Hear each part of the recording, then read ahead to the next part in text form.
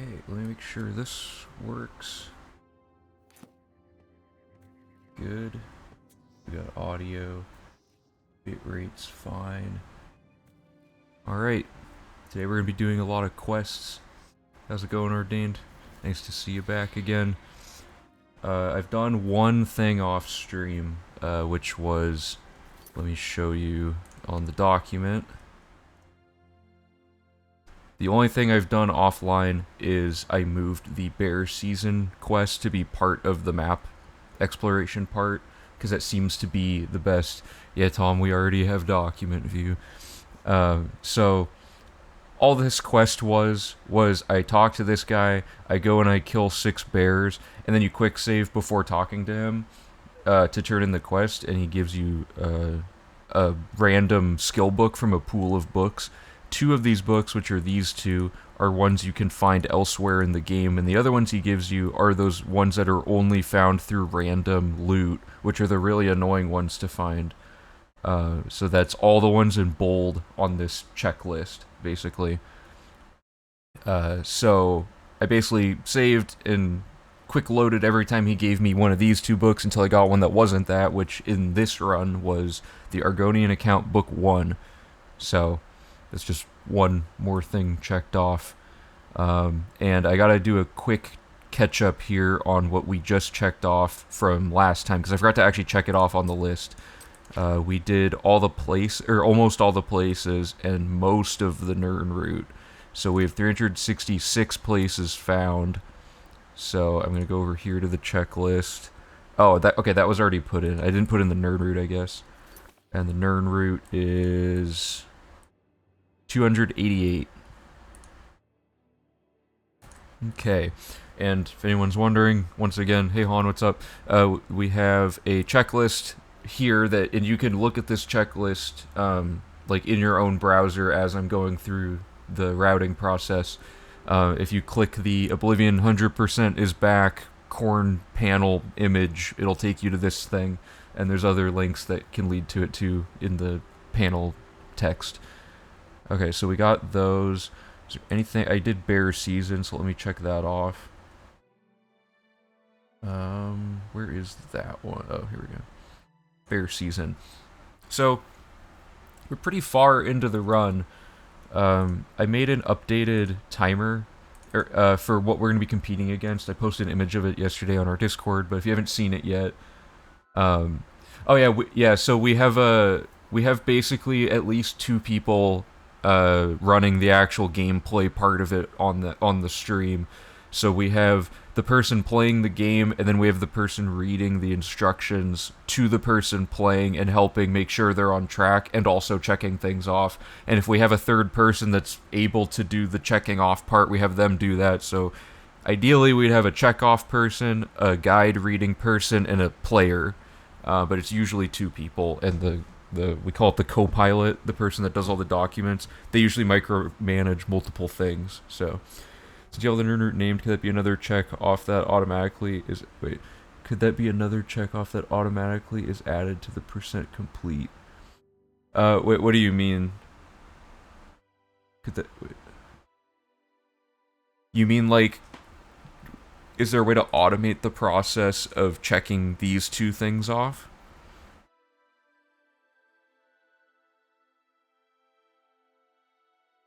Yeah, so, where was I?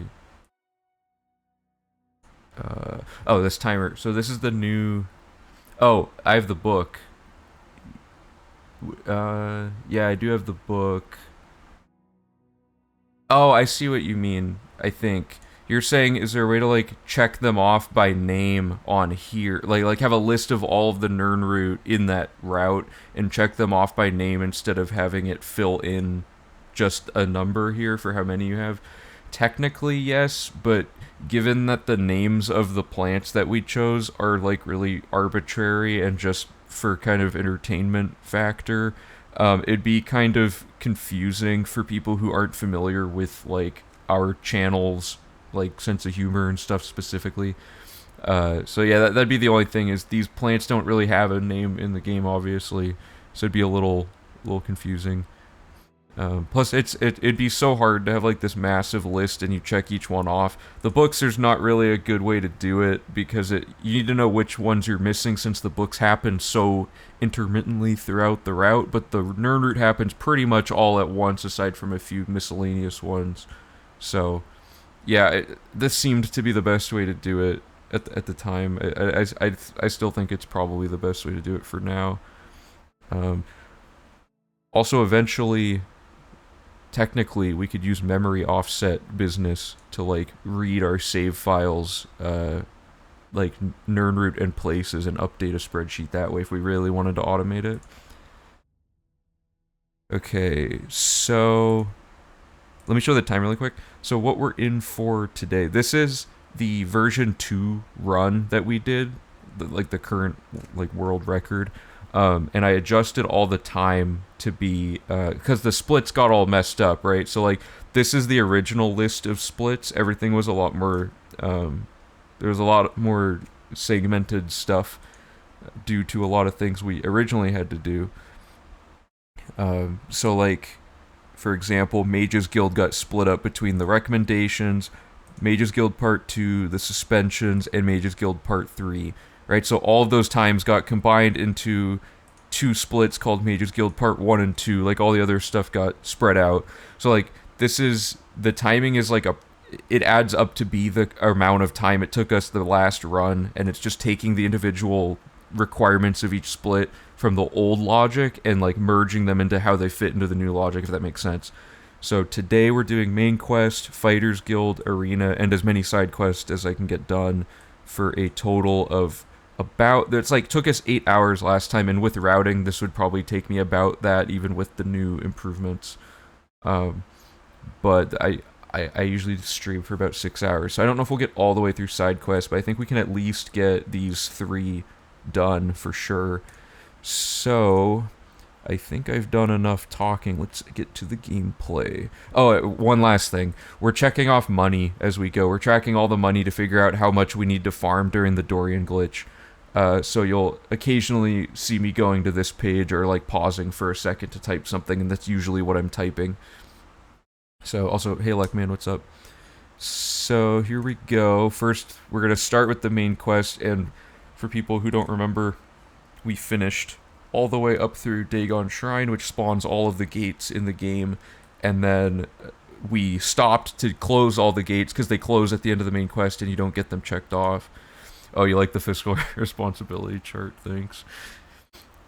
Yeah, the good thing with the fiscal responsibility chart is we'll be able to go back, and if we change the logic for V4 enough that the money's like different, we still know how much each individual logic point like applies to the money, so we can just reorder the spreadsheet to recalculate our farming amount as well. So this will be good, like semi-permanent information to have anyway.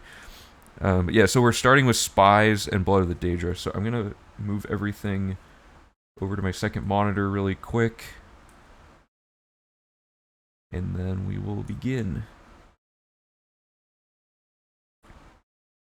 And I'm also checking stuff off on that checklist as well. Okay, and then just to reiterate, we are farming magic, but oh my god, restoration's already at 94. Hold up, I gotta double check that I'm not over leveling that.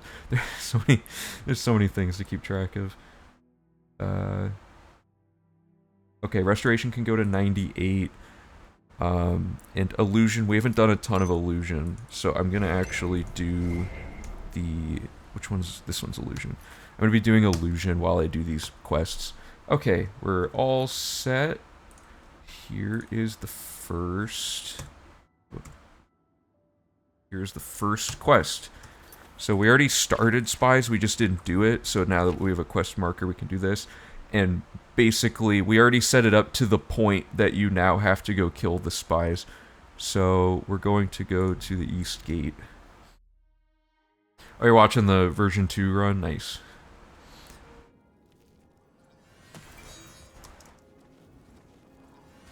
Okay, so there... Whoops. Is it this one? I already forgot. Oh, Ural's house. Whoops. I was looking at the wrong thing. So... Oh, I don't have permakey active. So really quick, every time the game closes and reopens, you have to do permakey. So to do permakey, you take any area where you have a key and you can open a door with the key. So in this case, I have the goblin key and this door that doesn't require a key, but it opens with a key. When this pop-up shows up, all you do is load any other save file, and now the game thinks you have every key in the game, which is really sweet. So now we can break into this house without having to do anything. The spies should be in here, but if they're not, you have to wait until a specific time. So I'm going to be waiting till 7 a.m. in this case.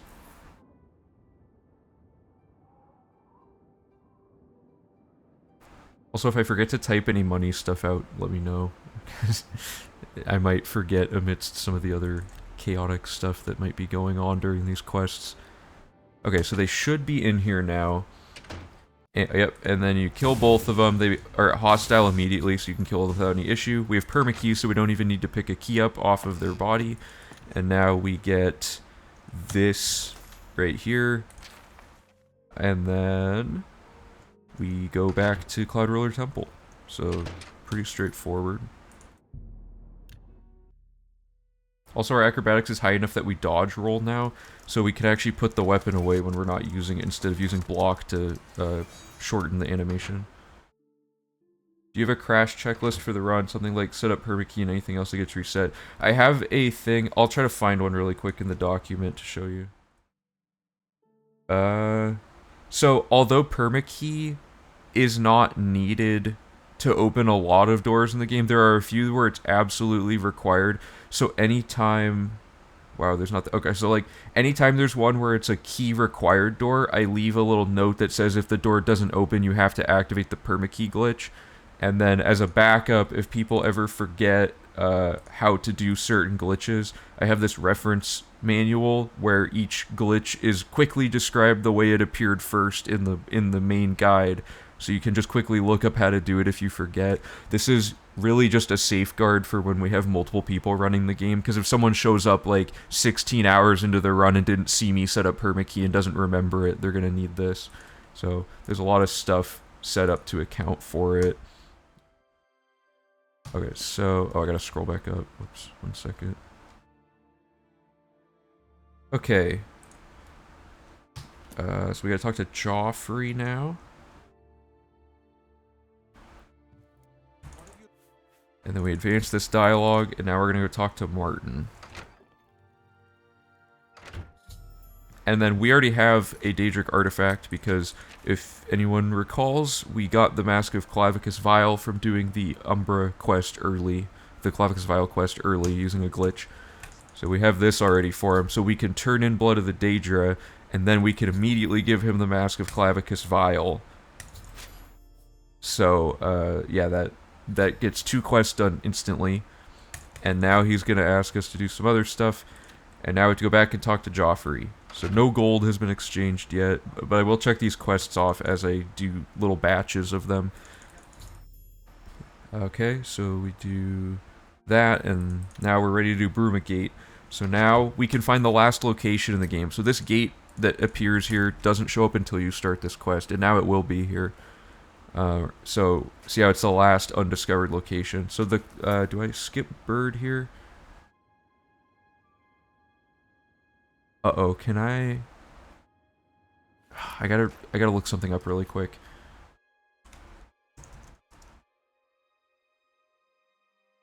It might be under here.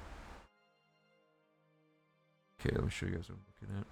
So we changed something with the Oblivion gates, and I now have to double check how the fame rewards for this specific gate. Okay. Bruma gives 1 fame when the sigil stone is taken. Okay, so that's bad. That means we can't use the instant gate closing glitch to skip this quest anymore. We have to actually do it because we won't get the fame if we don't do it. So I gotta update the guide really quick to explain that.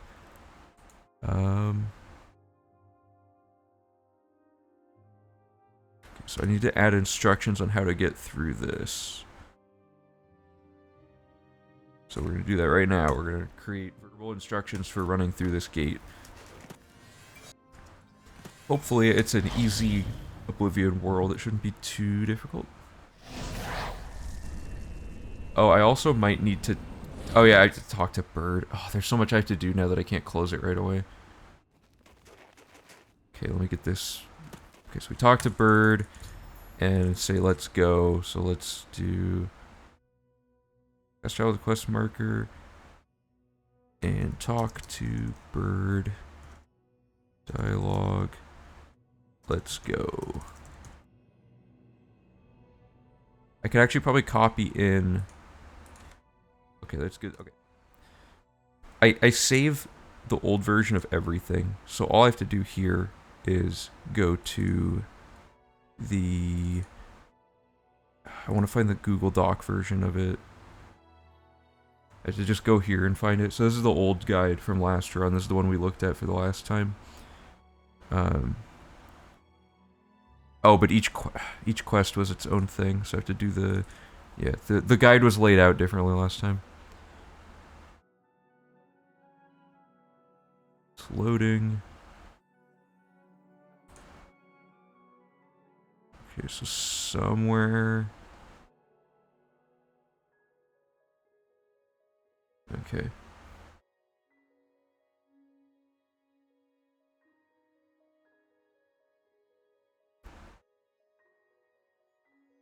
Okay, so we want all of this. Enter the Oblivion Gate. The tower to the north will be the one you need to go to. It's fastest jump across lava. Okay. This all needs to go in the guide again.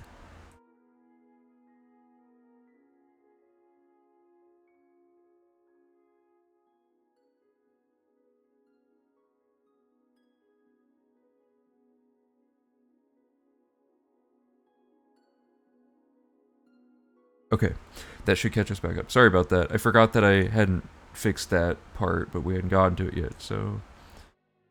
There we go. Back to the game. So let's just make sure this all works. So we talk to Bird, we say let's go, and I should be able to just run through this.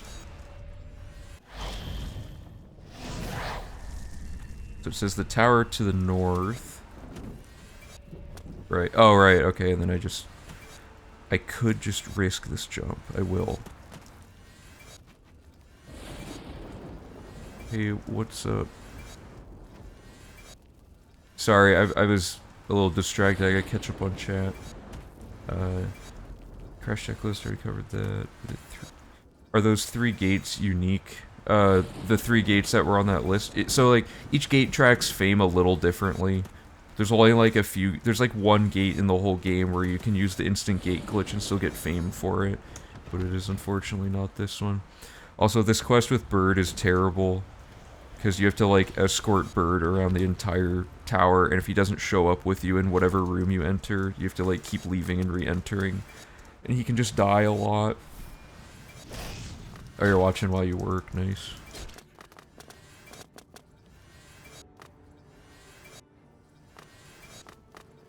Okay. Good, so Bird is still with me.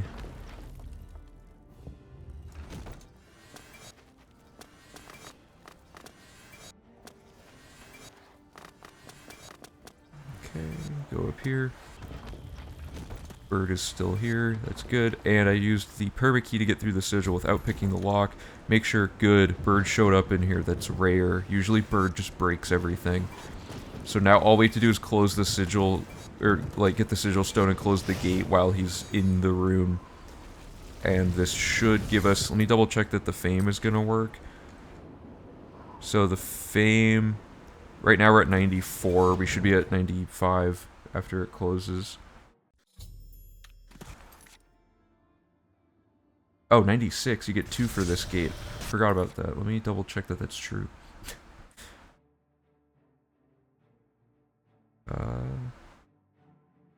Is Brunegate 2 fame? Hold on. I forget how this works. I just want to double check this for my own curiosity. Sorry about how clunky this is going at the start. There's just, this one immediately threw me for a loop, but that's how routing goes, so... I guess I can show you guys what I'm looking at. So I updated how the fame tracker tracks gates. So in the fame tab, hey, what up, Zane? So in this, okay, so why did I get 2 fame? Or did I look at the number wrong? Did it say 94 or 95? I shouldn't be getting 2 fame for that.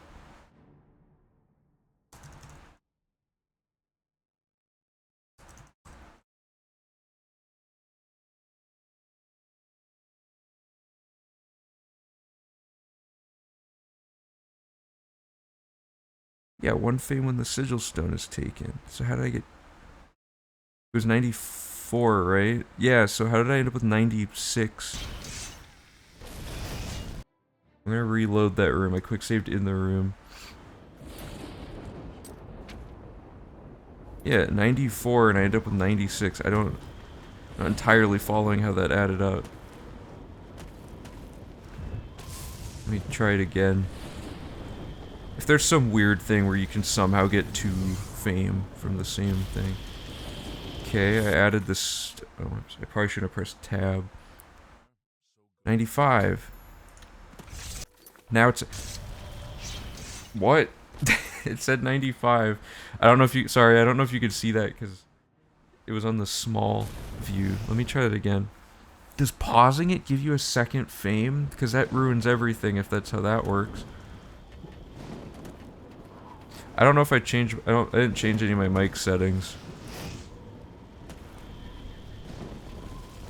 Okay, so let me just...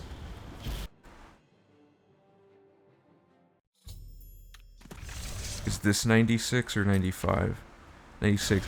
I guess you get 1 for the closing of... Like, grabbing the stone, and then 1 for appearing outside? I'm so confused. Because this isn't working the way that it should.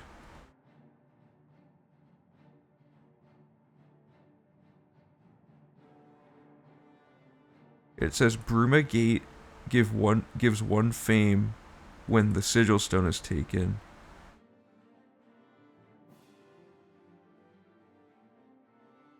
It has to work consistently though, because we are always getting the right amount of fame at the end of the run. I just don't get... I just happened to check one that's being weird. Unless it is awarding us the quest fame, like, prematurely. That's possible, actually. Because you get a fame for Bruma Gate. Maybe you get the Bruma Gate fame on closing. Let me see if that's it.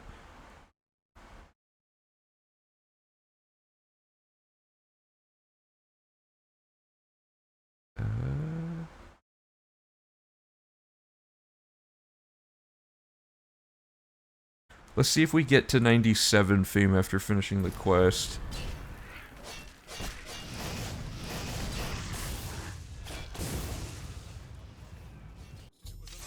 Okay. Okay, so we're at 96 fame. Let's see if we're at 97. I don't know why this is being weird. Okay, so... Hopefully we don't get fame for this.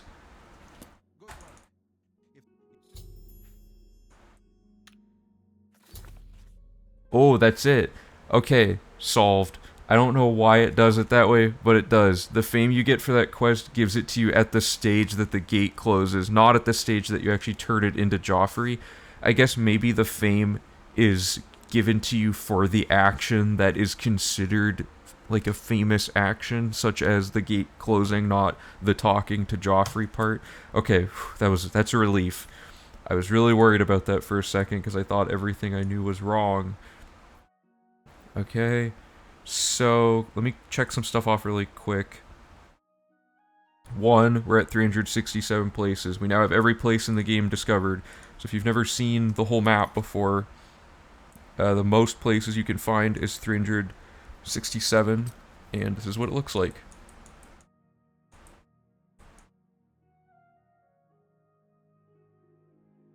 So a lot of ground covered there. But what a relief. Oh, you saw it when you tabbed it. Oh yeah, okay, yeah. So we just solved that. Nice. Let me pull up the quests to check off. We did spies and we did Blood of the Daedra, and we did Bruma Gate. Okay. And now we're going to be doing... I have a million tabs open. 1 second. Let me figure this out. Okay. Talk to Joffrey. Now we're doing Allies for Bruma. This quest, we preloaded a few things for this. We already closed all the gates, so Allies for Bruma is super easy because you just run around and they all already agree to help you no matter what. And there's a few extra objectives we can check off, including buying some houses, so we gotta watch our money here. I didn't talk to Martin. Oh, whoops. I saved way far back. Is there an autosave? Yeah. Allies for Bruma active. Yep. Okay, so I gotta talk to Martin.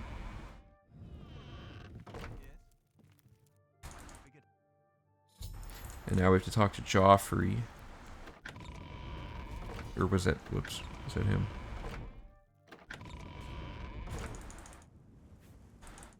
Okay, so that's all set up. Activate this quest and fast travel to each quest marker. So the first one's Anvil.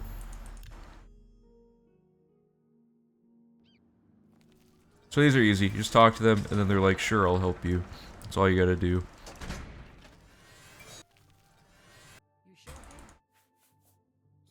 And each one of these gives you fame. So you get like 7 fame for this quest. Then you go wherever the next one puts you. Coral. So we're gonna buy a house from here and also start a quest since we're already talking to her.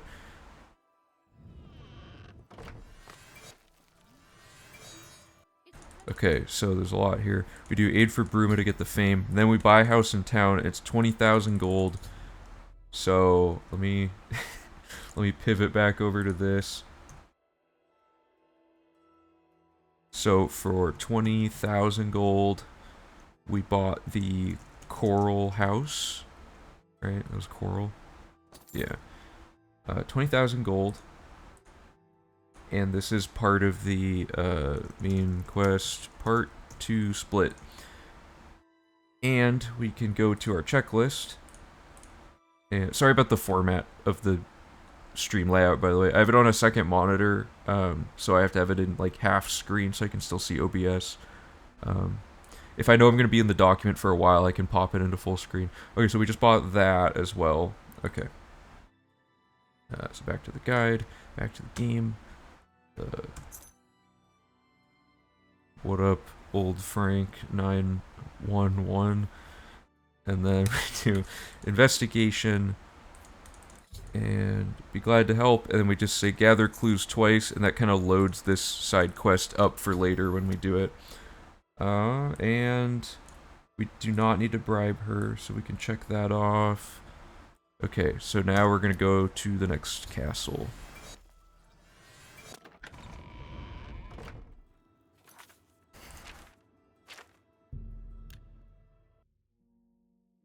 Skingrad's easy, but you do have to go through this annoying back area. Oh, that happened again. Did that autosave? I want to see that again. It did. I don't know why they do that sometimes. I think I've seen that like a few times before. Okay, and he's hidden like back here, so we just saved for Bruma, and he already likes us because we closed the Skingrad gate.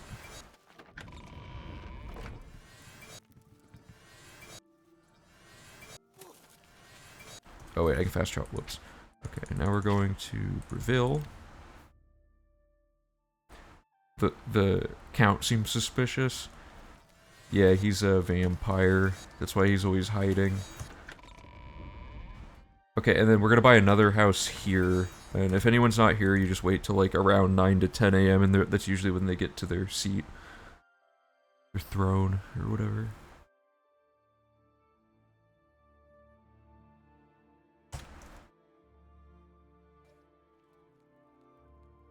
Enemies? What enemies? Oh, there was a Mythic Dawn agent in here. He's probably not important. Let me Google that. I don't recognize his name. Make sure I don't need him later. Good, he's useless. He's not a merchant, he's nothing. That's rude, but it's the facts. So he's now dead and we don't need to deal with him anyway, so moot point. And so we ask for aid, then we buy a house, and it's 4,000 gold. Okay, so let me check that off on the fiscal responsibility chart.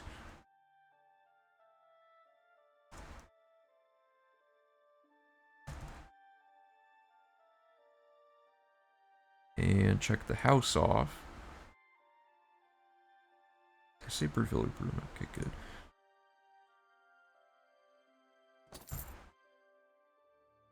And now we're gonna get this book from this case, and luckily this lock is not stealing or like crime to pick. And it has this book, Battle of Sancretor, which is one of the ones the Bear Season guy can give you. So you can see why we didn't want to get it from him, because it's right there for free. Let me check that off, Battle of Sancretor. There's a few more people in here, so I'll reiterate. The checklist here on this page. If you want to look at this checklist for yourself and kind of poke around and look at, it has like the rules for the route on the first page and stuff. The panel that says Oblivion 100% completion is back. The corn image, if you click on that, it'll bring you to this this page and you can look at it for yourself. Just in case if you're curious what all the requirements are, if you're unfamiliar with anything. Okay, so we got that. And now we're going to the next marker. Allies for Bruma is so boring, but it's a good way to get all of the stuff that we need figured out in advance that's for each castle.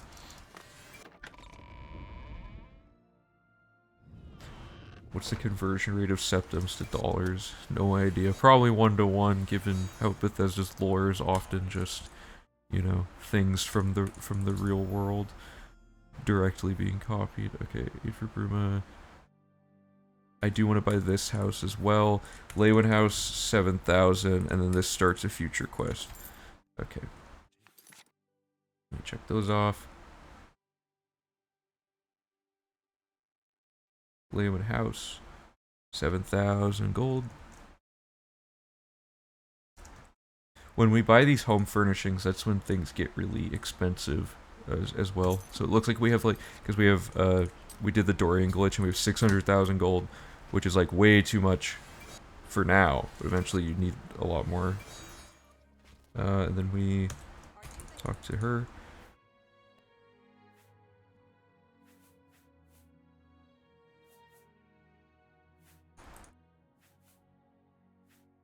Okay, so that sets up another quest. Basically, we're avoiding having to backtrack several times by setting up as many quests as we can while we're in the castles. Then we go do those things and come back to the castle to save a backtrack. I just scroll my notes really quick. We're almost done with this really boring quest. So now we're going to talk to this count, and we're going to complete the Wayward Knight. So we closed a gate earlier, and by talking to him, it just completes the Wayward Knight, and we can pick whichever thing we want. Neither of these items are useful, so we're just going to pick whichever one we want. Say aid for Bruma, and we're going to buy a house. So that's like 3 objectives all at once.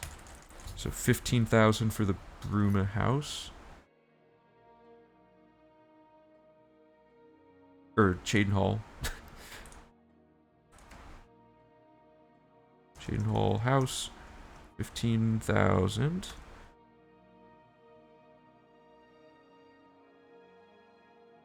Let me double check. And then I'm gonna make a little note. You should now have all 8 houses owned. Let me double check that.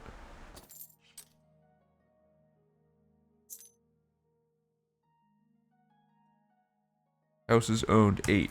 Good. And then we're gonna drop the thing we just got because we don't need it. It's just dead weight. And there's one last thing. We have to go Well, first of all, we have to activate this because buying that house activated the other thing. We have to go all the way into Kvatch and go find the what's his name, Savlian. With load warping, we'll eventually be able to skip entire backtracks like this by just load warping directly to the person in question. Like we would set a save inside of Kvatch, and we would just load warp there.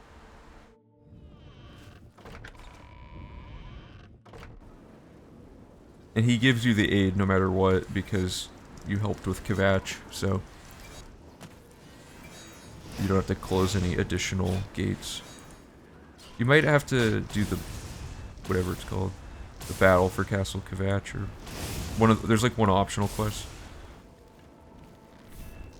Oh, I almost killed everybody. Okay.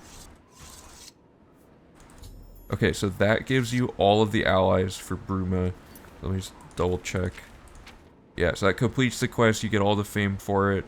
So now we're moving on to Blood of the Divines and Miskarkin. So let me scroll my notes again. This is kind of a longer quest. So we're going to start by activating it. This one's fun though, because it has a lot of weird clipping and stuff. Yes, I am the hero of Kvatch.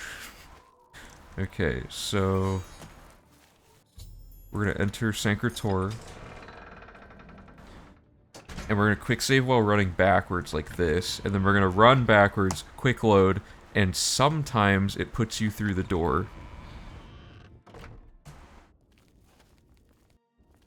If it doesn't work, it doesn't work. And you have to just clip through the door with a different setup. But sometimes this totally works. That time it doesn't seem to be working. So we're going to do it that way. And I lost my momentum, but it should put, yep, right at the door. So we skip almost the entire dungeon. So now we're here. And we go into here. And you're probably wondering, well, how do you get past this big barrier? Well, you just do this. Well, actually, okay, I don't need to quit to menu because I can just go here, quick load, go through the thing, fly forward as far as I can. I get put past the barrier. Whoop. Okay, got the armor. And with load warping, we could load warp out, but without load warping, in this version, we're just basically going to do another save clip.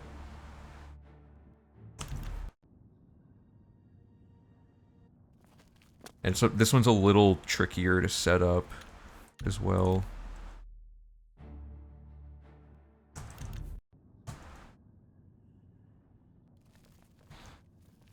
If anyone's ran this game before and tried to do save clipping, it is tricky. If you want a tutorial on how to do save clipping, there's not a whole lot to it, but if you want like a video reference, I have a video on our YouTube channel that's like a quick little 2-minute video explaining how save clipping works exactly, and gives some examples of times it should and shouldn't work. This wall is just particularly difficult.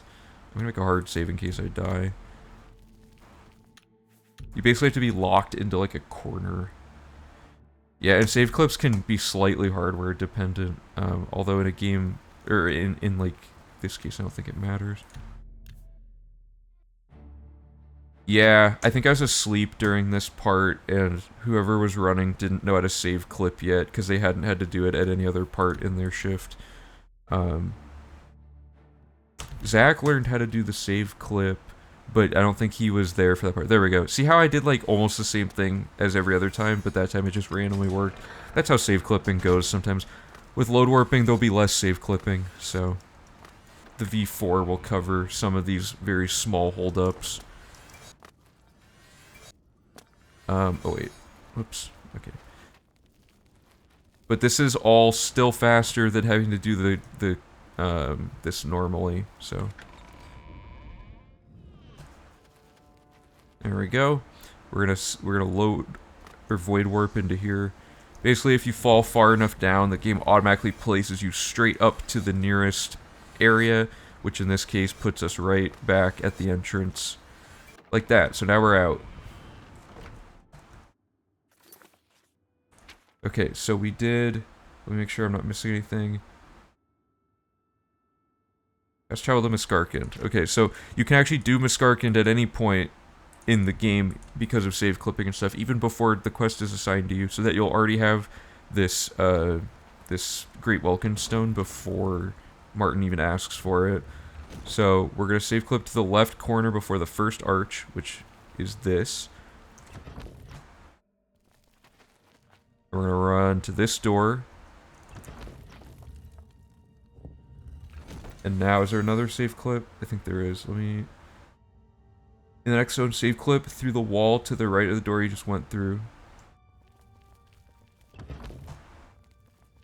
Or it might be this.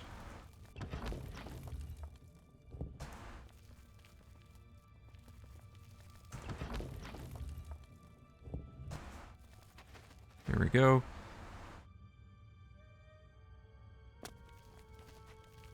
Goose jump up here, and we have the Great Welkin Stone. That was fast. And you have to kill him. Oh. You have to kill him, and you have to kill the zombies that spawn to attack you. Because if you don't, if you go to jail, they will ambush you and possibly cause enough chaos to kill other things around you. So it was important we did that, and now we exit. How do we exit? Turn around, head out the new path. Okay. Oh yeah, I have to step on this plate, right?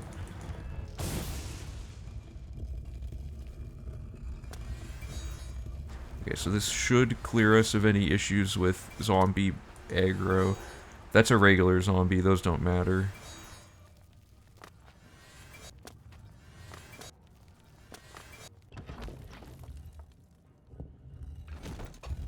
So this is the door we went through at the beginning of this.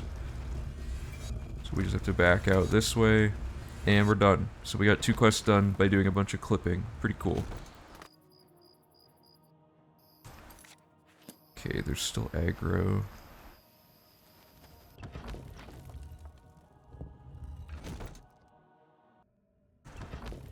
Huh, quick saving, quick loading in there fixed it. Just one where Zach was singing Indiana Jones. Oh, where was that? That was funny. There was it wasn't that dungeon. It was a dungeon with the same type of layout though, but it had like those giant pillars that like went and crushed you up into the ceiling, or ones that sunk down so you fall into it. I don't remember which one it was. I think it was during Mage's Guild maybe. Oh, there are still enemies. There must be something like out here. There we go.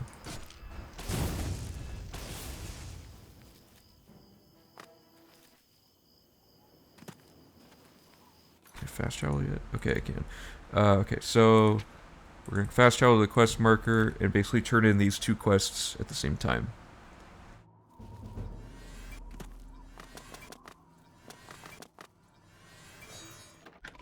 Okay. So we talk to Martin, and we say, we have the armor, and then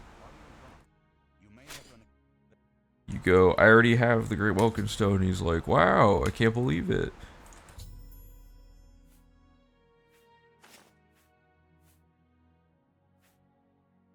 A lot of dialogue here. Okay, so I never noticed this, but the more main quest you complete, the more this sequence of books builds up around Martin that he's studying. 3 of them are skill books, so at this point they're all here and you can read them all at once. So that is the Refugees, that is the Doors of Oblivion, and Warp in the West. I think I read the right one, yeah. So you get 3 of these checked off. So let's check some things off really quick. So let's get these 3 books out of the way. So Warp in the West, Doors of Oblivion, Refugees. I know Doors of Oblivion's Conjuration.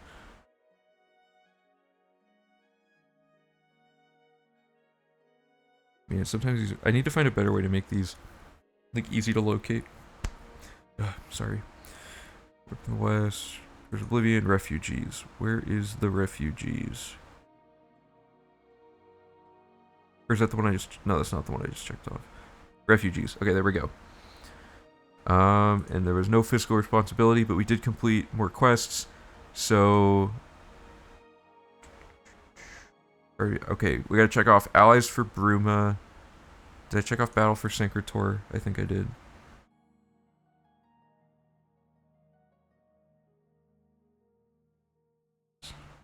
Somewhere on here. I didn't see it. Okay, yeah, it is checked off. Okay, so Blood of the Divines. I should reorder these. Blood of the Divines, Miskarkind, Allies for Bruma. There we go. And was there anything else? Wayward Knight.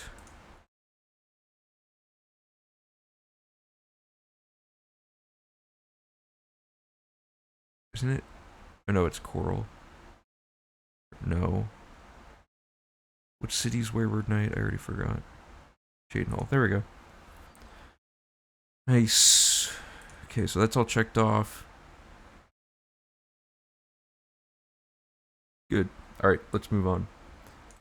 A few more main quests done or left to do. Okay, so this quest should already be started. Yes. Great Gate is really easy, and you'll see why. It's kind of cool. So we're gonna talk to her. This is a backtrack I don't know how to avoid, but we have to come back to her, even though we just did the allies.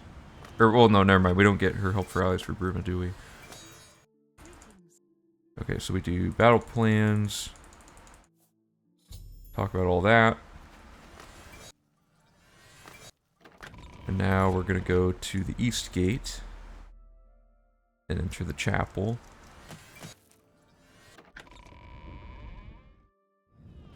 And there's a skill book in here.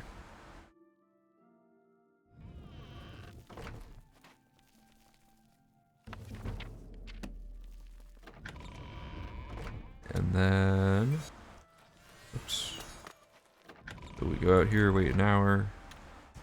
Go in, she should be in here, or starting to appear in here, yes. Talk to her. Let the battle begin. And we have a bunch of damaged stuff. Ooh. I can't do it. Whatever. It doesn't actually matter. It's just like a little extra thing. Now we're fast traveling to this quest marker, and we wait 4 to 5 hours.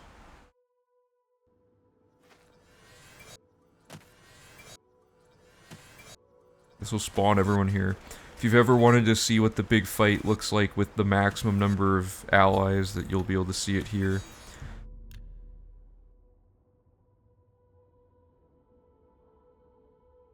Okay, so they should all appear now. And I'm gonna make a hard save. Okay, so Martin should start his speech. And he just kind of goes and does his thing. There's nothing he could really do other than just spamming. I think there might be a really tricky way to slip like a Daedric Shrine cutscene in using load warping, where we get 2 cutscenes at once, but I don't know. It's not going to be a V3 thing. Yeah, this is like, and you're like, whoa, this is going to be so cool, look how many NPCs there are. Half of them, and by half of them I mean like almost every single one of them just stands there the whole time. The Bruma ones are still the only ones that really engage in combat, so it ends up being super underwhelming.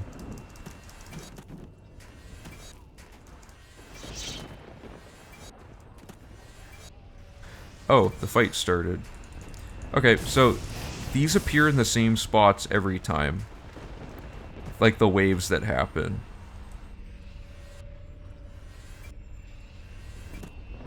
So there's a lot of downtime, because you kill everything instantly with Apotheosis, and then you just kind of sit here.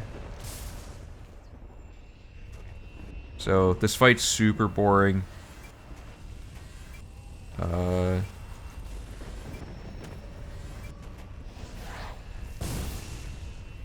Oops.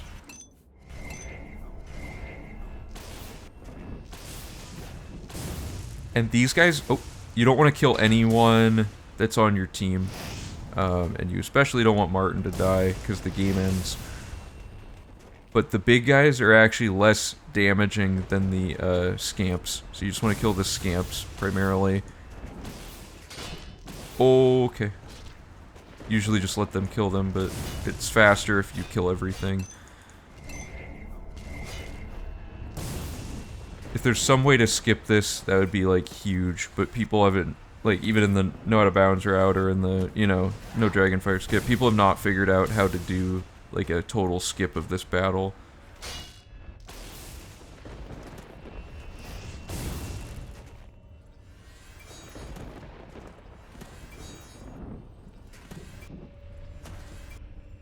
Okay, this guy appears behind here. He's actually threatening. And then you kill them, and more should appear here. And like in the guide, I didn't include instructions on exactly where everything spawns, just because, you know, I figured the fight is easy enough with Apotheosis that if you just stand around and just kind of look at every gate, you should be able to do it.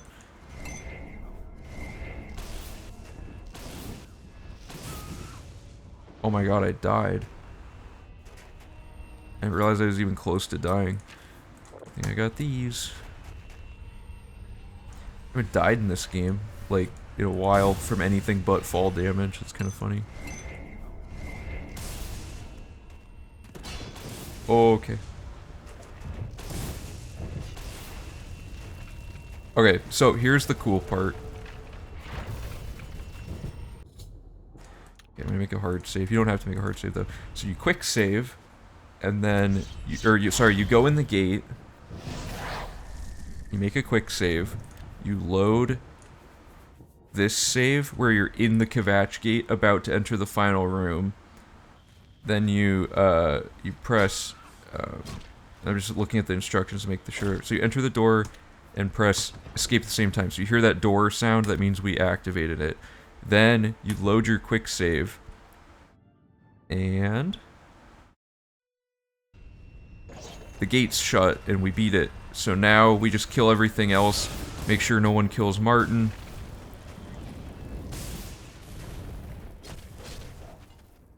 Okay, oh, Martin can't die here, that's right.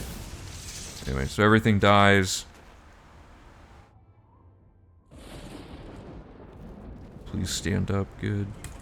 Okay, so then we talk to Martin. And that completes the quest, good. So Defense of Bruma and Great Gate are done. And we should have all 60 Oblivion gates shut, so let's check that. Boom. Okay, everything's good. Make another save. Let's check some stuff off.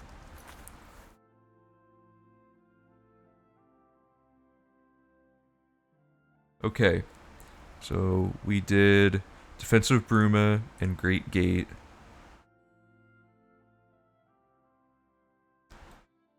We did 2090 Hearthfire V9.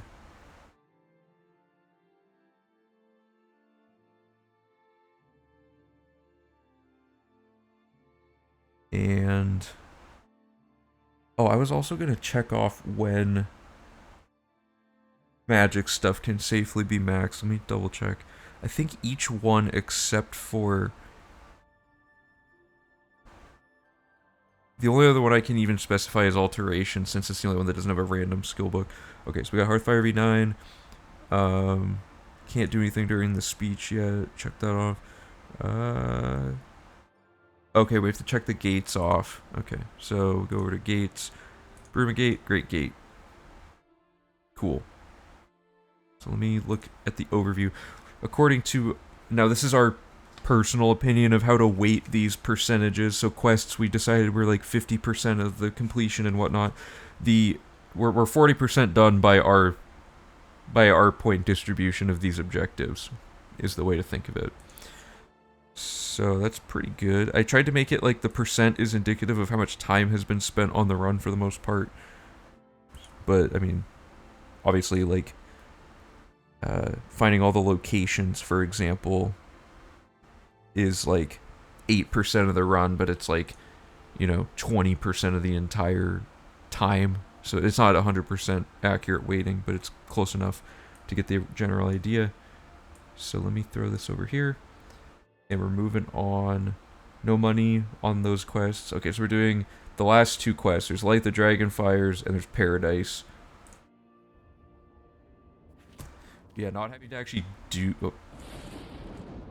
Sorry, pressed the wrong button. Not actually having to do the Great Gate is nice. Originally, I thought every gate could be closed that way, and they can, but you don't get the fame, so for 100% we can't do it.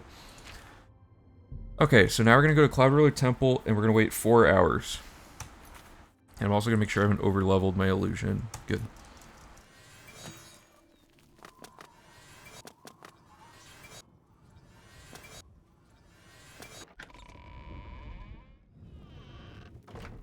Oh, he's already here. Whatever, let's just wait an hour to move him. Okay. Then you say yes, open the portal of paradise. You wait 1 hour to skip waiting for the portal to open. So that he's in position, the portal should open as soon as possible.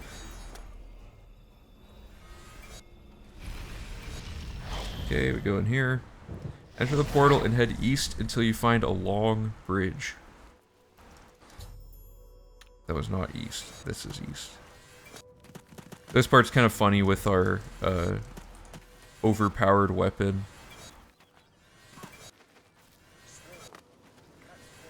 So, there's a lot of different things you can do in Paradise, but we're just gonna kill this guy. And take the Bands of the Chosen, and then equip them.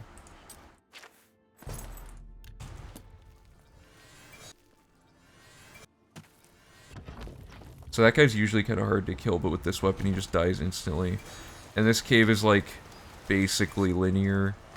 There's a few spots. Hilariously, in the last run, we actually ran straight into a pool of lava because I told Max it was linear, and he just ran. He was just like unfalteringly running straight into the like wherever the tunnel led, and one part forked into lava and killed him. It's kind of like on The Office. Some people hate when people say it's like The Office, but it really was, with driving into the lake, but with the lava.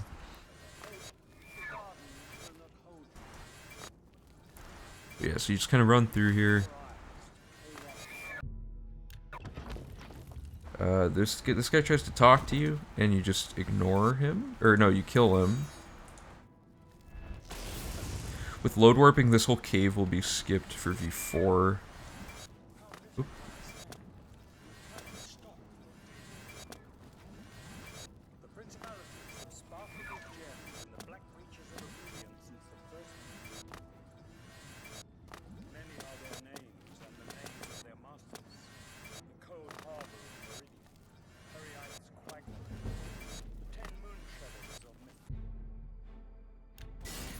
What? Oh no. We weren't supposed to kill him at that one part. My bad. The second zone has Edamil, and we're supposed to actually talk to him on that one. I got it mixed up. I thought it was the first zone.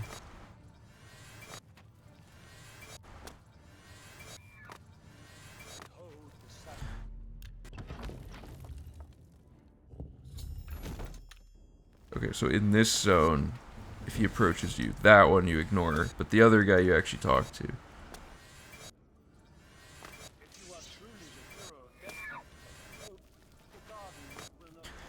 Doofus alert. Yeah, the entire... Me running this whole thing by myself is one big doofus alert. I forget, like, everything.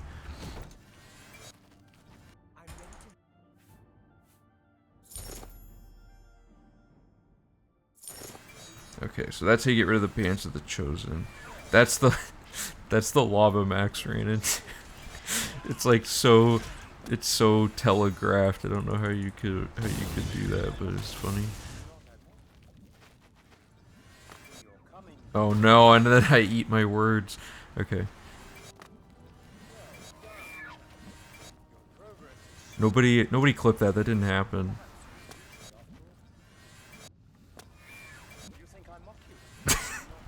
Looked at chat for 1 second and almost did it again.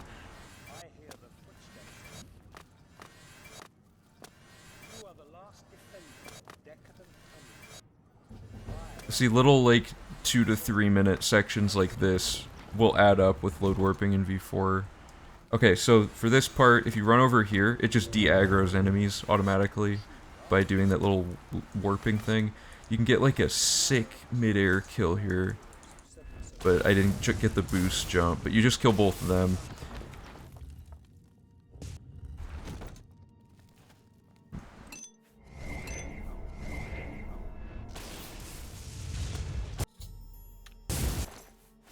Okay, with the Amulet Kings, we just kind of wait. Talk to Martin.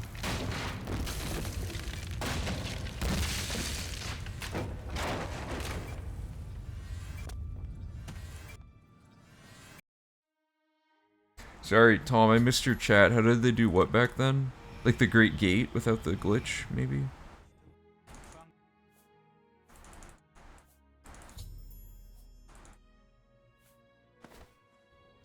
Alright. So there's one more quest for the main quest. Light the Dragon Fires. Let me scroll my notes. We'll get right to it.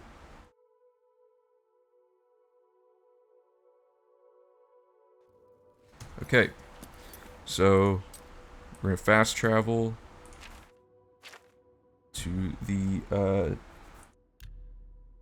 Oh, right, okay. So we're gonna fast travel to the Temple District. Oh, how many NPCs? Yeah, I have no idea.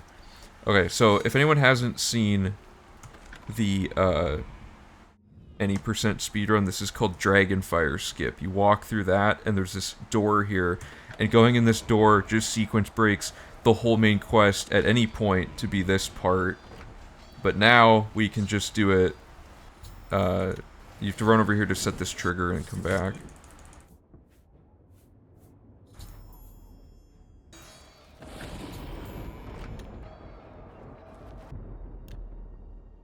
It just skips everything, but for 100% we can only do Dragonfire Skip once we start the appropriate quest to avoid everything going wrong. And that's the end of the main quest. So the last quest is super fast.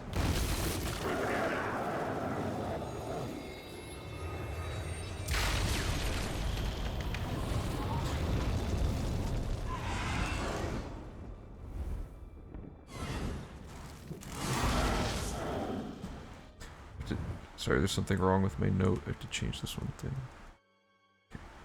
And then there's a little piece of info I learned, which is there's this long cutscene that plays. Like, this part you can't skip, but there's like a full motion video cutscene that if you alt-tab out of the game and back in, it just skips the whole cutscene for some reason. So I'll show you guys that in a second. Also, this cutscene is super loud.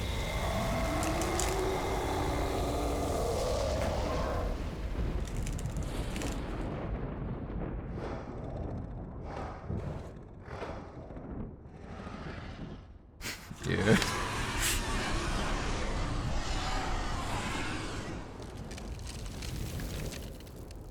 Okay, so this should play a cutscene now. You just alt-tab out of the game and back in, and it skips the cutscene instantly, and you're back to gameplay. I have no idea why. Talk to him, and then there's a lot of this. And if you just say this, it starts the Imperial Dragon Armor quest, which just requires you to wait 2 weeks and then go pick up a piece of armor. So we use that as the end of the run, basically, since we can do stuff in-game instead of waiting 2 weeks manually. So that's the end of that split. We're now Championess Cyrodiil. We did Paradise, Light the Dragonfires. Okay, so main quest done, except for Imperial Dragon Armor, but the actual main quest is done. So, let me move over to here. So this whole split is now fixed up and all nice and neat. There's no extra notes for the main quest, which is good. So coming up next is everyone's favorite guild, the Fighters Guild, right? That's everyone's favorite. A lot of quests, a lot of very, like, minor things. Could we buy athletics training? We could, but we already bought mercantile training. I'd rather leave it as mercantile for now. Yeah, that doesn't matter. Okay, so as you can see, there's not a whole lot of notes, if any notes, for Fighters Guild. It's all pretty much solved, but I still have to double check it, make sure I'm not missing anything. So, and for reference, where's the thing? Hold up. So, I've been live an hour, right, total, and that includes me rambling like a lot. And I just did main quest part 2 during that hour, which is 26 minutes faster than we did it last run with the coordinated team working on stuff. You know, like, it's so much faster, just with small little improvements to the character build and like, adding Dragonfire Skip in and a few save clips. like, it went a lot better, right? And I stopped to update the route multiple times. That's why there's gonna be a lot of time saves during this run, because it's like there's just so many small things that add up in addition to a few major saves in some of the really long splits. So Fighters Guild took 2 hours before, but I have world record in Fighters Guild, and I don't remember the time. It's like 57 minutes or something.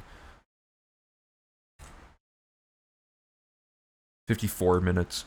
I'm not gonna get 54 minutes, but whoops. But yeah, I have the record for Fighters Guild, and it sucks, but I do have it, I guess. So it shouldn't take 2 hours. It should take probably a little over an hour if I'm checking routing stuff. If you want to watch any of the records that I have for this, they are all on our YouTube channel in the description. That is with load warps, but it's with not a ton of load. Fighters Guild doesn't actually have that much load warping. I mean, it's like... No, I guess you're right. It's probably like... Probably saves like 10 minutes. Maybe it'll be a little over an hour then. But it definitely won't take me 2 hours.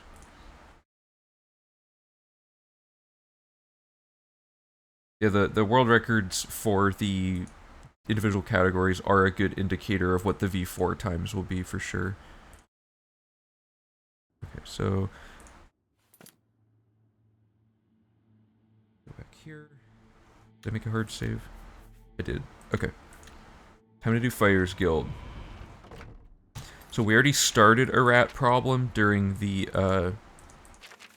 during the investing circuit, so it should be pretty early.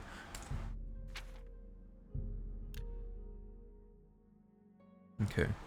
And what's my illusion at? Oops. 86. Got plenty of room.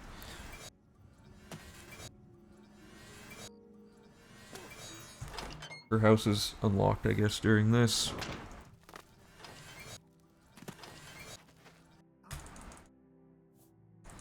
Okay, so talk to her about the rats. Whoops. Go down here. And fortunately for us, we need a lion pelt for a Daedric Shrine offering, and there it is. So now we have that. Okay. We do that. And now, while we're already in the area, we're just gonna go turn in the athletics training quest.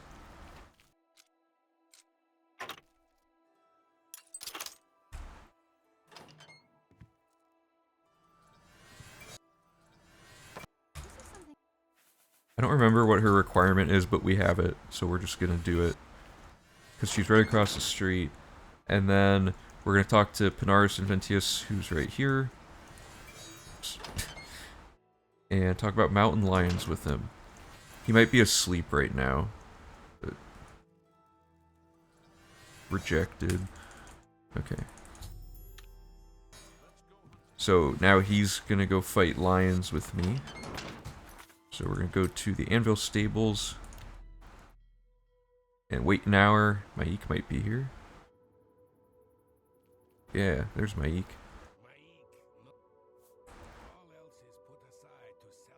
It's not a very interesting rumor. Anyway, wait an hour. This should spawn Panaris right there. And then we're gonna buy this horse while we're at the shack. Oh, I gotta wait till it's open.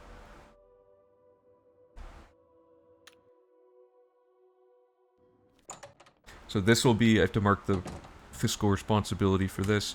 So we talk to her, buy a horse for 4,000 gold. And we're gonna head towards here to trigger him walking. As soon as he starts walking, run directly west to find the starving mountain lions.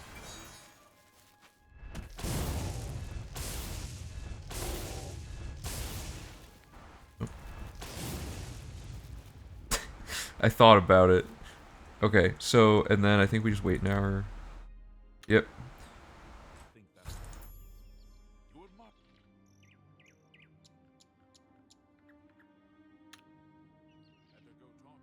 Okay. I have a typo in my guide, 1 second. Also, I'm going to add that 4,000 for the anvil horse.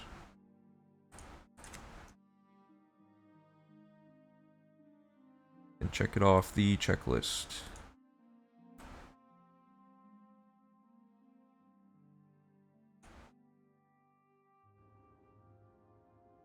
Okay, so that's done. So now we're going to talk to... There's no quest marker. Oh, okay, because I have to add that in. So now that we've finished the athletics training quest, we now have to go reactivate rat problem. Okay.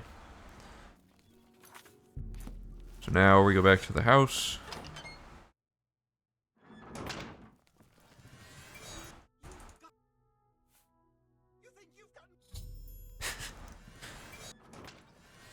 I love the voice acting of the the scared whatever dark elf.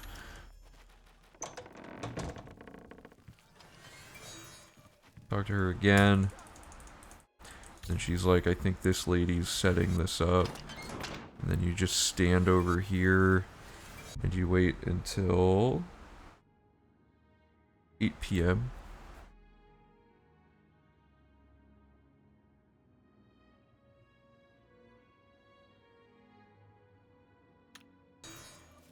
And then wait an hour.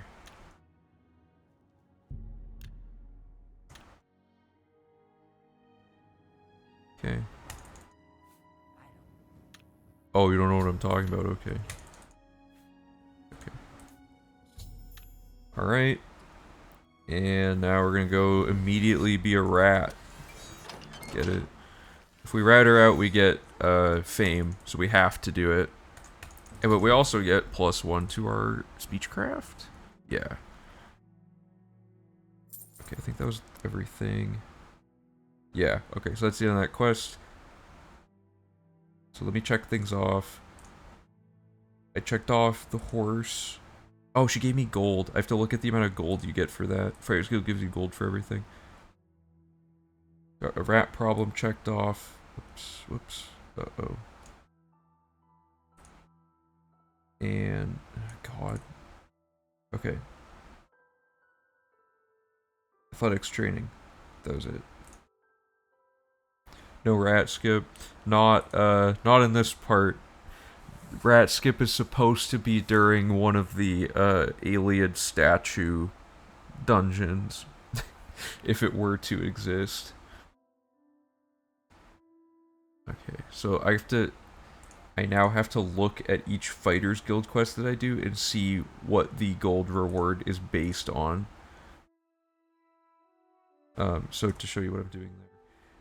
I have these all hyperlinked, so you can click quickly to get to them. And I will be going here, and it says level dependent gold.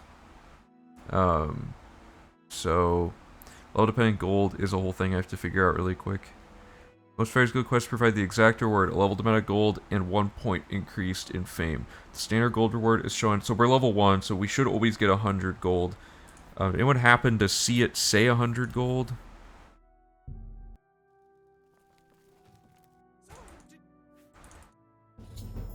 Just double check I got 100 gold for that. Yeah. Okay, good. So these should all be like 100 gold.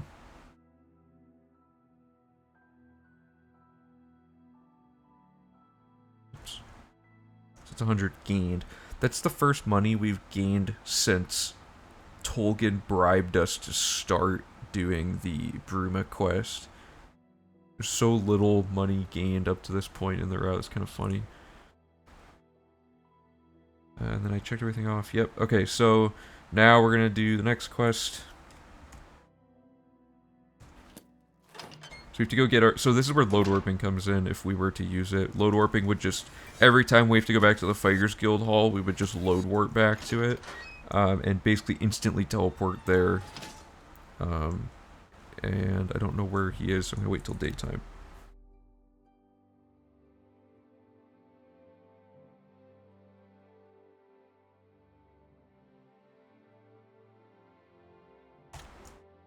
Okay. Zon should be on the ground floor, or he might be upstairs.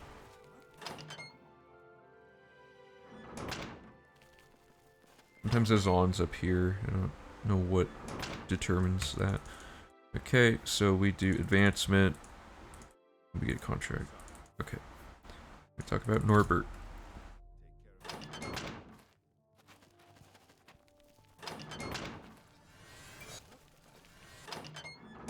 Oh, I didn't do what I was supposed to do. Whoops.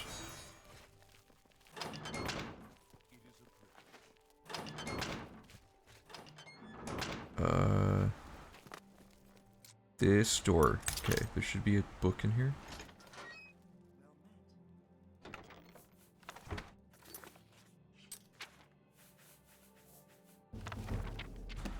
Okay.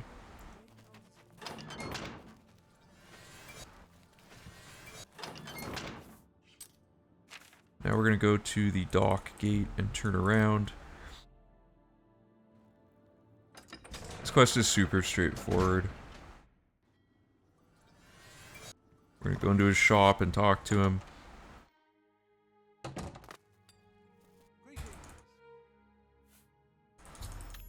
And now we just wait till like 11 p.m. to 1 a.m. it looks like. And these bandits appear and we just kill them and talk to him again. That's the whole quest. Most Fighters Guild quests are like that.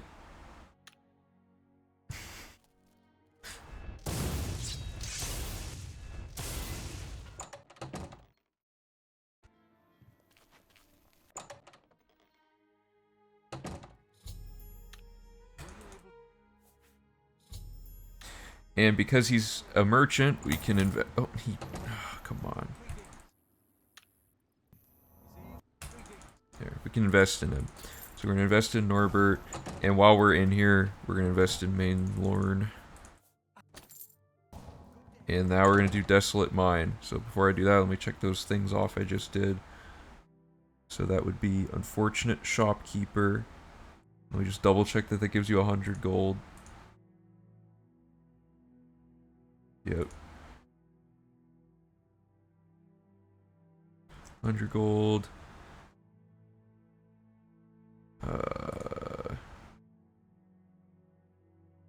Unfortunate Shopkeeper.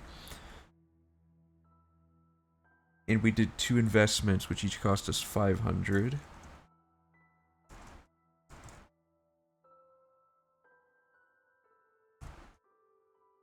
So this is all the things we just did. We got 200 gold, but spent 1,000 on investing in everybody. We checked off Unfortunate Shopkeeper.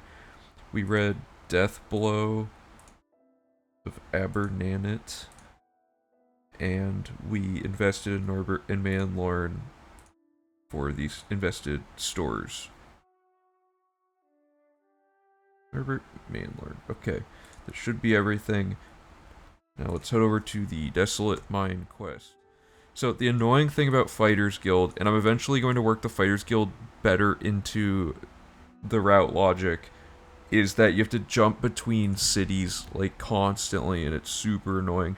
Load warping mitigates this issue, however, it's annoying regardless. So it'd be nice if the Cheydinhal Fighters Guild quests were timed that we do them when we happen to be in Cheydinhal to do side quests, for example, and stuff like that. But there's no great way to do it so far. Plus the focus of this route has mainly been on the character build improvements and the like the skill grinding being reduced with the infinite level up glitch. Okay, so we got the Desolate Mine. Oh wait, oh I didn't have to do that. Okay, we didn't have to do any of that. I forgot. You could sequence break this quest. Kind of. So, hug the right wall of Desolate Mine, which is northwest of Cheydinhal. Brain. Okay, there we go. Because of permakey, we can actually skip part of this quest. So, I have to kill them.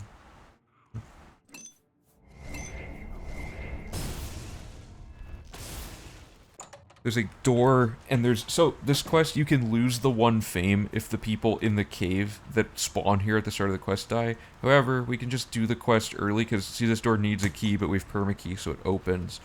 So now, let me see what the instructions say. So basically, we just have to go through this and kill every goblin.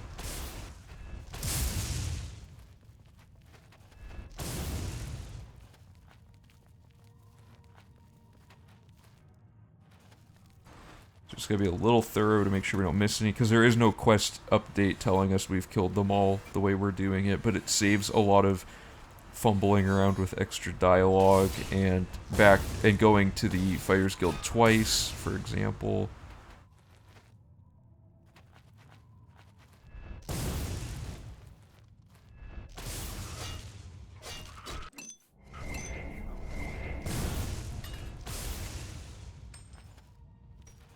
Should only be one last little area.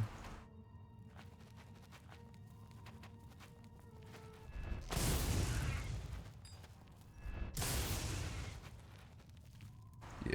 Let me just double check. Okay, that's the whole cave and we're done. So now when we go to start this quest, it'll automatically tell us the quest is done after starting it, is the effect. So we don't have to go to the Fighters Guild, come here, do the thing, then go back to the Fighters Guild. We just do the thing, go to the Fighters Guild, done. All saving one quick little backtracking thing. So let's go... the Fighters Guild.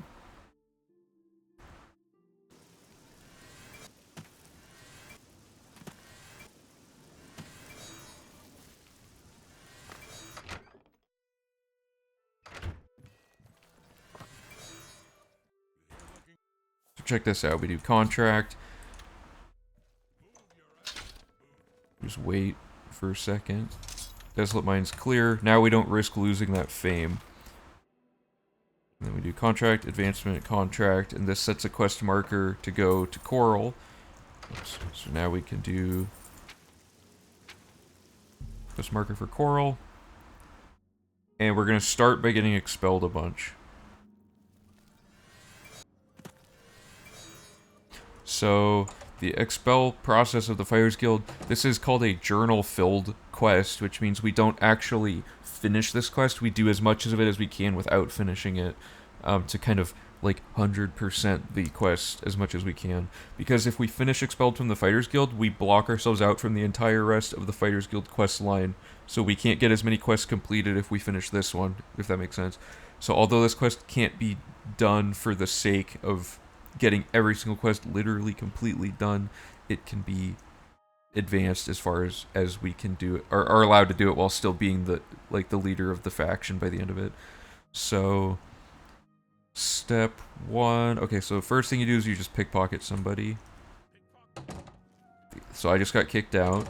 So now I talk to Valina Daunton.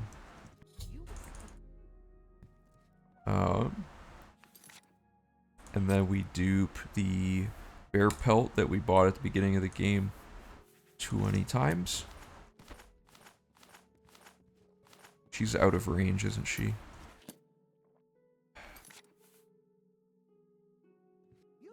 No.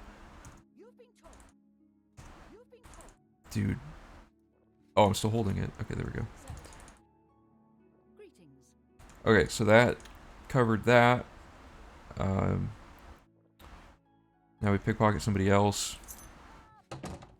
Ironically, we don't need a key because of permakey, but whatever. Okay, so now we dupe the Minotaur horn 20 times.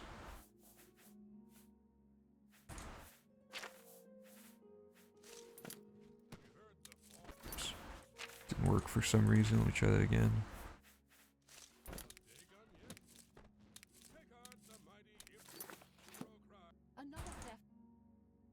Okay. So now we're good. I think we keep a bear pelt for later, which I do have in my inventory. Right here. And we advance this quest as far as we can. If we do it one more time, we can't get back into the into the guild. So now we're gonna do the next actual quest, which is unfinished business. So we talk to her. Then we talk to Modrin.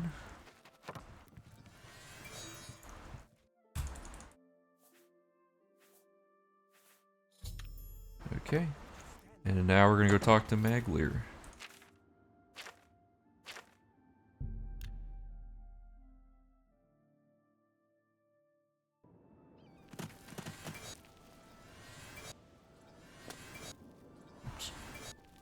Okay, is he? Yeah, it's in here.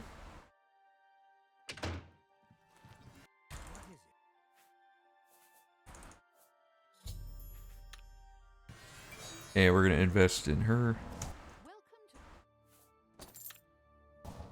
And we're gonna do the Cindarian, whatever his name is. We're gonna do his investment and his quests. So, first of all, we already got the things we need for the training, the 2 wine bottles. So we get that done. Then now we can finally turn in all of our Nern root that we got last stream. Do that, and then we do this, and we wait 24 hours each time for him to make the next iteration of the elixir, and then eventually he'll just say, you've done it all and the quest is done. So this just makes sure we get all of this taken care of at the same time, basically. We don't have to come back here. My eventual goal is that every building and NPC that has multiple things you have to do are all done in one swoop each time. So like this inn, we only go in this inn this one time, get everything that can possibly be done in it done at the same time, and then never come back. Did I wait but not do the dialogue? I think I messed up.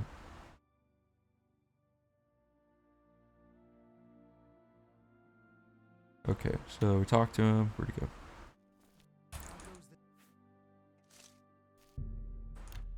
Okay, so now he takes 10 Nern root, and now we wait 24 hours.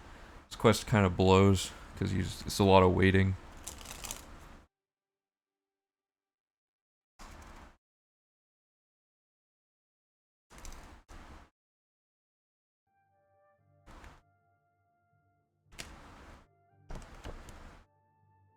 Are there any buildings that you can do quests as well as guild quests as well as side quests?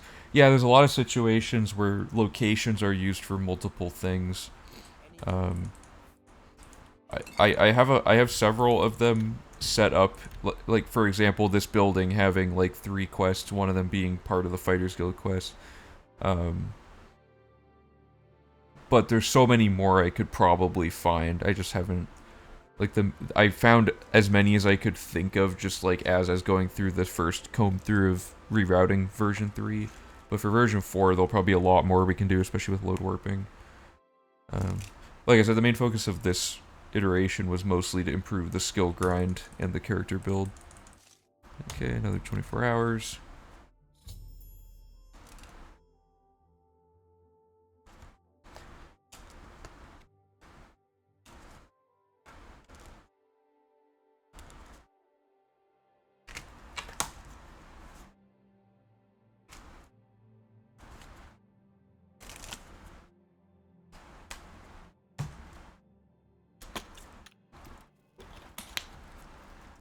Okay.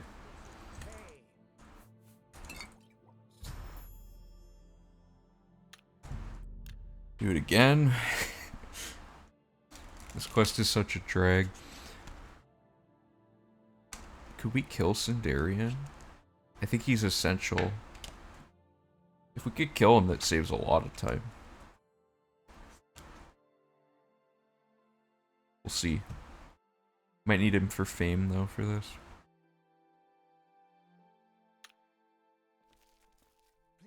Oh, you can kill him. Hold up. Maybe we don't have to do it this way.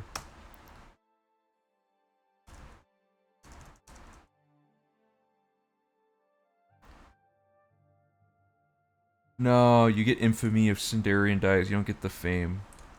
Like, watch, if I'm gonna quick save. My fame is...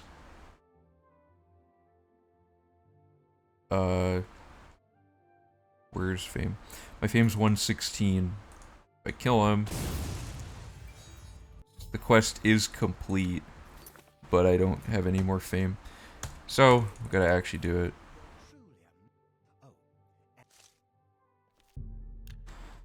Man, this just seems like it never ends, doesn't it? Don't we do use the elixirs, but if we could kill him and not have to do this, I could just find some other potion that serves the same function.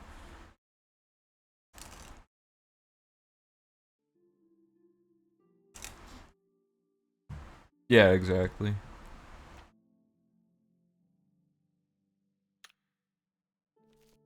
have one strong elixir of exploration.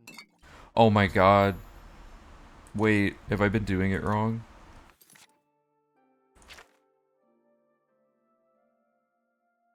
How many times have I done this?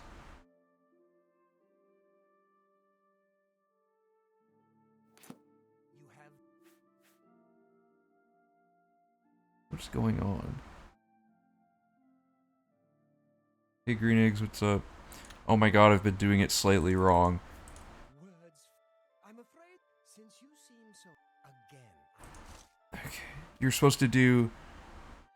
You're supposed to do Elixir, wait for the quest to update, then do Elixir, then wait 24 hours. I messed it up. I was doing it twice as often as I needed to. Whoops. Sorry about that, guys. This should be the last one, though.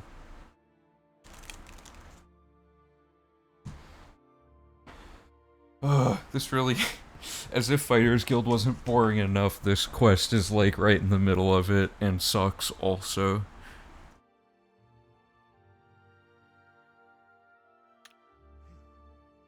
Here to sell.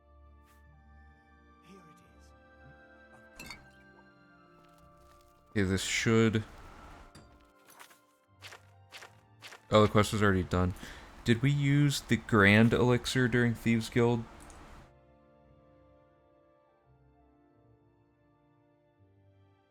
Let me double check this. I don't want to accidentally write out a thing we needed.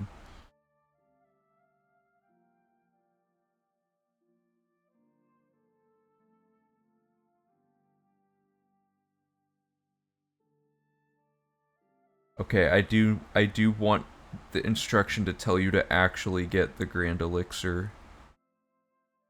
Let me go back here.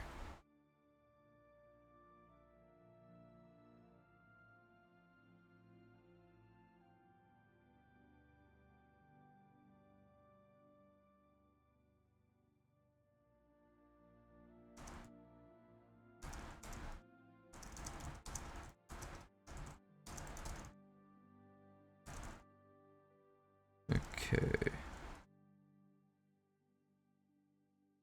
Finally done with that.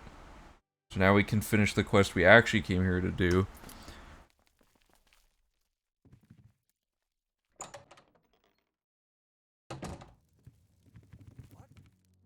Which is unfinished business.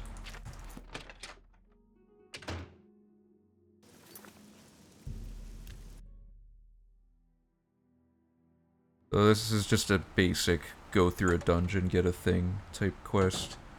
Really nothing interesting. It's all linear too. It's just like a straight shot all the way to the back wall of this cave.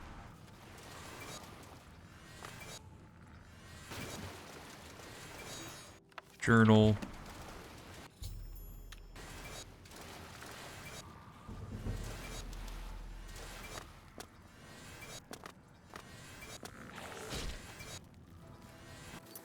Getting out though is not super linear. I hate how they're so skinny. You should be able to get past them.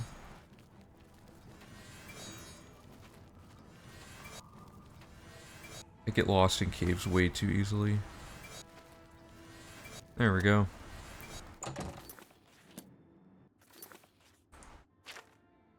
And then... to get the fame, we have to take credit for it. We can't give Maglier a pass. Okay, so we go in here. Talk to Modron. Do defaulted. I completed the task. Duties. Causing trouble. Go upstairs to the second floor and enter the tower. Enter the top trap door at the end of the corridor. And then there should be Halgard's Tale and we read it.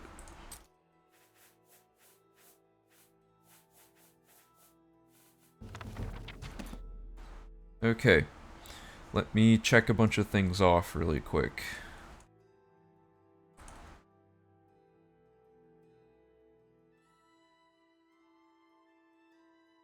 Okay, so...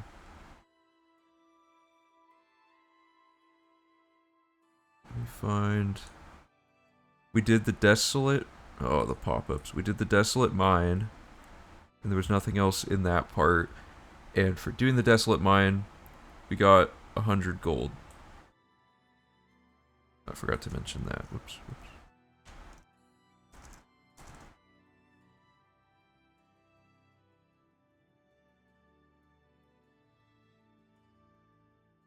There's a lot of stuff to track. Okay. So we have the desolate mine reward. Unfortunate shopkeeper, 2 investments.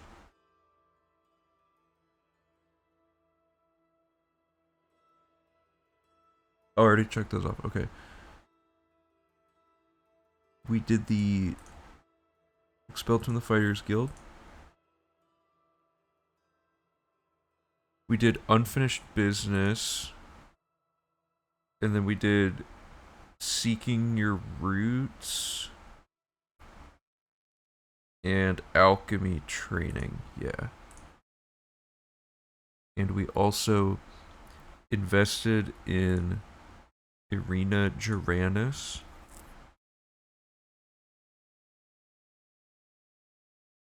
And that's 500 gold.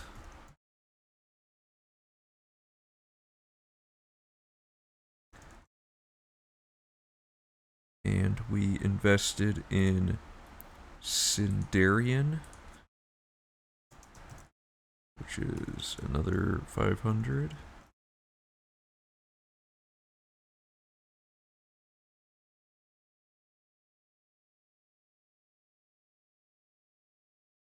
We read Halgard's Tale.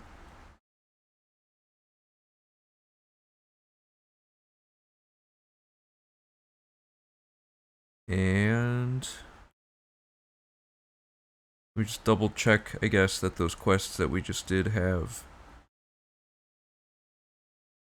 the 100 gold each time. Level dependent gold.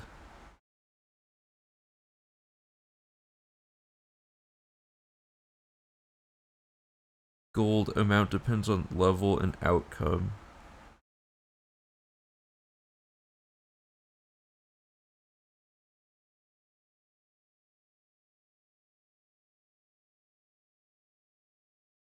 Well, now hold up. Why doesn't it tell me how much gold I get?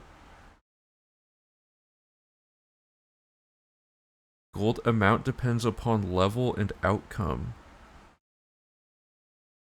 Does anyone remember what I got for this quest? I think I got 100 gold.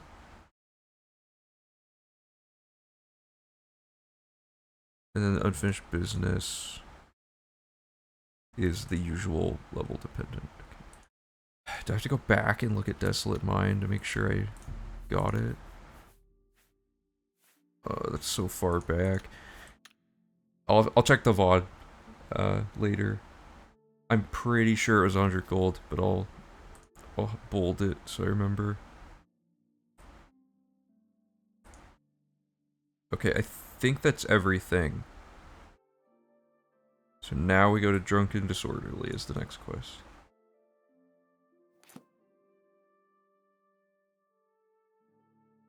Alright, back to gameplay.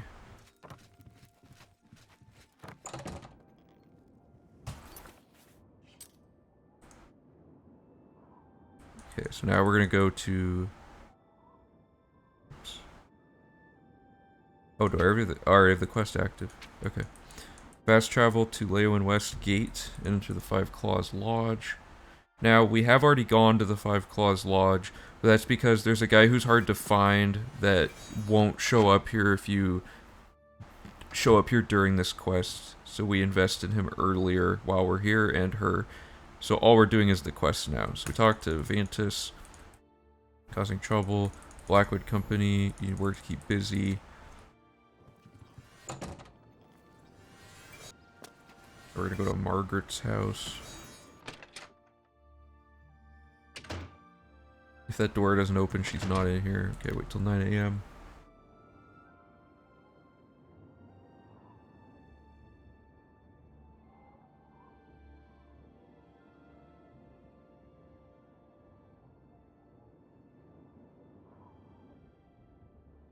I don't know why, but she always is standing in this side area, so when you enter her house, she just creepily, like, opens her door and stares at you through the doorway. See? It's every time. Okay, so... Get the Nern route in her house. It's through the first door on the right, then through the next door in that room. Good. So we got a Nern route. And then we're going to dupe 6 ectoplasm.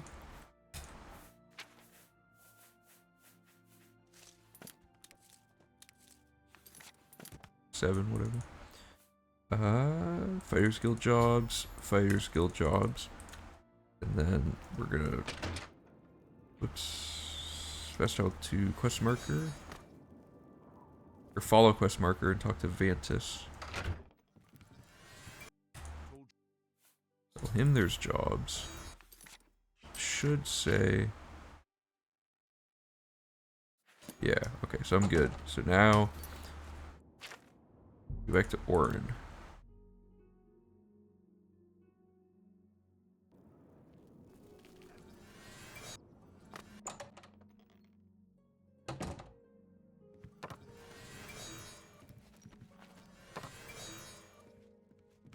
Why is he up here? He's never up here. Okay. And now we're gonna go to do the next quest. 100 gold added. I saw it that time. Let me add that to the thing before I forget.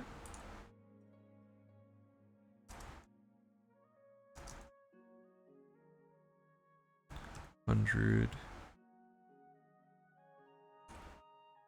And I get paid at any point during that. Okay, so now we're gonna do Den of Thieves.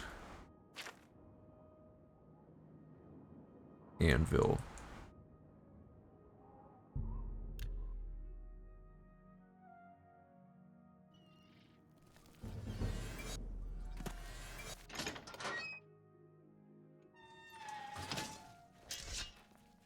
Okay, Azon is upstairs.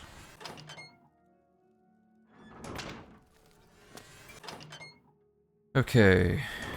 Talk to him. Hey, what's up? How's it going?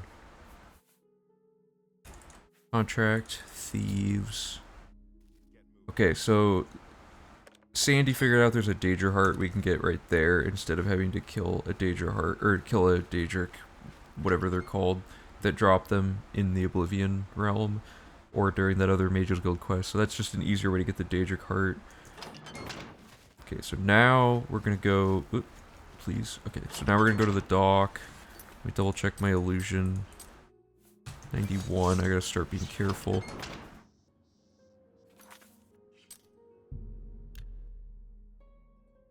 Then we're gonna wait between 8 AM and 6 PM. Good, and Newheim should be out here.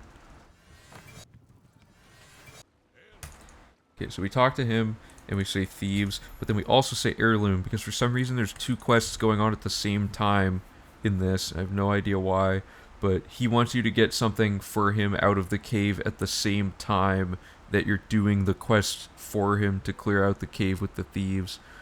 Also, he looks like, you know, just, I don't get why his eyes are like that. Looks like they're like suctioned like in or something. Anyway. We got that, so now we're going to go here and do 2 quests at the same time. Each thief is marked with a quest marker and we kill them. Simple enough.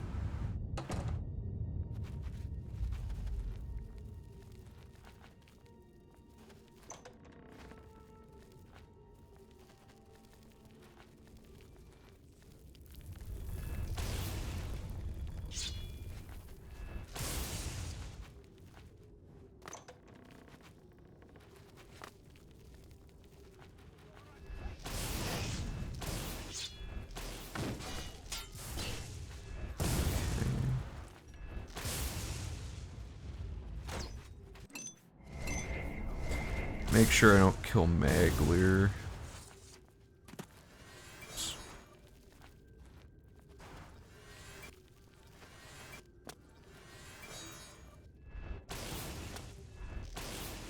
And then this is Newheim's heirloom he wants you to get. Alright, so that's that whole quest, but it's actually 2 quests. Oh yeah, he's kind of like the inconceivable guy.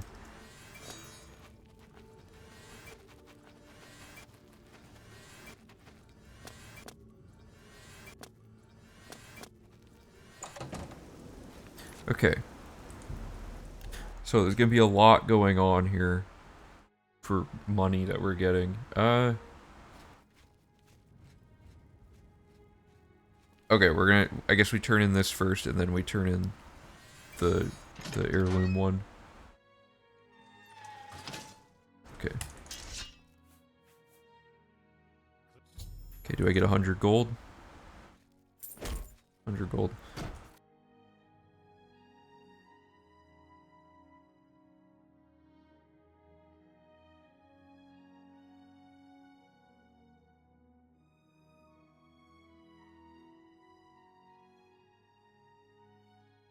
Okay. This is called. What's this quest called? Den of Thieves. Reward. And now we're gonna go talk to Newheim to finish his quest.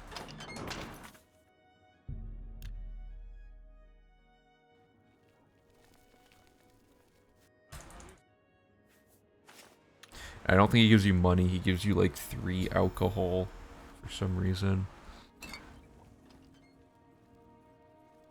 Yeah. Alright, I'm gonna make another save. So, let's check some stuff off again. So, what did we get done this time? We did... Did I already check off Drunk and Disorderly? I think I did. No. Okay, so we did Drunk and Disorderly, and we got a Nern route, but I'm not really tracking the Nern route like individually right now. I just counted at the end because I tracked it before and it lined up. And then Den of Thieves and Newheim's Flag. And is there anything else? No. Okay. I am gonna do a fame check though. So it says we should be at 120 fame. Please line up. Yes. Okay. And for those of you who are unaware, the fame tracking is automatic on the spreadsheet for the next version of the checklist. These cells are set to just be equal to the checkbox value of the quest that gives you the fame, so that when you check off the quest, it checks the fame off for it, assuming that you checked, or it assumes you did the quest in the way that gives you the fame. But that would have been the assumption anyway when you're manually checking it off, so I figured there's no harm in automating it this time. So let's keep going. Okay, forgot to scroll my notes. This is a little side quest that's really easy, and I don't even know why it's in the game. It just feels like the most pointless quest ever. But this lady... Oh, don't fall in the water. Okay, this quest's gonna take a little longer now, guys.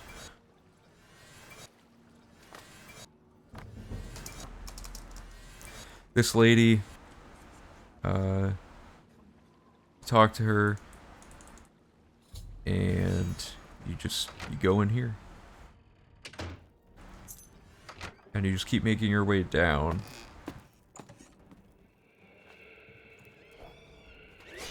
Should be a second trapdoor.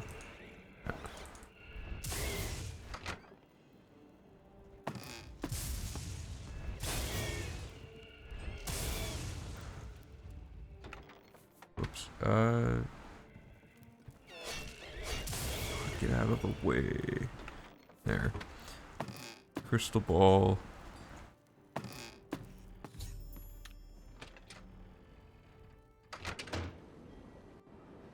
Oh, bad. Oh, that just despawned that. Cool. And we talk to her and the quest is over. And you get this ridiculously heavy weapon. And you just drop it because you don't need it. I have no idea why that quest just seems so weird. Okay, so now we're gonna do... That's not actually a Fighter's Guild quest either. That's just a random quest that happens to be on the dock, and we don't want to have to come back here again. Which we do have to for the Dark Brotherhood, but it's faster to do it from here. Yeah, that was an intentional reroute to fall in the water. get some slight athletics training. Okay, this one is interesting. Oh, what did she just give you Red Wave for that quest? I have to make sure. Sorry, 1 second. Right, just that. Okay.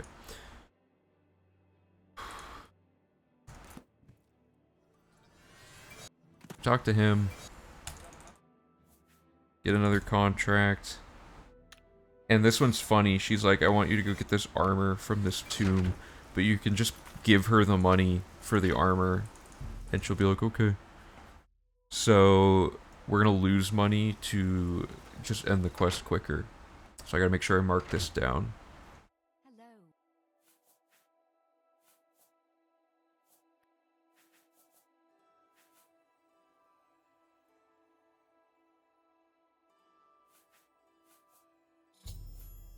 Take this money for your debt. Okay, so we have to see how much money this is.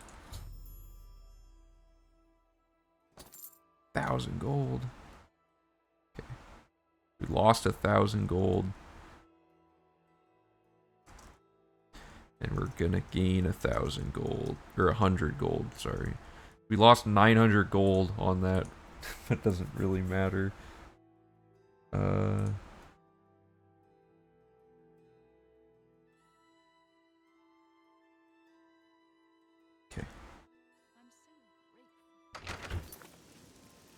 Now we just go back and say we already did it. And he's like, you won't get very far. You won't get very far doing that. I don't know, something like weird.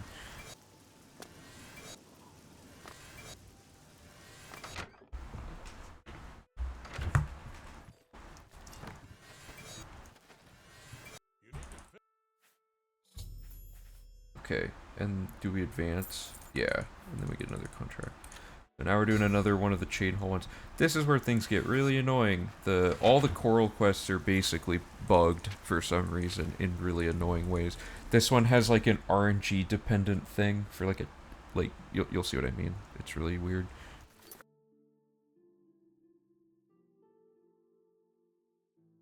Okay.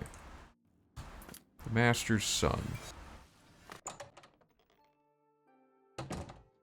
Talk to Modron.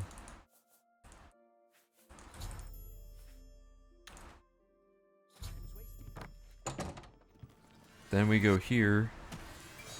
Talk to this guy.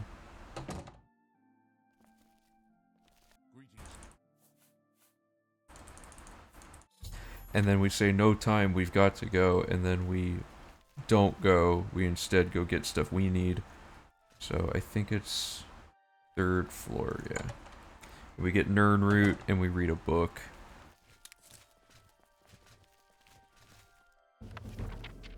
Then we can just exit here. So now we're gonna fast travel to this quest marker.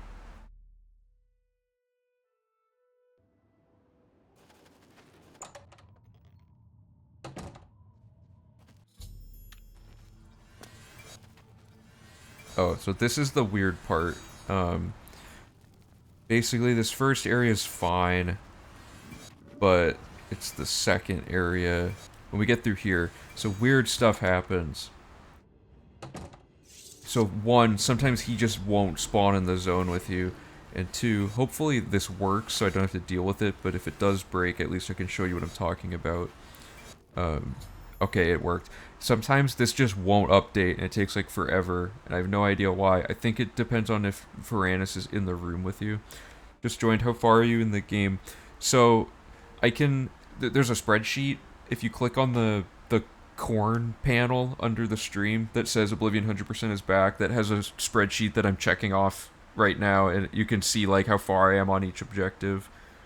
We're about 40% through the game, and right now we're a little under halfway through the Fighters Guild.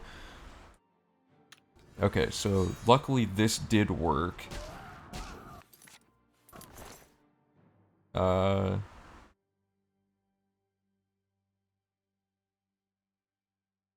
Wait. Okay, yeah. Sorry, I looked at the wrong part of my notes. Please move. Trolls are so terrifying when they are running towards you.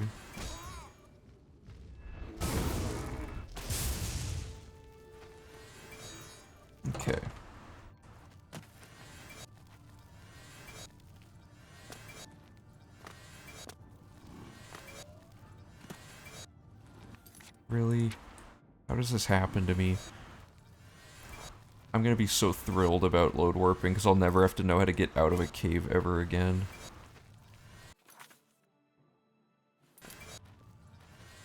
There we go. Wait, no? Come on. Ugh.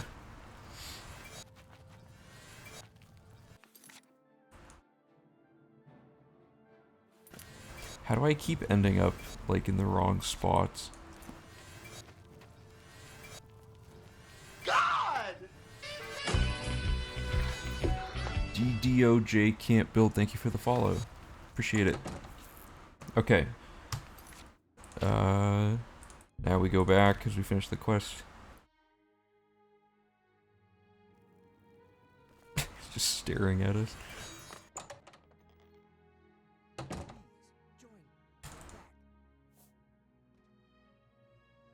This preview, advanced dialogue, duties, defaulted. Yeah, every dungeon looks the same in this game. Okay, and then you get a random enchanted weapon, which we can drop. Okay, so that finishes the Master's Son. Okay, we got a few things. I'll actually be showing the spreadsheet really quick here, because I show it whenever I check stuff off. So if we come over here, and we pull up this, we just did some more quests. So first of all, we did the Ghost Ship of Anvil. So here's the spreadsheet we're checking off. Oh, really? That is how you pronounce it? Nice. Okay, so Ghost Ship of Anvil is right here. You can check that one off. And then we did Emelian's Debt, which we have to double check that the money is guaranteed to be 100. Okay, it is. And that was marked on the fiscal responsibility chart. And then we just did the Master's Son, where we read the legendary Sancretor. So now we go to books and we find the legendary Sancretor and check that off.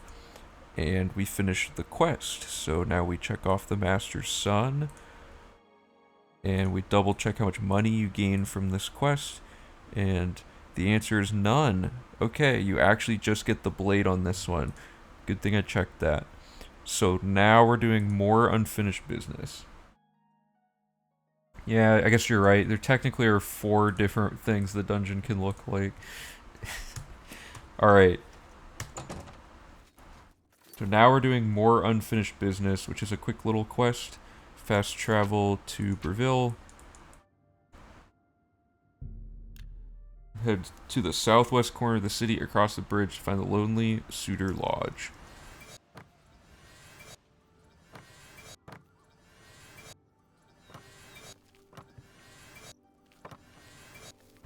Weird stuff can happen in here. I've had a fight break out in this room for some reason. Okay, but hopefully that doesn't happen. So we talk to Maglier, we say defaulted, and say this job needs to be completed. Now we're going to dupe 11 Imp Gall.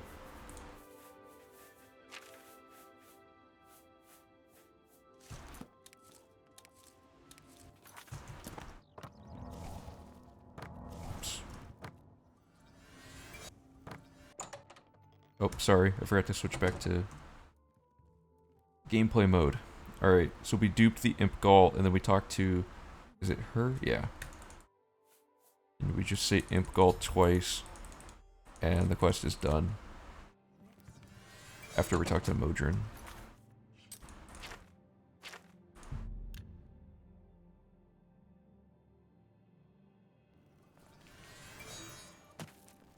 Oh, is the audio cutting out? Or is the game audio too quiet? You can hear my voice, right?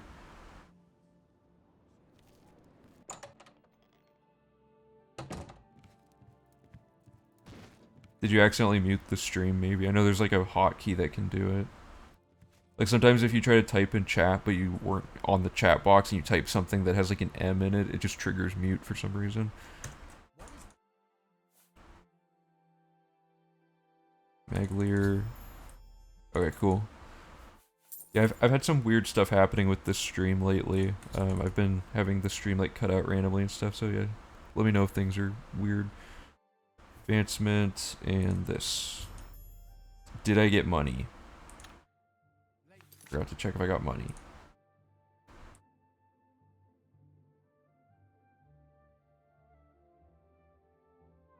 I did get money. 100 gold.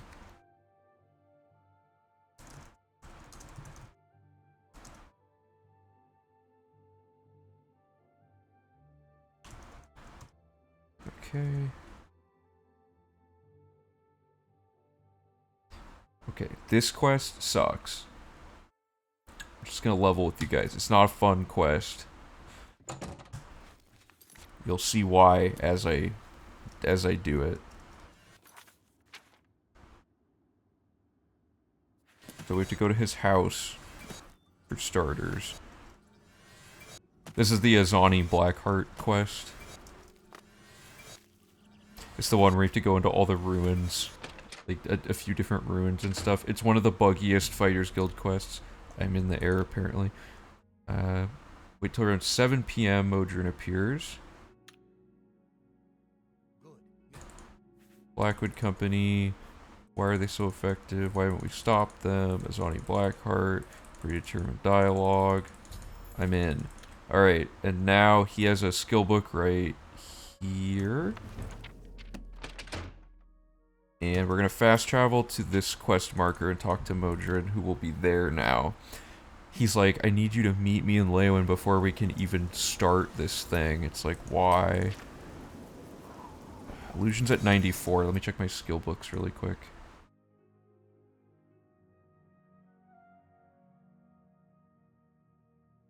Okay, I can get to 98 with Illusion.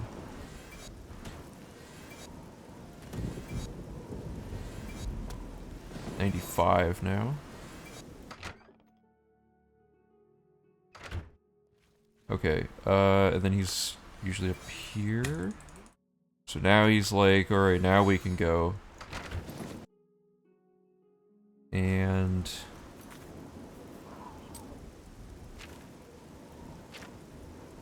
so this is where things get super broken and annoying. I have a few ways where I've had setups that do work, but not always. So I'm going to make a hard save and reload if anything goes horribly wrong. Step 1, you go in here, and the game, for whatever reason, has set the trigger for when he will tell you there's nothing in here is to stand right here and wait an undefined amount of time. And if he's fighting the rats, sometimes it just breaks it. And now when we go talk to him, he should say nothing. And that means it triggered correctly. Nowhere in this quest does it tell you how this works. All it says is you have to explore the ruins with him. So you then you do Azani Blackheart and you do this. So now that we've gotten the first phase done, but now we have to wait till he starts walking towards the exit and then exit the thing immediately. And then we wait an hour and try to spawn him outside of the building like this. Good. But it can still break. And now we fast travel to Adatar. And we go into it, and if he's not in it, we have to start this whole process over. But sometimes this works. So he is not in it. Why? Right? Like, there's no... you can try combinations of waiting. It just doesn't work sometimes. So let's back it up. We wait till he starts walking towards the thing. We go here. We wait an hour. He spawns out here. Fast travel to Adatar.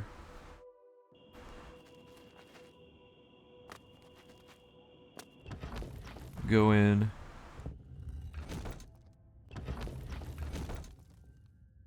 Like, there's some weird thing that's causing him to be walking towards Adatar, and you have to walk with him manually, like, half the time.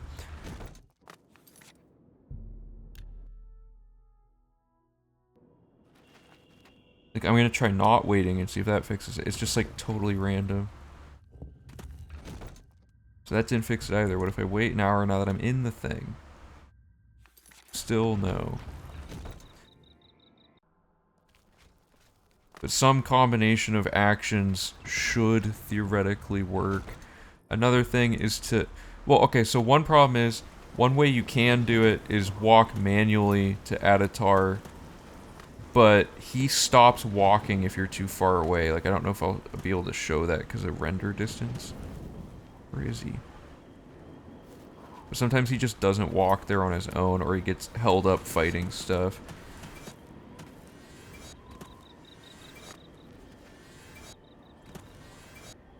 But if you don't wait for him to be inside of Atatar, sometimes when you kill Azani Blackheart, he'll just never accept that he's dead and you can't move on with the quest. But I've tried like tons of different ways to set this up and nothing ever is guaranteed. Like, I'll go show you what the problem is. I'll go do it really quick just so you can see.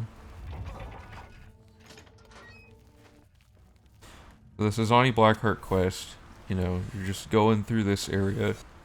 Yeah, escort's terrible. Someone had an idea to fortify speed on touch to just make him walk there faster. But that's like a lot of stuff to go out of the way for something that technically there's a setup that will skip it with a little bit of RNG. I don't know. It might be worth it if it just always breaks. But yeah, you go up here and kill him.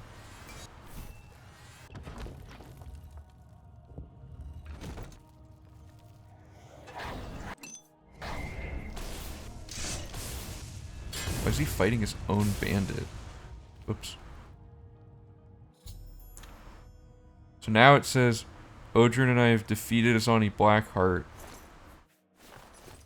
But if you take the ring before talking to Modron, this breaks the quest. And Modron's nowhere to be found, so what you'd have to do is walk all the way back out here, talk to him to advance the quest, walk all the way back in just to pick up the ring, and then the quest would theoretically not be broken anymore. But I picked up the ring, so you can see it break. It's just like the quest page for this, the bugs list is like a lot.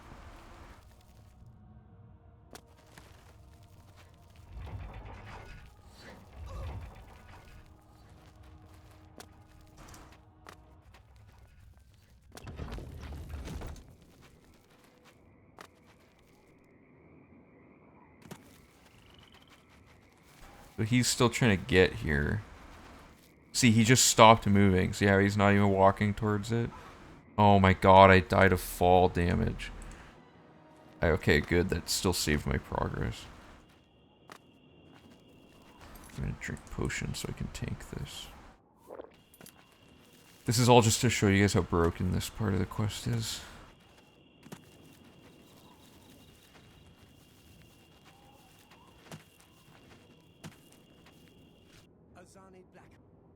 See, he just says he's dead.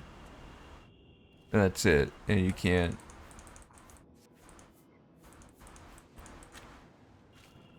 It just doesn't work. I don't get it. Oh yeah, escorting Martin. Escorting Martin's actually not too bad. You can usually just force him to spawn into new areas and stuff. Okay, so what if I don't wait for Modron to come out so that he doesn't stop walking, and then I manually walk northeast to Atatar? That way the game thinks he's still walking towards where I'm going in the other zone. This might fix it.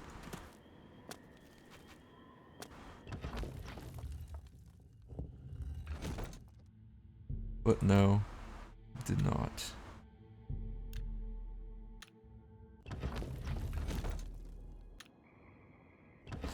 Yeah, like, no matter what I do, it just doesn't seem to, there doesn't seem to be a solution.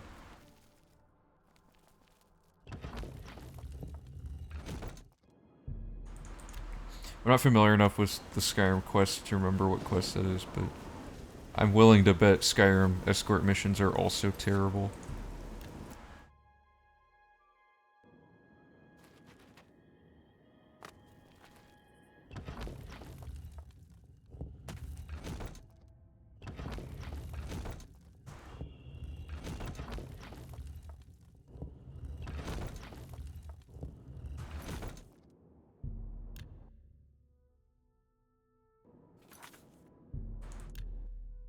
See, it has the quest marker set to be Modron when you're near Atatar, or Arpenia, and then when you're near Atatar, it switches it. I don't know. So the solution to this is to do the thing where you force spawn him out here. And you have to just manually walk with him all the way there. In the Fighters Guild speedrun, if I ran into this, I just reset every time this happened. Because it's so annoying. And you can't, like, aggro him because Assault will kick you out of the Fighters Guild, right? But you have to try to, like, kill things that will get in the way of this. I almost killed him. But the best I can think of is just use this time to farm spells while running into him. I don't know, but he takes, like, the longest walk ever. Okay, so he's on the road. Maybe I can fast travel once he's on the road. I just hope something works.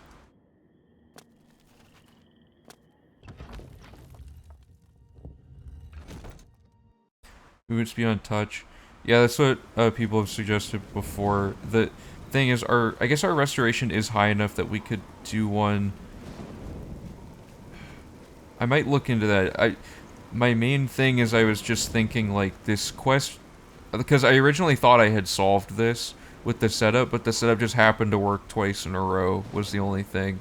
It doesn't actually work every time. No set. I had to make a note in the guide that says, this step may never work, and then do this step that I'm doing right now if it doesn't. Like, look, oops. Like, it's such a long walk, and there's a bunch of enemies in the way and stuff.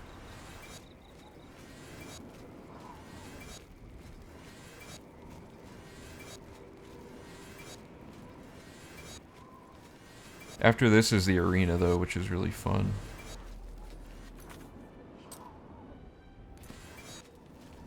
Okay, we have 2 more levels of illusion to farm. We might get a whole level in just this walk.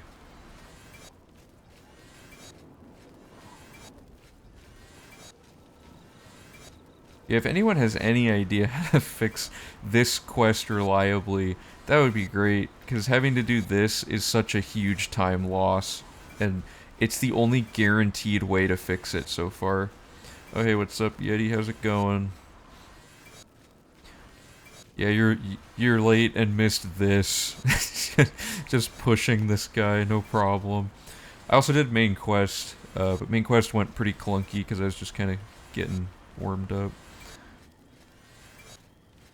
Our main quest time totaled at about an hour with fixing up routing stuff and whatever, and checking things off.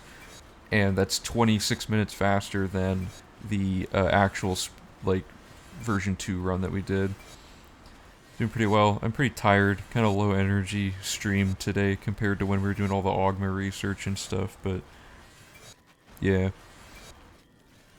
I've also been collecting all that data for the horse vector strategy.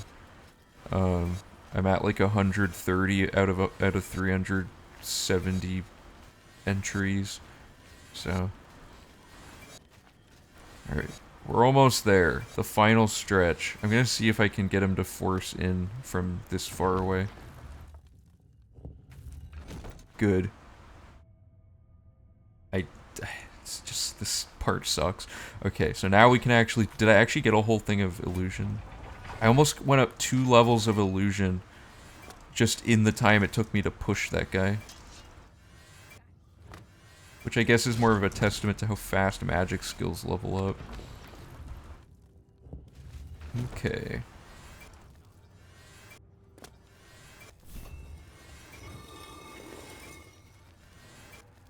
Yeah, you guys already saw this, but pretty straightforward dungeon.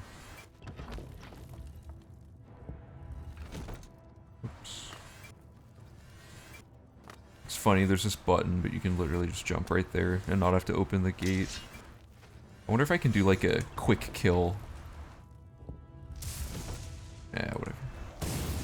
So he dies, then you wait for the quest to update, then you take the ring and the cuirass, and now that Modron's in here, he didn't follow me though, but now that he's in the dungeon, I think this will work.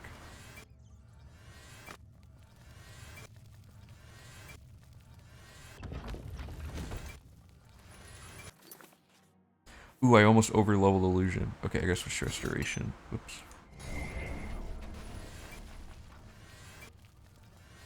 Because illusion's at 98 and there's 2 books to read left for it. Okay, so now we talk to him.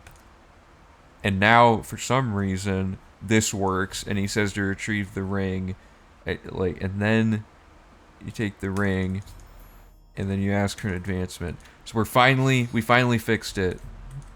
But it takes that much. It's painful. Showed a friend who did computer science the code and whatnot. You reckon we can get? Oh, nice, sweet. That's good to hear. If the horse vector thing works, that's easily the funniest thing, like, in the whole run.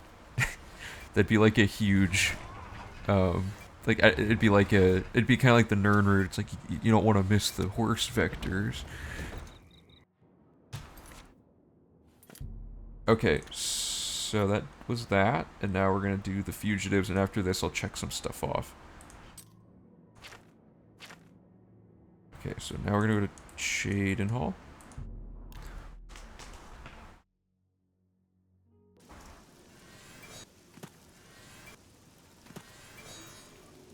And what can restoration get to? I should check that. 98. Okay. This should last us a while. Theoretically, Elect Man, it would be the most optimal horsing of the entire, possible in the game mathematically. Which would be great. I can explain the horse vector stuff a little bit eventually. It's not relevant to this part of the run, but if anyone recalls, a few streams ago, I did a thing where I hit the horse with the Way Shrine Blessing projectile spell, and that makes the horse move crazy fast. Did I? Okay, yeah. So, Yeti and I are trying to figure out a way to basically use a topic. Well, Yeti's doing most of the heavy lifting with all the programming part, but it's like it's a topographical, it's a height map, basically, of the terrain of the overworld, because the horse takes fall damage when it falls. So if we have a bunch of vectors where the horse is, if you look at the map, let's say from here to here happens to all be uphill, and by going in an exact direction in a straight line with the horse, we can carve this entire line of locations all out in one fell swoop. We could just write in part of the route to be at some point in the collection of these locations, when you get to the Roxy Inn, you set the compass for east but slightly north, and then it carves out this whole chunk of the map in 10 seconds, and you would just have a series of lines that would carve out exactly what you need to get all of the locations in the least amount of vectors.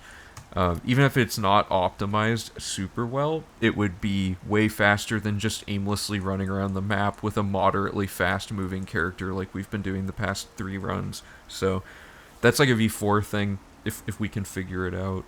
But yeah, it's pretty cool. Anyway, so Fugitives is Bloodmane Cave.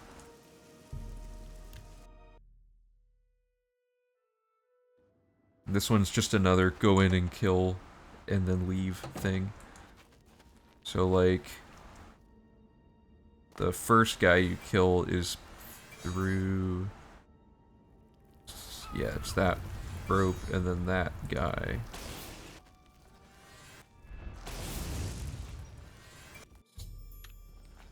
And now the rest of them have a quest marker tied to them now. So there's 1 more in this area and 2 in the next room.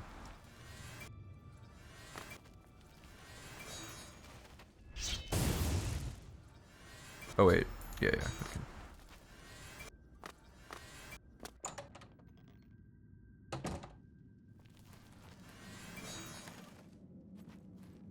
Okay, so that guy's, oh.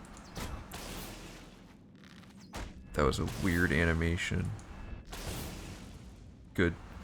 That guy's annoying to kill. I didn't realize you can look up at him through that hole and kill him. That's a nice little time save if Oh, I have to go up here anyway? Or can I fall down?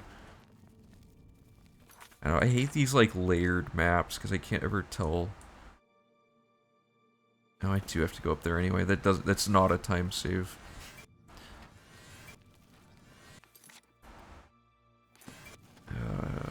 Or did I go the wrong way?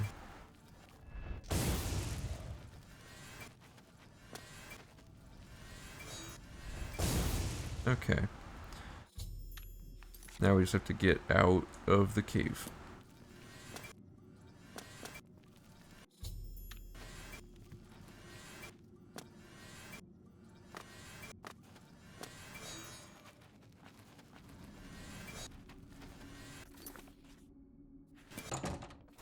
This isn't the right way, but I can't actually scroll down there. Weird. Well, then where is the right way to go? What? It moved the quest marker. Come on. I'll just go this way anyway.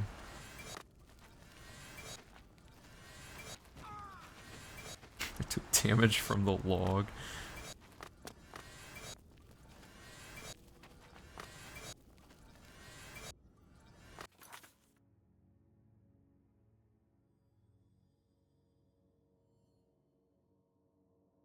That's literally the exit. Why is it telling me to go? Wait, how did I even... What's going on? Half the time Oblivion's just like Dementia Simulator, I swear. Okay. Now we can go here.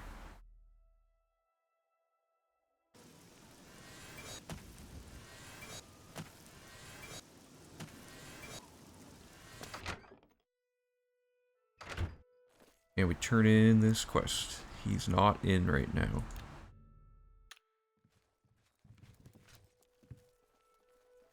There he is.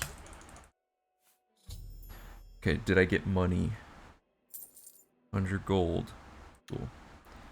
Do you know the radius in which you discover location? Is it universal or does it differ? I think it differs. I'm gonna look more into it, but I think it differs. But for all I know, it could just be because the location relative to the door is... Because the Oblivion map shows, like, the discoverable center of the radius as one coordinate point, which is the one I'm gathering, and then it shows the entrance to the actual thing, like the door coordinate, and that's a different thing.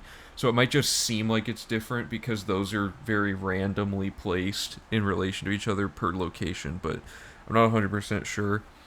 If I had to guess, the best way to do it would probably be to just make, like, a relatively strict radius that's definitely, like take whatever one radius is and do half of that and just call that, like, good enough and adjust it if we find that it is actually a lot more lenient than that estimate.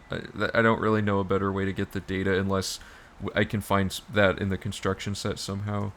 But I'll be doing some Googling. Okay, I gotta check some stuff off here.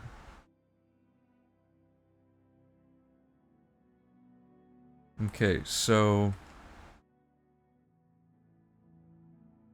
we did more unfinished business. Which, did that give us money? Yes. And it's right there. Okay. And then we did Azani Blackheart, which was the Words and Philosophy book.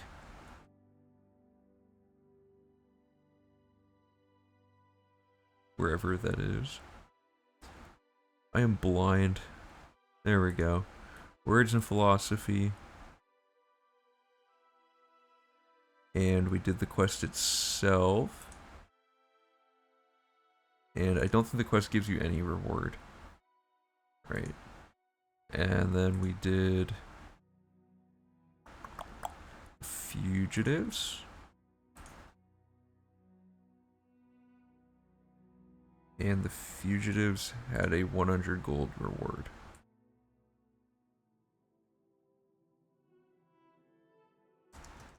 The good thing is, after doing all of this like data collecting stuff, like the money, the coordinates for the horse vector thing, like all this data is stuff we'll just never have to collect again.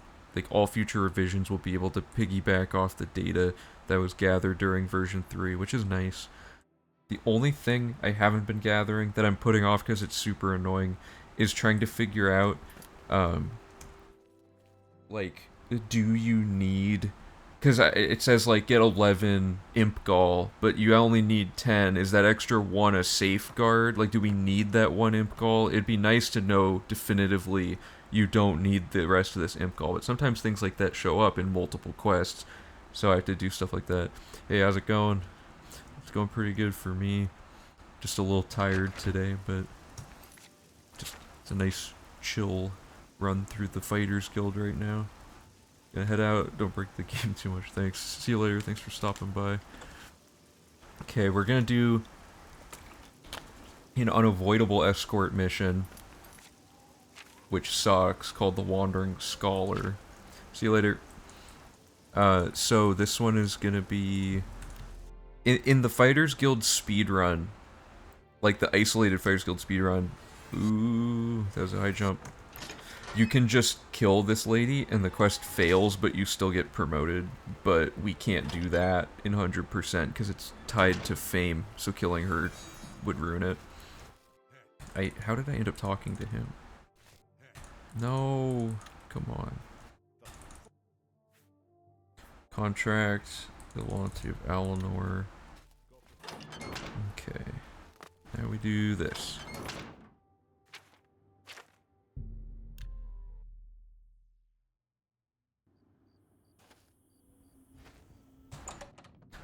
So this is far and away the worst quest in the game, unless you kill her, but we can't for 100%. So we just say Daedric Shrine, and then she just wants you to, like, follow her through the cave. So we're just gonna basically do what we did with Modron, but whenever there's an enemy, we'll just kill it. And she stops walking if you walk too far in front of her, which is really stupid, but what you gotta do for this quest. So, and she goes down like a path that's a dead end and then like turns around, and oh, it's just so annoying. Okay, so we kill that scamp. Oh, there's one right there. And I've tried, I can't like get her to aggro and like see how she stopped moving when I was like a pixel away from her. But yeah, so like you can't aggro her and get her to move. So the Fortify Speed thing might be good because we can double it up on Modron and on this lady. But you can also push her by running into her at the cost of Acrobatics not being farmable. Those things combined, though, might be good. Oh, are there... No, okay. What's my restoration at? 95. Oops. Are all of these all the way up? I know destruction's not all the way done, but I can't do that one while, like, I can't hit somebody with it or they'll get mad or die.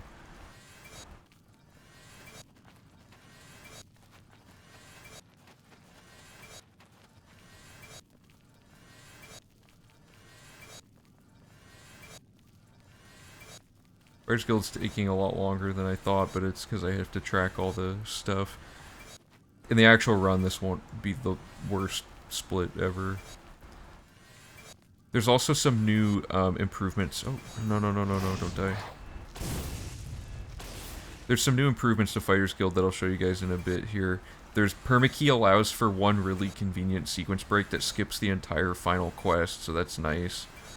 So things like that will add up to several minute saves each. Oh, she does walk towards him. Maybe I should, like, tank hits and, like, manipulate the scamps to drag her as far toward... She almost died. As far towards the thing as possible. Oh, and the other reason you have to keep her alive is she gives you one of the skill books, and it's, like, the only way to get it, I think.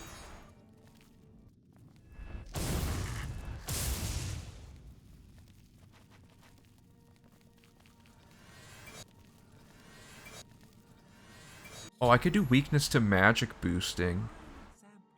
Oh, I kind of want to see how that works. For people who don't know, weakness to magic, you can't use it on the player, but you can use it on other people, and what it does is it makes... Well, you can use weakness to magic on yourself, but it doesn't work in the way that you would think. So weakness to magic makes you, it takes any spell effect that's applied and like doubles it if it's 100%, for example. So if I make a weakness to magic 100% on this lady and cast it on her, and then cast a fortify speed 100 points spell on her, it'll actually go 200 points on her. So this allows you to do a lot of heavy spell chaining business where you can be like, weakness to magic, and then weakness to magic again, and that does 300 because it's 100 doubled to be 200 with the original 100, and you scale it up over and over and over again. Like, there's all this weird stuff you can do. So I might be able to just turbo enhance her movement speed so that her walking speed is like crazy fast to skip this part. But that's like, that take a lot of spells and stuff. I'll have to look into that later.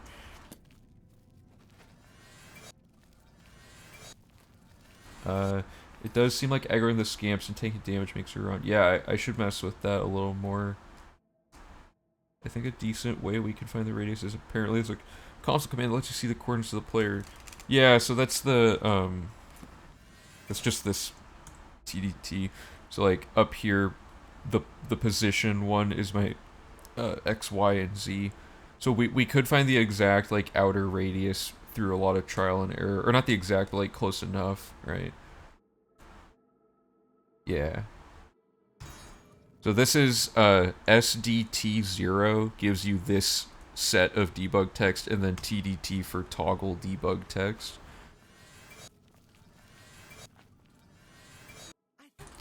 Okay, so then she gives you the skill book. And we're gonna read it. So it's this one. And then we're gonna go turn the quest in. We're gonna make a save. We have an autosave here, so I'm gonna mess with the aggro idea. I'm gonna drag a scamp all the way over to her and then shield her from the damage and see if it makes her run.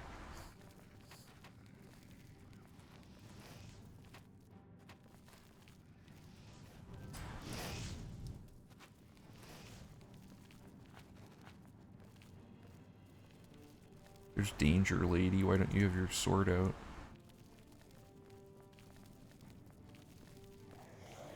Okay, and then we just get in the way. The scamp. I need the scamp to aggro me, but she's gonna keep hitting it. Huh. Well, that doesn't really work. It's unfortunate. Okay, so we just gotta exit this area and go turn in this quest now. I don't know why they made this quest. Like, who thought this was a fun thing? Well, I guess if you're not speedrunning, it's not the end of the world, because it's like 5 minutes of your life. Okay, so now we're gonna turn this into Azon.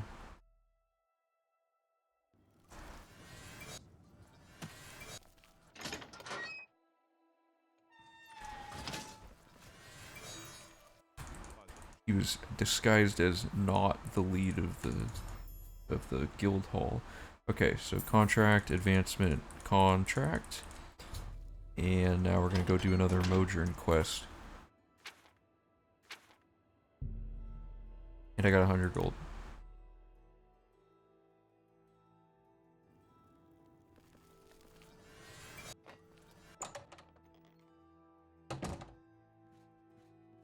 Where is Modron? I'm just gonna wait till he's here.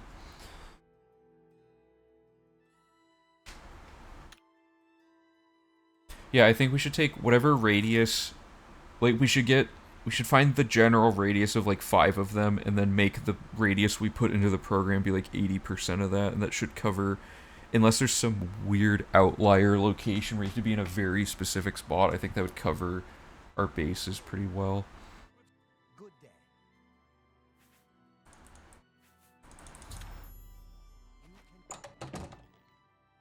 So now we're gonna go to Forsaken Mine.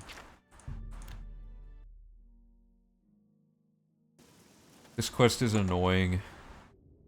Hug the right wall and go down the partially hidden path right there.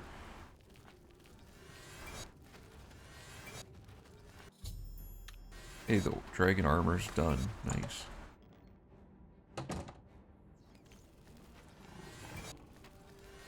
follow the quest marker in the second zone, find the corpse. Oh wait, this is, I think this is the one that takes forever to update. Oops. Yeah, it's this one. Okay. Quick save, take the journal off, and I scrolled my notes by accident. And then you wait, and if the quest doesn't update, you have to just quick load, because it'll just never update.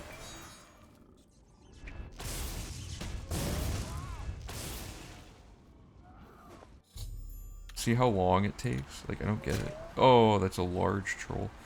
Okay, so now we're gonna exit this area.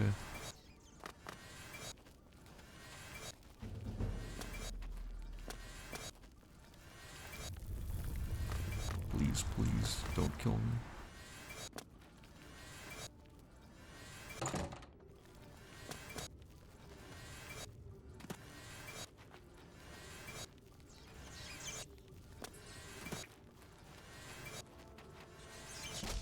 There we go. Okay, cool.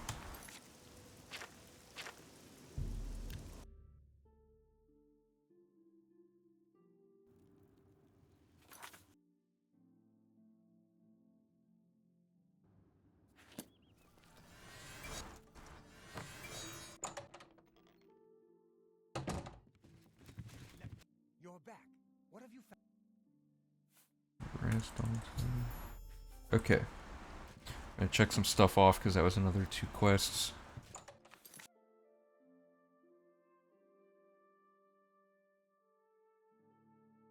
Alright. So, we checked off up through fugitives. And we got the money for fugitives, right? Yeah. Okay, so Wandering Scholar, we got the quest done. I don't know why these are in the wrong order. I should fix that. And read 2090 Morning Star, which was a blade book. That's what I could do. I could make it say what skill book type it is in the guide, so when you go to check it off, it has the skill name and you can go find it quickly. I might add that in now. Every time a skill book is mentioned, it tells you the skill it's for. That might be good. I'm not going to do that right now. That's like a boring, grindy, like, do it offline type of thing, because no one wants to watch me Control F every book name and, like, change it to have the skill name in it. But, yeah. Okay, so we got the book, though. And I checked the quest off. Yeah, like that.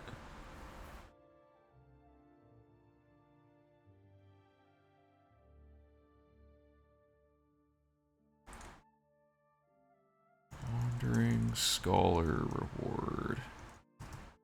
100. And Trolls of the Forsaken Mine was just that.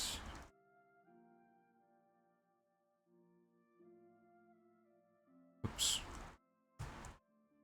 Let's double check that we actually get money for both of these. Well, dependent gold. Good, yep. And then fugitives was already checked off. Trolls of the Forsaken Mine.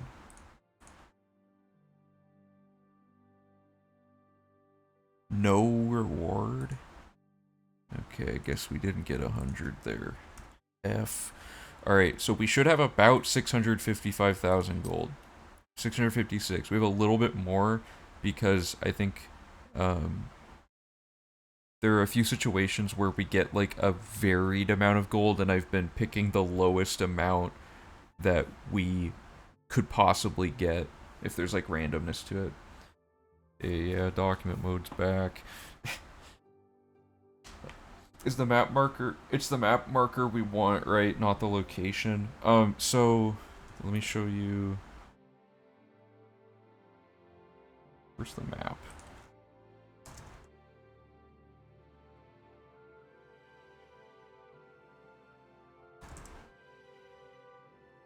What I've been doing is I do like, well, let me do a cave. Sure, Arrow Shaft Cavern. So Arrow Shaft Cavern has two things. Like, let's say this is the entrance, and this is the actual, like, origin point for the map marker. See how it says the map marker there, and then that's the reference? I'm taking the map marker one each time and getting everything. So yeah. Because the door doesn't count as the discoverable radius necessarily. I've actually had situations where I go into an area and I after I fast travel away, I realize I didn't discover it because I approached it from like behind the door and fell straight down into the area. So yeah, the map marker is the best way to do it for collecting that data. What would the document mode emote even be? Would it be like an Elder Scroll with the words doc mode or something? Yeah, I can zoom over the swamp here.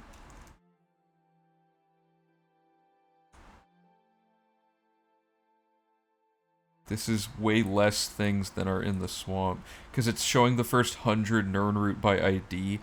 This map is not great for looking at all of something. This is the swamp. But see how it's like still too confusing? This is the exact map we used anyway, it was just more zoomed out. But things like trees and stuff are like approximate, I think. Yeah, the book is the only way we could have done it, I think. Because we got Wandering Scholar. Okay, let's do more quests. Okay. So now we're gonna do an Anvil quest.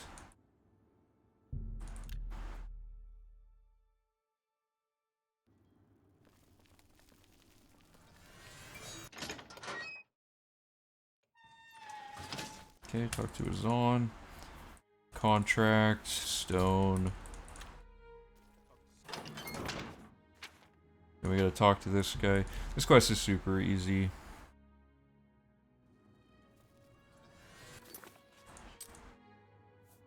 $95 for restoration. Unfurled scroll. Yeah, that could be good. Whoops. I'll look into adding a document mode emote. That's a good idea. Okay, so we do Stone of St. Alicia, and we say bandits. That updates the quest. Now, we're going to fast travel to Sidor, which, fun fact, you have to find Sidor before starting this quest because the Fighters Guild likes to, for some reason, unlock locations in a way that they're discovered when the quest shows them on the map instead of being like the inverted colors that imply that you can see it but haven't found it yet. And by doing that, it checks it off as a thing that you've found without incrementing the places found statistic, which makes it impossible to 100% the run. So the Fighters Guild, you have to find all the, or most of the locations before you do the quest. Okay, so, oh wait, I just realized something. I have to change something really quick on the document.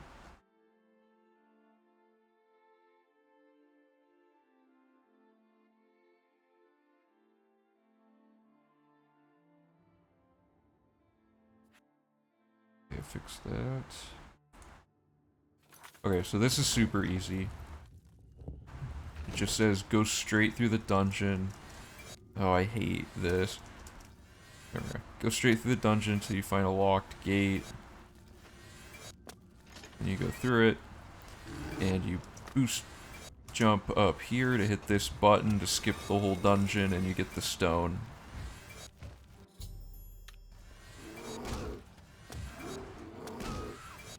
Oh, I'm getting cornered. Okay, there we go.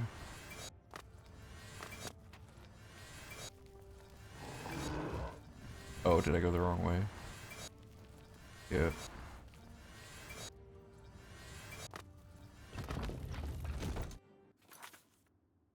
Okay. One thing I did remove from the route is I removed the quick save quick load instruction for most cases. I need to add somewhere in that it says how to do it once as a reminder.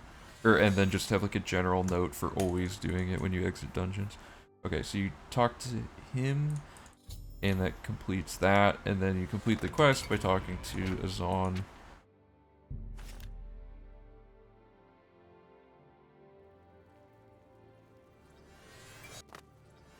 23,000 units. Okay.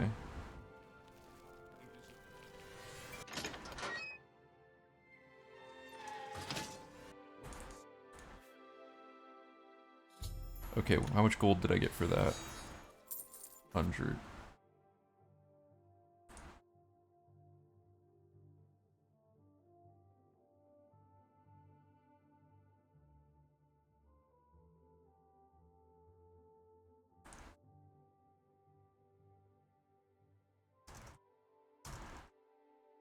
Ward, okay. And then we're gonna do the noble's daughter next.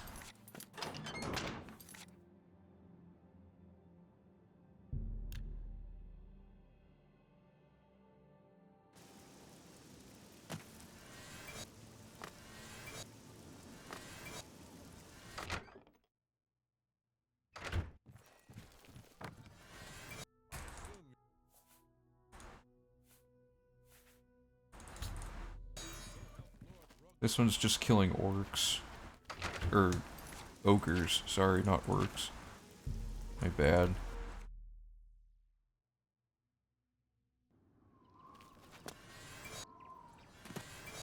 So there's 3 ogres and an orc, but you only kill the ogres.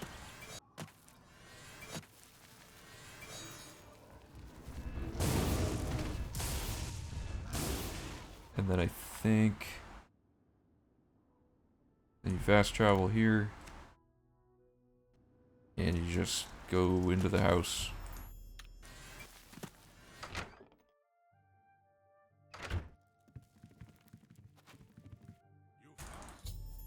And he gives you this really heavy sword that we don't want. And then you take the Nern route and you get out.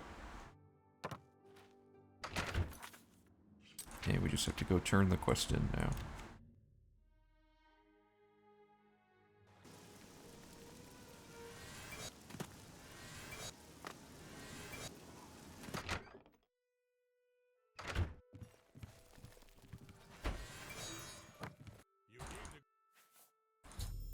Okay, so do that, and then contract, disappearances, and then advancement. Okay, so now we're on to Mystery at Harlan's Watch. We're almost to the part where there's some cool sequence break stuff, because there's only... there's 4 quests left, but like, you'll see why there's only really 2 left. Okay, so go to Harlan's Watch. Talk to this lady. Disappearances. Then we go to Swampy Cave. And we're gonna go into the cave and hug the left wall and kill swamp trolls. And the quest should trigger an update in one of the areas we go into.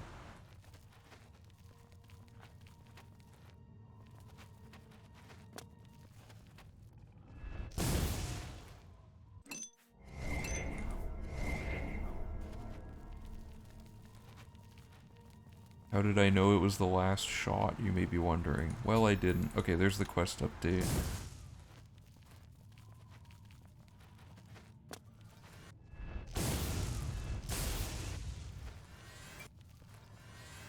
This quest is annoying, because this room's fine, but this room is, like, not super linear.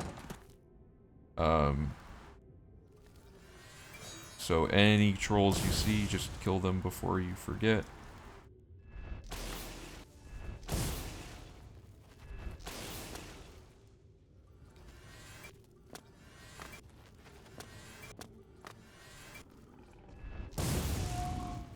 Oh, it like doubled the animations up. That's kind of cool. Is there one in here? No.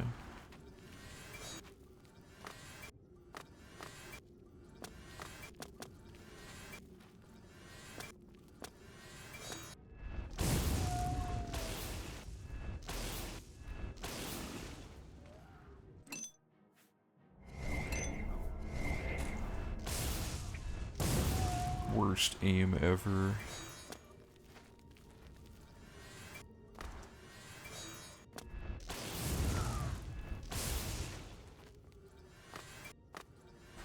Okay. If that's not all of them, then I have to backtrack. It looks like I missed one. This seems to always happen, though. Probably down here.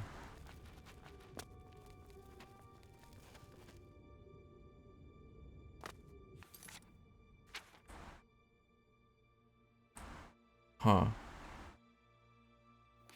I swear I got them all. This quest is cursed. This always happens. It always seems like I got them all and then I somehow didn't. Did I miss something in here? I might have missed that. Let me go back. Ugh.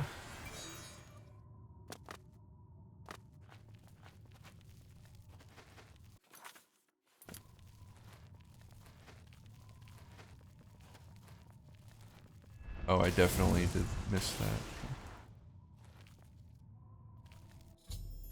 Alright, now we can exit the mine. Where's the best exit from here?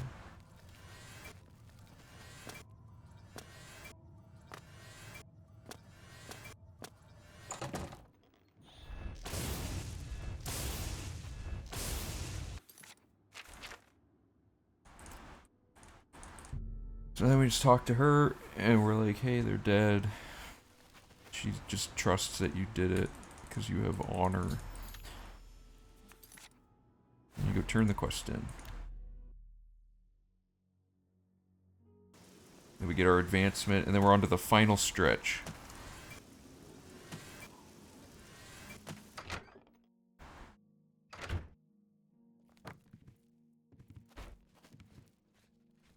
Why is he never here? This is his job, to be in this room.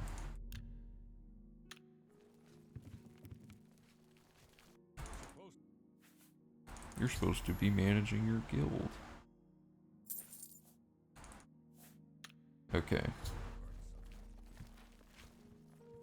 Now we're on to information gathering. So I'm gonna check stuff off again. Because I haven't checked anything off since Stone of St. Alicia. Okay, so all I did there was the actual quest.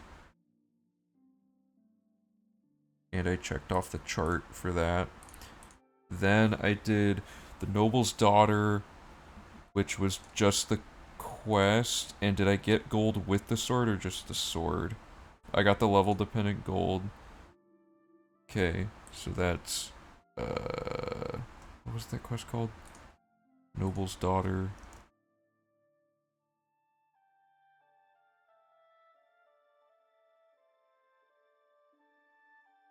And then Mystery at Harlan's Watch, just the quest. Gold.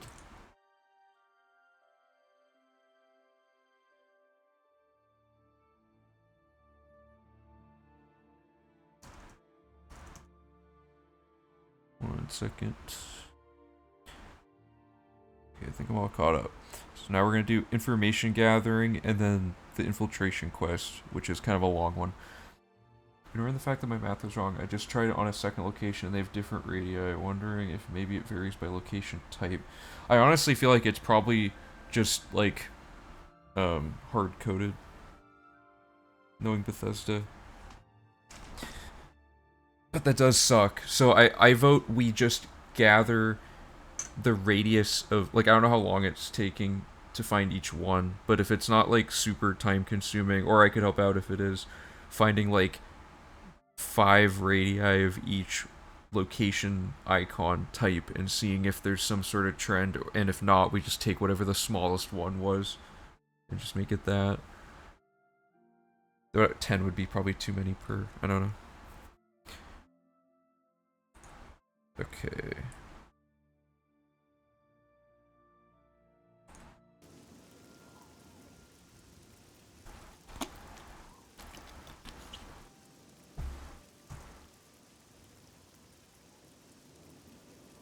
Okay, so information gathering.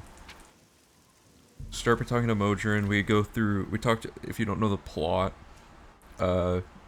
he gets like kicked out of the guild for doing all these secret missions with you, So you're just kind of like helping him on the side.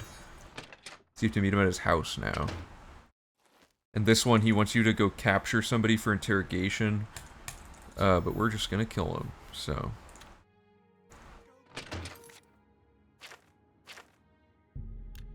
Glade Mist. And then we just run through here, and you're gonna want to kill everybody in here because they all aggro like super hard for some reason. So I'm just gonna kill every single enemy in this thing, just to avoid not being able to fast travel away when I get out.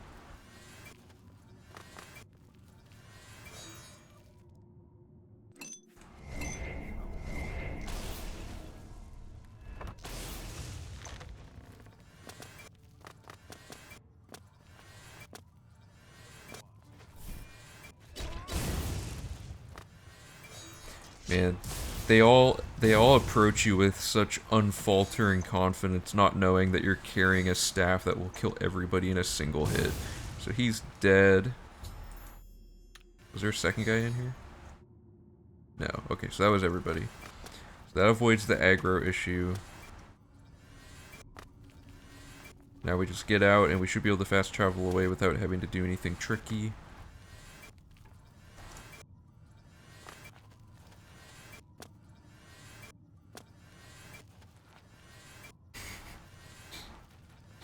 Use that mysticism spell, lets you see enemies.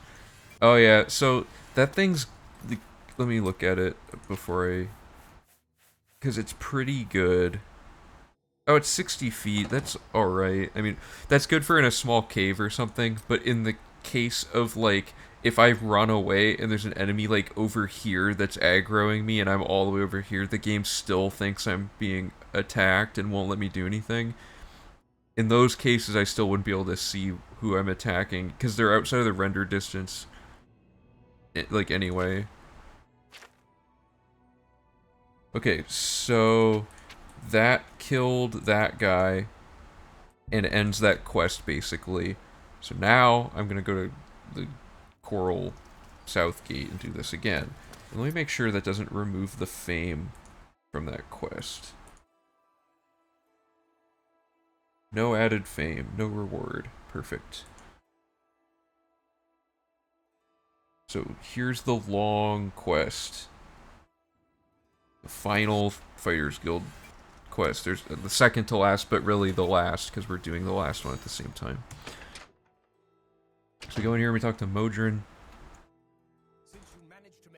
And he's mad.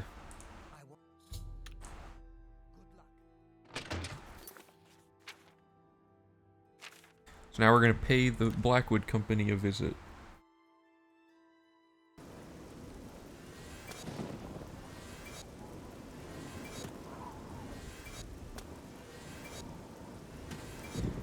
There's no key though, so we can't get in even with perma key. We have to wait till nighttime. Oh, hey, if I kill her, that's for not Dark Brotherhood, yeah. So, okay, let me get it mixed up with the Blackwood Company. Okay, so we wait till this opens.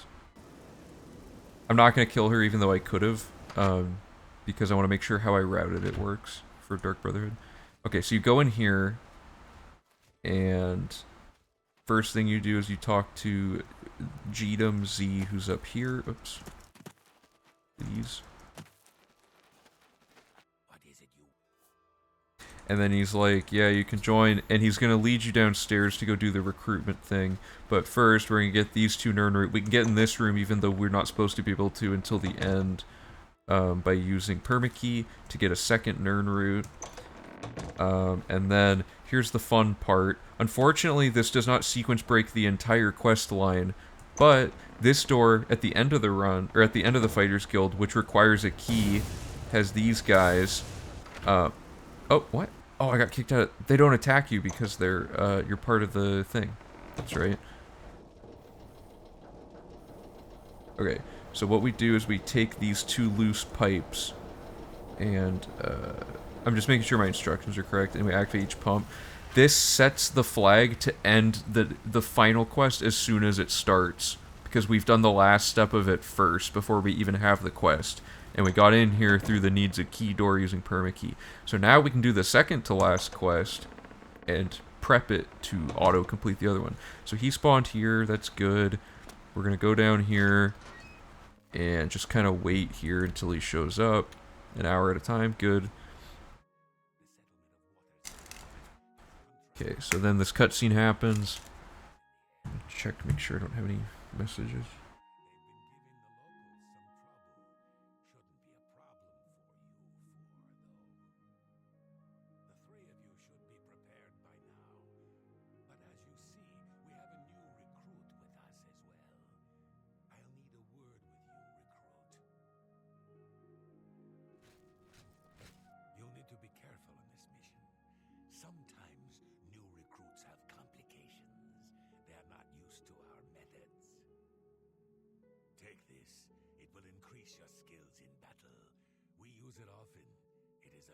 One second, guys.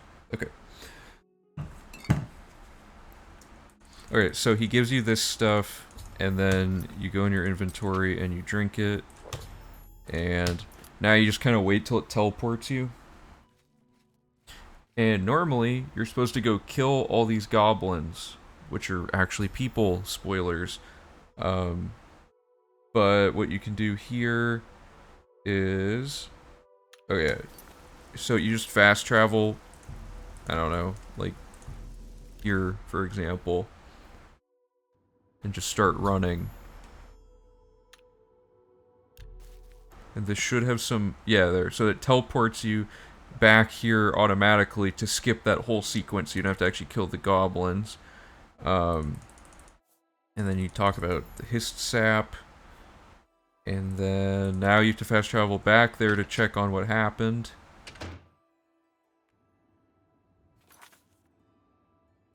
Oh, okay. Nice.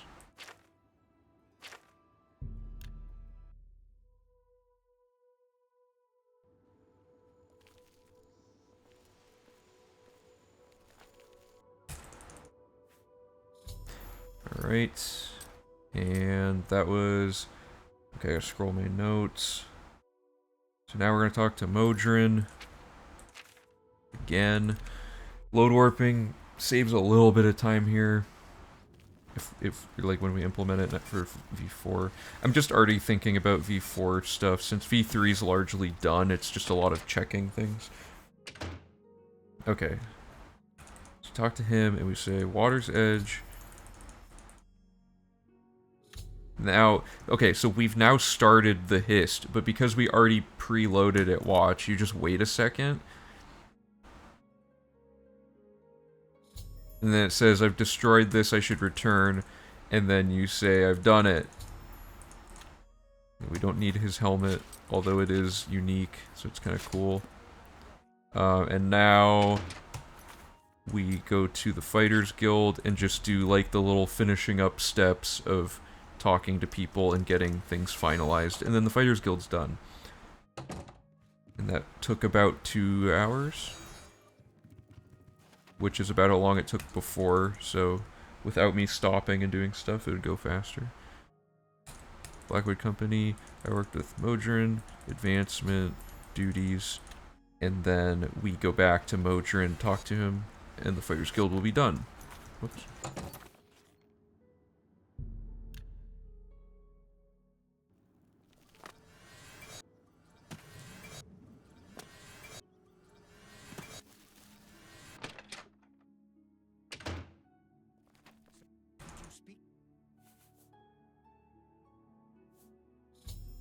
Okay, Fighters Guild done.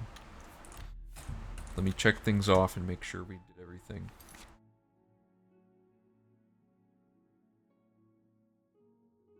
Okay. Information gathering is just the quest, which we did, and it has no reward for money, so we can check that off. Infiltration, no reward, and no fame. Check that off, and then the hist, no fame. Okay. So double check that we got all the fame we needed. Let me just look at my stats really quick. Our fame is 130. Yes. Okay, that all lines up. Good. So Fighters Guild's done. And I also have a part of the checklist for factions, and it automatically checks this off once you get to the end of a quest line based on what quests you've checked off. So Fighters Guild is done, so it now gives us the Master faction rank. Okay.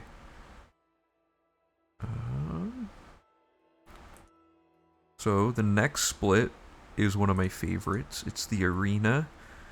It took us about a half hour last time, and it'll take a lot less time this time. Not a lot less, but like it'll be pretty fast, and you'll see why. I showed it off a little bit when I was doing arena record attempts several streams ago, but I'll demonstrate everything again here, obviously, so you'll see what I mean. Let me... And the arena is all one big unfinishable quest, so we're going to finish it as much as possible, which is to become Grand Champion, basically. Okay. And there's a lot of money to track during the arena as well, so I'm going to have to be paying attention to that. But all good stuff. This is also one of the few times in the whole run where we're gaining light armor experience. I guess we can kill the Adoring Fan later. I don't think we need him, actually, because we're not manually farming Sneak. Okay, so let me open up my notes and get the arena opened up to check money.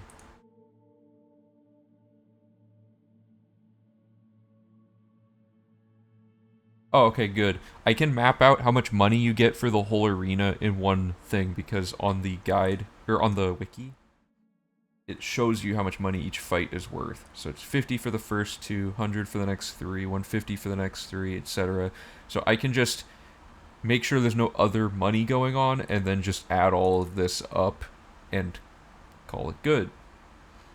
So I will do that after playing the arena. Okay, so let me go back. So step one, you go to the arena, and there's gonna be this, where is it? This cabinet? Yeah, oh, it's gonna be stealing though, so I don't want to do that yet. Oh, I'm going out of order, whoops. There's a skill book outside that I didn't get. My restoration, 96, I can go up 2 more levels.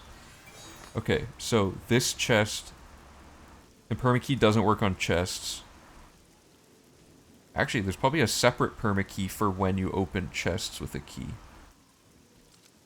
But anyway, so you break into this chest.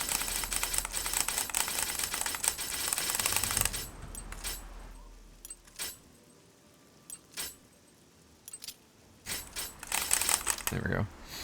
And you get Song of whatever. And you read it.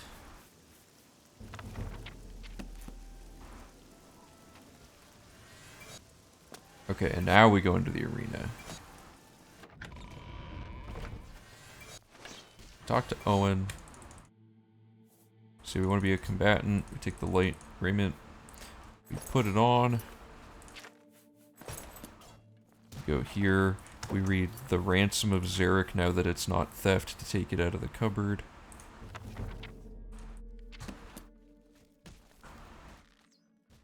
And then we do ready for a match.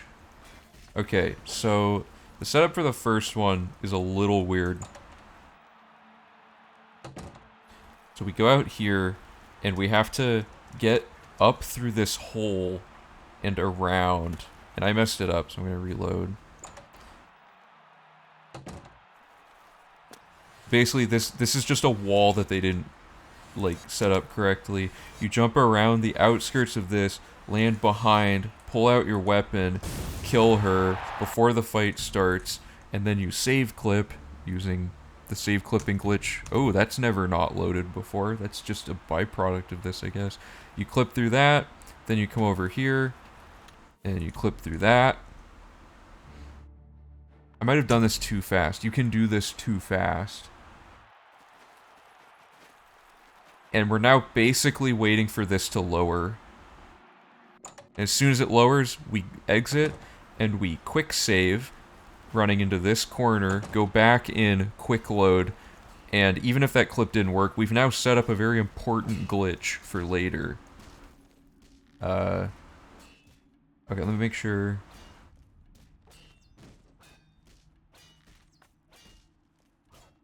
Okay, so we talk to Owen, we get our first 50 gold, we do ready for match, and let me read my instructions, make sure I wrote this all out correctly.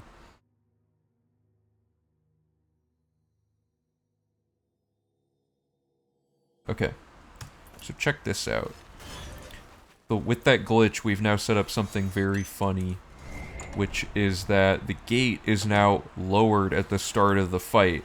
So we don't even have to start the announcement or anything. We cast this, the person dies, and we walk through here, and that's it. We go back to Owen. He says, nice job.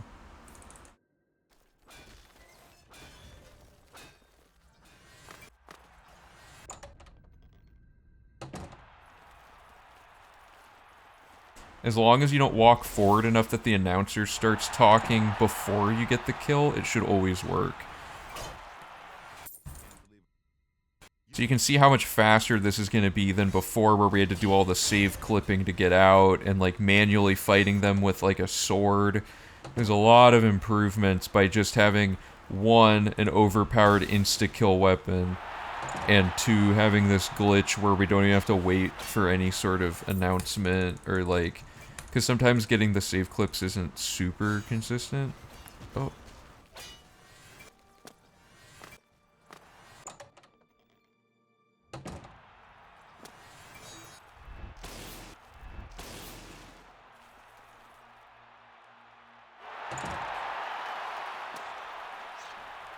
Basically, as soon as you see the good people text at the bottom, that's when you go.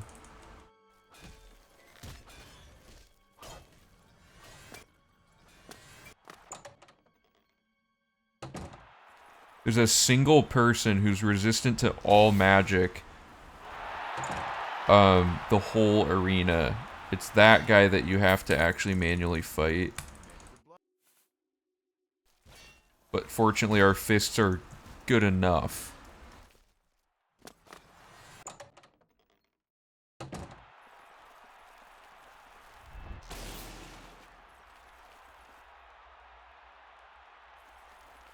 Must have missed.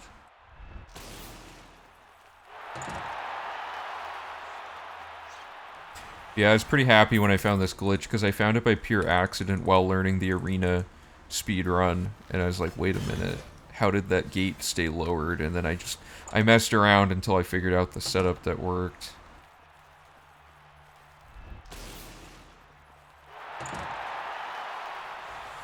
Also, lightning travels the fastest of any projectile, which means this staff is completely ideal for the fastest possible kill for each fight.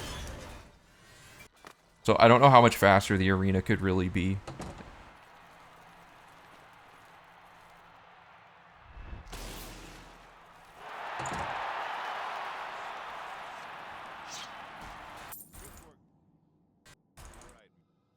Yeah, because in the time it takes you to wind the arrow up, you've already casted... Oh, the arena's not open right now. You've already casted the spell in the time it takes the bow to draw back.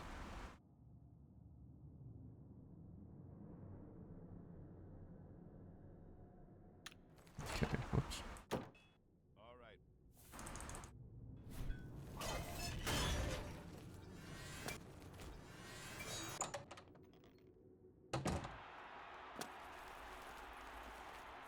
And lining these up isn't too hard.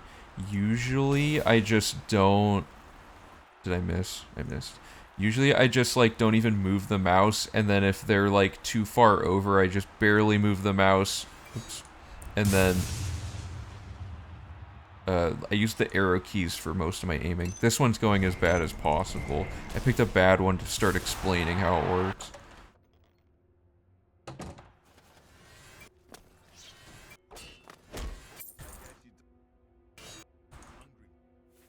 So So once I become a hero, that's the cycle where one of the fights has a guy who can't die to magic.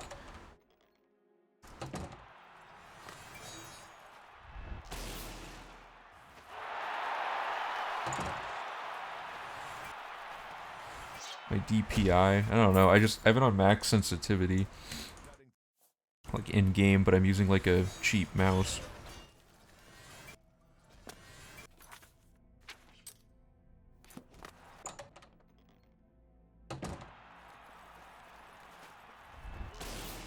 Whoops. Technically, it doesn't matter if the announcer starts talking as long as you finish the fight quick enough, but I've had it be a little inconsistent on the gate staying, or the gate not staying lowered if the announcer was talking and I didn't get back to Owen quick enough. So sometimes I think it's just safer to make sure the announcer doesn't talk at all until the kill lands.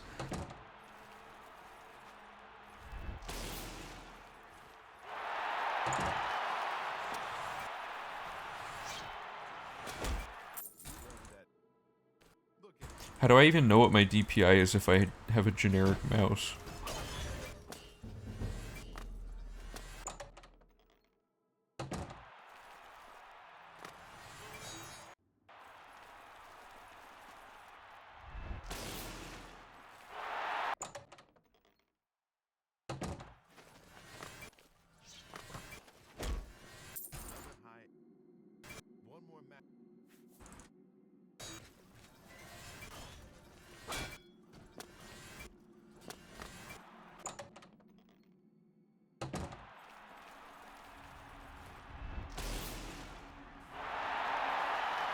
Didn't think that would land. Okay, I think this is it. Oh no, I'm Gladiator.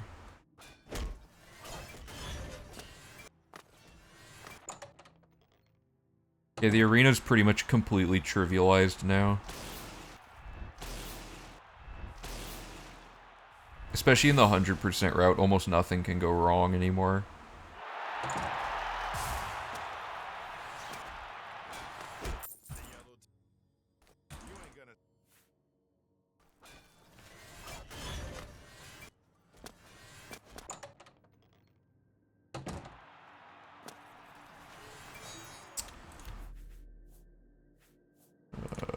Whatever.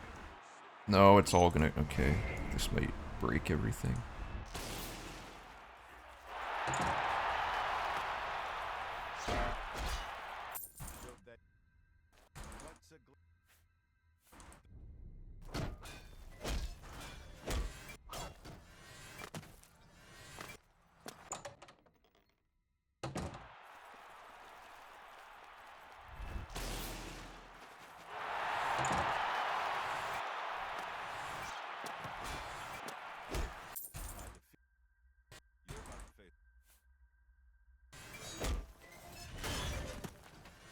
So many fights. At least it feels like a lot more when the fights are this, like, straightforward.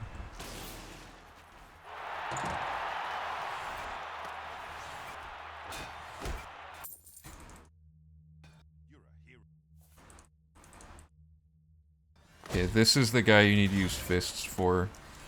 So we have to go fast enough that the game, oops. We have to go fast enough that the gate doesn't open again. It helps to get a sneak attack on him, and then just power attacking until he dies. There. And we just hope we went fast enough.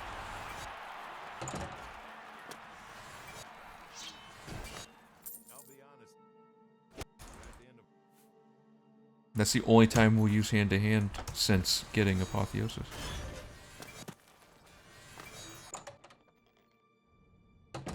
Yeah. Oh, it didn't work. It's not the end of the world, because this fight already can't. Yeah, whatever. I'll just do this. This fight, no matter how fast you do it or anything, it will not properly... It will not properly keep the gate lowered. It just, like, whatever happens with the gate, it, like, hard resets the flag for it, like, before the final fight. So this fight, I could have done it with the thing lowered, but I didn't have I didn't have the you know, I messed it up. It's hard to get the fists quick enough. Okay, so now we talk to... Oh, wait.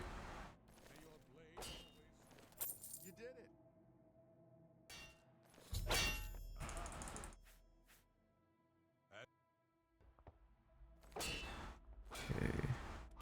Whoops.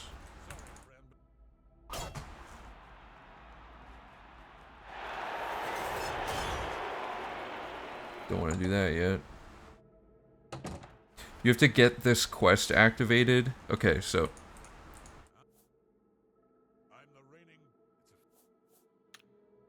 Okay, so what you do is you turn this into Owen to get your money and to finish up that. And now you say, I don't want to challenge you. And then you ask him about this and say you'll help him to start the Origin of the Great Prince quest, which we're not going to do because we're immediately going to now challenge him. And we don't need this anymore. And just for TOS, we'll put this on. And then we do ready for match. Doesn't matter what we pick. Let me scroll my notes. And now we treat this fight like the first fight, and because there's no fame tied to Origin of the Great Prince, we will just kill him and it'll finish both quests.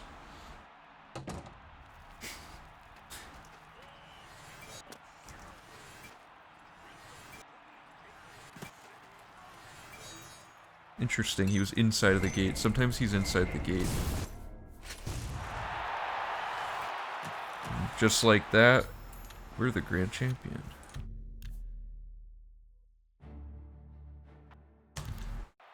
I don't know why my map texture isn't loading on the main menu. So much weird stuff happens in this game. Okay. And so that finished Origin of the Great Prince as well. So now when we talk to her, we do... it doesn't matter which raiment you get, because we're just going to drop it. And that's the arena.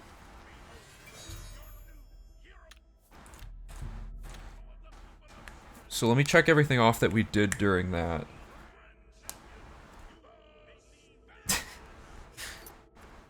Every time you open the inventory. Okay, so... let's go over here. What'd we do? Well, first we read these 2 books. Let's get those checked off. That was Song of Hrormir, which is...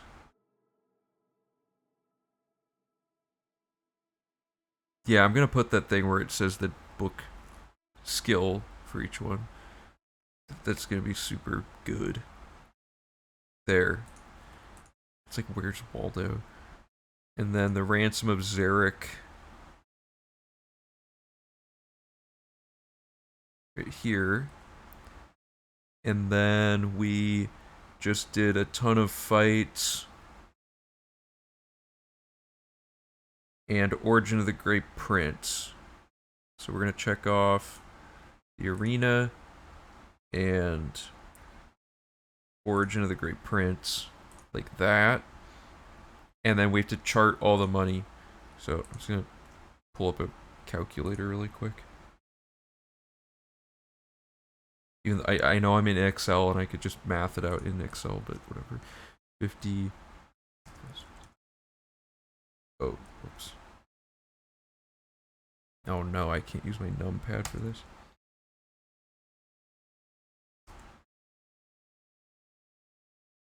$300.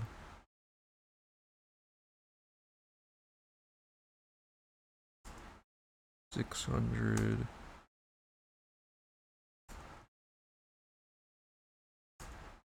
$900.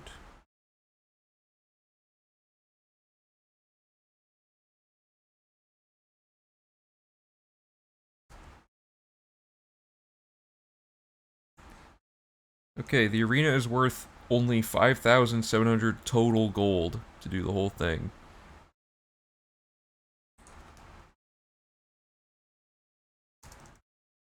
Okay. So we gained a little bit of money there.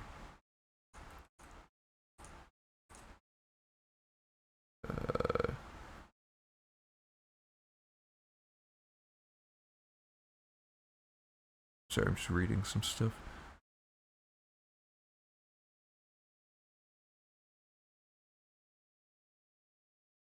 Huh. Okay. Done. Now, this is a long split, and it's just like every side quest, basically. Yeah, Oblivion's so popular on Twitch. I gotta abide by TOS on this one. Sorry, guys. Um, yeah, so Arena was like 30 minutes last time, and last time side quest took 4.5 hours. I don't know how long it's going to take me to do it on my own, honestly, but there is some slight optimization in some of the quests, most notably quests where people can die without it costing us the fame. We now kill those people to end the quest as early as possible. But so just a quick idea of how long side quests is. It's separated by city, and then it's just, here's all the quests and all the things we have to do for those quests. Goes on and on. There are so many quests. But it's not that bad. Plus, we saved 7 minutes killing this guy. Fun fact.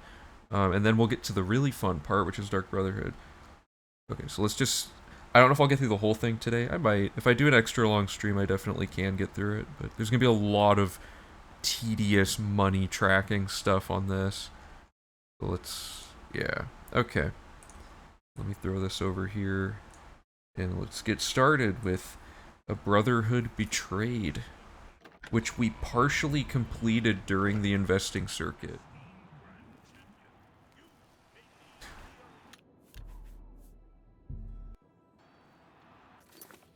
Okay.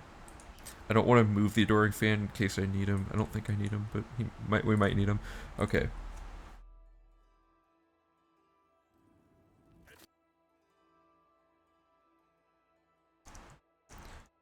Burma East Gate.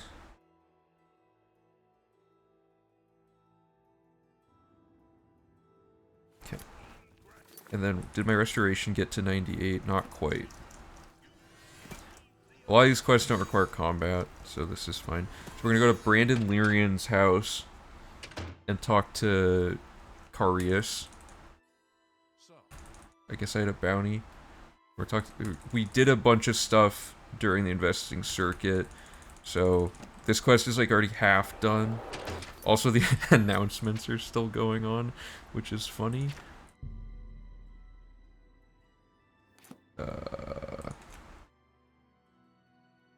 Okay.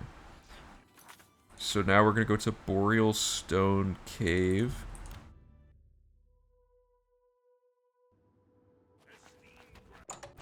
And we're gonna kill Reynold Dralis, and there's 3 keys on him.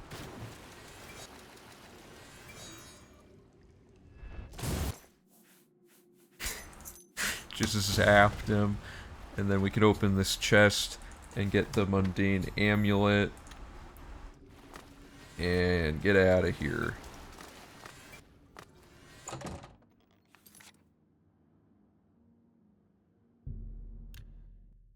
The good thing is, a lot of these quests... a lot of these quests are really fast. The side quests, I kind of enjoy it because each quest is such a little flash in the pan kind of thing. We talk to her. We give her the mundane amulet. And we advance... Okay, so there might be money here. What do we get as a reward? Is it just the amulet? Yeah, so no money there. What do these words mean? The phylactery of lithness? Like, it's like they just read a thesaurus and decided this will be the quest reward. We don't need it. But it is free 5 speed, I guess. But, okay. Nothing crazy happened during that one. No money was exchanged. That's just a straight... Moving on to the next one. Yeah, I'll look up phylactery.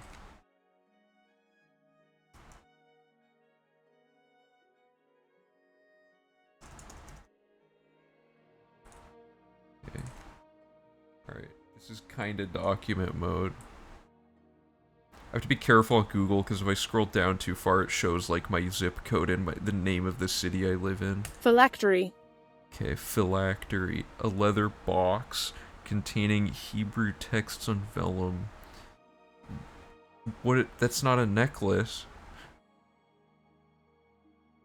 Litheness, the gracefulness of a person or animal that is flexible and supple. Lissomeness, suppleness.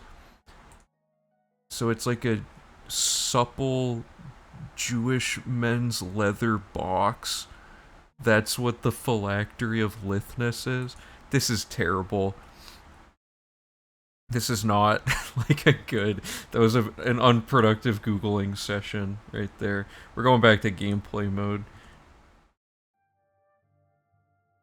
Oh, okay, so it's some like lore thing. Or like, yeah. That's an emote? Huh. Okay. This one's annoying. We have to ask about rumors around town until someone mentions Gerunder. The easiest way to do this is to go into Olav's tap and tack, but I'm gonna ask about rumors on the way there. The rumor RNG's dumb. Almost every quest has a way around having to ask for rumors, except for a handful, including this one. That guy's eyes are crazy. Okay, so I got the Gerunder dialogue to start the quest. And you can quick save and quick load to re-enter this over and over until someone says it as a last resort. So now this quest is active. We're gonna go. We're gonna go over here. What's the emote for that box with the star? Is it phylactery by chance? Okay, so we're gonna do Gerunder, stolen gold. I'm in. This quest is annoying. You have to do a bunch of really specific stuff. Get arrested by hitting a guard. Well, I don't want to kill him, so...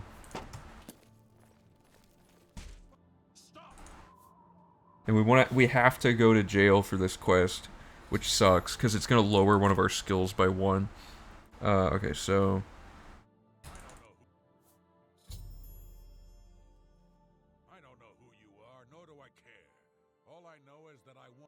Oh, I didn't wait for the quest update. Yeah. Okay, so this updates the quest. Now we sleep. Okay, so there's RNG here. We have to wait or we have to sleep until we get a really easy skill to improve, and the game crashed. Sometimes this does happen, and I don't know why.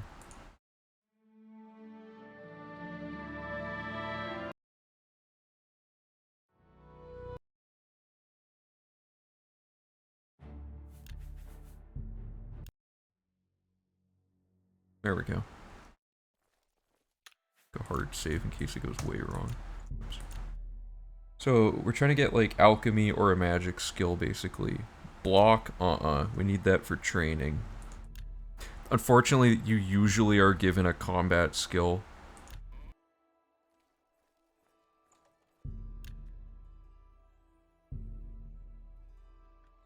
Alteration decreased by 1. Sweet. So we're gonna get it to 99. I think. Let me check the books. Yeah, we can safely get it to 99. Okay. So we did all that. Great.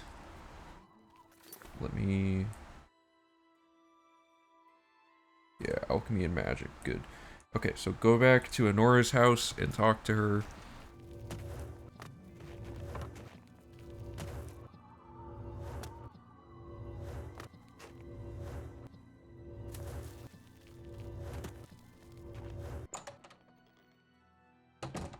And now, we're gonna do stolen gold, Gerunder's way, which causes her to fight you. And we could just use Apotheosis. Okay. And then we take the chest key. Yeah. And then we follow the quest marker to open this chest and take the true amulet. And now we're gonna they're gonna fast travel to the prison to talk to Gerunder. It took me so long to like figure out the optimal way through each of these quests, especially ones like this with complicated multiple paths and stuff. It's a standard part of the emoji. Oh, okay.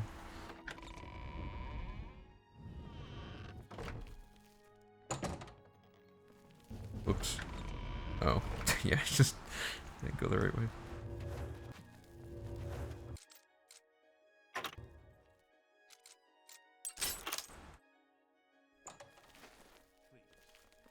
Talk to Gerunder.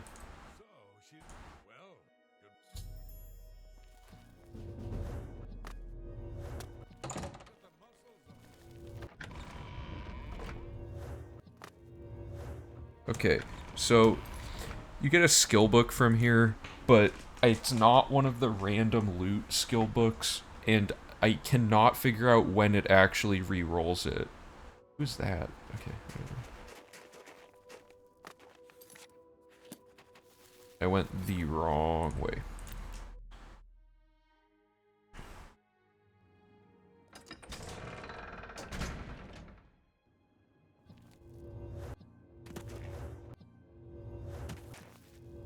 Okay, so you just go in here.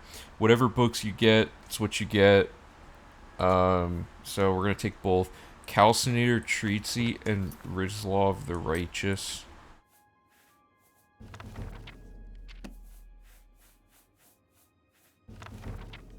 So these are different every time. Okay, Calcinator Treatsy. Where's Rizlov? Rizlov the Righteous. Okay. And there was no gold exchange that whole time, was there? Oh, awesome. Thank you so much. Appreciate it.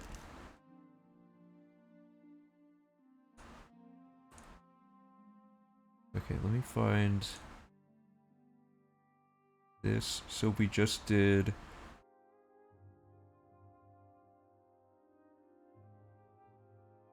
Brotherhood Betrayed and Two Sides of a Coin. Let me double check the money on these. Yeah, no money there. Two Sides of the Coin. No money. Okay. The next one is Lifting the Veil, and then that'll be the end of the Bruma ones. So this one, we already set up halfway. So this is new with the version 3 logic.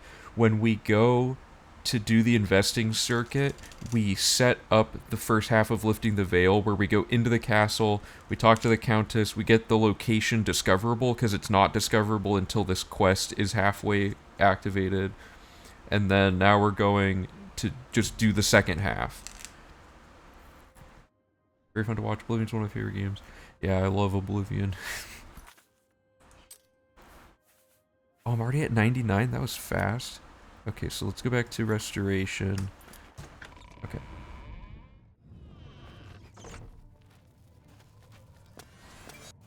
A lot of things that'll be going on in this quest that are annoying. Mostly enemy aggro.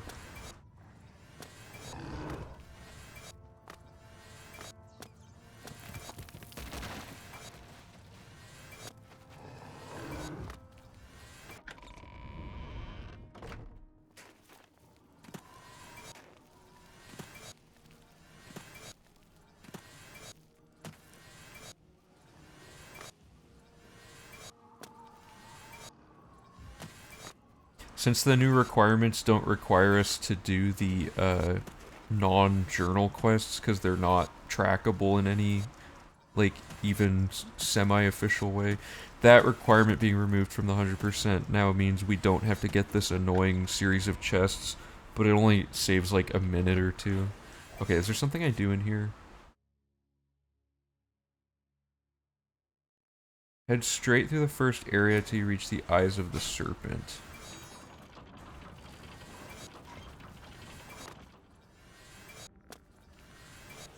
Head north. Oh wait. In the next room, hug the right wall. Oh, I gotta get to the eyes of the serpent. Yeah. Hug the right wall until you reach the fangs of the serpent door. Okay.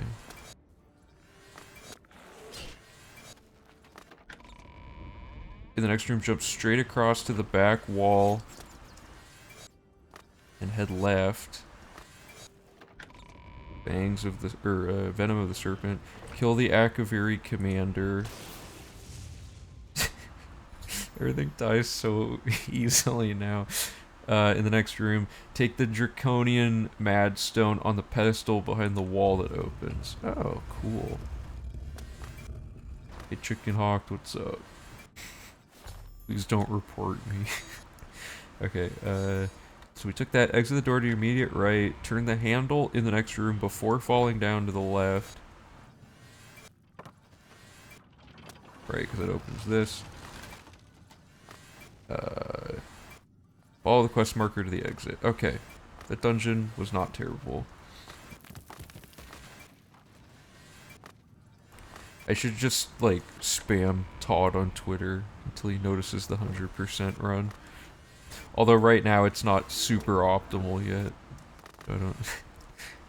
Do you think they... Like, I imagine developers are like, oh, cool, when people like a game enough to, like, you know, do all this crazy stuff to it. But at the same time, I bet they're like, I can't believe this is in the game. But Bethesda has to be numb to that by now, right?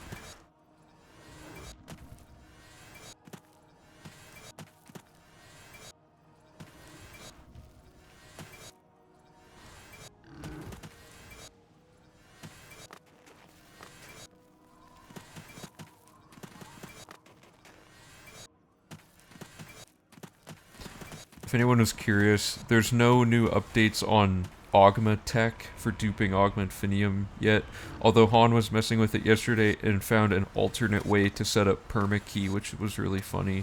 Apparently, if you interrupt the dialogue box for opening a door with a key with another dialogue box for a skill leveling up on the same frame that the door opening pop-up is supposed to appear, it cancels that pop-up, effectively creating the same thing where you haven't closed the door open pop-up to reset the flag. So that's a really interesting thing. Oh, there's aggro still? On what? Oh.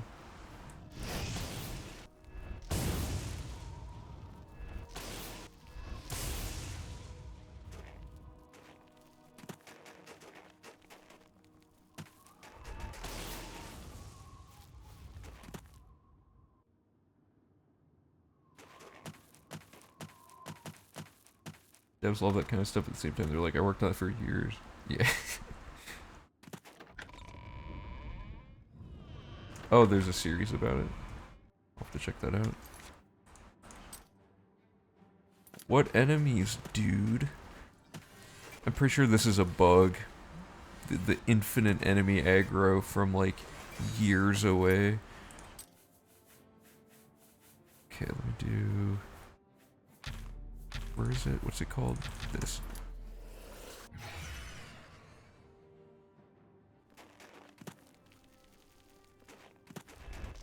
Yeah, 60 feet actually isn't that much. I was watching parts of our last run to get timing data stuff to fix up the splits for the next timer to compete against, and there's a part where Max and I are arguing about how to fix, like, the infinite enemy aggro thing, and I was like, the best way to do it is just to run away and spam, you know, like, wait until it lets you wait. And Max was like, if I run away from the wolves, it just creates more wolves in front of me that it now thinks are near enough. It was just funny because we're both like trying to figure it out, and he just kept like, it just kept spawning more enemies near us as we were running away. I definitely need a better way to, like, they're not even reacting as if there's anything aggroing. I have to go all the way to the city. Yeah, V4 needs an enemy de-aggro method that's 100% consistent, because quick save quick loading's good in a pinch, but it doesn't always work. That's going to be one of the top priorities, in the same way that one of the top priorities this time was fixing combat to not be as awful. Just all these small quality of life things that'll make the run less brutal. Okay. Not the yes master, you needed me thing. I hate how many times I have to hear that in this run. Okay, so Countess should be here. Oh, the game crashed, so I don't have permakey active. I gotta remember that. All I have to do is turn this quest in, and then we're done with Bruma, and we're on to Cheydinhal, who approached me. Take this.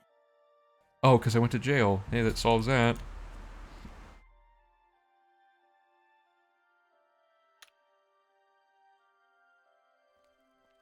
Please.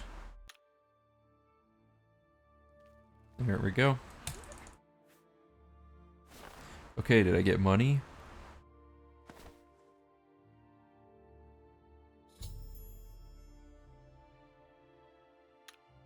People are really stingy in this game.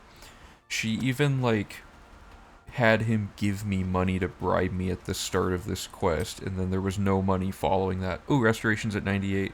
Okay, what do I have to get to next? Illusion's already at 98. Conjuration. Okay, the only thing left to farm is getting destruction from 92 up to 98. So we have 6 more destruction to farm, and then the spell farming's done, and we're not even like close to done with the run. So I am so happy with how quickly spells go up with the new character build and with the fast spell casting. Okay, so let me make a hard save because this is the end of this city's quests, and let's check some things off. So all we really did was lifting the veil. There was nothing new, but I'm gonna check that off. And I have all the miscellaneous quests grouped by city, so these are all the Bruma ones, for example. And there was something else I was gonna do. Oh, I was gonna see if lifting the veil is supposed to give you money in any way. No. Alright. Moving on to the next city, which I think is Cheydinhal. Yeah, Cheydinhal. Okay. Oh, there's gonna be a lot of money going on here. Okay. So now that we have all those houses we bought during Allies for Bruma, we need to buy the furnishings for them in order to finish their quests. Also, I have to make sure to never touch an NPC with this spell or they will hate me, so I'm gonna be not farming them as aggressively. How's it going, Moonshine guy? Doing good. I get like the 100% goal spreadsheet. Yeah, so the one I'm working on right now, the one I'm working off of right now is available if you click on the Oblivion 100% is back link. Let me double check that it does in fact go to this exact one that I'm working on. It might have been an old link, but I've been telling people it goes to this one, so hopefully. 1 second. Yeah, it's the corn panel, the 100% is back panel. Yeah, we're about halfway done according to the thing. So, it's pretty good. And right now we're going to be doing all of the side quests. Okay, so this one's easy, but it's a lot of math. Or a lot of money, I guess, not math. We go to Borba. And first of all, we invest in Borba. And she has a dude that's usually locked in the basement. I'm gonna also set up permakey really quick. So there's a fun thing in Oblivion where NPCs that live in houses don't have keys to their own houses and they get locked in the place they live. Not all of them, but like a few of them. This guy's one of them. So he can get into his basement. And actually, I don't even know if there's a key for this one, which might be the problem. But the solution to doing this is to go upstairs to like lure her all the way up here. And when she comes around the corner, she should be coming up the stairs here. Well, she got stuck talking to people. Oh yeah, she got stuck talking to people. Why are there so many people in this building? Okay, whatever. Let's just get the purchasing out of the way. Have a look at my wares. I'm sure there's something to suit you. So she sells all of these. So it's 2, 6, 9, 8, and there's 1, 2, 3, 4, 5, 6, 7, 8, 9, 10. 10. 2, 6, 9, 8.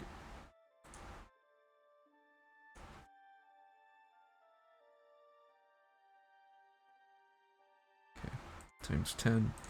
So this is Jaden Hall Home Furnishings. 26,000 just for that, and then there's invest in Borba for 500, and another 500 for oops, investing. Oh, did you try to link the spreadsheet? Yeah, sorry. I've had like suspicious links get posted by bots and stuff before, so I had to turn links off. I can't. I hold up. I can link it if you can't find the link, but 1 second. Who's this other guy? Magra. That's the other one. Invested Magra for 500. Can I interest you in some of my wares? Whoops.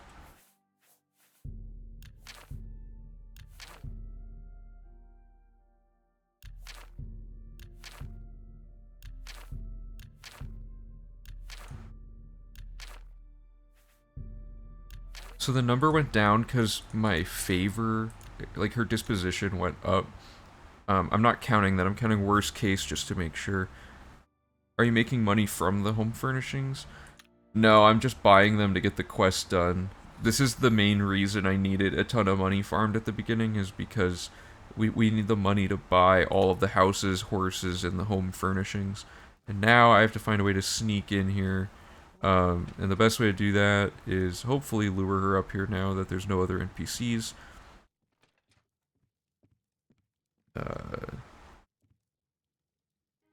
Wait, I have the wrong, what spell is it? Where'd it go? There it is. Okay, so she's up here, and now I just make a mad dash for the door, like that. I marked it wrong.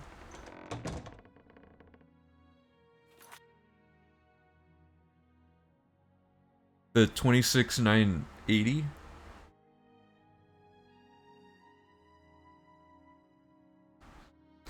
So 26,980 was how much it cost before I bought the first two, and then the disposition went up, but I'm not counting the changes in it, just because the disposition changing is slightly random, depending on what their disposition was before they talk to you.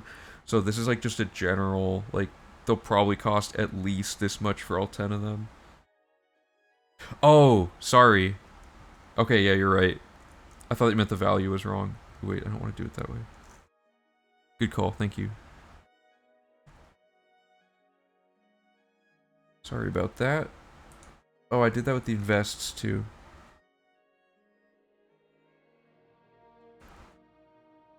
Did I mess anything else up? Okay, good call. Sorry about that. Alright, back to the quests. So this quest is now done because I bought all the furnishings. And this dude, when you go in here, he isn't in here because now that you've unlocked it, he can get out. So now he's right here, and now you invest in him. Isn't that weird? So we invested in those two people, and now we can do the next one, the Brush with Death. For this one, you go to Wraith is it Lindos? I don't know. Okay. Talk to his wife. This is one of those ones where you can hear about it through rumors, but if you just go straight there, it skips that, which is good. Oops.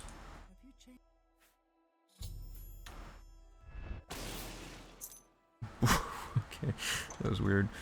Ooh, here we go. Now I tried it. You can't go in the painting before talking to her. Okay, so now we talk to him. thief, brush of true paint, no thanks, painted trolls, okay. Oops. So now we just jump over these rocks.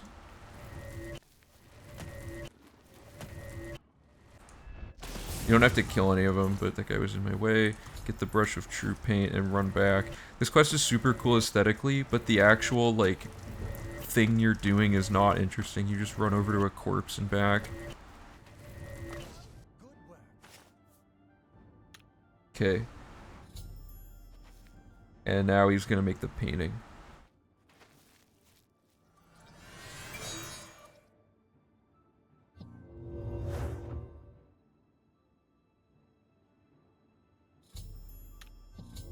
Okay.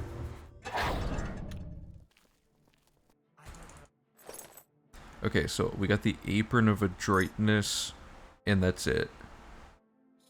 Still no money for doing all this questing. Okay, so that quest is done, and now we're gonna do corruption and conscience, and that'll be the last one in Chaden Hall. So corruption and conscience is a rumor-based one, unfortunately. So just we have to ask people about rumors until we get the fine topic.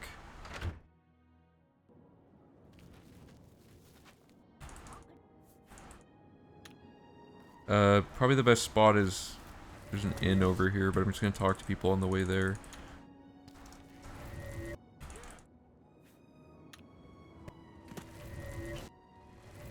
Ganriddle, what do you know? Nothing. Okay. Okay, so I'm gonna quick save before entering this room. Hopefully there's a bunch of people. There are, good. I'm gonna talk about rumors.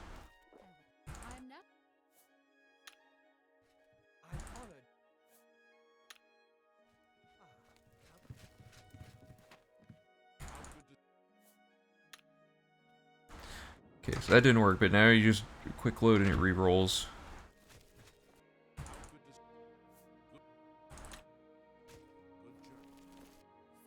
Where's that guy sneaking?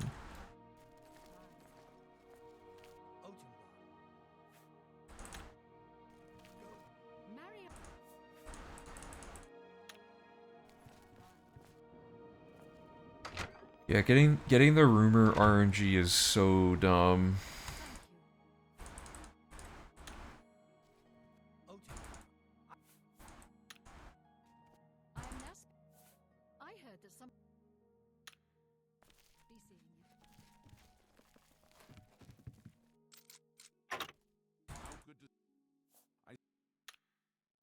Come on. Try this one.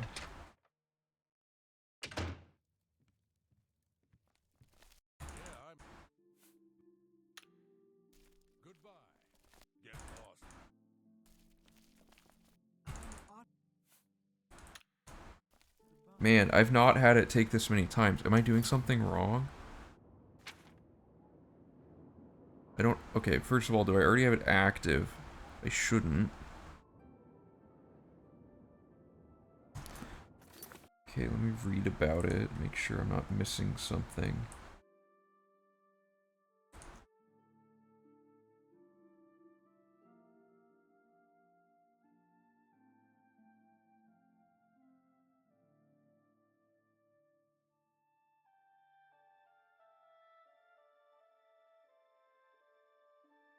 Oh, thanks. Yeah, thanks for stopping by. See you later.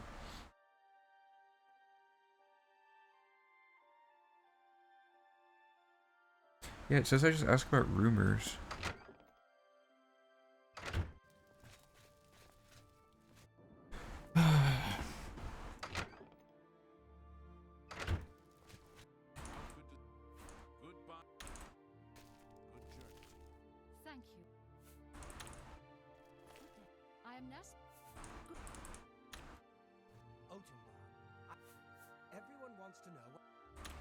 The problem is there's so many things they could ask me about now. Is there no guaranteed... Correct, there's no guaranteed way to start this quest for some reason.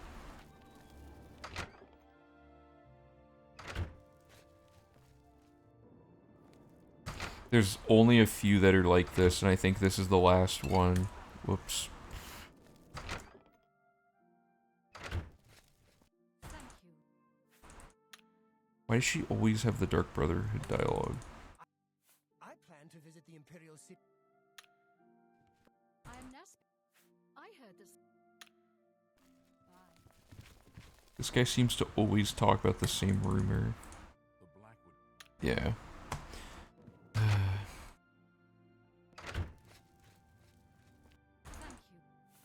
you. She always talks about Dark Brotherhood. Right? What? Oh, that's the thing I just did. I am Nesp. I've heard. I talk to her every time. She seems to have the most random rumor. This is horrible RNG. Thank you. Good news. But yeah, it's like I've achieved so many things that these rumors, I think there's like such a large pool of things they could be talking about now. My pleasure. Greetings, champ. I spoke. Otenbar. Thank good. I give up on that part. I'm gonna go to a different area of town. Why are you in the river? What's also weird is you can hear, because he's like the guy related to one of the quests.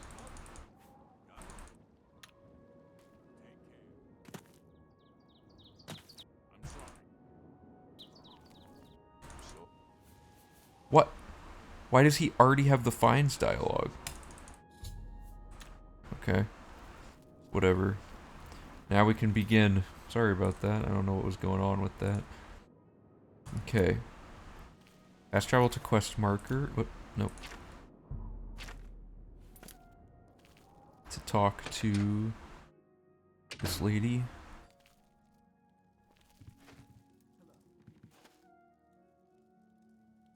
Being gaslit again.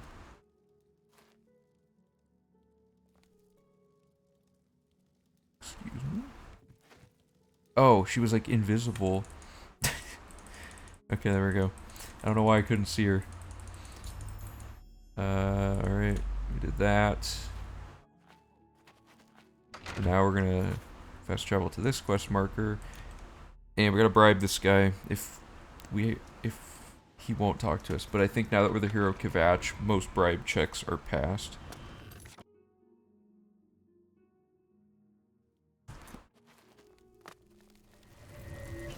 What do you want? It appears you... Okay, yeah. So now we're gonna talk to Aldos.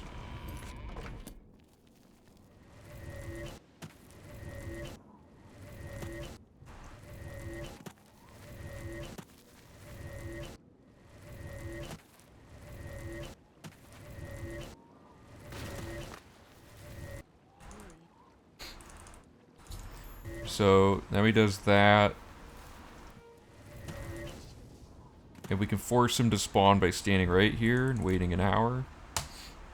And now the cutscene begins.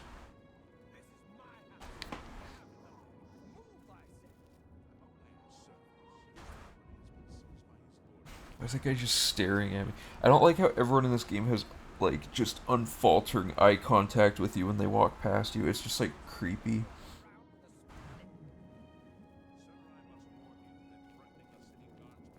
For those of you who don't know the plotline of this quest, it just doesn't matter. Oh, I thought she was gonna just keep staring at me.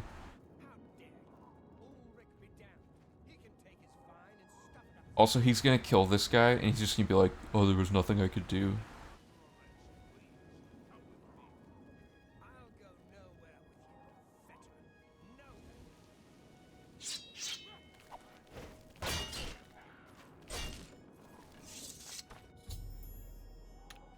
Like, if you talk to him, like, nothing to see here. I had no choice. Okay. So he's dead. They talk to her.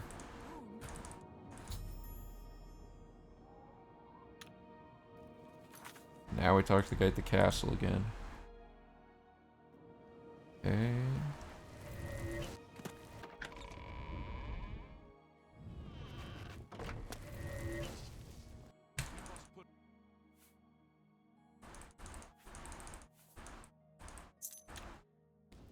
Okay. He gives you a key to the castle. Now we go to the Chadenhall barracks.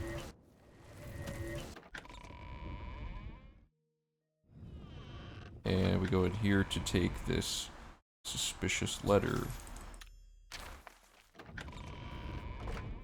And go back here.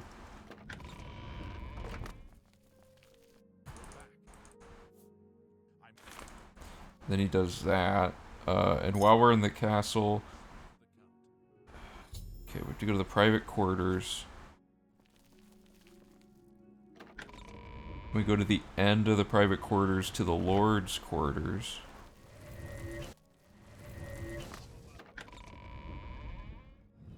We read the Wolf Queen V7. Dude, there's so many times getting arrested can be avoided by permakeying through a door. It's so nice.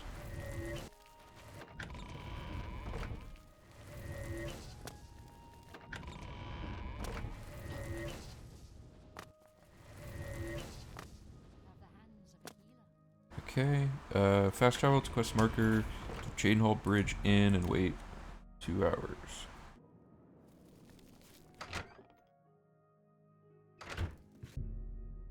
So basically when we do the investing circuit, we go everywhere that the quests don't bring us, but none of the places that they do, so when we get to the quests later, and we have to be in these specific rooms, we then invest in all of the relevant people. So that's one of the new things with this route logic, is there's a lot less backtracking because of things like that. So that finishes the quest. And he gave us what looked like a leveled amount of gold, and then we invest in her for 500. So that's Mariana.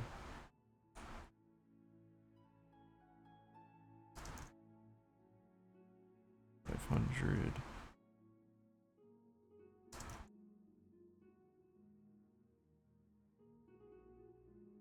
One second.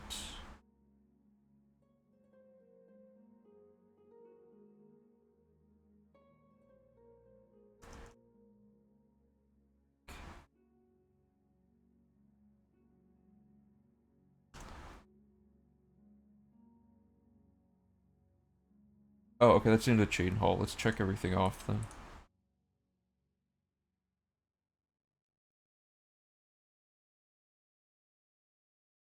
Okay, so in Chadenhall, we did buying a house in Chadenhall.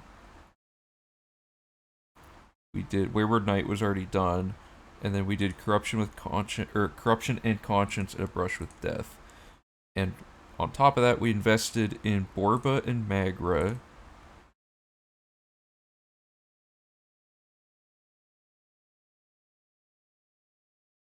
And then we read the Wolf Queen V7 and invested in Mariana and Karia.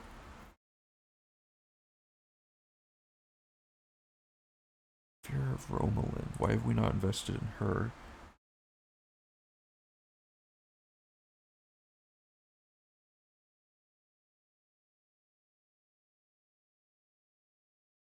Why would I have not invested in her? What's my investing count at?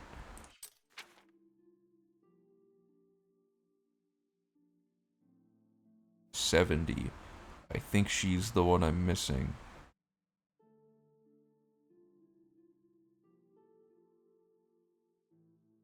That's concerning. Oh, Dare Vera.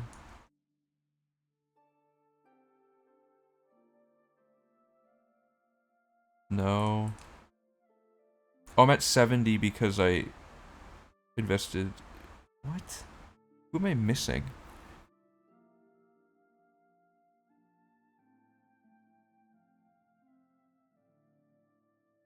Sorry, one second. I gotta figure this out.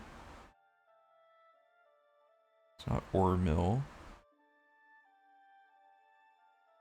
Oh, Sindarian. I didn't check off Sindarian. Okay, we're back on track. Woo! Okay, so that's our 70 of those. And Wolf Queen V7. Boom. Alright. That should be everything there. And then money-wise, Chayton Hall was the home furnishings and investing in 3 people, and we just got leveled gold from that last quest we did. Which was this one? Yeah. Level dependent amount of gold. What's the Garrus method? Is that the one I did?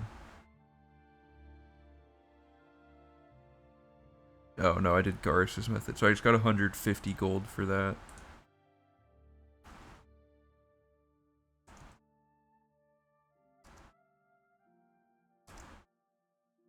Okay, we're all caught up. So, up next is Coral, which has a lot of quests, but they're all intertwined relatively smooth, because you have to go to a lot of the same places. So let's get that. Okay. And I invested in her? Yeah.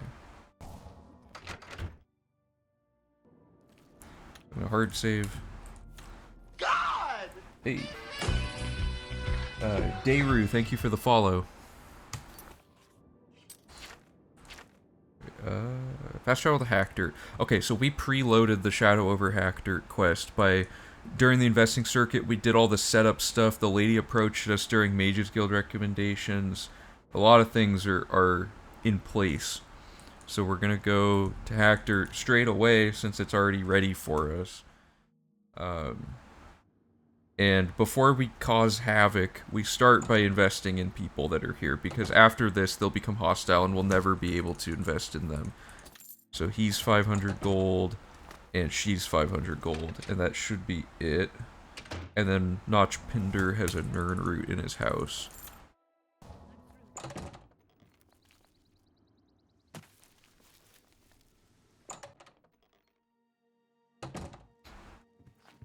Welcome to the chat, Dayru, how's it going?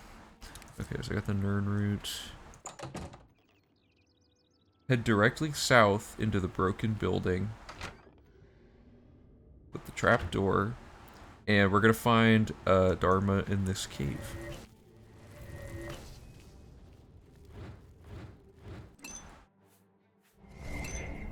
Nice, glad to hear it. Alright, so we're gonna open this. Oh, whatever. I'll let you out. This starts the quest straight up into this. So now she's following us, and we just go out the way we came in, and we immediately fast travel to Coral before any conflict can happen.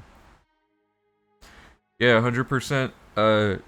It's a thing that I've been designing and working on for like years, and it's almost at a point now where I think it'll be like short enough other people will want to be running it, but it's still too long for like a single person currently.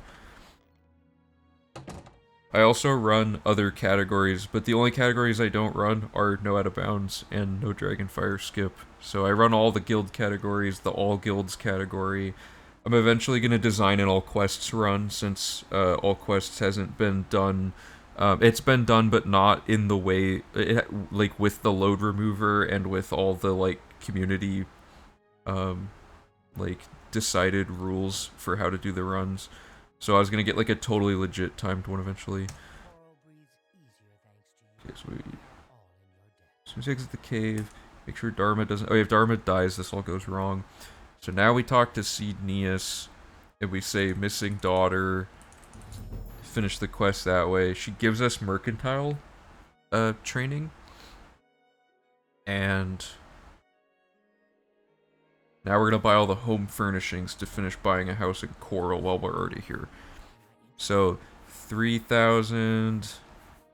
Oh, these all cost slate Y. These all cost different. Okay, 1, 2, whoops. 1, 2, 3, 4, 5, 6, 7, 8. 8 that cost 3,011.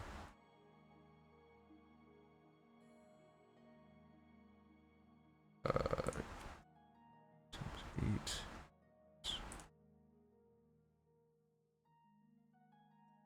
And then we have Can I interest you in some of my wares? 2 that cost 25.10. And we have... Good thing there's no, like, tax or anything in this game for calculating the money. That'd be brutal. 3346.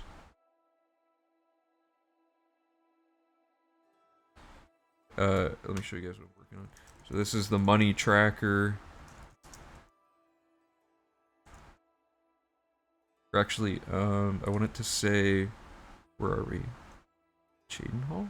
Or are we in Coral now? We're in Coral. Whoops. Coral Home Furnishings. Okay. So this is how much this whole thing costs. 32,000 for all those. The money might change as I purchase them, but that's the most it could cost at this stage, so I'm going to assume that.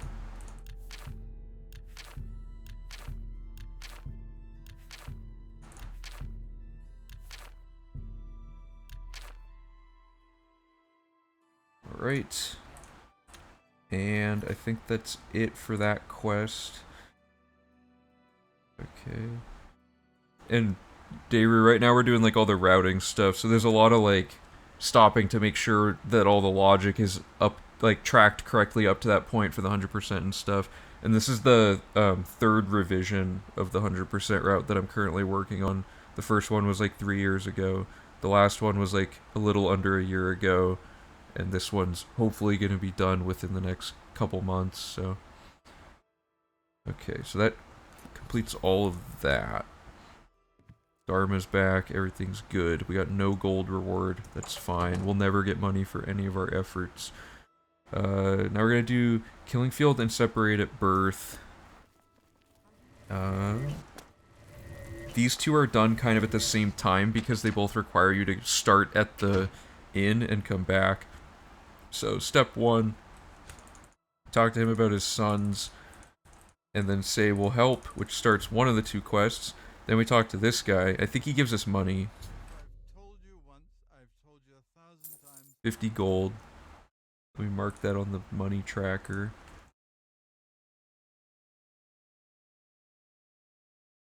Jermaine,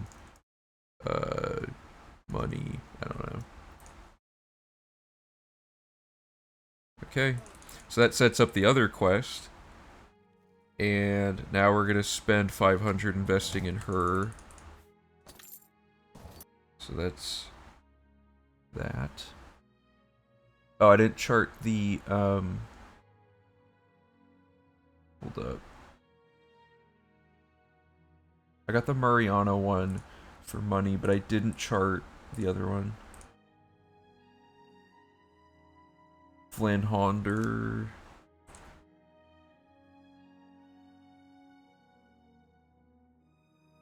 Sorry, 1 second. Invest Flynn Honder for 500 and invest Atira for 500.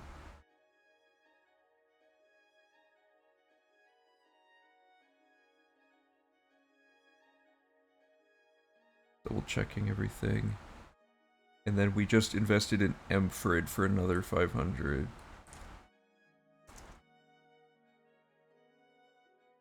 So we just drop mad stacks every time we go in a new building, investing in all the investors.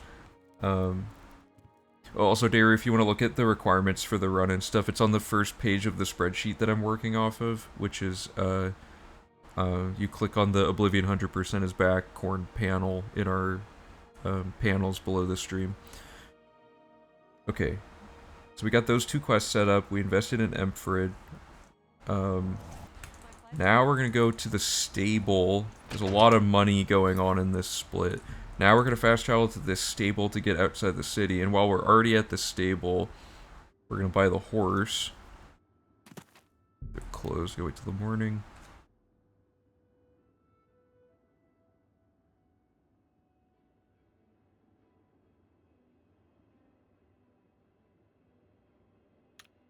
Okay. This horse is cheap. Bought and gone to buy a horse, 2,500. Okay. We add that to the fiscal responsibility tracker. coral horse. 2500.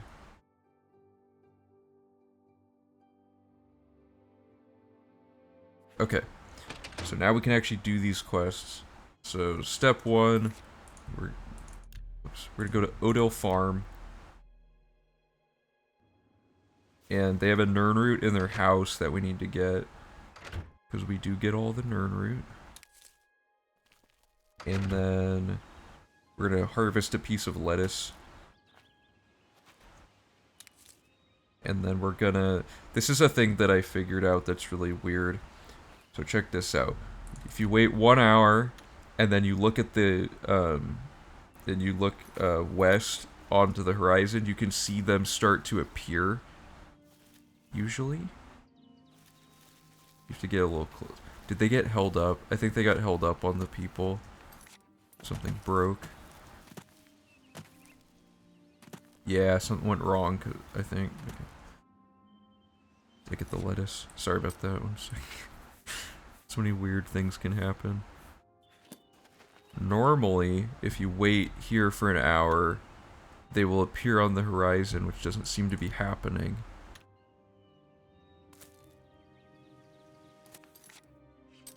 I've never had this happen.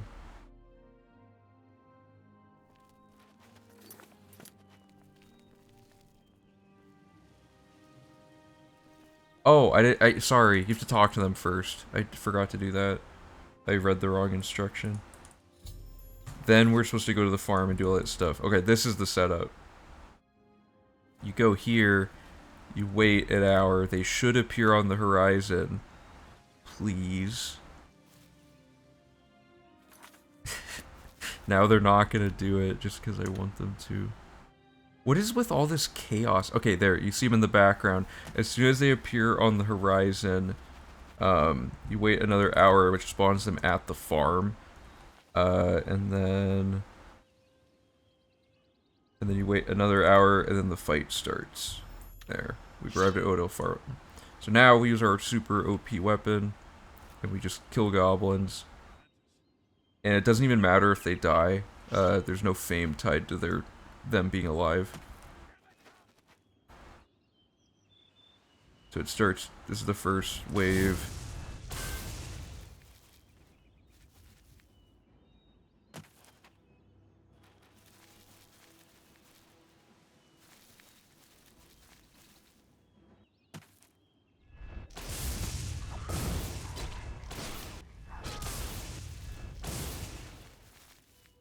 And the goblins always appear in the same spots.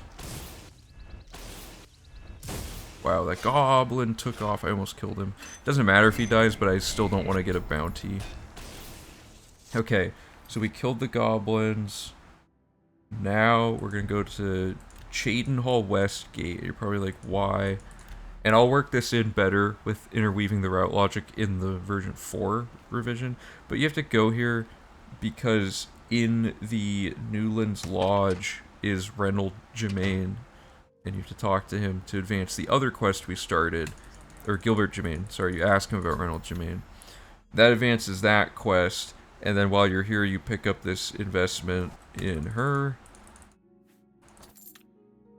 Dervera, let me add that to fiscal responsibility. Dervera. Invest. That's 500. Okay. Eventually I'll work it in that you don't have to go out of your way like that. It'll just be while you're doing the Cheydinhall side quests. Because it's like the order I put the actual quests in matters for these side quests a little bit. Okay, so I did the Newlands Lodge. I talked to him, invest in her. Okay, so now we're going to talk to Valis, but we're just going to wait till he appears in here.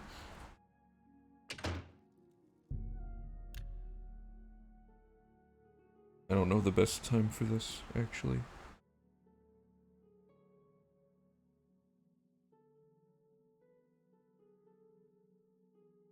Let's see if he's here at 9 AM. Oh, good. Okay, so we talked to him. And do we get gold?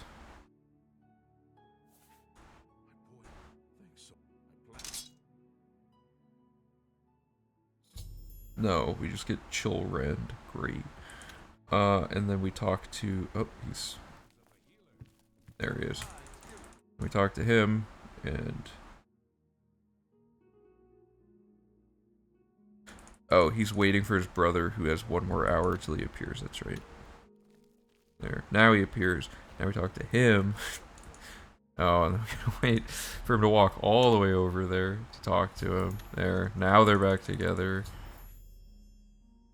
Ask about Weatherleia, and I'll help you reclaim Weatherleia. Okay, so that gets those 2 quests done. A few weird, janky things happen, but...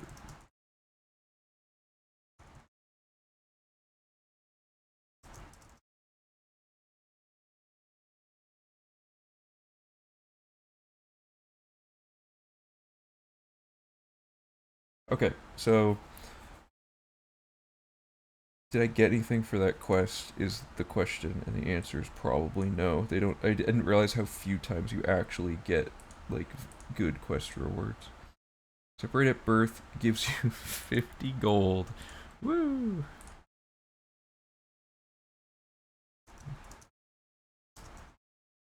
Okay. That's all caught up. So now we're gonna do Legacy Lost, which is a quick quest with one surprisingly annoying little thing that isn't explained. So, for Legacy Lost, you fast travel to Weatherleia, and then you kill all these like little tiny ogres. I don't get why they're tiny, but they are. And then once they're dead, this is the part that's so annoying. For some reason, you just stand right here and the quest updates. It never explains this. There's nothing in the quest that suggests you have to stand here, but it doesn't check if you've killed the ogres until you're standing in this exact spot, and then the quest will update. I don't get it. But now that you've done that, now you go back and talk to them, and you can start, or you can get them to walk over there.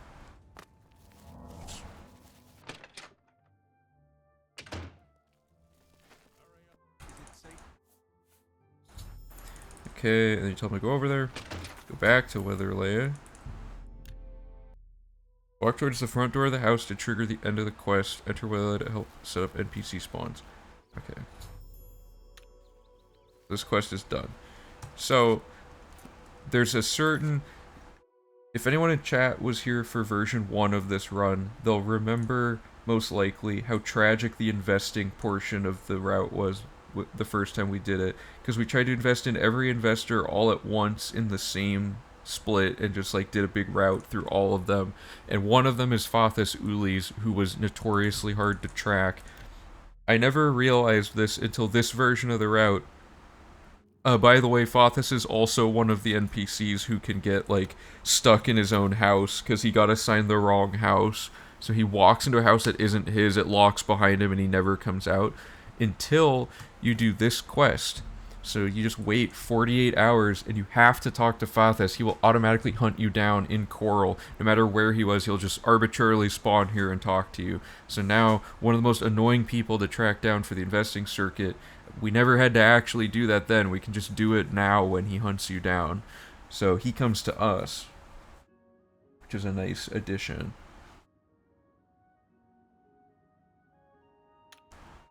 We gotta wait 48 hours, and then he should appear.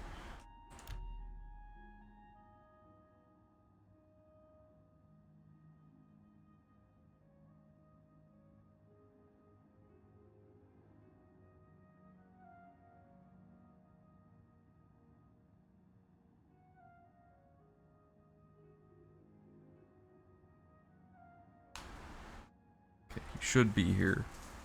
And I could also... I gotta equip the spell. Okay. What did I do wrong? Legacy Lost is done, yeah. Okay. I might just have to wait a little bit longer. As with anything in this game, nothing's 100% consistent.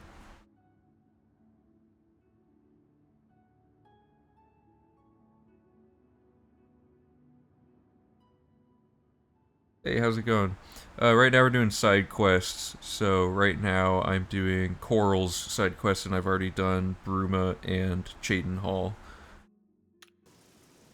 And we're trying to get Fothus Ulis to spawn, and he just isn't feeling it, I guess. Because all we have to do is wait. Oh, there we go.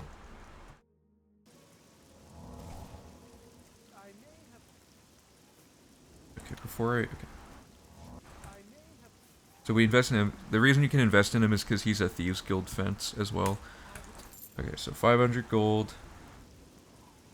And then we're gonna say Jermaine family. Basically, he wants like an artifact or something. I'm not super solid on what actually is the plotline of most of these quests because I just run through them for the speed run. I don't remember most of the side quests. But yeah, now that we have the whole map, we can just fast travel to every location instantly. Fall down into the first pit. Take the... oh wait. And head to the tunnel. Take the next right and head straight.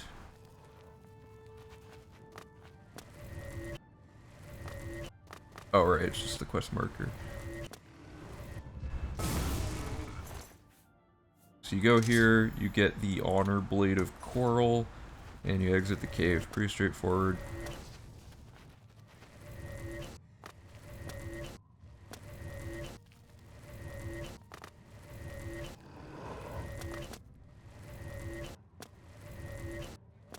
When was the last time you played Oblivion casually? I tried to do like an RP character just to like force myself to play under certain parameters somewhat recently, like within the last like 5 months or so. But I just knew too much. I was like, oh, I need money quick. What's the best way? Oh, I could do Dory. You know, there's like a lot of things where it's like really hard for me to enjoy the slow movement speed, the lack of money. Like, I don't know. The last time I actually was super into playing the game casually was honestly like years and years ago when I first like played it, because I played like thousands of hours of it casually. But that was on console, because on console there's not as many ways to be really cheaty about stuff, you know? Like, you can still do all the glitches, but I didn't know most of that stuff existed, and I didn't have access to the console commands especially. Okay, Redguard Valley Cave, we did that. Killed the ogre, we got the blade. Okay, so you have a choice in this quest. You can either turn the blade into Fathus, or you can turn it into the castle, because it's like an artifact that they want or something. You have to give it to the castle in this case, because it gives you fame, and you need all the fame for 100%, of course. So, you stole an item, and you give him the sword, and he gives you a shield called the Escutcheon of Coral, which, does this do anything? Oh yeah, we don't want reflect damage on our shield for when we do farming later, because it'll kill whatever's attacking us. While you're still in the castle, do canvas the castle. So now we're gonna go to our quest journal and do this really quick before we leave, so we don't have to ever come back here. And canvas the castle is a series of clues, basically. So you have to talk to each person and say gather clues that has a quest marker. Oh wait, that's not a separate room. It's funny because for this quest they just give you a key and give you full access to every room in the entire castle without any question. It's just like, yeah, I'll totally help you figure this out.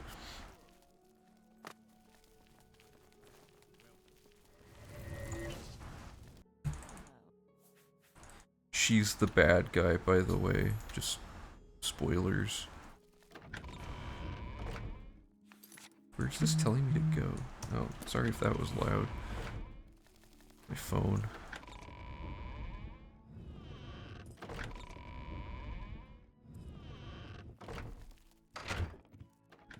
Is it her? Where's this green marker? Oh, the person's not even in the castle? I haven't had that happen before. That's funny.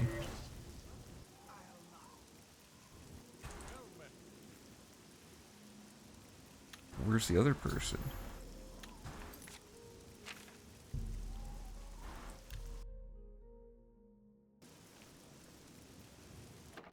Oh, in the barracks. Okay. Wait, what character are you talking about?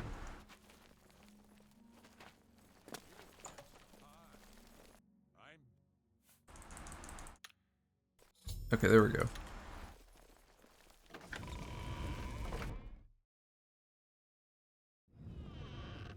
So now that we've gathered the clues, the next step is to look at all the landmarks, which are these footprints. Two other things.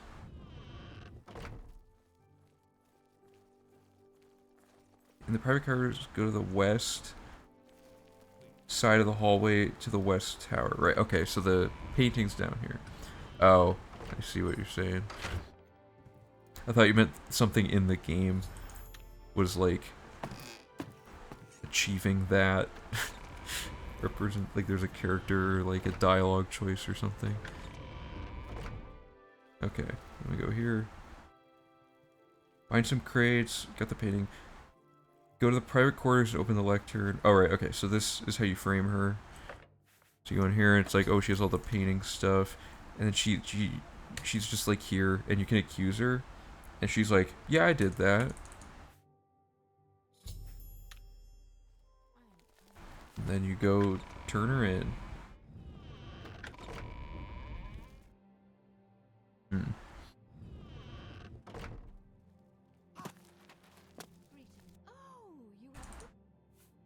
I'm shocked. Do I get money? Please. 200 gold. Okay, is that leveled gold?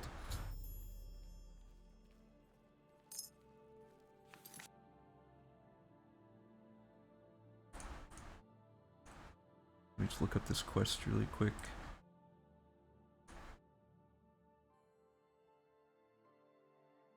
$200 gold at level 1. Yep. Whoops. Okay. 200 gold for canvas the castle reward. There we go. And then there's one last thing to do, which is to finish up the Sins of the Father quest that we started and we're doing at the same time. So now that we've done that, we reactivate Sins of the Father. Oh, I gotta change this instruction. Activate Sins of the Father and...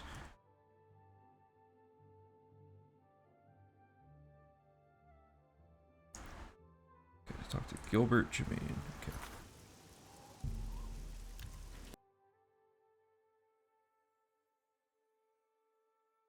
To quests. Sorry, I gotta type a few things really quick. Talk to Gilbert Jermaine. And this will just finish the quest because you're basically saying like, hey, I turned in that blade that was like an artifact and I preserved it. And he's like, thank you. And that's it.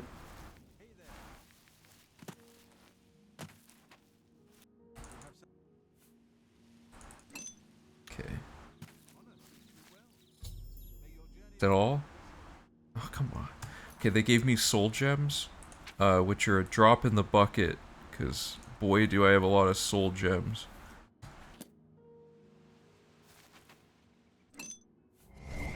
Okay, so that was all of that city. So let's go over to document mode, and I will check off a few things. So money-wise, just a few of these things, but objective-wise, let's see what we're missing. Did I check off any of these quests yet? Okay, I checked off none of this. So... okay, so this one's just Shadow over Hack Dirt, and then we invested in the Moslins. And then we also did buying a house in Coral. That's all that. And then we did the Killing Field and Separated at Birth. And within that, we invested in Emfrid. And invested in Dervera. And that's it. And then we did Legacy Lost, and that had nothing other than the quest itself. And then we did Sins of the Father and Canvas the Castle. And within those, we invested in Fathis, who was listed under Imperial City, confusingly, but that's where he actually lives. I might change that on the spreadsheet to be more clear. Was there any other...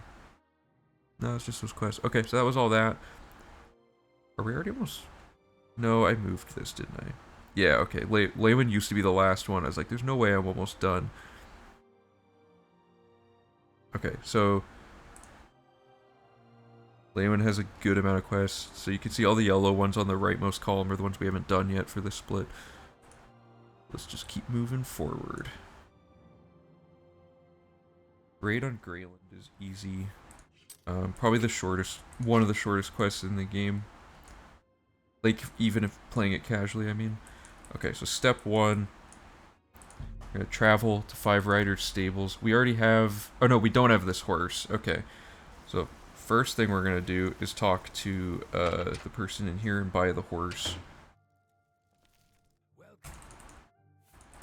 It's 500 gold, and that is the Leonin horse. So I gotta add that to the thing.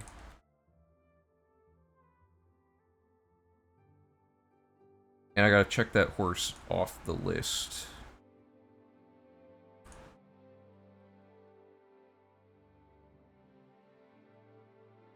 Hold up, did I buy another horse? I make sure I didn't miss anything.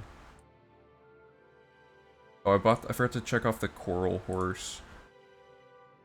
And was there a Breville horse yet? No. Okay. So we bought that horse.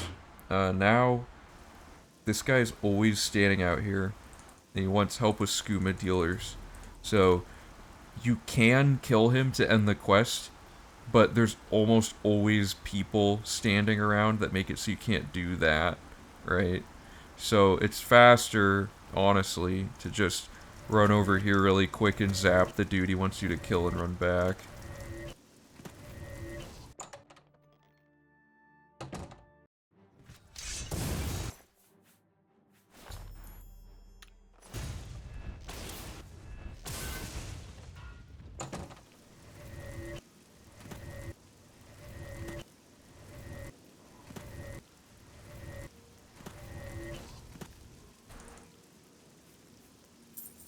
And I got 20 gold for taking a life, so let's make sure that's not leveled gold, or random gold, I mean. Some of these give you random gold, and I think this is one of them. No, it's level dependent. Okay, yeah, 20 gold. The most you can get for this quest is 700, which is still less than the bounty for murder. So, someone's priorities are out of whack here, but we got 20 gold out of it. Raid on Greyland reward.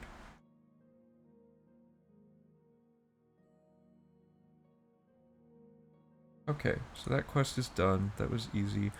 Now, I don't know if anyone caught this, but earlier I took the Elven Cuirass off of Azani Blackheart. I'm level 1, so Elven Cuirasses are nowhere in the game except on that one character. And conveniently, you need that for light armor training. And you can kill this guy instead of bringing him the cuirass, but he has a wife, and he's one of those characters that for some reason, no matter what you do, if you kill him, he just always, you get caught no matter what. And it's just so annoying and time consuming. It's better to just get the cuirass and just hand it to him. So this quest is now done. Updated. Oh, you talked to him twice, sorry. Because he wants you to give it to him, and then you ask again. There we go. Quest completed. Buying a house in Leonin. So here's another big money thing. So we're going to travel to the northeast gate and head west-northwest to best goods and guarantees. So...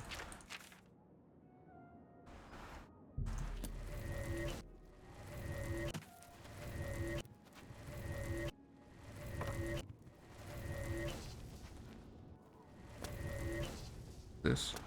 Yeah. Wait till morning.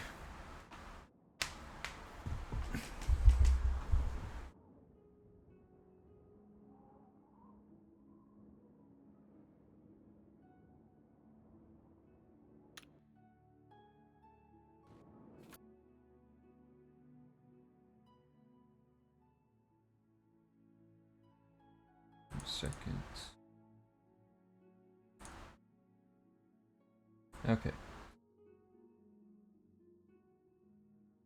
Sorry, something weird happened in my OBS. I had to fix it. Alright.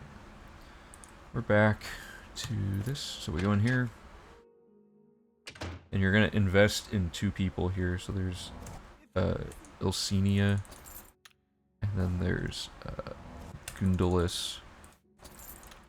I'm going to let the thing wear off just in case. Okay, so Gundalis has all of the house stuff. Good, it's all the same price. 1, 2. So 7 things at 1784.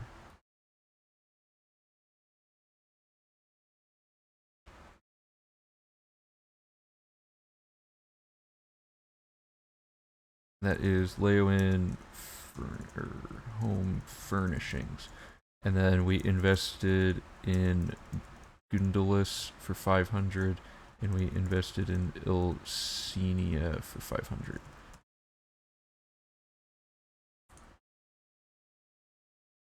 And yeah, that's it. Okay, cool. Let's buy these.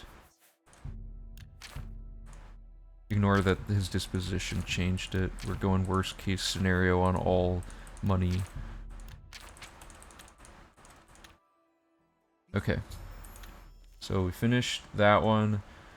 So now we're going to do like an actual quest. We're going to do 4 quests at the same time now. We're doing Tears of the Savior, Illusion Training, Mysticism Training, and Whom Gods Annoy in one big 22-step arc that gets all of them done in the most efficient way that I could find.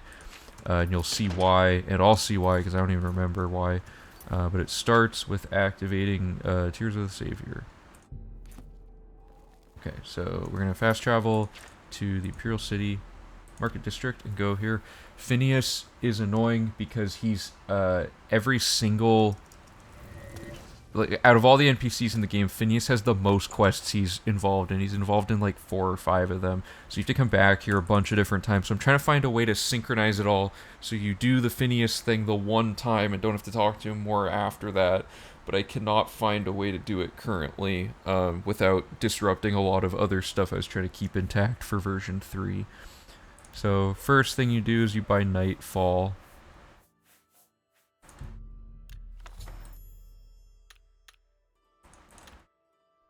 And you read it. Whoops. It's not a skill book or anything, but you do have to read it. And then you have to buy refined frost salts from Julian Fannis, who you've also had to talk to before. So again, the timing of this quest would save a lot of steps. But where is she? Oh, whoops, I went to the prison, my bad.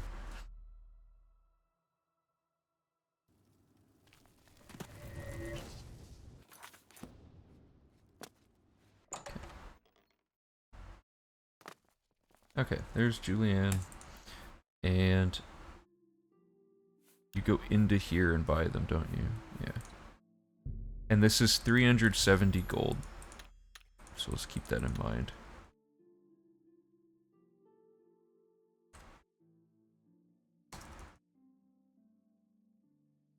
$370 gold. I accidentally scrolled my notes. Okay. The next step is to... Okay, I found where I am. You dupe 10 Welkin stones.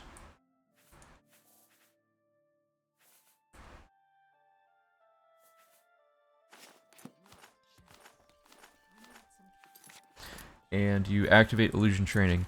So the reason we're doing illusion training now is because it's also at the Arcane University. It's a lady somewhere in the same area. Sometimes she's in this exact building, which is why I have it here, but it's not much of a farther walk to get back here. The only thing I dislike with the agreed 100% rules is the difference between failing and completing a quest. Yeah, like the original, like the first time I did the run, I wanted it to be as, like, you know, as purist as possible about, like, how perfect you have to, do everything, even to the point where I made it that you have to acquire the master training of each master trainer and stuff like that. But eventually I realized, like, the problem with a category definition like that is the idea of what the correct way to do something is really subjective between players, and ultimately at the end of a run you're not going to be able to quickly verify how a save file achieved an objective. You're only going to be able to see what those objectives are. So I figured it's better to just say, however you get this number to this value, that's the value it has to be on your save file when you stop time. And as long as you didn't break any rules along the way, you know, like with like cheating or anything with console command, then you should be fine. Okay, so she needs the 10 Welkin stones. That completes illusion training.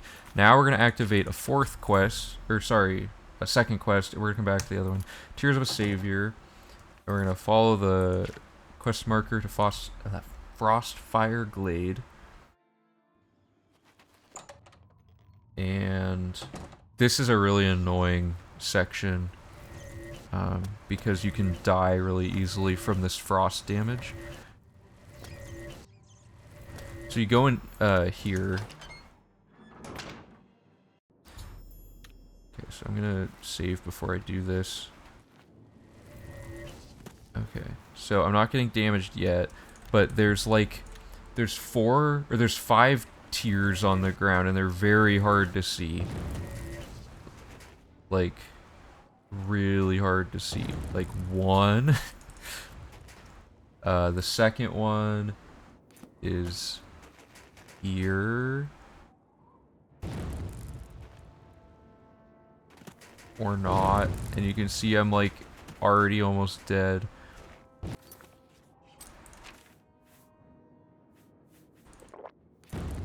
But, like, why? Why did they set this quest up like this? It's like a pixel hunt under stress.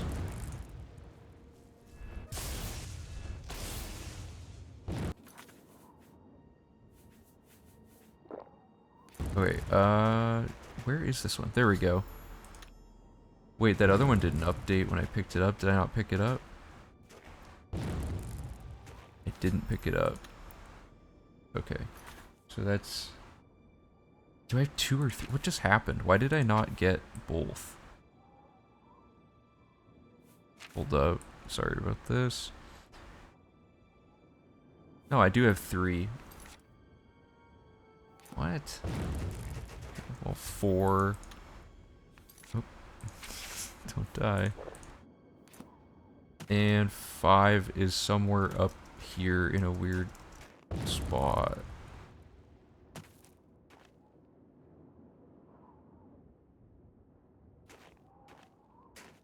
There. Okay, then you just gotta get out of there before you die. And then heal. Okay. Cool. Not the worst ever, but still, like, just such a terrible quest layout. I don't know, the objective's just dumb. Okay, I gotta change some instructions.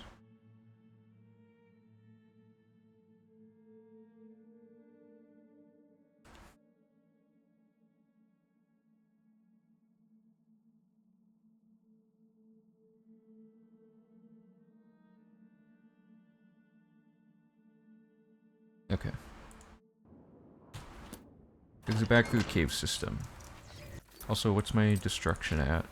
94 out of 98. So we have 4 more total spell farming before spell farming's done for the whole run. So that's exciting. That's also early, which is nice. It's always good to be done with objectives faster than we need them for future optimizations. Now we're gonna go here. And... oh, okay, yeah, right, I'm doing this next. So we're going to the castle, And we're going to Resentia Galenus' house, which is the orange one.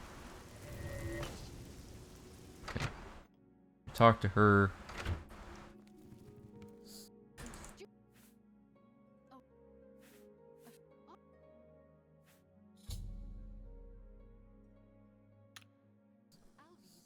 Okay.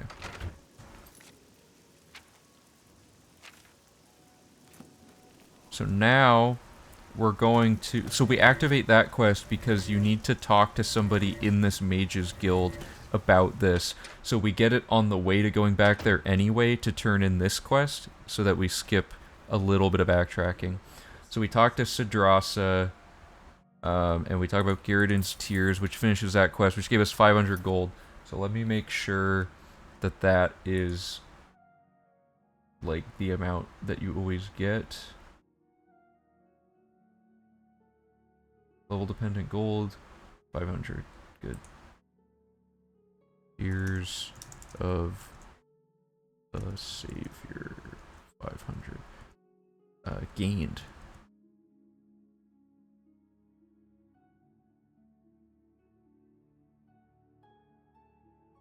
Oh, it's the Savior. So, Tears of the Savior, we just got 500 gold, which is great, because we're just gonna give it right back to him to invest in his shop that doesn't exist.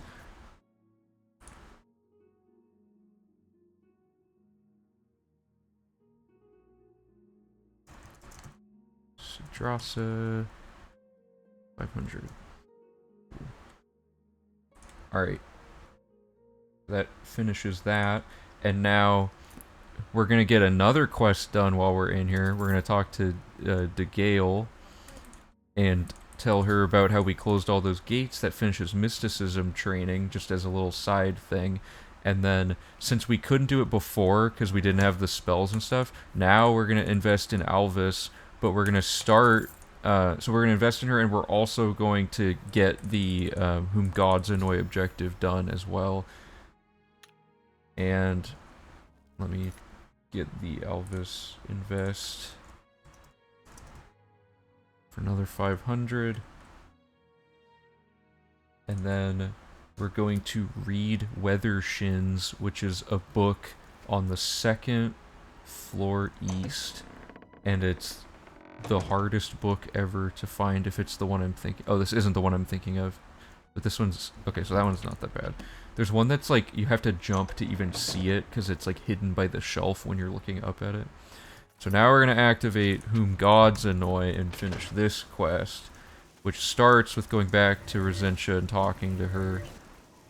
But you can, hopefully you can see why I've routed it that way. There's a lot of, like, doing things in an order where you have to... It's like making sure you never have to go back anywhere unless absolutely necessary, out of all of those things that utilize the same, like, logic and areas and stuff. Okay, so now this quest is really really straightforward.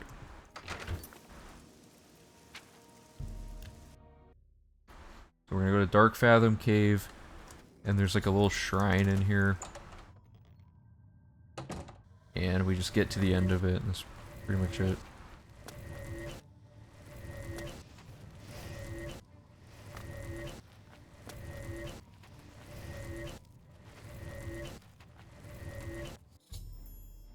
Okay, so then we just walk here, drop the Staff of the Everscamp, and I think... Yeah, and then we just walk back and talk to her, and that ends it.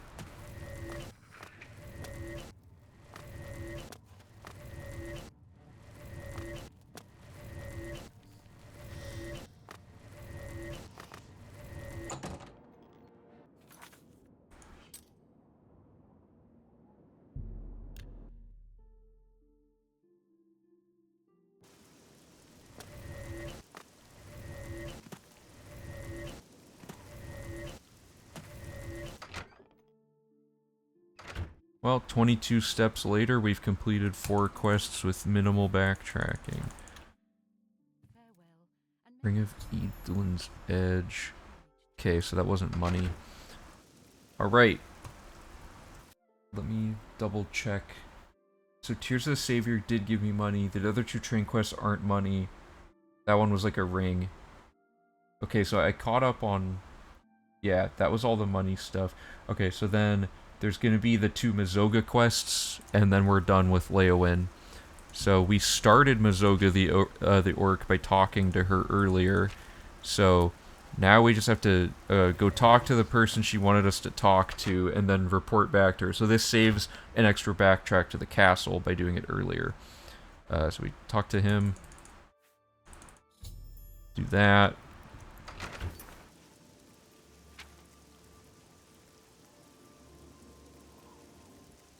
Okay, and then...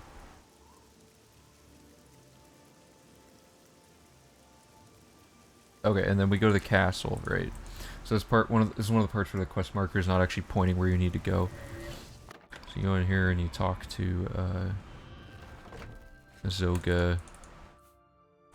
Or right, no, you wait an hour to spawn him there. As soon as he starts talking to her, you wait another hour to push him all the way there. Okay, so Fisherman's Rock, yes. Why? I understand. Follow me. Follow me. Okay. Now we're going to fast travel to the quest marker at Fisherman's Rock.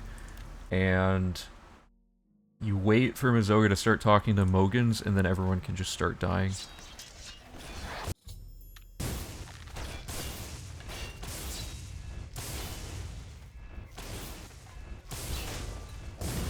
Okay. So now we talk to her. And then... yeah. We do Mazoga's anger, I'm sorry. And now we can go back to the castle.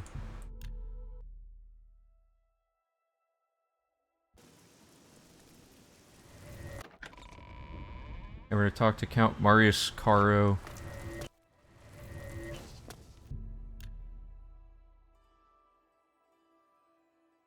And we don't have to do the black bow thing anymore. All it is really is just turning the bow in, but like it's not a legitimate quest. There's nothing in the construction set about it or anything.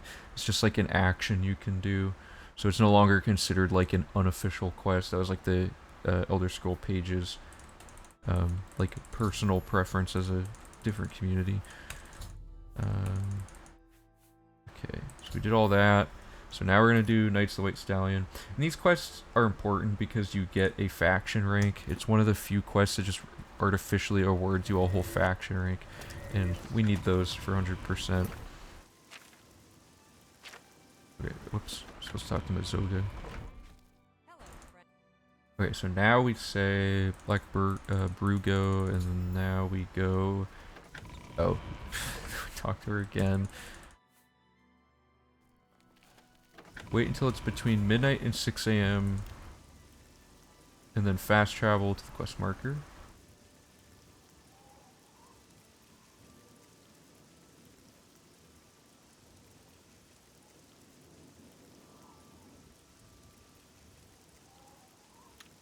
Okay.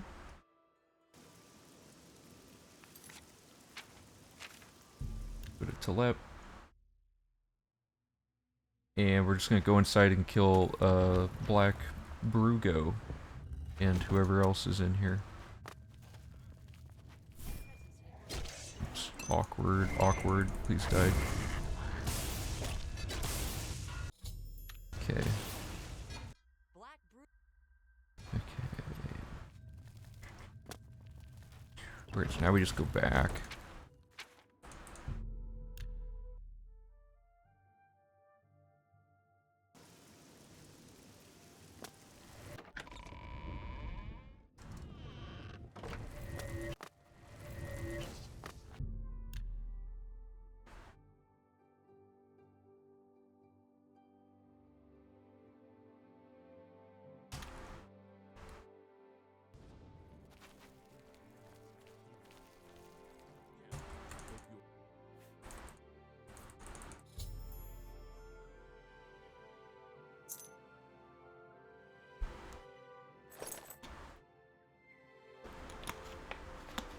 Okay, I didn't get money. I did get a shield that I don't need, though.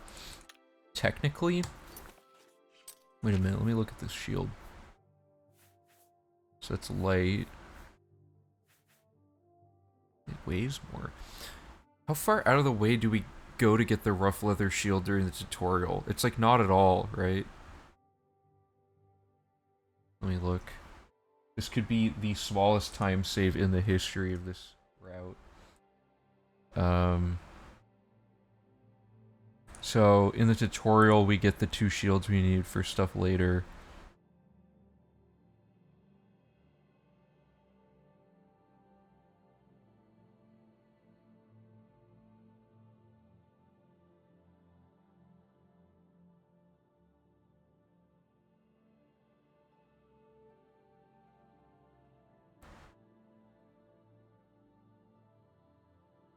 Ooh.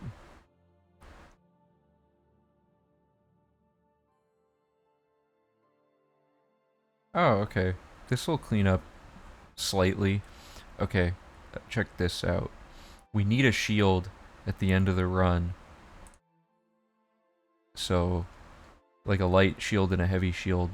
So if we just keep the shield from this, that saves the 12 seconds it takes to walk and go pick up a shield with our slower movement speed during the tutorial. Good enough. Keep the Leowin shield quest reward for later. And now in the tutorial, we can change this to get rid of this instruction. Okay, take the chameleon flashbolt scrolls as well as the lockpicks and iron key off the goblin. Make a save. Okay, and then quick save. Then open the door so the pop-up shows up and press escape to load the quick save.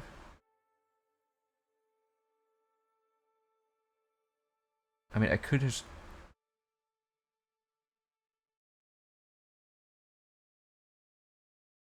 Open the door so the pop-up shows up about using the iron key. Press escape to load the perma key save you just made. Glitches the game. Okay, good. This was like the smallest update ever, but technically I could put it in the update log that I haven't been maintaining recently. Okay.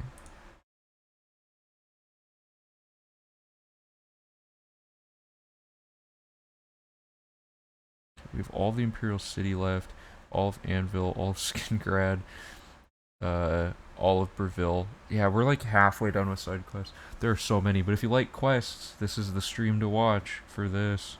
Because I'm doing pretty much all of them in one swoop. Okay, so that was... Okay, let me reflect this on the save file by dropping the leather shield and keeping the Leowin shield.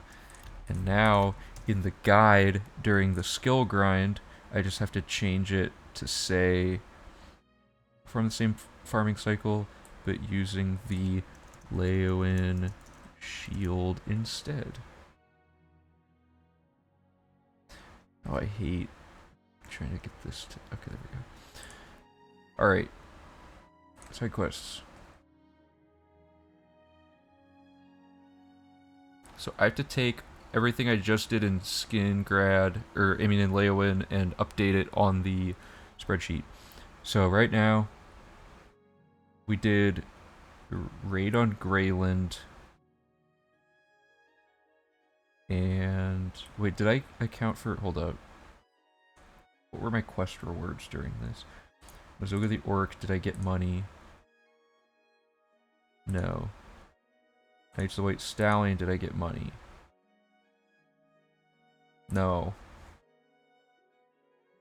Buying house in Leowin, I spent money. Whom gods annoy, I got a ring. Tears of the Savior, I got... So Dross the only one who, like, paid out, because the other guy only gave me, like, 20 gold. Okay, so I did raid on Greyland.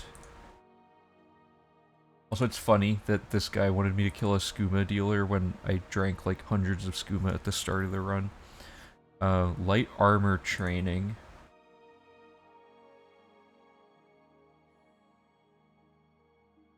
And buying a house in Leowin. And then... Gundulus and Ilsenia were invested in.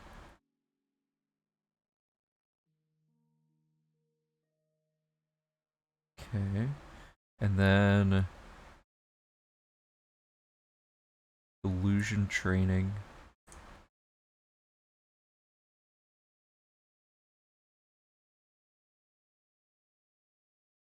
Invested in Sadrasa and did Tears of the Savior.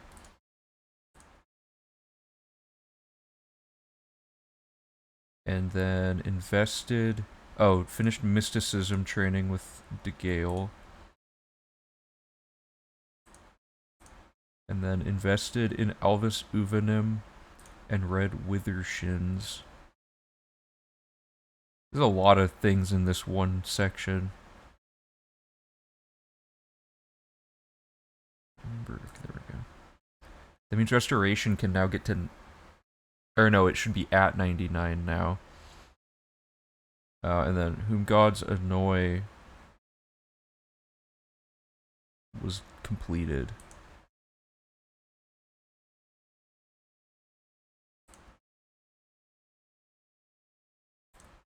Okay, and then this one was just completing Mazoga the Orc and completing Knights of the White Stallion with no extra things. Alright, so that's Leowin. We're making pretty swift progress here. At least feels like it. Especially that part right there with all the checkoffs. We're very... let me make sure I'm at 79 invested stores. 79, good. What's my fame? Do a fame check. 174. 174. I have 1 infamy. That's not bad. I'm gonna get a lot more of it when we get to all the crime-related stuff. Okay. Reveal is 1, 2, 3, 4... 4 quests. Not bad to think of it that way. Okay, let's get back into it.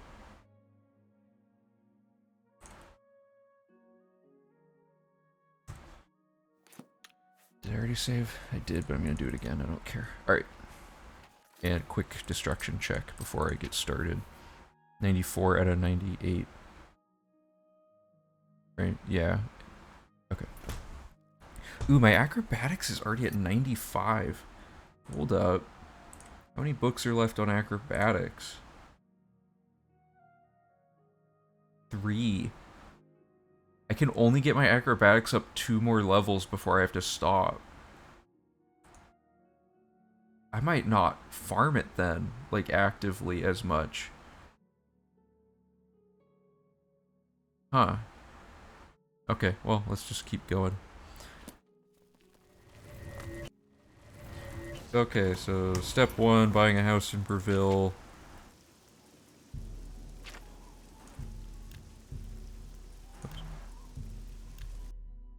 I gotta check my phone really quick.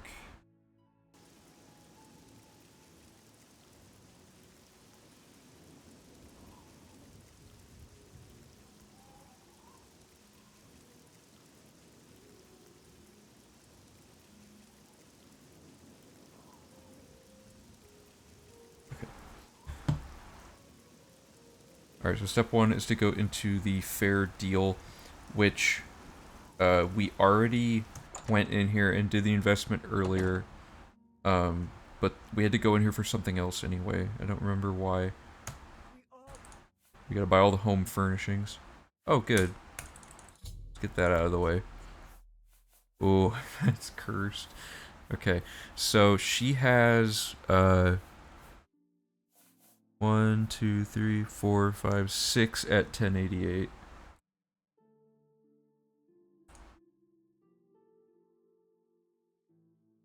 And this is Ville Home Furnishings. May I interest you in some of my fine wares?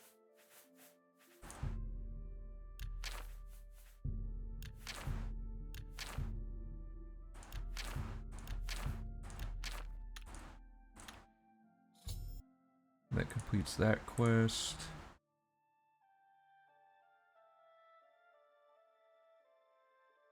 Okay. Next is Caught in the Hunt, which is a notoriously buggy quest, if anyone's familiar with it. Head west towards the statue and then southwest up the stairs. Okay. Talk to her. Unlock. I'll help you. An all quests run would be really fun and a lot different from this run because there's so many quests you can fail instantly with no fame if you don't care about fame. That would be super cool to do all quests. I do want to route that, but I want to get the version 3 of this done, and I'll probably do all quests while I'm taking a break from 100%. Okay, travel to quest marker and talk to this guy. Okay, a fight broke out in here last time I did this quest, and there's like some specific reason that was explained in the Elder Scrolls wiki. It seems stable this time, but the solution was easy to get out of. Okay, so we talk to him. And it says bribe him to full disposition. Okay, so it's 8, 2, 3, 4, 5, 6, 7, 8. And we always assume at least like 2 more. So let's just say it was 80 gold, worst case. This was Kurdan bribe.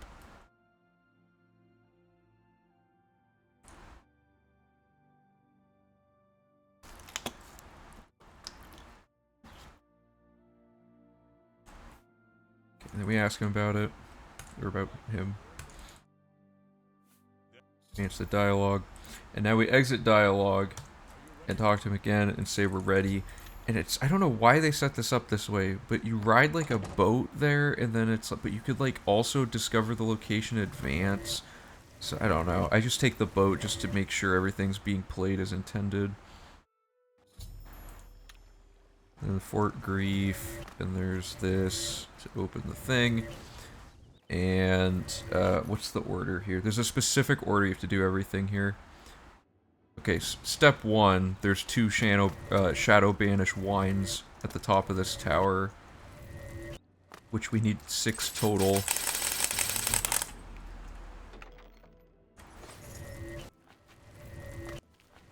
Do we talk to that guy? Yeah. It appears that Okay. So this sets it up for the rest of the quest, and then we're gonna do the Hunter's Run.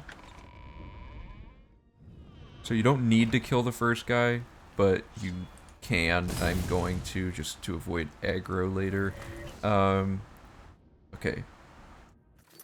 When you get to the first area with water, fall in and follow the tunnel to collect Nern Root.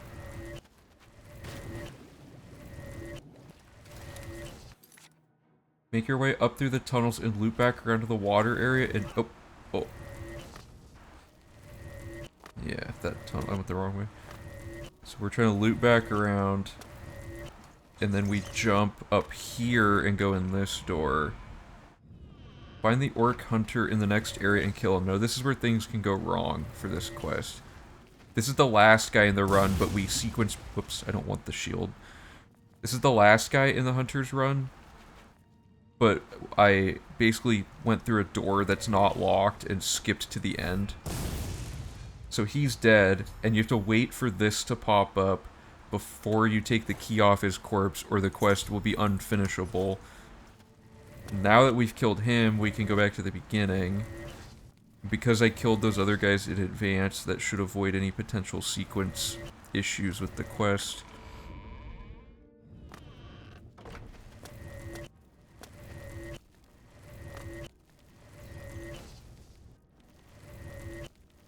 Now we're basically getting back to the start of the dungeon.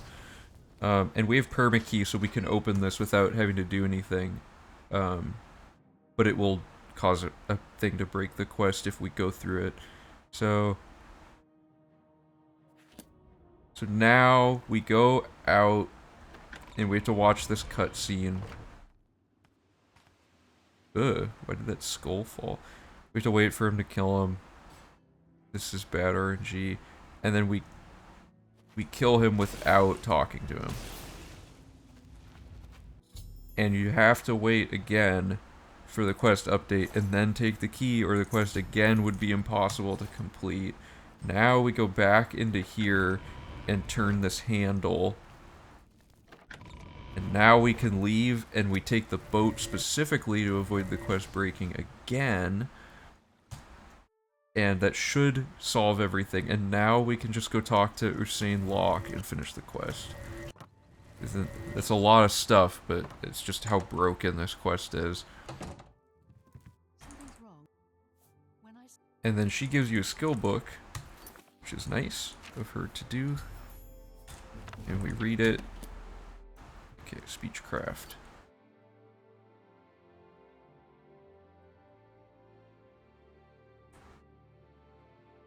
Oh, I'm not checking stuff off till I'm done with the whole city, I forgot. Okay. No money was involved in that whole thing, I don't think. Let me double check. Oh, in the hunt. Did I have to pay him or anything aside from the bribe?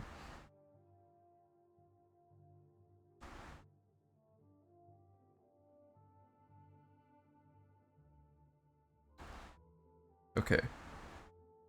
Next up, Through a Nightmare Darkly. This one's really cool.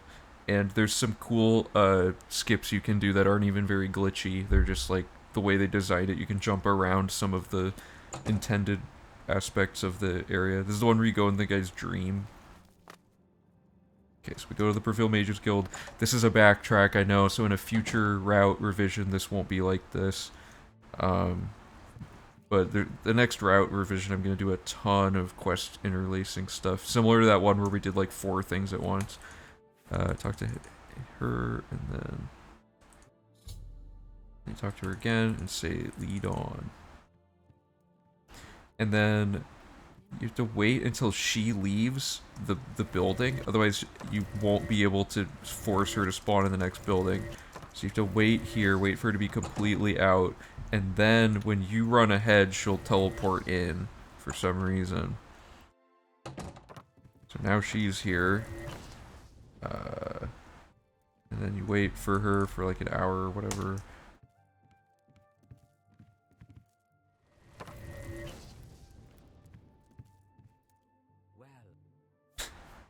Then we do Dream World.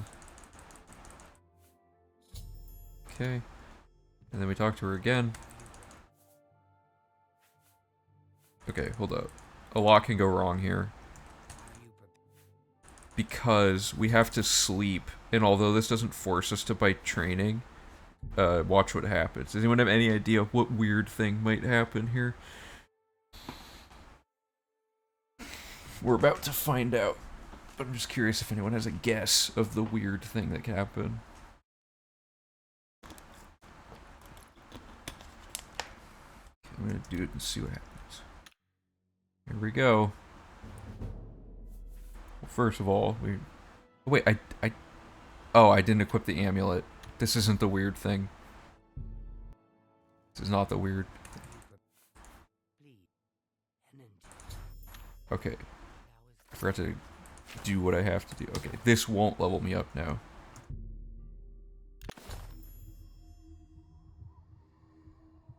Okay, here's a little spoiler of what's about to happen. The Chance talks to you for some... Like, he just teleports into the dream world to talk to you, and you can just, you know, do all this. And somehow that doesn't break anything later. And then you do the dream world dialogue. But sometimes LeChance can break the quest. So fortunately that didn't happen that time. I don't have my weapon, I just have fists. Okay, so first there's a book, the Lunar Lore Can. Is it that? No. That. Okay, alterations now at 100. Sweet. And now we're gonna enter the test of perception, which is this one. Each test has a way to skip it, which is nice. Okay, so test of perception, you're supposed to jump, like, it's this ring that goes all the way around, but you can just... I messed up, but you can just make this jump like that and finish the test because we have enough speed and just enough acrobatics to do it. And now we're going to do the test of patience, which you're supposed to do all these puzzle things, but with our lack of patience, we're just going to jump over all the invisible barriers that are put up. And they're kind of weird, but you can, I don't know, that time I just had to tank that part, but if you get up high enough, you can usually get around them like that. And the final, or there's two more actually. The next one is this one, which is just the arena basically. Or, wait, no, sorry, I got these backwards.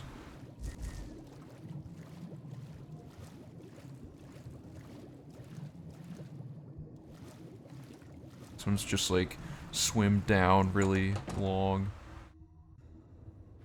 And then you get the thing. That one you can't actually skip. And the final element is the test of resolve. And you just boost jump up here off of this little lip. If you can get it. You're supposed to kill that guy. But you can just, there we go. Oh, I went way too high. There we go. Alright, and you talk to Tenant here. Also, that Lunar Lorcan book is only in this area, so if you never read it, you can't 100% the run if you forgot to do it. It's good to see. Okay.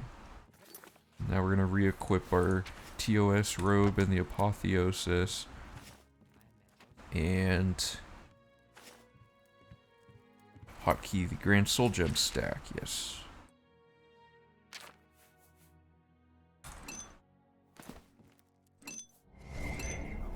Okay. So that completes that quest. I like that quest a lot. One of the more clever quests in Oblivion. Okay. Last one of Breville is the Forlorn Watchman. You don't actually have to start the quest using rumors. I forgot it, but it doesn't matter that we did. So, fast travel to Bandwatch Camp. Wait till 8 p.m. for the ghost to appear. There's a mud crab, isn't there?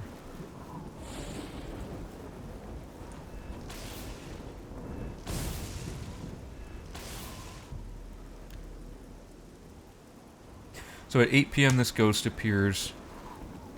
And you have to kind of just stand here for a while.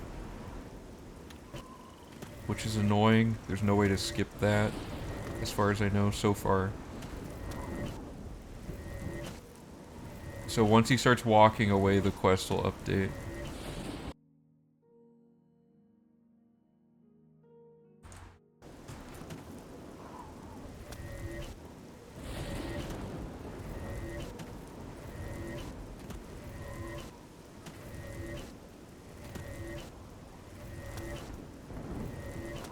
Okay, so he started walking. Gotta wait for the quest to update. Or, that was the update. Now we fast travel to Fort Irony. And then we wait an hour, but there's like a rat or something up here, preventing us from doing it immediately, so you have to run this way. I'm just gonna...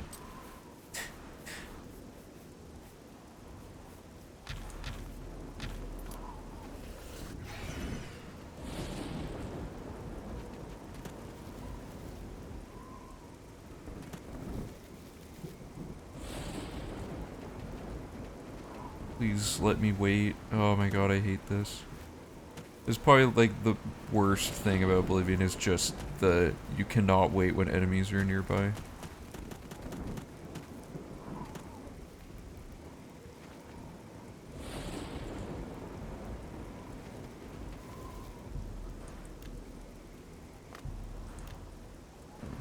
Wait an hour, and then that pushes him to the last spot he's trying to walk to.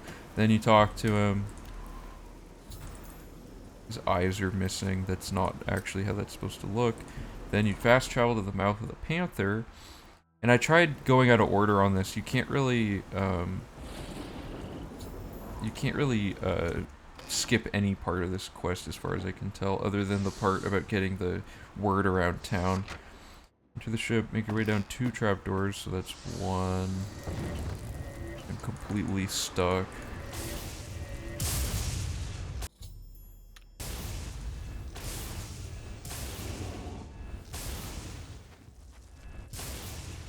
Okay. Kill Gable. take the small key. Go through the door and unlock the shackles.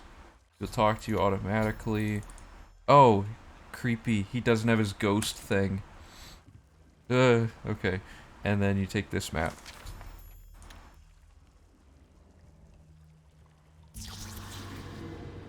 And then you wait for that to happen.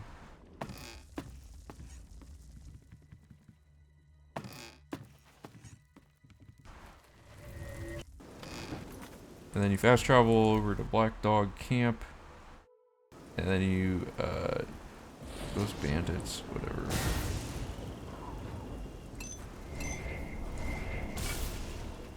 And then you just go over here and it triggers the end of the quest because there's a chest down here. And there you go. Okay, that's the end of Breville. Okay, let's check things off again.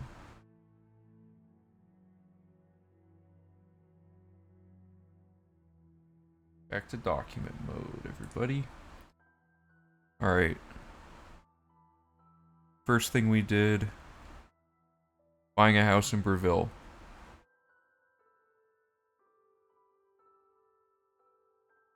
And with that, nothing else. Caught in the hunt. We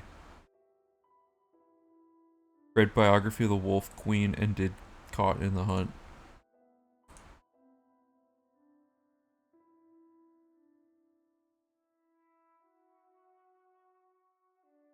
Through a Nightmare Darkly was completed. And in the process, we read The Lunar Lorcan.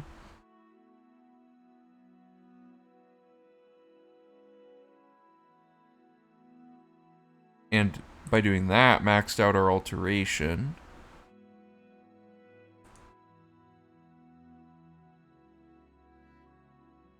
And then we did the Forlorn Watchman, which had no reward. Okay. Cool. So that's Breville. Here's what's up next. Skingrad. So, buying a house, roaster and cash, paranoia. Skingrad is like, I don't know why there are so few quests in it. Paranoia is a really good quest casually, but it's the most boring quest speedrunning wise. Unfortunately, but Skingrad has like one good quest, and then you'll see why the other quests are boring.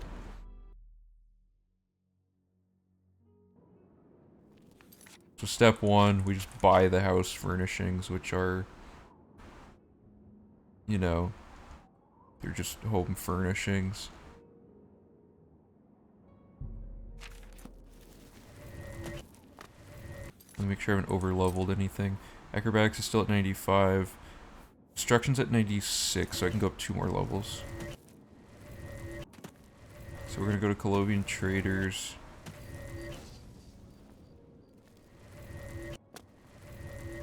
Oh, that's my house. I wanted the...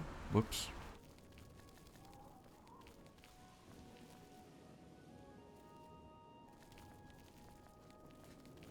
This. Okay, wait till 9 a.m.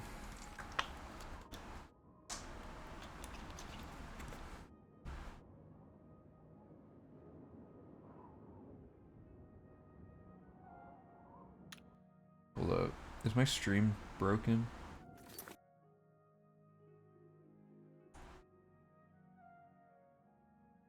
Oh no, my preview at the bottom is just off. Okay. Unless, is it off? Does anyone have any issues viewing the stream right now? Jump scare. Okay, so step 1, we're going to invest in Gunder. And then we're going to buy his furnishings. Skingrad is a really expensive house. So it is... Oh, there's so many different... Okay.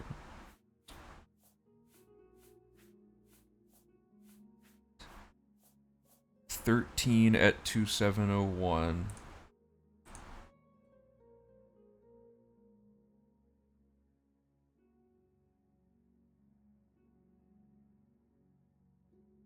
And then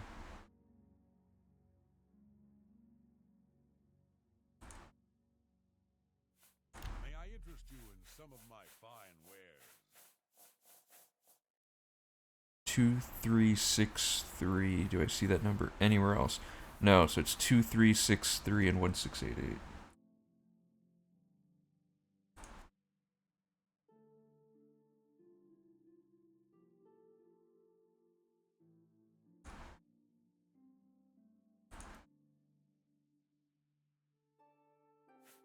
Okay, so we're gonna buy those. Find better prices in all Tamriel.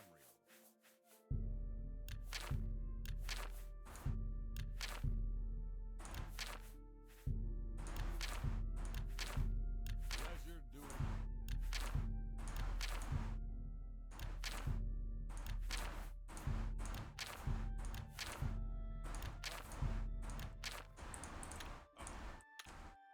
That finishes that quest. But now, so we're gonna do another quest. This is this whole quest. You talk to her and you go, "Sounds good." Pay her 150 gold, and that quest is now complete.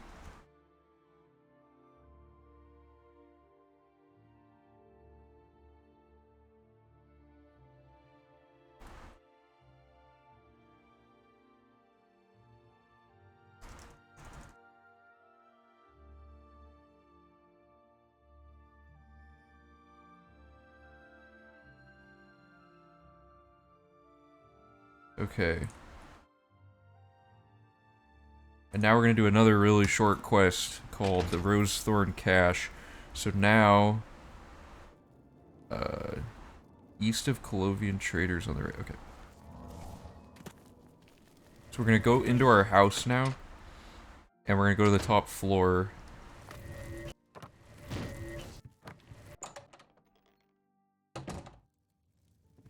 And there's a scroll up here that starts this quest. And when we go down to the basement,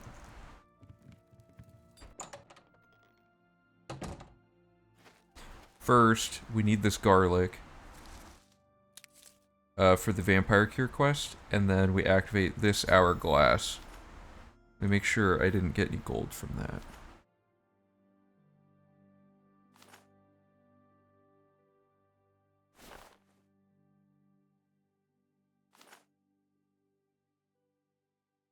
Good. Okay, so I got nothing for that. And I got the garlic for vampire cure, which is good. But that quest is now done. So the last thing is paranoia, which generally that quest is already started by doing the investing circuit and having Glorthir just approach you. Looks like that's the case for me. So all I have to do is go to his meeting spot and wait 24 hours at a time and tell him what he wanted to hear, and he gives me money. So I'm gonna wait till midnight to get it started, and then it's just a lot of waiting. Okay. So, here's Glorthir. Very good. We'll meet. Okay, did he give me money? No. Okay, so now we wait 24 hours.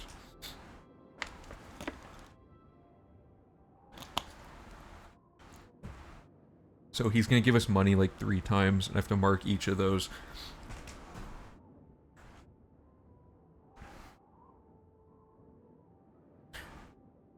One of my favorite quests in this game was the one where you figure out that the wine cellar is like a torture dungeon thing in one of the castles. I think it was a Thieves Guild quest, but I don't see that part of the quest for whatever it is in the run because we skip so much stuff. So you say you were right. She's following you. He gives you 150 gold.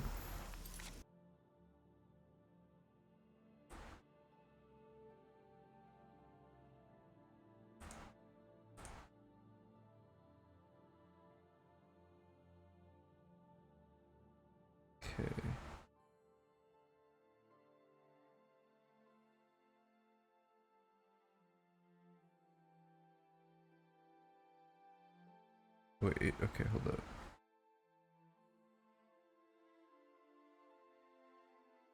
Yeah, okay. So that was 200 gold from Glarthier.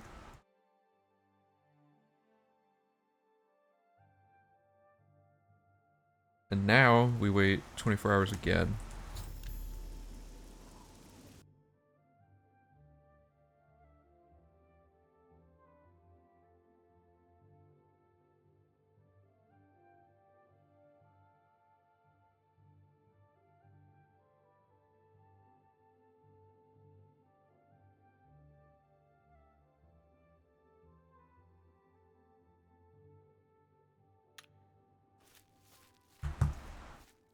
Okay, I talk to him again.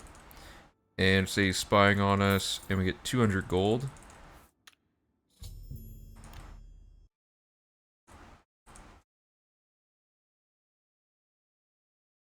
32. So far, none of the side quests have had any major revisions, which is good.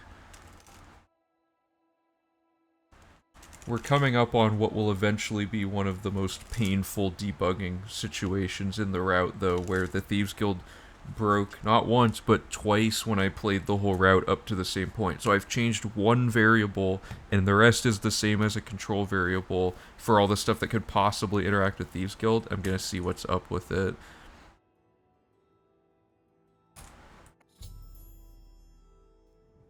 Okay, so that... Did I get the money?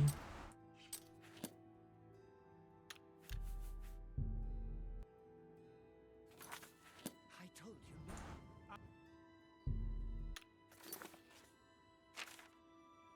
Oh, okay. Let me just try this again, a quick save.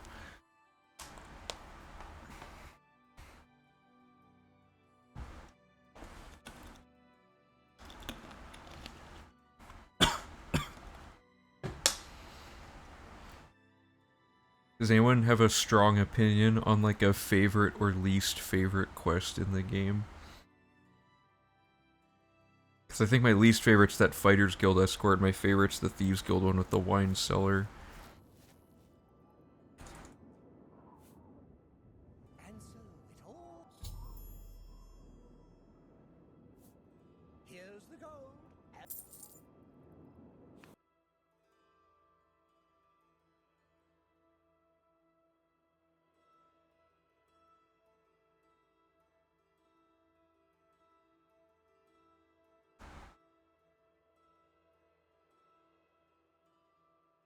So I got 200 again.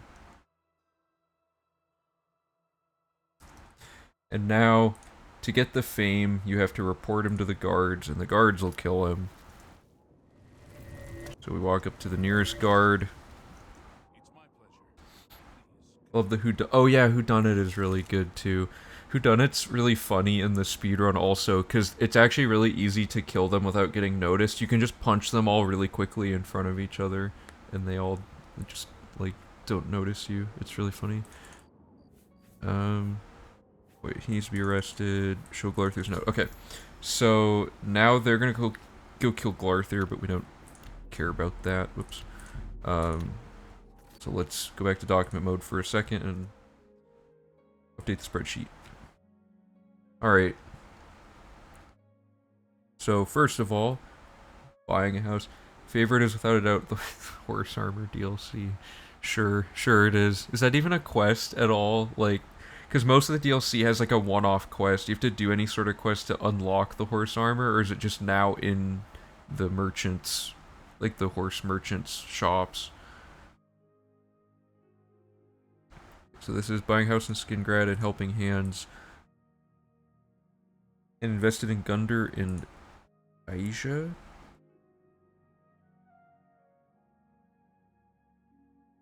Or sorry, just Gunder.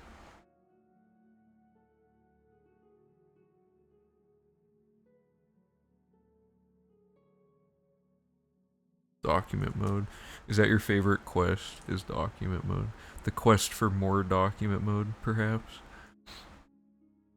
Okay, then we did Rosethorn, Cash.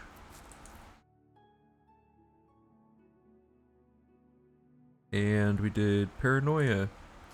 Alright. We're closing in. All that's left is Anvil, the Imperial City, and then all of these ones are really quick. And Anvil only has 2 things. Okay, so let's just get Anvil out of the way. A spacing thing. Okay.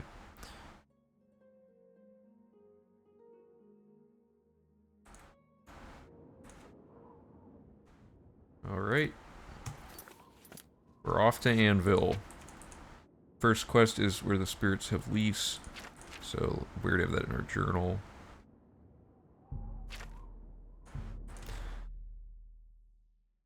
So we have to sleep in the bed for an hour, but luckily almost every situation where you have to sleep in this game doesn't actually level you up. Oh, come on.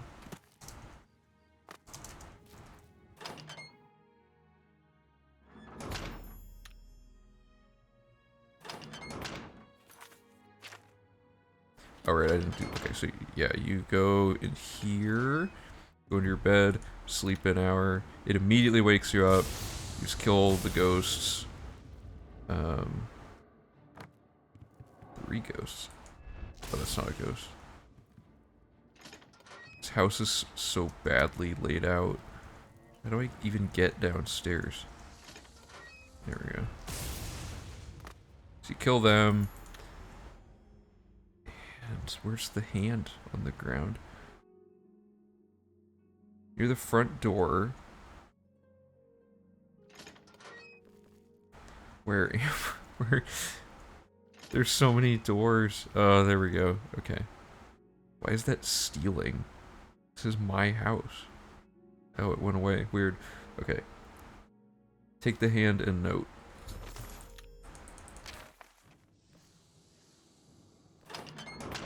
Okay. And then we go to the Count's Arms and talk to Wilbur. This is a backtrack I can't figure out how to avoid. You have to go there to buy the house, then go into the house, and then come back. It'll be mitigated by load warping, though, for sure. So we're gonna talk to Wilbur. And he tells us that Wilbur is in another city. So I guess we could line it up that investing circuit sets up the thing, at least gets the house slept in, and then maybe we can just track him down in Elven Gardens without talking to Wilbur. That's the best way I can think to do it, but that's a lot of testing to get like a 5-second time save, so I haven't gotten to that part yet, but it is on my radar.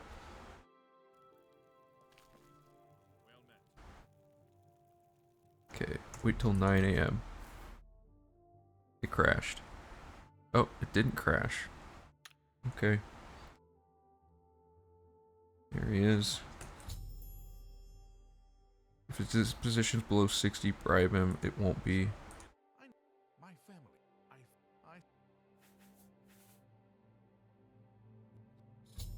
Lift the curse.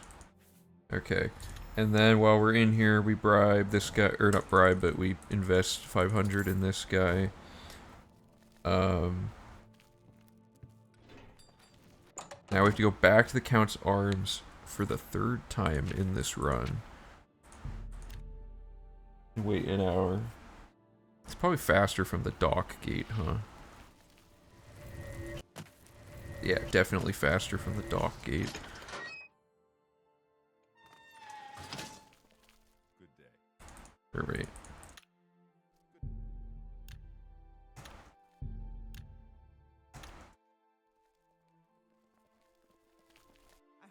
No, not you.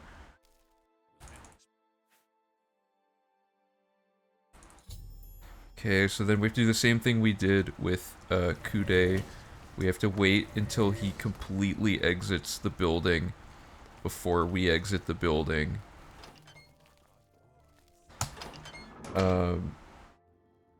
And then you can run to the manor and it'll force him to spawn in the manor automatically.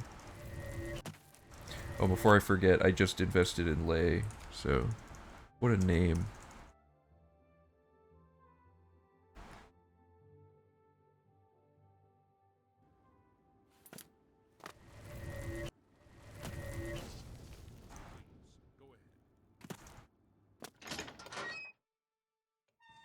Okay, so now he's in here. I have to scroll my notes. Kill the two ghosts on the ground floor. Walk towards them to trigger automatic dialogue. They're already... oh. Okay, now we have to go to the basement.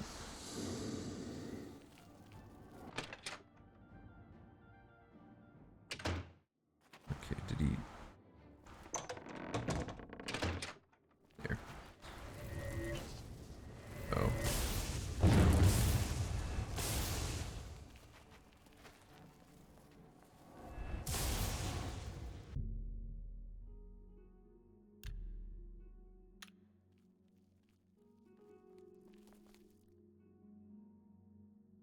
Lead on.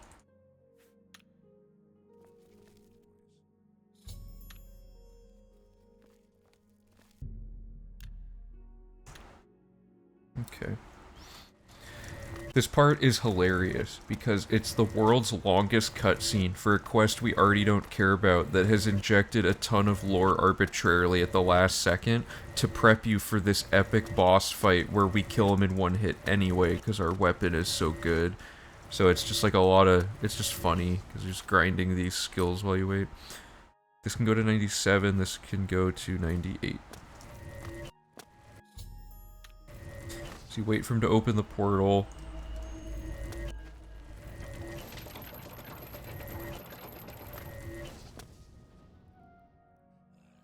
Okay, this cutscene is so long. I don't think my global hotkeys don't work on live split right now. I was gonna start the timer to count it, but basically, you can just jump over here to farm while you wait. But we don't want to over level.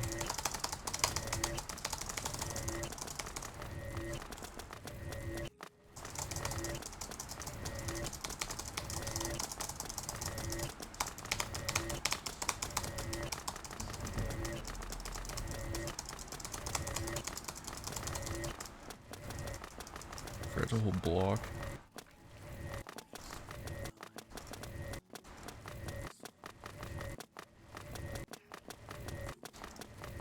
What's everyone else like working on and stuff? I know a lot of people watch with like in the background while they do other stuff. So is anyone doing anything fun? Working on any cool projects or anything? Okay, so hold up. This guy wakes up. I watch this epic fight.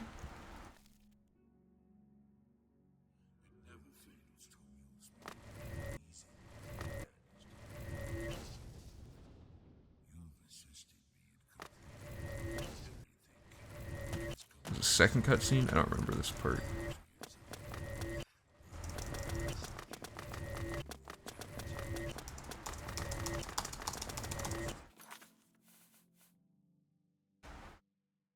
Acrobatics is already pretty close to 97. I should probably stop farming it.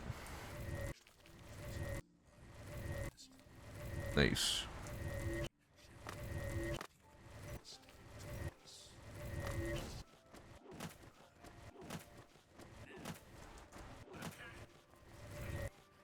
Here we go. Ready? Oh, oh, anticlimactic. There we go. I missed a lot of shots, but dead. Is that the end of the quest? Oh yeah, I have to go back again to the Count's arms.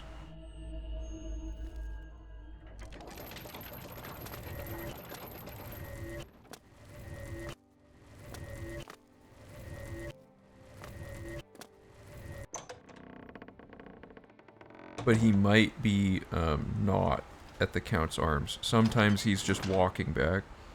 Oh, test and Ogma stuff. Nice. Yeah, I might mess with Ogma a little more later today. Depends on how tired I am after doing all the side quest stuff.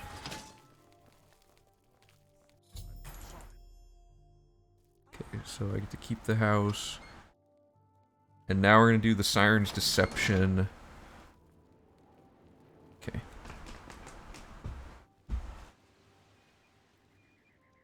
So, let me scroll my notes. Siren's Deception's easy to... Fast travel to the dock gate. I mean, we're already at this manor. Go to Gogan's house, second on the left. Between 5 p.m. and midnight. Find a Melonia in the house.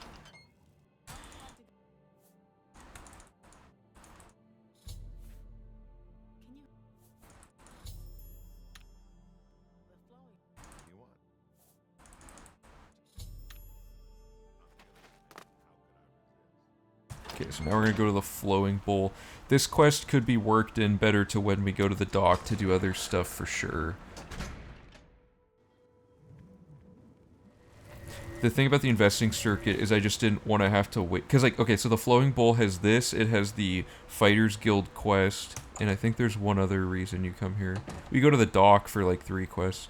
We could interweave that a lot better. So, I'm going here and I'm waiting until... Once inside... Oh, it says they'll enter the door in a few seconds. There we go.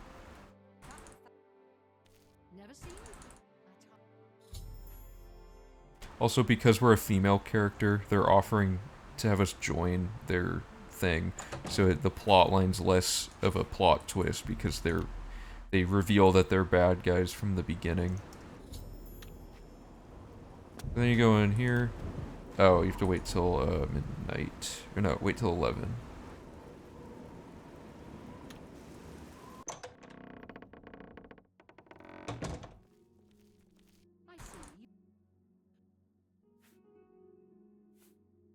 I get like Twin Peaks, Black Lodge vibes from this. Just all the curtains and stuff. Okay, then lady talks to you. Gang. Predetermined dialogue. 100 gold. Is that leveled gold? That's finally we get paid.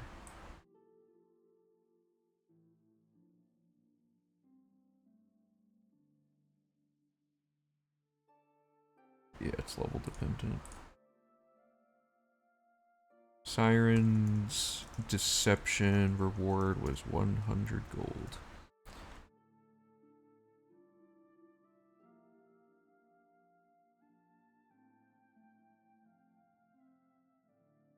Okay, it's time to check things off.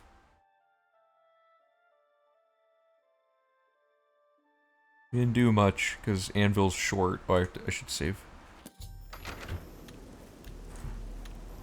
But,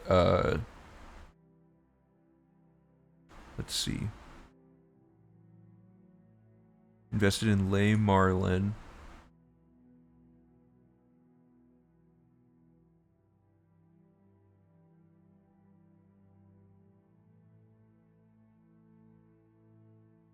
That's it. And then did Where the Spirits Have Leased quest. Then we did Siren's Deception. And that's it. Not much, but okay, so now we're doing the Imperial City. Imperial City has several quests.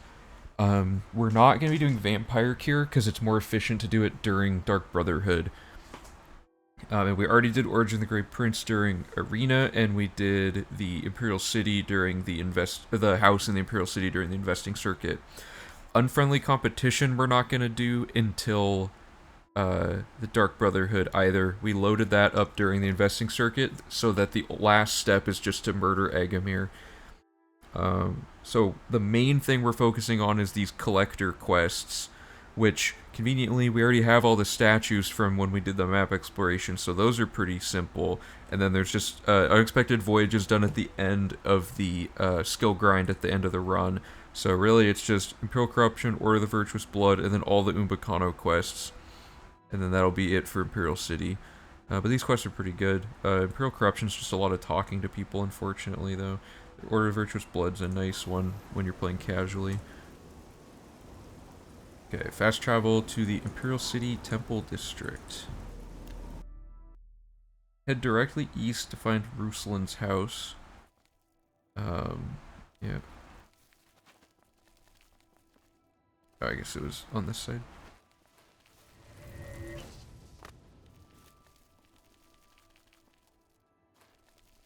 Or not.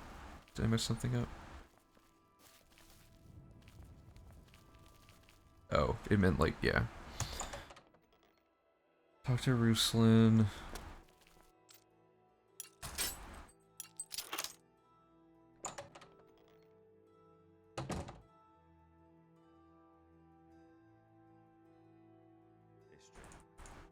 Corrupt Imperial Watchman. I gotta work this one in better too, because you talked to Jensine for the other quest. Whatever it's called. I don't remember the name of it. But you talked to Jensine for the quest with Thorinir's, like, stolen goods store. I have nothing to say to you. Oh, I remember her. Actually.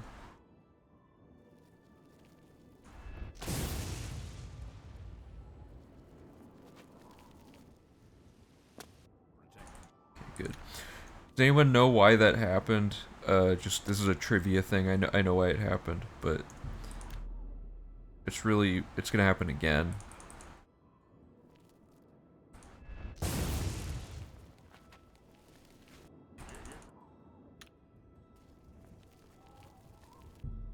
Good. What's happening there is they're scripted for some reason to, like, approach you in public and start a fight with you after the Mythic Dawn start revealing themselves publicly. But if you finish the main quest before they do that, they walk up to you and say, I have nothing to say to you, over and over and over again all day. So yeah, you gotta kill them or they'll just keep doing it. Luckily it happened at the perfect time because there was no one around. Yeah, I want to make it so that I can talk to Jensine at the same time that I'm doing the Thorinir quest. So I'd have to just do this before I do the investing, basically. Find the Palace Guard in the Elven Gardens, 8 a.m. to 11 a.m. Okay, so he should be, there he is. And you say, bribe to 70 plus disposition, which should be fine. Corrupt Imperial Watchman. There are 3 quest markers. Okay, so I want to go pick up the other 2 people because Jensine is not willing to testify. So you're picking up the 2 people who will testify to finish this quest.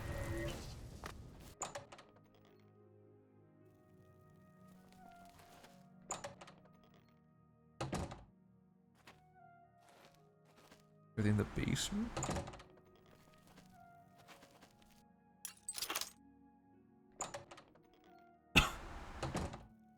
What is going on?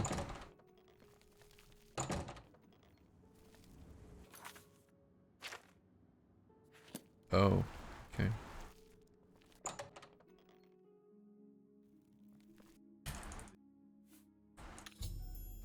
These days I get testify against a what? Tell me more. Let's just say 30 gold for bribes.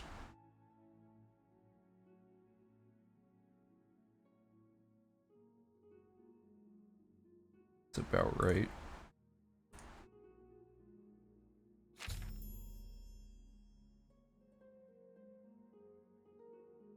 Okay, so this quest completes itself after this. You just you have to kind of wait, and it'll just they're gonna do all of their events in the background while you do other things. Okay, so so we can ignore that quest for now, but it's basically done. So now we're gonna do Order of the Virtuous Blood, which is in the same area. And the lady already approached us during the investing circuit. What am I at for my skills? I gotta be careful. Okay, 1 more destruction level up and I'm good, and acrobatics is like 1 more level.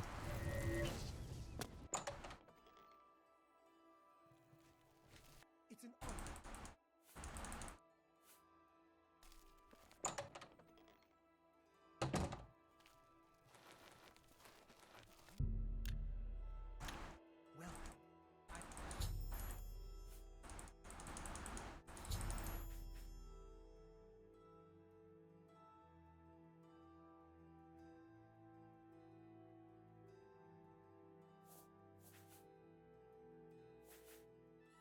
Wait, what? Okay, I did all that. Follow quest marker to roll into Jenseric's house. Or, wait, what?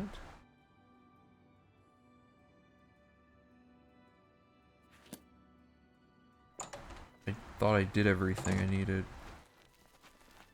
Is there more? Oh, the quest marker just doesn't update till you're out of the house, I guess. Or, no.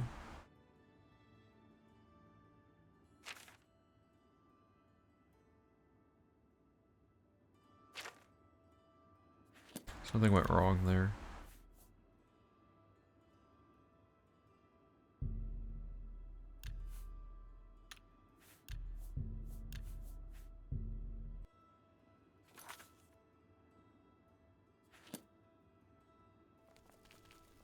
Let's try this again. I don't know what happened there.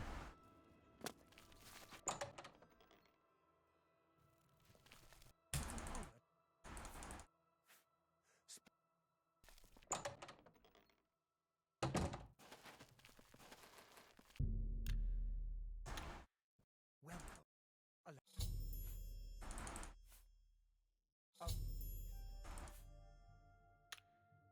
Who knows when we'll...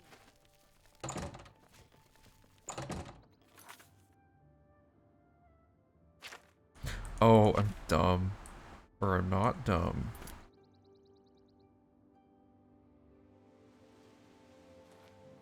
Oh, okay. I was getting things mixed up. You have to go to his house in the city and then go to his cabin. I forgot about that part.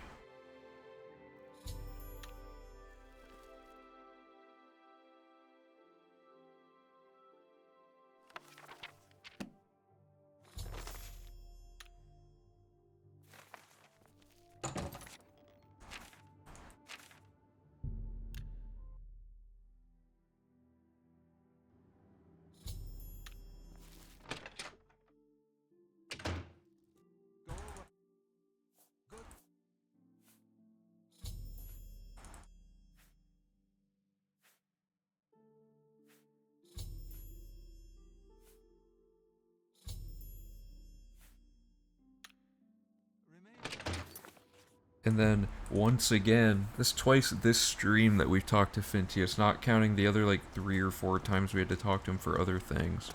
So we go back here.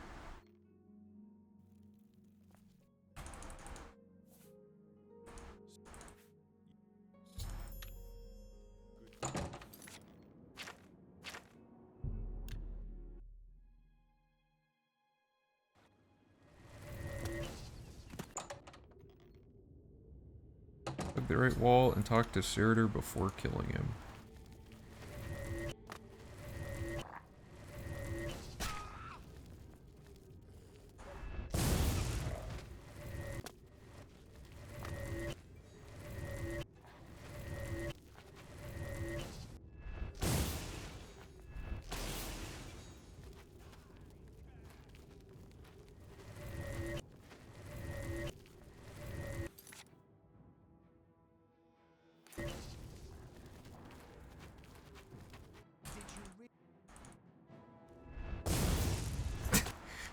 It's every time it's funny.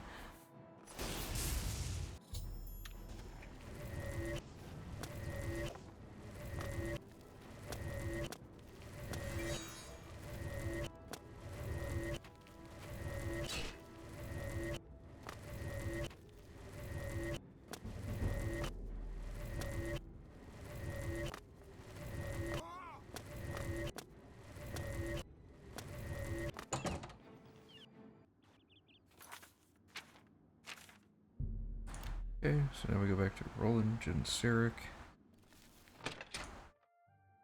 I hope you're.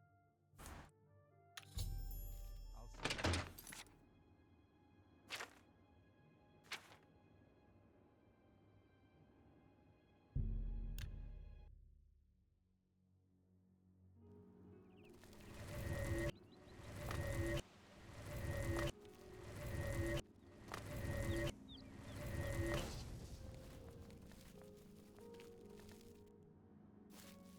Oh wait, that was it.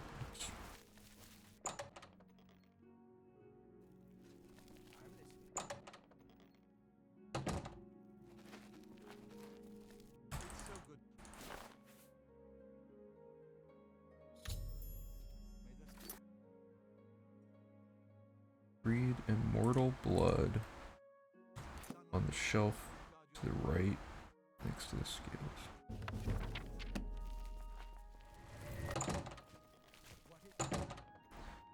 Okay, so now we're gonna do all those statues we collected.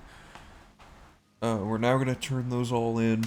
So it's gonna be kind of funny because he's just like, it's just cycling the same dialogue thing like 1,000 times with him.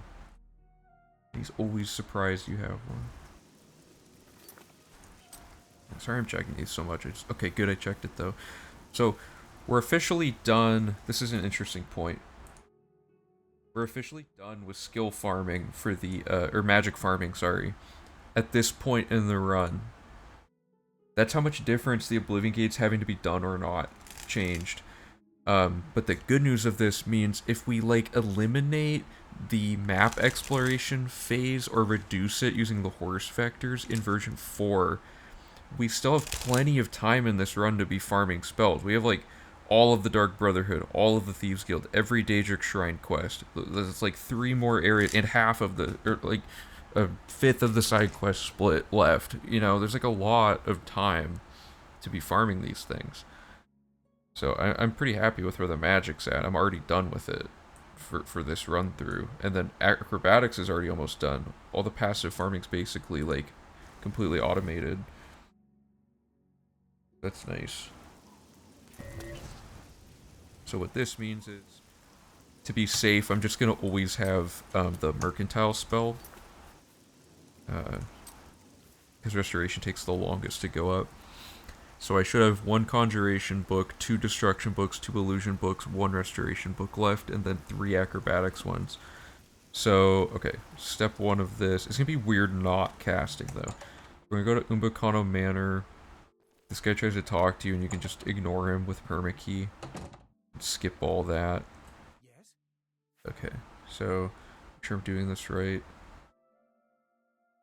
Sell statue, 500 gold. Elite statues.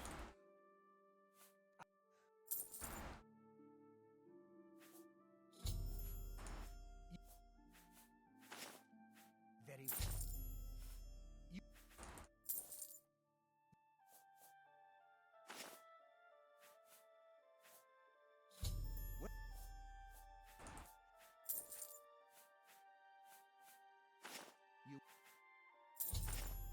So we gained 500 gold per, and there were 10, so we gained 5,000 gold from that.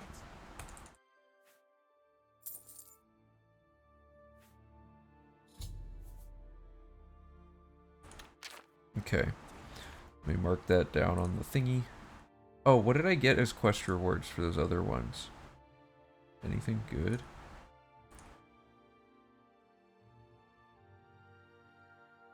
Reward, increase in Jensen's disposition. That has got to be the worst quest reward of all time. Like, a single merchant likes you more. Oh no, what gold did I...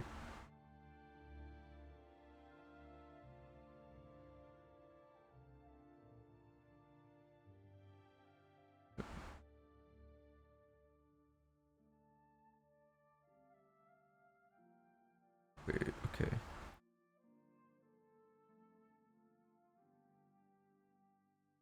I got the Ring of Sunfire, but I did not get gold with it.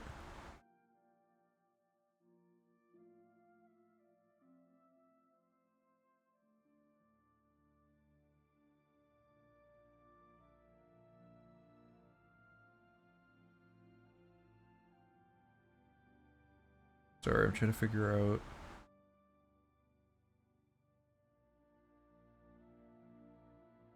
You know, I'm gonna say I got no gold on that. Minute detail, I think. Okay. So what we did is we just gave that guy 5,000 gold's worth of statues.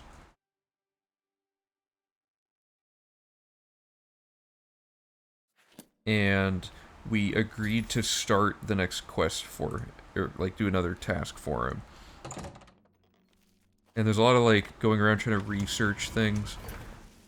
We already know where everything is. So it's Malata, which is the southeast of the Imperial City. one of these.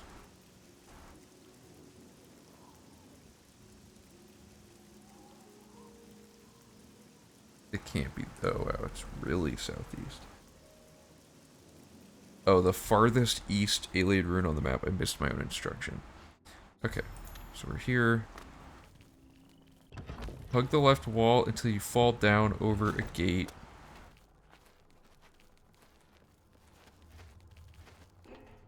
Okay. Then continue west and jump over the poison pit to the door on the other side. I can't believe I almost messed that up. You put in the thing he gave you, it opens. You go here, you get the tablet, you leave. That's the whole quest.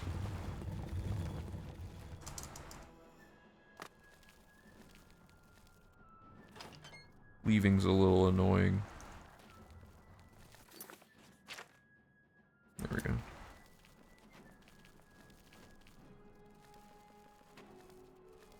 Or am I lost?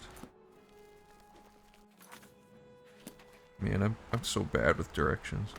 Okay.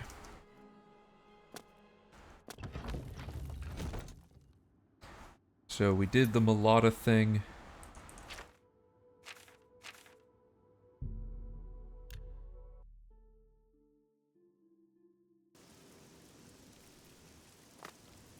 Oh yeah, and wait. Yeah, because we fast traveled away before that guy ambushed us as well.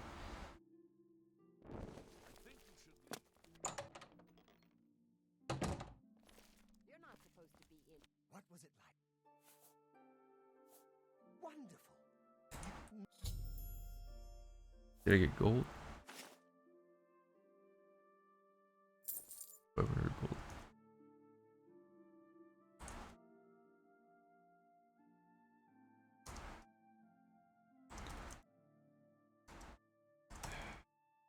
Okay, so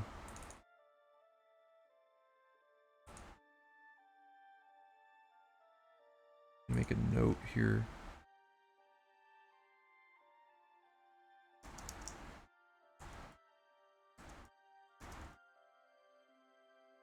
Okay,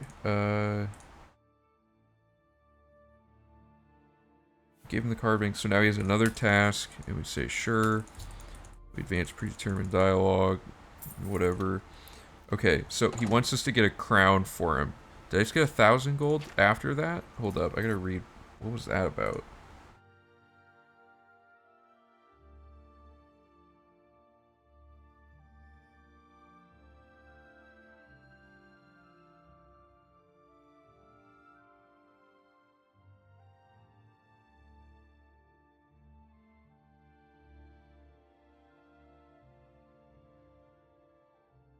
Sorry. There's no... I just got 1,000 gold after it, right? That wasn't just me. Let's turn that in again.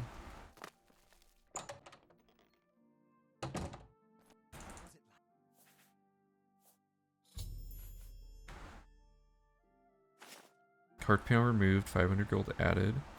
Yeah, do I get more now? Very good. I hope.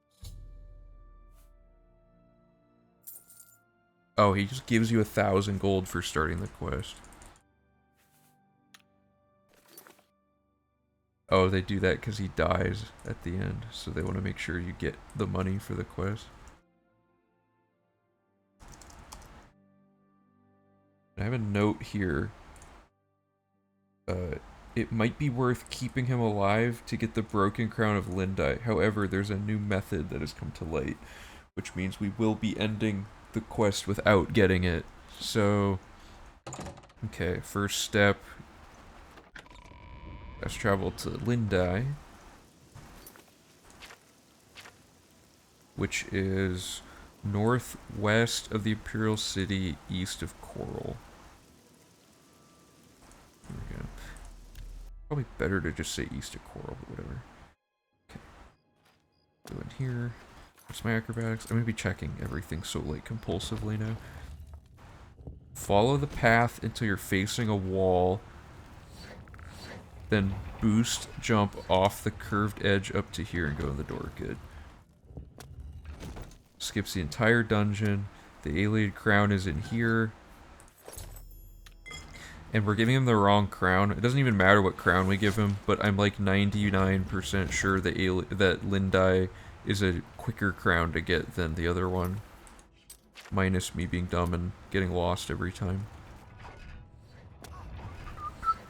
Okay, so we go here. Quick save, quick load. Bring this back to Umbacano.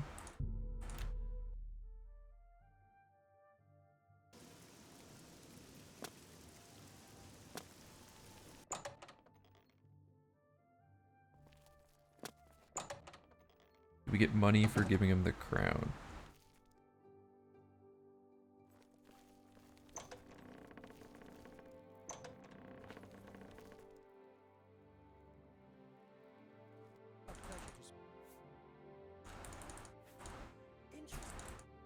I thank you again for your...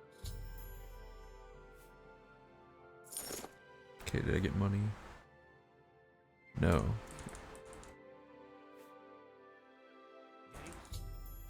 Does he give me money for this? No, okay. Alright, we're almost done with this guy.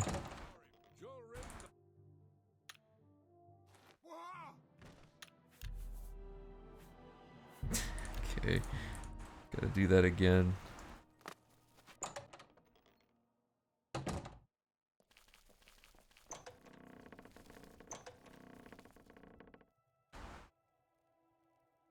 I hope...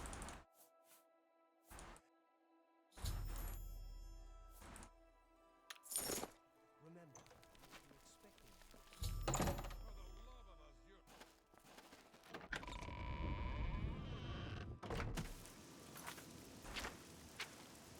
So now we go here,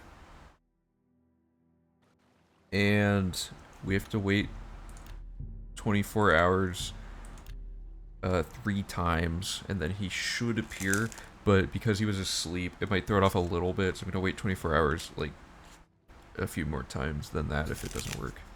Oh, okay, so Imperial Corruption just ended in the background of waiting for this quest. So that's good.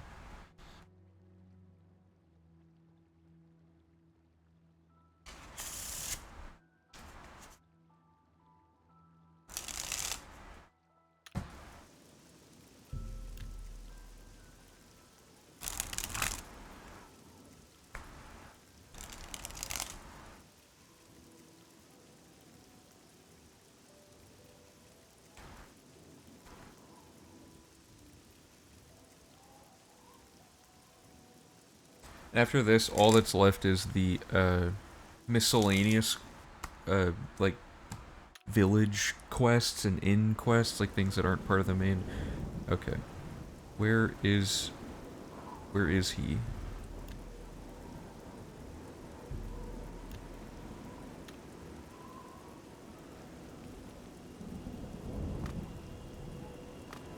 Bacano should be here, but he is not. Wait till like noon.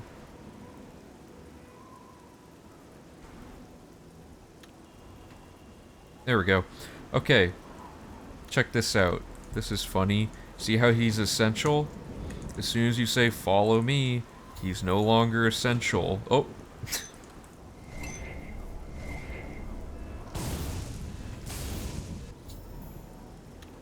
Okay, so now we don't have to do that dungeon.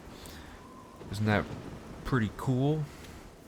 Because there's no fame tied to that. Okay, so we just finished Imperial City. Let's take a look at what we accomplished in that split.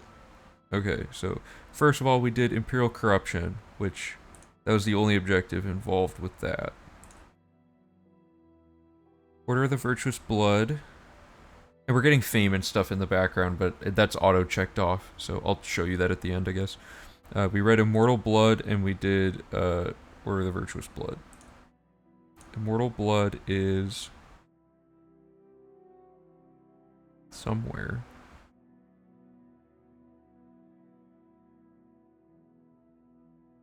I'm blind again.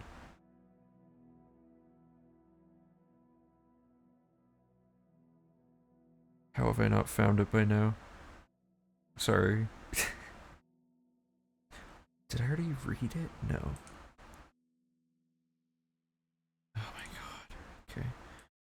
Mortal Blood, the Collector was just that quest. Nothing You Can Possess was just that quest. And so was Secrets of the Aliens. Okay. It's not a whole lot achieved, but those statue quests take forever to get the statues and everything. So, Unexpected Voyage, like I said, that's going to be during the end of the run at the skill grind. Then we have Vampire Cure for Middle of Dark Brotherhood, and Unfriendly Competition is finished during Dark Brotherhood. So the last chunk of side questing to do is this right here. This is all the villages and inns that have side quests in them. So they're all really short, like they're like a few steps each. Aside from, I think there's one that's a little longer. Okay, so we got that. Okay, so step 1, fast travel to the Walnut Inn. I already know where that is. Okay. So we do 2 things here. 1, okay, we're also gonna invest in a lot of merchants at each inn. Oops. So like, in this case, we invest in her. So that's 500 gold. Let me mark that down.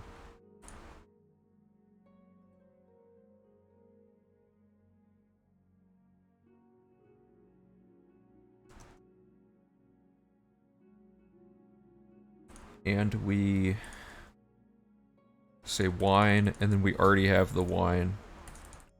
And then she gives us like a ton of money, I think. 1,000 gold's not bad. 1,000 gold. Venerable Vintage Reward. Okay. That's all that one is. Pretty neat. Now we're gonna go across the street, because this guy has a quest. And his quest is really easy. We say, how can I help? If you click laugh in his face, the route's over. So you say, how can I help? And then you just kill him. Oh, you just kill him. And then the quest ends. There's no guards around, so it was really easy to get away with. So that saves a lot of time, because killing those Rumere Slaughterfish was awful. It was just annoying. The quest marker took forever to update. Okay, so now we're going to go to the Roxy Inn, which has the cat that might be key to the Augmentinium glitch. But that's not why we're going here. Okay, so step 1. We talk to Maylene, and she says to go kill this person. So we're just gonna... Guards are pursuing me? Who saw me?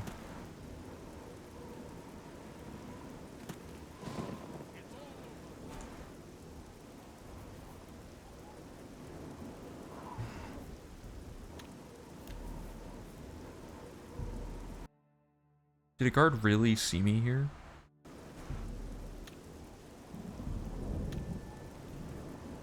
Oh, who is that? Do I really have a... Okay, hold up. Yeah, I got a bounty for that. No one saw it. That sucks. It's gonna throw the money off, but we do have a buffer. Whatever. I'll pay the fine. I don't care.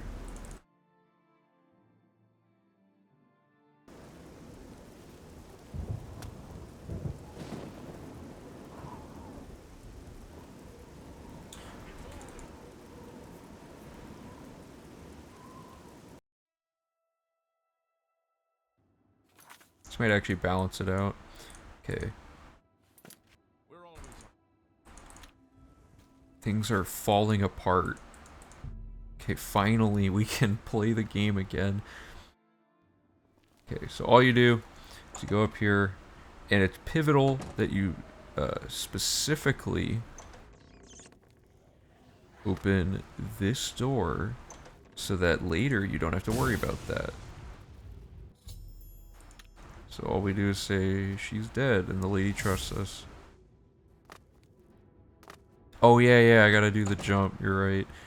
Let me de-aggro enemies. Okay, there's a sick jump off, off of this hill. Good call. I don't know where the best starting point is. But you can do this. I can't see anything. Oh, it was close. If you can get in the door before fall damage is applied, you can live. Okay, I'm gonna stay like right here. Also, like 90% of this is just tree. Did I clear that?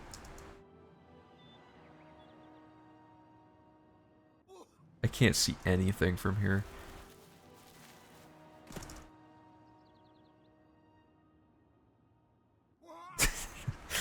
Am I slower than before? Ooh, this rock looks like a good...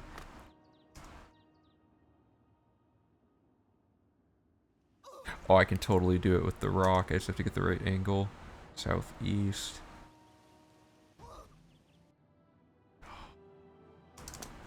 I just have to, like, boost off the rock. I don't know if that was good enough. Oh, that looked good. I don't remember how I did this. I must have been going faster because of something.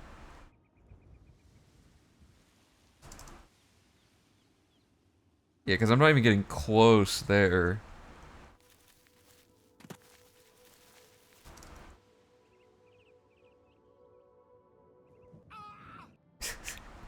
This jump is completely unnecessary. Does anyone remember where I jumped from? Yeah, I guess this is kind of like a rock skip of sorts. I mean, I have skooma still, I think. With the power of this one skooma.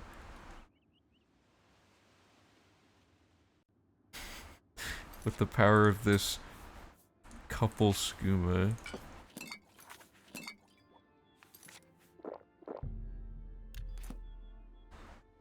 This is gonna be a separate save.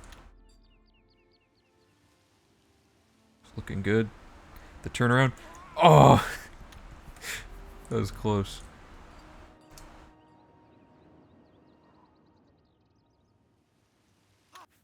Oh, I had that. Come on.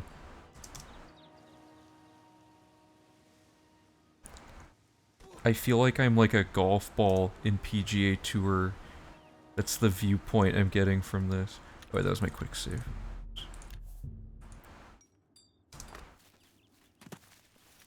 Oh, I really want to make this jump.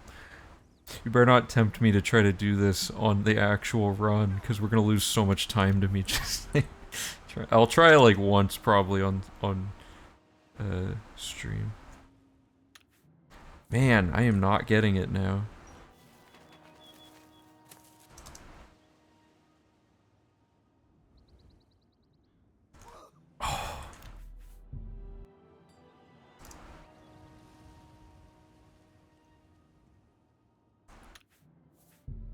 I don't know the best spot to do. This has to be the best spot because you get so far over it.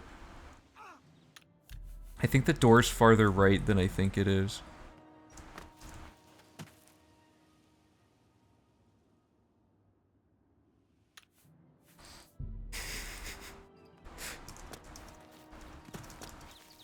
I can't even get a good jump now. Oh, I heard a sound. I think that was the staff hitting the ground. God, the death sound over and over again from this. That one was bad. This would... Well, no. You can just fast travel to do this part. Yes! Okay, I did it. That one was so, like, sketchy. However... I don't want to drink skooma at this point in the run, so I am going to do it the bad way, now that I proved I can do it. And there we go, now we're in. Honestly faster than the fall down. Okay, so what did we do? We killed the Raylan the Gravefinder. Okay, so now there's 2 quests that involve Malin, so these are both lined up. We talked to him about training. This, he needs a gift. We got it during the Mages Guild recommendations. We invest in her for 500 gold, and then we turn in her quest, and then we do the gift, and then we talk to Man, And then we're like, we did it, and he's like, thanks, and the quest is done. Did he give me money? I think he gave me money to like purchase the things. Okay, 50 gold.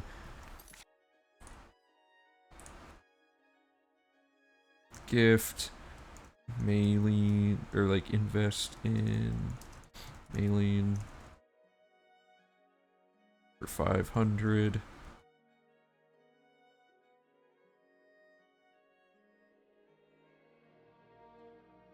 And she gave me money when I did this. 20, 20 gold for killing somebody. Ugh, I don't get it.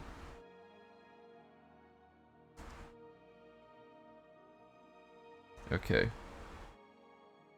That's all that.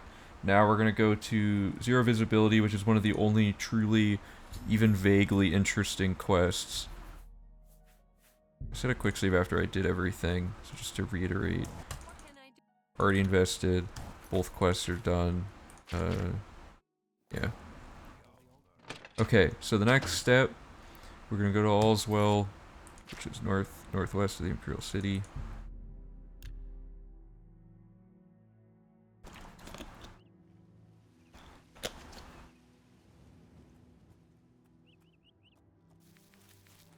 And everyone's invisible here. So if you go to the inn... Yeah, the inn. Then he talks to you. Okay. This part's annoying. Trying to find this guy. It's best to just admit defeat and immediately use minor life detection to find him.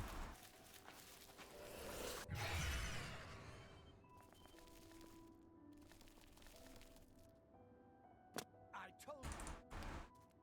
Oblivion. So, this quest's weird. You do the invisibility spell thing. And Take your time. his disposition's already maxed out. And then he just gives you a reverse invisibility thing. I don't know. But there's also a skill book. Okay, Mystery Talar V4 is Illusion. And then we just fast travel back. Oh.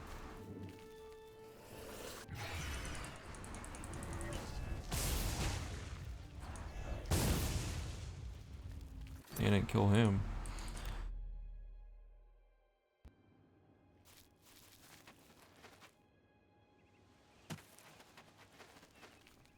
Oh, right. Okay, so we just stand in town.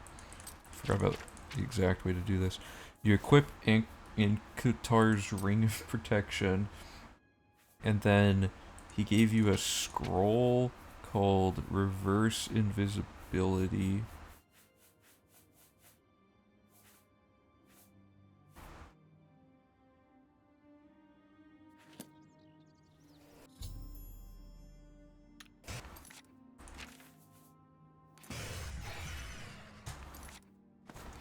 Okay.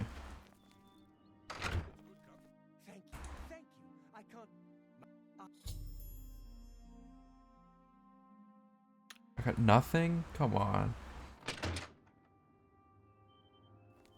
Quest you're playing is one of my favorite quests because it gives you a break from all the chaos because you barely if not fight. Yeah, I like some of these weird oddball quests where there's nothing like this just because like especially with how many like most of the guilds are like just go kill thing, right? But it's nice having some of these bizarre quests. That's why I like the Dream World one because there's a fighting part, but the majority of it's all these weird challenges where you have to know how to like solve puzzles and stuff. So that quest was just a sham? There's no reward? I gotta look the reward up. Free lodging. Wow. Yeah. I agree. I like quests like this one. Alright, the next one's Potato Snatcher, which is the Fargle Inn south of the Imperial City.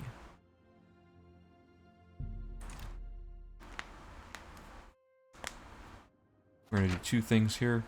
Number one, we're gonna invest in a Buki. 500 gold.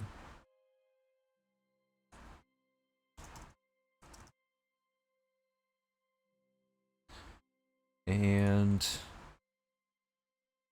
we're gonna talk to Alex Lincolia? Oh. Go ahead. And that completes Blade training, because he's just here. And then, see, they have so many inns in the game, but they put him and her in the same inn for 2 quests. They could have spread those out, and because there's inns where nothing happens in them. Okay, but anyway, so you start the... Okay, yeah, so you start the quest, and they will report you if you kill her, so we're just gonna wait till midnight and then kill her secretly. So she should be going up to her room. She should be in one of these rooms. And we seem to get caught a lot, but I think we can get away with it there. A bounty.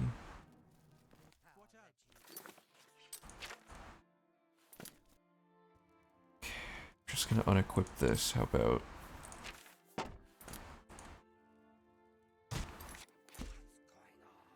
I'm not strong enough? That's a new one. How am I not strong enough to kill her? This is proving to be a bit problematic.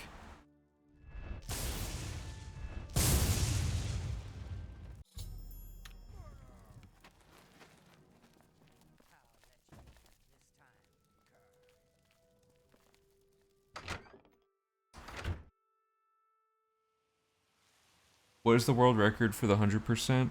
The best we've done is 39 hours and 29 minutes. And our first attempt was 79 hours. So yeah, the next one's gonna be a lot faster than 39 hours, but I'm happy with how the last one went because we executed everything really well, even if the route wasn't as optimal as it now is. Okay, so I'm definitely going to jail. Okay, so Crackwood Cave, southeast of the Imperial City.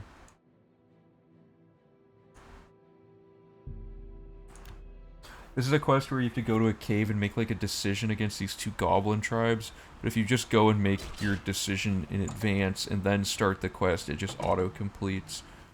It doesn't save much time, it just saves 1 quick backtrack. Hug the right wall to find the Bloody Hand Goblin Shaman.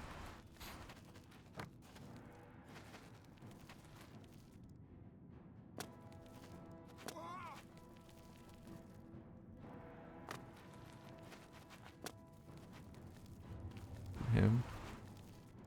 And when you kill them, they all stop aggroing. There we go. Because of the way this quest works.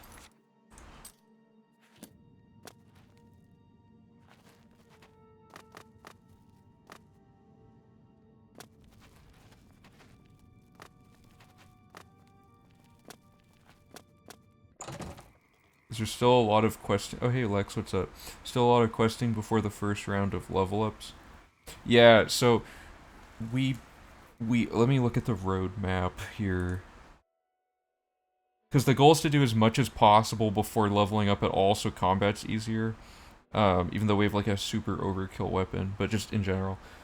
So Dark Brotherhood, we do all of Dark Brotherhood, and then we start doing our power-up leveling. Yeah, I didn't know this quest existed. It is really hidden. Okay, so...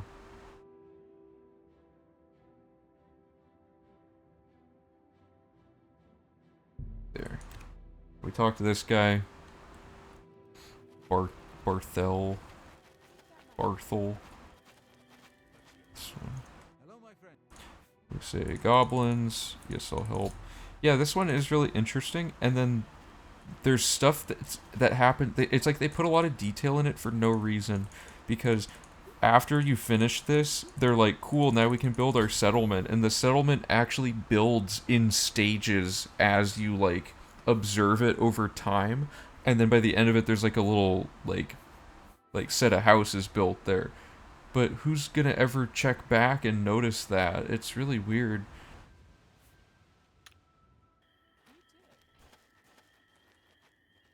No.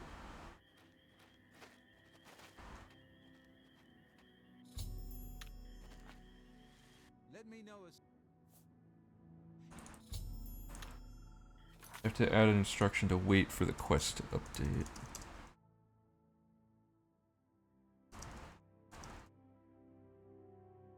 Okay. The next one is no stone unturned. Fast travel to the Imperial Bridge Inn. I'm gonna get arrested. East of Breville. Yeah. There's always a guard here, I'm pretty sure.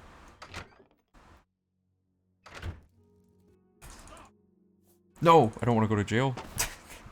Whoever clicks that option.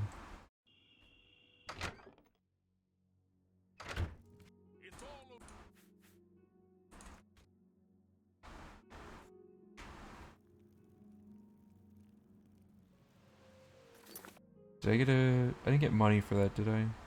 Definitely did get money for killing the potato snatching quest lady.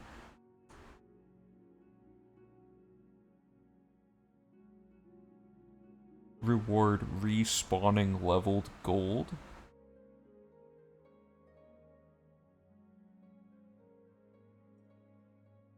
Oh, I see. The village gets built and then there's a house with respawning gold for you. That's a really interesting quest reward. Although it says it's only like 20 gold. Okay, sorry, I keep tabbing out and realizing my notes are not scrolled. Okay, now we go to the Imperial Bridge Inn, now that we fixed that. And I'm not tracking the money from those crimes. I'm gonna add like a flat 50 to 75k at the end for crime, like covering crime. Okay, here we go, back on track.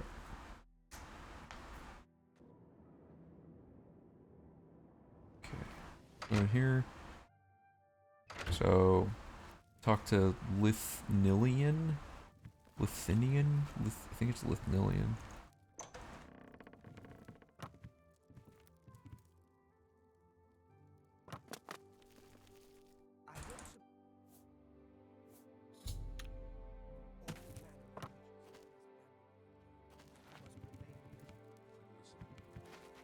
Okay, and read.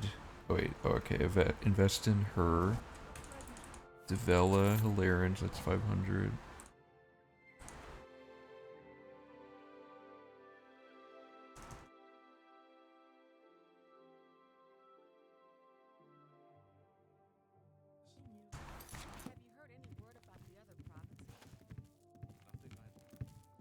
Okay, and then there's a book under this bed.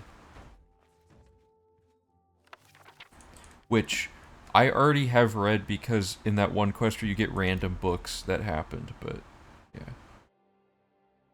It says to wait till 4 AM and kill Lithnilian in his sleep. So we're gonna trust that.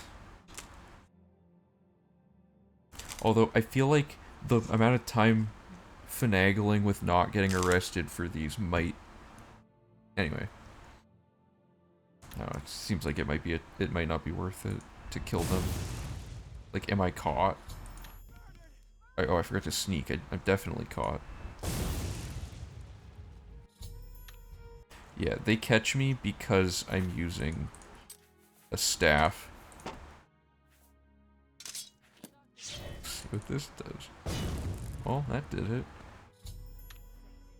But I want to see if a weapon I would normally have would do it. Yeah. What? They caught me? Using a blade?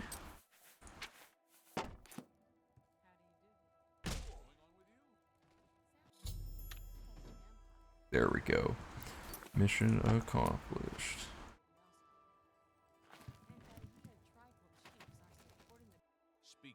Boom. Those will go faster when I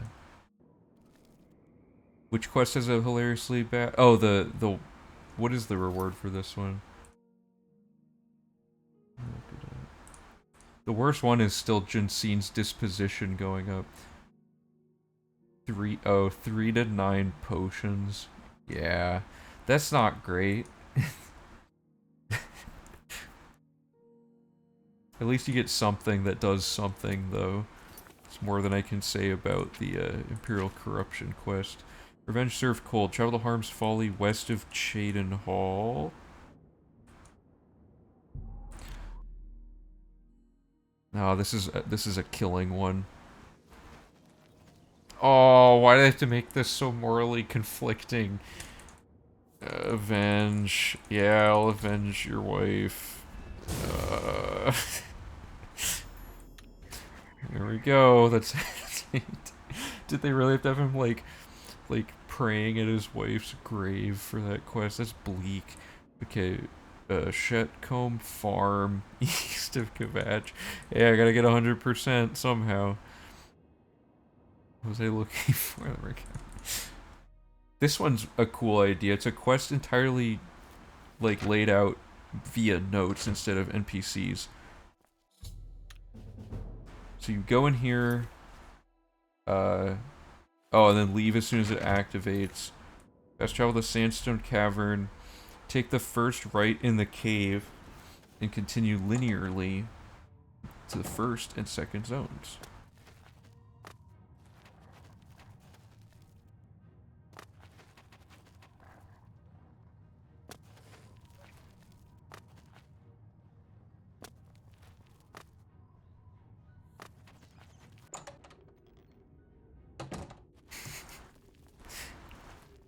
God, that was... I wish Ramft was here to see that. That was totally like his sense of humor for that type of thing. Okay, do I just... Yeah.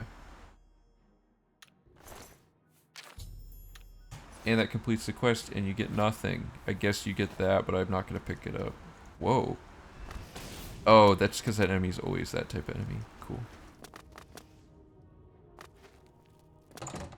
That's one of the Sunken one's a good example of why the unique enemies thing was removed from the requirements, because there's so many enemies like that that have a name like that that aren't that the UESP didn't classify as unique.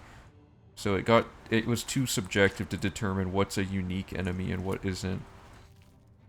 Because like we don't kill the Sunken one in the run because you don't have to for the quest. Even in the old runs where we were doing all unique enemies, because the UESP only listed like 7 things that they determined to be unique.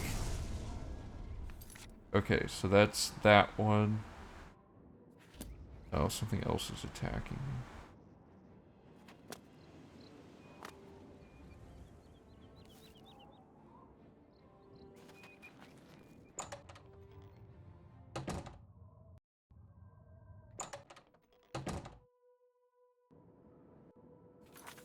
Okay, good. That should fix that. Okay. When the vow breaks. Travel to Whitman Farm directly north of Anvil. Okay. This is gonna be the same story, guys. But this time the husband died, not the wife. But they're all dead at the end because of how we solved this quest, so.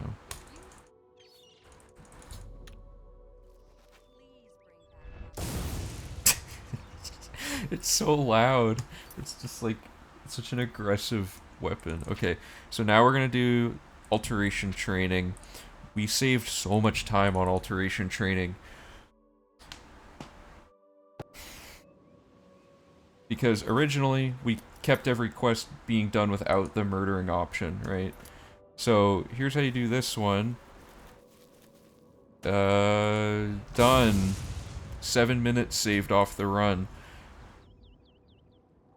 Okay, so it's a hard save. And that's the side quest split.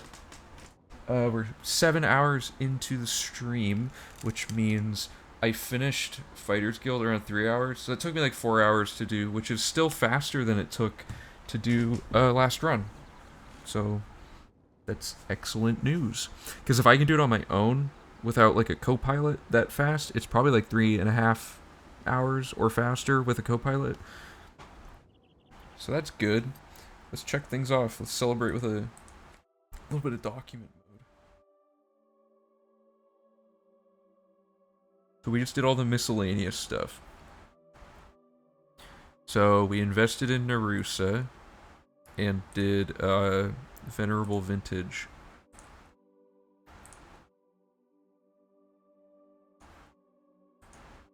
Then we kinda did Go Fish. Then the Gravefinder's Repose and Heavy Armor Training.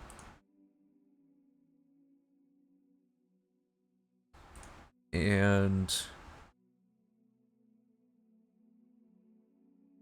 invested in Maylene. Yeah. Then we read Mystery of Talara V4.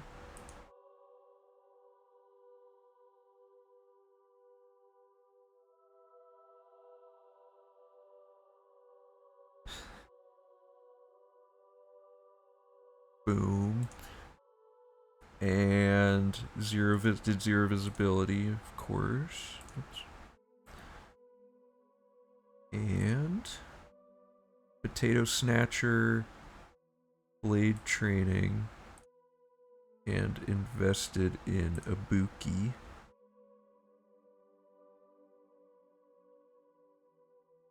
Then Goblin Trouble is just that quest on its own. There was no extra objectives. No Stone Unturned with investing in Devella and reading Calcinator Treatsy, which I've already checked off because in this run we happened to get the book with good RNG on a previous quest. And then Revenge Served Cold, really cold this time. Then we did the Sunken one, When the Vow Breaks, and Alteration Training. Okay, so there's very few things left. The hand-to-hand training was done during the investing circuit, but I'm putting it off now because I'm worried about how it affects the I think it affects the Thieves Guild. It actually might be worth diving into the code of how that one Thieves Guild thing works, because it's so brutally complicated. Okay, next is the Dark Brotherhood, which is farther than I thought I would get today, but I do feel like still going.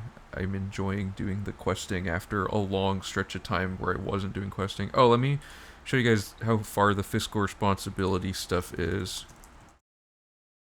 Okay, so here's all the expenses and costs. So we spent 129,000 gold throughout the side questing, and we only gained 9,000 for all of our efforts. And most of that was from the Umbacano quest, almost all of it. Glarthir was one of the higher payouts. It's really interesting seeing all this broken down like this. But yeah, that's a lot of money spent, 123,000 out of the whole thing. So it says we should be at about 540,000, and with crime it'll be a little different. We're at 545 though, we're still up from the worst case scenario, of course. So next is Dark Brotherhood. There's a lot of cool stuff going on in Dark Brotherhood that I'm excited to show you guys, because there's a lot of permakey breaks the Dark Brotherhood in a really funny way. It's not like super huge, but it does let you kind of skip like an entire quest, which will save a ton of time. Let's look at the split time from last time. So Dark Brotherhood last time was an hour and 38 minutes, roughly. I think I still have the world record in Dark Brotherhood. And like Han was saying, this is with load warping, so this isn't a super like one-to-one comparison or anything. But Dark Brotherhood took me with loading 44 minutes. So there's a lot of room to improve this hour 40 minutes. I'm out of water. I need to go get water because my voice is getting really hoarse. So I'm gonna be right back. It'll probably be like a 3 to 5 minute break. So stick around. We'll be doing Dark Brotherhood. Let me move this over to the be right back screen really quick.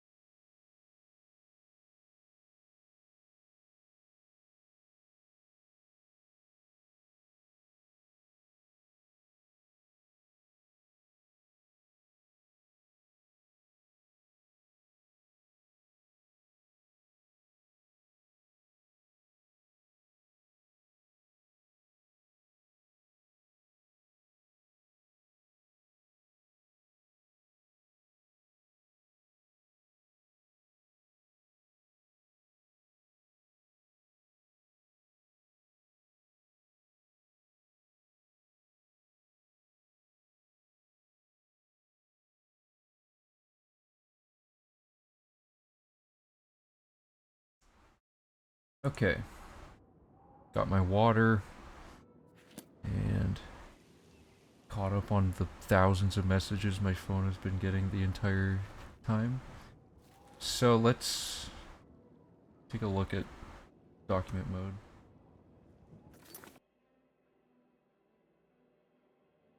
Right, okay, Dark Brotherhood, right, and then power leveling, might as well, I mean, okay, so, Dark Brotherhood is dense at the start, like, this is, so one thing that's weird about Dark Brotherhood is that, I don't know why they set it up this way, clearly different people program different quest lines, for all the main guilds, but like, Welcome to the Family is like, just talking to somebody, you know, this quest is just talking to somebody. This quest is, like, every other quest is, like, start the next quest. So you get 2 quests per quest, which is weird. So it looks really dense, but it actually is, because we're doing 2 real quests at a time, which is the equivalent of, like, 4 quests at a time. You'll see what I mean. Basically, the first 4 contracts that you get, all the ones from Vicent, you can... or Vincent, or whatever. Isn't it Vicent? Did I spell that wrong? It is, I spelled that wrong. Vicent Valtieri. Okay, so, you basically kill all of the people that are part of his quests, in advance. Okay, looks like I just spelled it wrong on that one time. So, let's begin. And I think I can get through the whole Dark Brotherhood right now. I'm not 100% sure. I do have to eat dinner at some point. But yeah, after Dark Brotherhood, the next stream will probably be just like up to the skill grind again. Because fixing the Thieves Guild is going to be a nightmare. But I look forward to sharing the nightmare of a roller coaster ride with the chat and everything. So let's start with the right view. Okay. You know, I'm not gonna change the stream info. It's fine. Okay. Knife in the dark. Here we go. So you go in here. There's a trap door. You cannot kill Rufio with your big apotheosis weapon. You have to kill him this way. And then you sleep in the bed for an hour, and then you get approached. And this levels you up. This is the first level up in the entire run. Lex has done a lot of research into on our Discord on optimizing the best way to go about doing this leveling up process. Currently, what I do is I just pick the lowest possible things. But Lex's approach would be to pick things that end up all being maxed out, with endurance being the only thing left at the end, so you have 70 extra level ups to get. But we don't have a full roadmap of how to do that yet, but so for now, I'm going to stick with, I'm doing from top to bottom, picking the lowest things. So like if you have 2 things that are worth 2, you just pick the topmost one. It's just the easiest way to think of it for now. Okay, so we're now level 2 officially. Woo, finally leveled up. And sorry, I'm trying to get situated in my chair. Okay, so doesn't matter what you say here. You don't get any reward other than that you're 1 step closer to being in the Dark Brotherhood, which is really rad. And now on the way out, we're gonna invest in Mannheim. So that's 500 gold to put on the chart.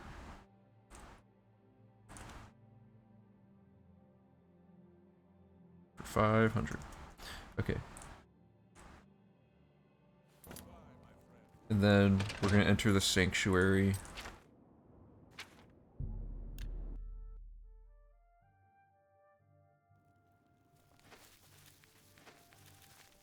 Which is this one.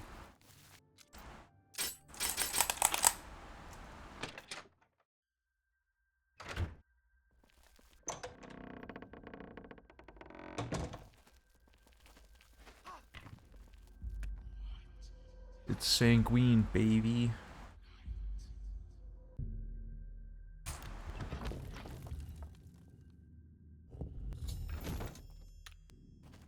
Okay, then. There.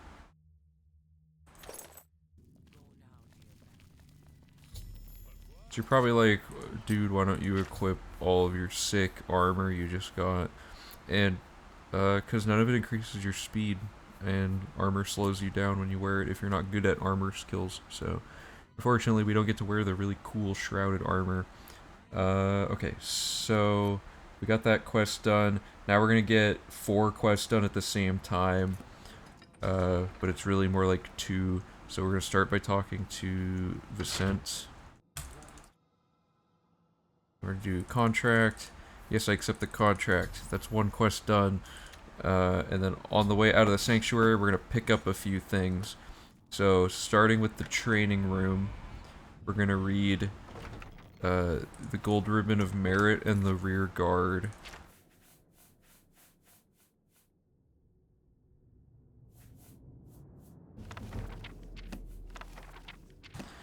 And we're gonna head to the living quarters on the other side and take the Black Arrow V2 from Tinava's chest.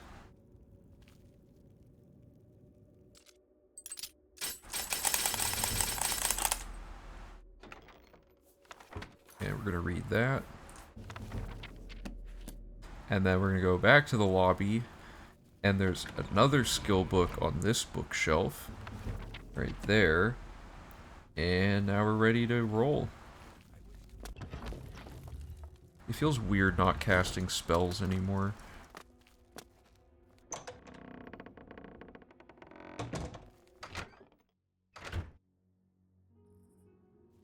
Okay. So, first things first, the actual quest objective is to kill the pirate on this ship.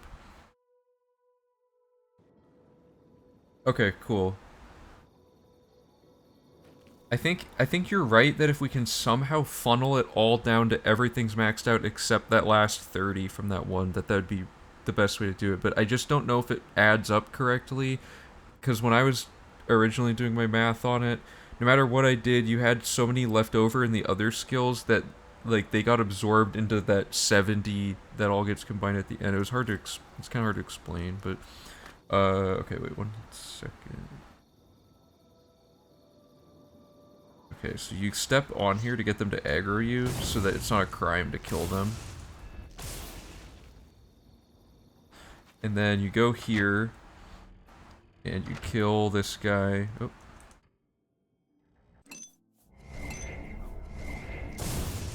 And you take this, and there's gonna be a really loud jump scare warning. Although I think I skipped it by going through the door at the right time. Okay. So now we're gonna fast travel to Bruma East Gate and enter this house, which is not a crime to pick for some reason. This is the next guy that they want you to kill. So he has a bodyguard. He's right there. His bodyguard seems to be missing. Wasn't a crime for some reason. I don't get it, but whatever. Oh, and there was Nernroot.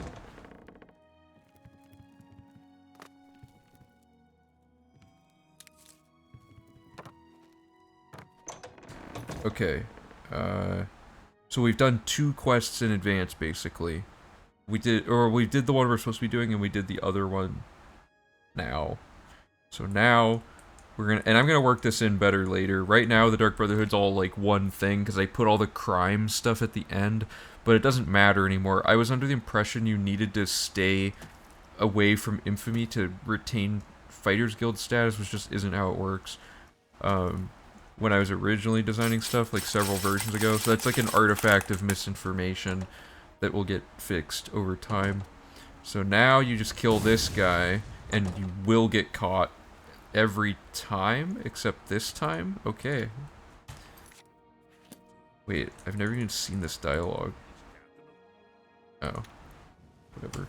Okay, so that's the guy from the third quest, and we don't need the quest rewards from these, so doing them wrong is fine. Because Dark Brotherhood doesn't give you fame for any of it, so it's total free for all, which is nice. Okay, so...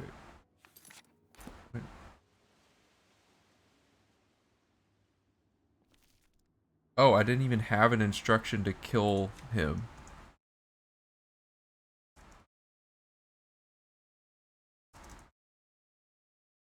Interesting.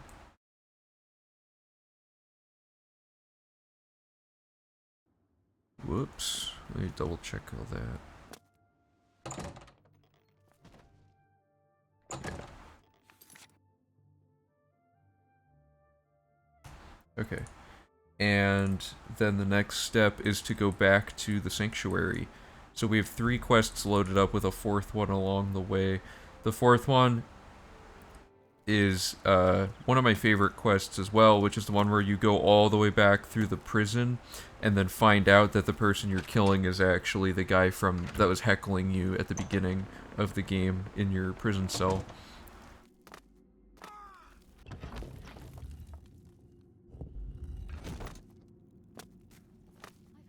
But, okay, so check out how this works. So we've loaded up 3 people that he wants us to kill. Oh no, he's gonna sleep between every single one of these, whatever. Okay, what quest rewards do I get? Okay, all I got was the black band on that one. Okay, you know, I'm gonna wait till he's awake so I don't have to deal with this.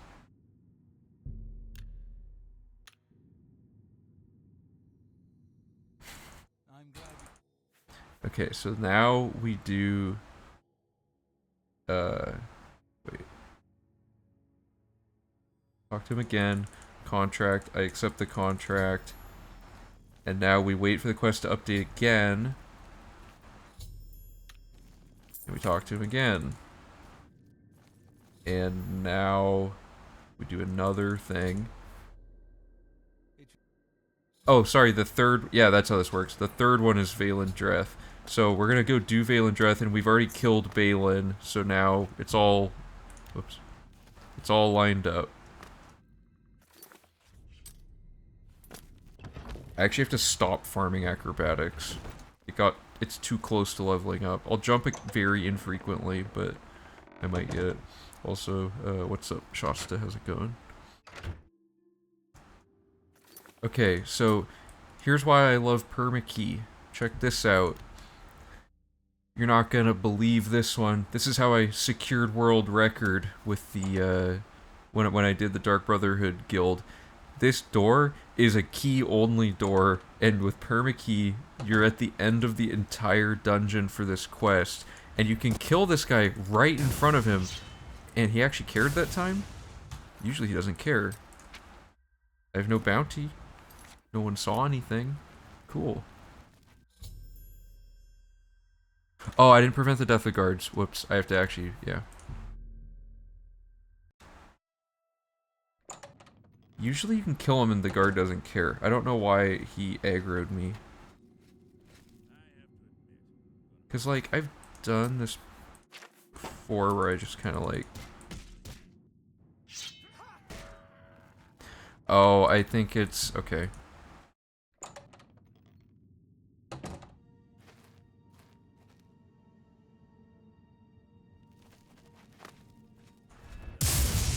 Jeez, that was loud. You have to get out of there before you linger too long. There we go. Okay. You just gotta do it quicker than I did. I was slowly explaining while doing stuff. So yeah, permakey skips the entire painful process of getting through that dungeon. I don't know how much time that saves. I can look at our run from last time, but we didn't do it very fast last time, so this should save like a huge chunk of time. So, we already have the other guy killed to fail that other quest, and we already have Valen Dreth killed to get his bonus. So now we head back to the sanctuary, and this goes even faster with load warping.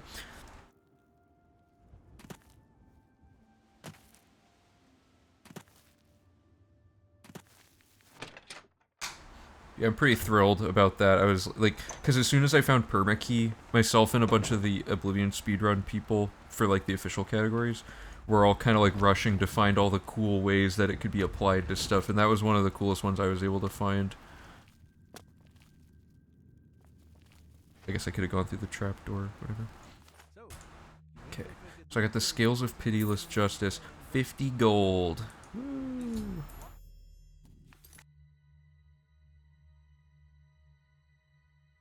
Was that? Okay, I gotta check the quest rewards really quick and make sure I'm not missing anything.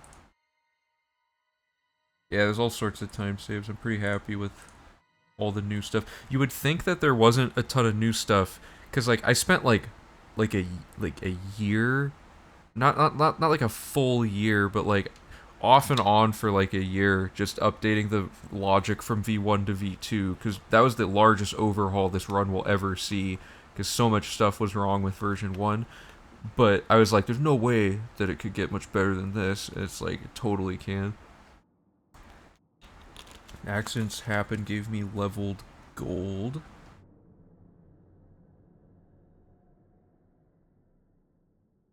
Did anyone see how much money I got for accidents happen?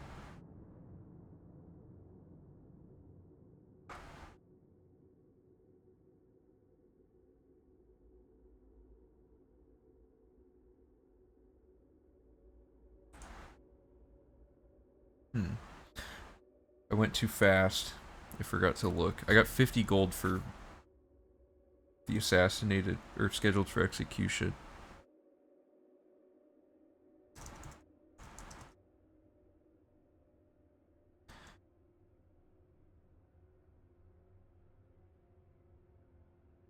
Does anyone? I don't know how Twitch works. Can I check my own stream while it's happening? I don't think so. Like I can look at my live feed, but I don't know if I can look back at it as if it was a VOD until it's done.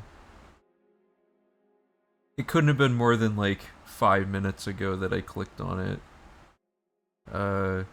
Watery Grave didn't give me anything.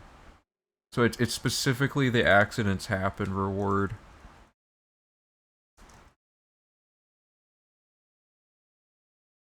I can see if my save just lets me do it. Let me look.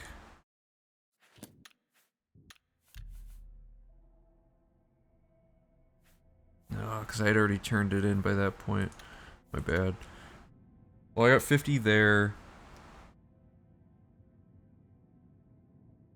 Oh, okay. Wait, let me make sure I'm not going out of order. Sorry, a bunch of stuff just suddenly is overwhelming with how many things I have to do for this part. I killed Valen. I just turned in... You know, I'm just gonna redo it. I did so much wrong.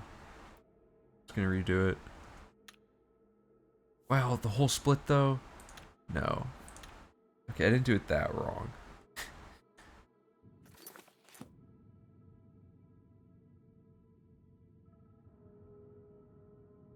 A lot of things went wrong. Hold up.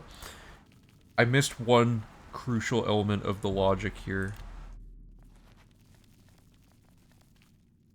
It was 50 gold? Okay. For the, accidents happen.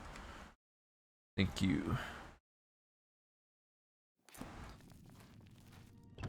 What I was supposed to do is, I was so excited about the Valandreth skip that I forgot one of the other logic points, which is that the security training guy, we have to kill him, and he's in the prison, which, while we're in that little room, you'll see what I mean.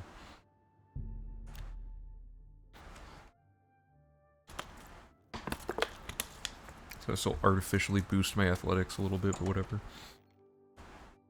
It's minute. We were supposed to go back here, kill him, and we'll pretty much get caught.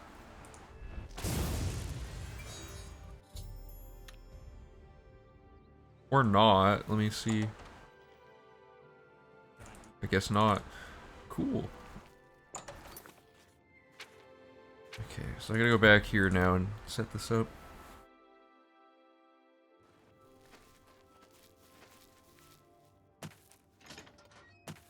So if I had not forgotten that, to clarify, I would have turned in the Valendreth quest and immediately started and ended the Motier quest like I'm about to do, without having to leave and come back. So we took what was originally a trip in and out for all 4 quests, so 8 total trips, and we condensed it down to, I think 4? Did we... You go in and you get the quest, you leave and do 2... Yeah, it's 4 total. Yeah. Pongblow did kind of just dip out when no one was paying attention.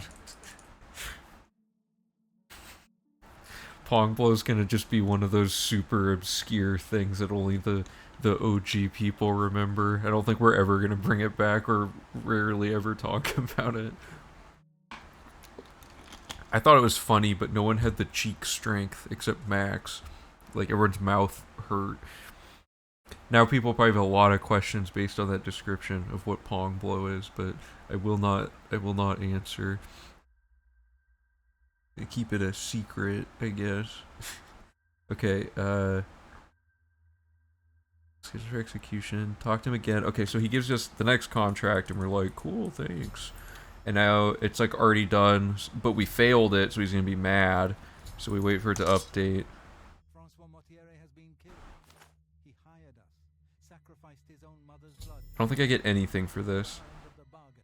By failing to fulfill this contract, you have brought shame upon us. Yeah, I get nothing. Wow, that was cold.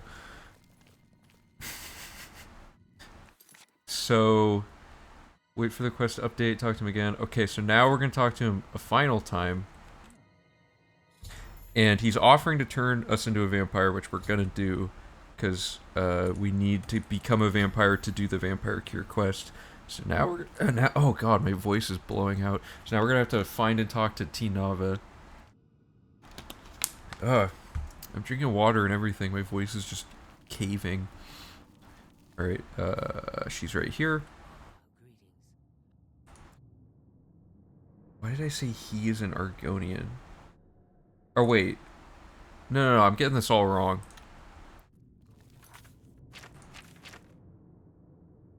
So, I have to talk to Tinava, not Ochiva. I got the names backwards. Tinava is somewhere in this building.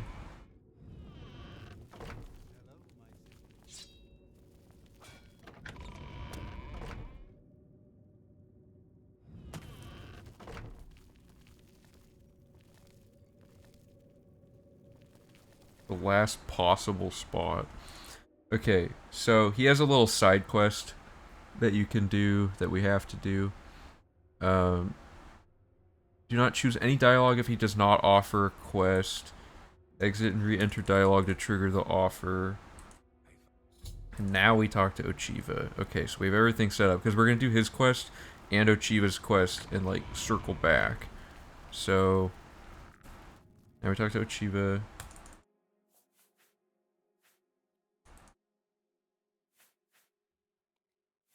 Okay, so now we're doing the 5th quest, but we're not going to do the 5th quest just yet. We're going to take a little detour, and we're going to do the Dark Exile quests and Vampire Cure. So, step 1, pickpocket anyone in the Sanctuary and get kicked out. Now, we're going to head south-southwest over to our bed in this house that we own, and we're going to go sleep to trigger the Wrath of Sithis.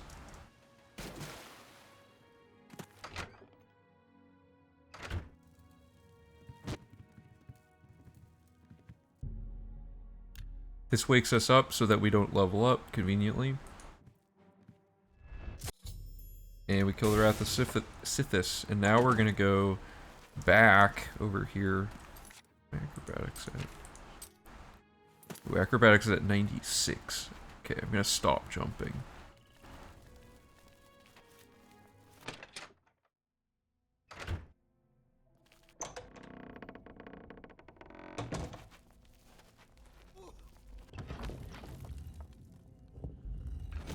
Okay.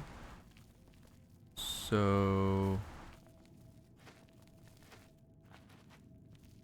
What was I doing? Oh, okay, so I did that, and I have to pickpocket somebody else. Where is everybody?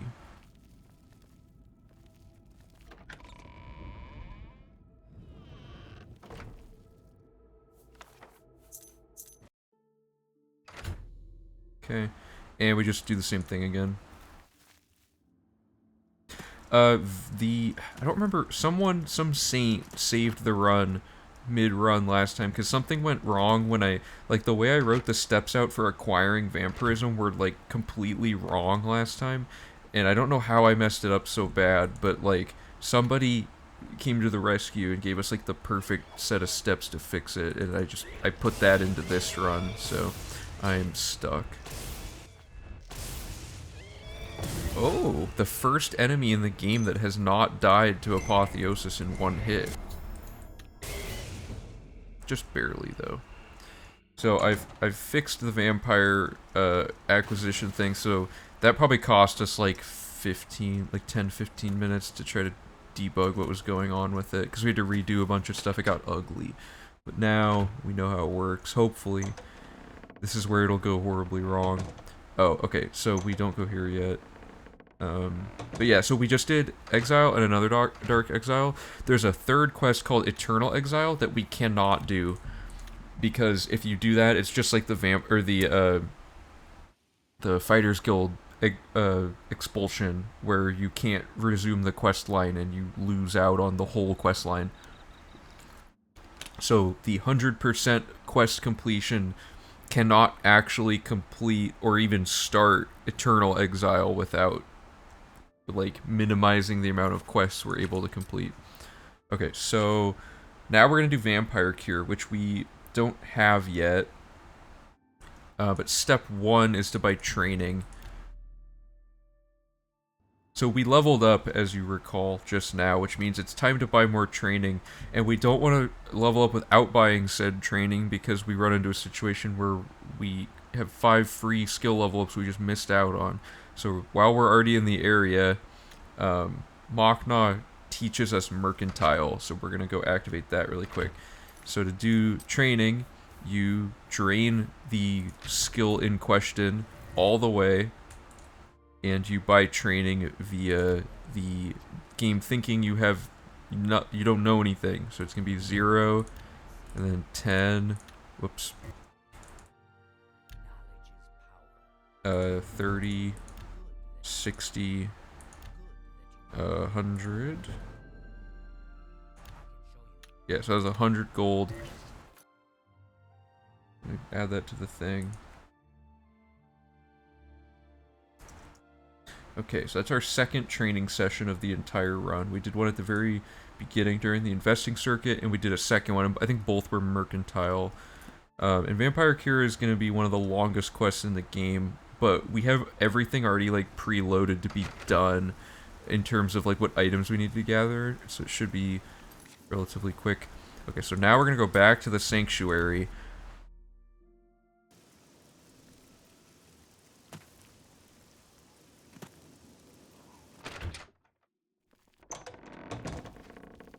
We don't have the well key yet, unfortunately.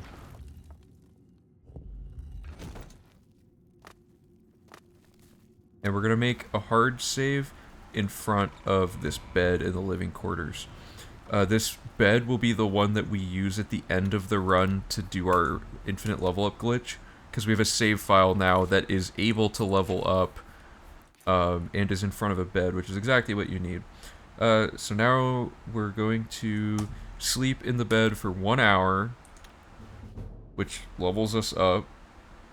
And then we're going to wait 24 hours 3 times in a row, and then we're going to sleep another hour. And that should load us up to have the full-blown, well, not full-blown, but the vampirism, basically, that we need to activate the Vampire Cure quest.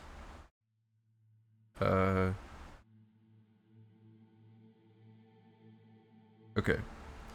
That looks fine. Good. So I have the first stage of vampirism. So now we're going to do 24-hour waits 3 times, and the next time we sleep in the bed, it shouldn't level us up. It should instead give us a pop-up about a nightmare that we have, and then that means that we're a vampire. And then, yeah.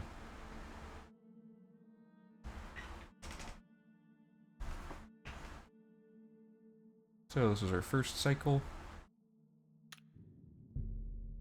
Our second cycle.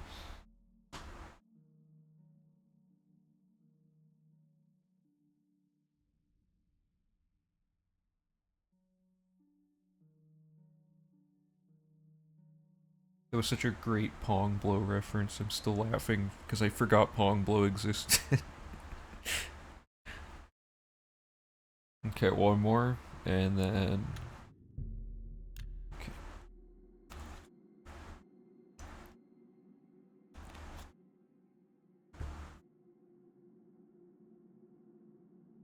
Well, we've made huge progress today. Also, it says I've dropped 117,000 frames, which is approximately 7% of my total stream, which is unfortunate. I didn't even know that statistic was visible on OBS's interface. Something must have gone horribly wrong at some point. Okay, so now I'm gonna quick save just in case, but we should immediately get woken up, and now we're and now we're a vampire. So this is what this character looks like as a vampire. Looks pretty cool. There's some stat adjustments that happen because of vampirism. We're not at the stage. The important thing is we're not at the stage where sun damage will kill us, I don't think. So we should be good there. Okay. So now that we're a vampire, we have the Darkness Eternal quest active, and we're going to go find and talk to Vicent, who's probably in his bed.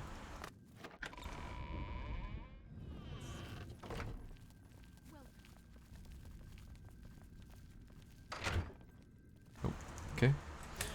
And we say cure for vampirism. And good. So, this is where the Dark Brotherhood, in a complete revision of this route, would likely be, it would happen probably before we even do any leveling up possible, just so we avoid the having to level up early, and we get it up to the point where we have to do this exact part of this quest, because this forces us to go to the Arcane University. So it'd be nice to be... I did this with all guilds. I lined it up so that when I go to the Arcane University for the first time in the quest, I'm doing this Dark Brotherhood objective at the same time. Because you have to talk to Ram... Or the... Oh, sorry. No, I lied. I'm getting it mixed up. No, Vampire Cure's not part of Dark Brotherhood. I need to do something similar to what I did with the guild things, where I lined things up like this. So Vampire Cure would ideally be done when we're doing Mage's Guild stuff at one of the times that we have to go here. Sorry if that was confusing. Okay, so now that we did that, we've started Vampire Cure. So here comes the long Vampire Cure thing. So step 1 of the actual Vampire Cure quest is to go to the castle. Oh, you heard us talking about Pong Blow? Okay.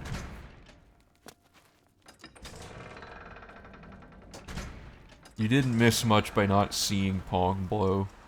Let's just say that. Did my acrobatics level up? I'm in constant fear. Oh, it's because the vampire gets acrobatics boosts. That shouldn't mess anything up.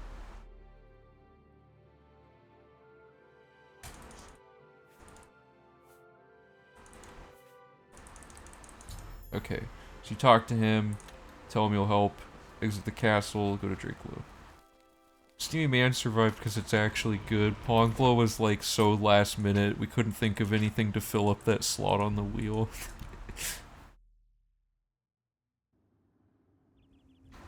Okay.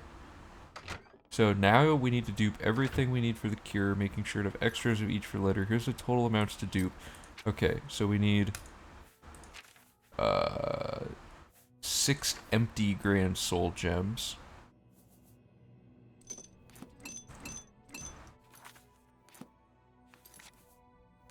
We need 3 Blood Grass.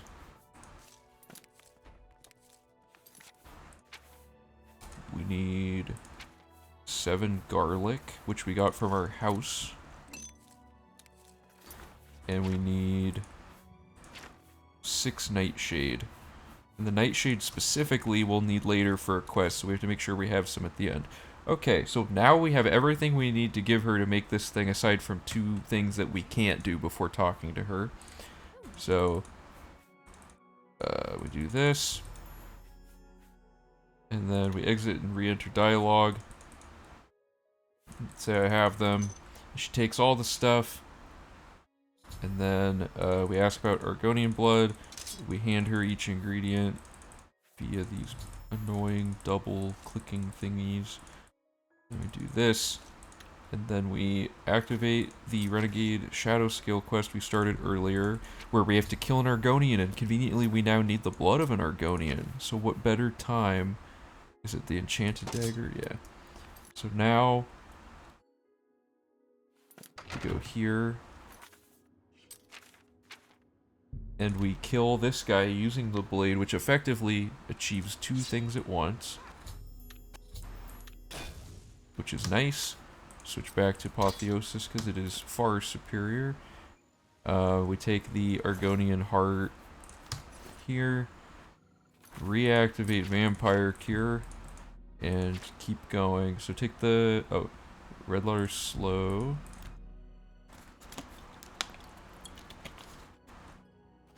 Fun fact, on my first casual playthrough of this game, I could not fix my vampirism because I was not powerful enough to kill this guy since I inefficiently leveled so horribly. Okay, so it says we take the first left and then kill this guy.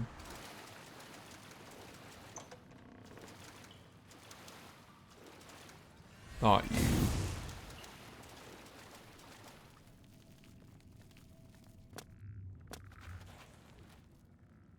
I don't think I read my instructions all the way.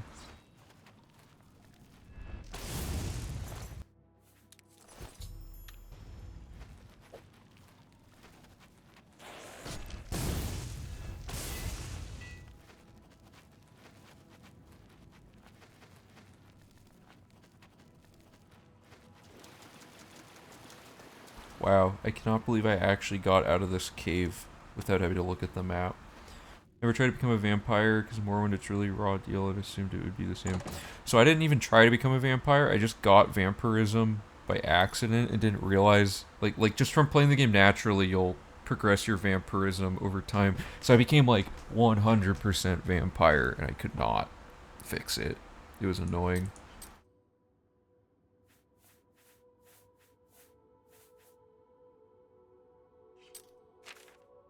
Oh yeah, I don't know how it works in Morrowind. Is it better or worse than Oblivion? I imagine it's worse. Most things in Morrowind are more devastating or strict or difficult or whatever. Okay, so fast travel to quest marker and talk to her, and now we have the blood and we have the vampire ash, and we ask for the cure. She says to wait 24 hours. So we just wait outside. Oh, really? I guess that's more realistic. All the vampires in Oblivion are like, hidden in, like, caves and stuff. Man, that sucks. It's like a Frankenstein type thing. Okay, so she should be done now.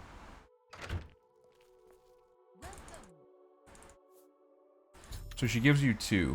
There's one in your miscellaneous tab and there's one in your potions tab. The potions tab heals us, and the miscellaneous one's to give it the count. So now we're ready to finish up the quest.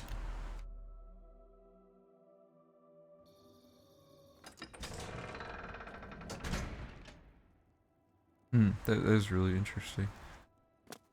Okay, so now we have to talk to Hal Lears. Did I have an extra nightshade? Whoops, whoops. Yeah, plenty extra.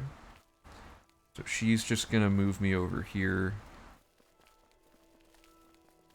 Oh, and after doing the vampire thing, all my stats are back to normal.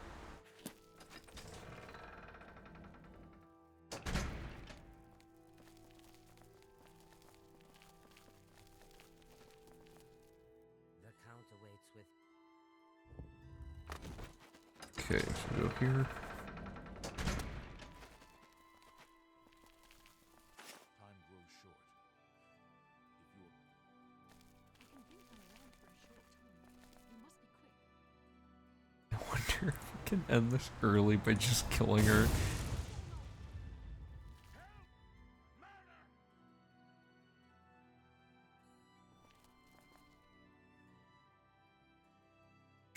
That's a soft lock.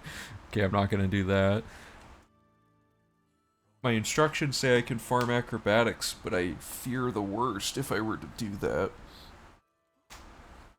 So to clarify, I no longer can farm magic or acrobatics the rest of the run for fear of over-leveling them and not getting the skill book increases I need for the skill book's red statistic. So the rest of this should be pretty easy to play now because I'm not micromanaging anything. I just run in a straight line everywhere. Oh, Janice. Thank you. Thank you for saving me. Okay, so she dies.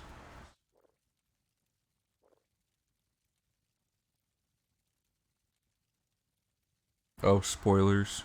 Okay. Then he's like, give me a moment to grieve or whatever, so you gotta wait 24 hours and go talk to him again. What happened? A little bird told me that you've been asking around town about Glarth.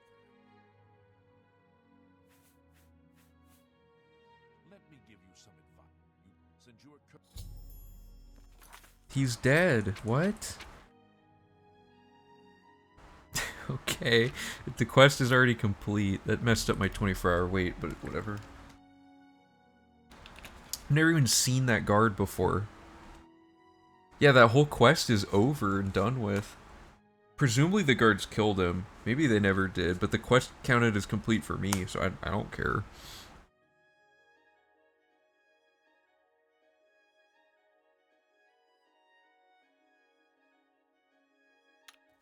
Okay. So now... This is a buggy part of... This is the one bug of Vampire Cure I couldn't fix, but I have a way around it. So you gotta wait till the Argonian lady's out here, and normally I avoid this at all costs because it's horribly buggy, but you talk to her, and she's like, I'll go get him, and this never works. Whoever programmed this is like the worst, because it's just like, you wait forever. Okay. Please wait in the hall. Okay, this might have broken. Oh, it worked that time. It never works. Okay. There. 250 gold for that whole quest. Let's add it to the thing.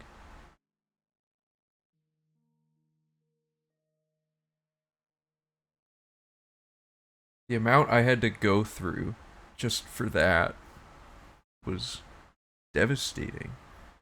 I had to become a whole vampire and unbecome a vampire and run around the whole world practically.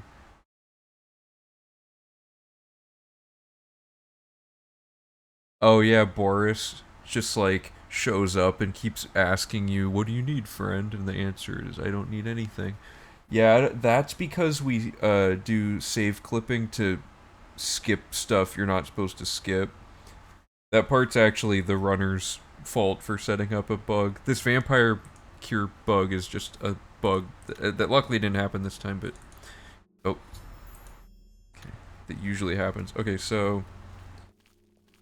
Because if he doesn't show up, you have to go find him and punch him and drag him out into the room, and then the count will talk to you, and then you go pay a fine. It's kind of unfortunate. Okay, so there's... Now we're going to be doing Ochiva's quests. And there's still, like, a lot left.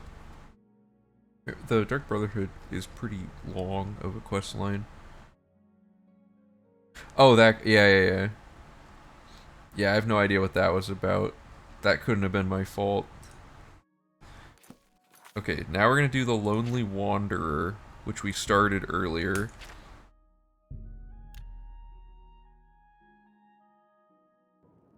Okay, so basically this quest is to go find a guy at a specific time. If we wait till 11 a.m. and 5 p.m. It's straight, then... That's not Elven Gardens, why did I go there? Head straight, then go right into Lorkmir's house.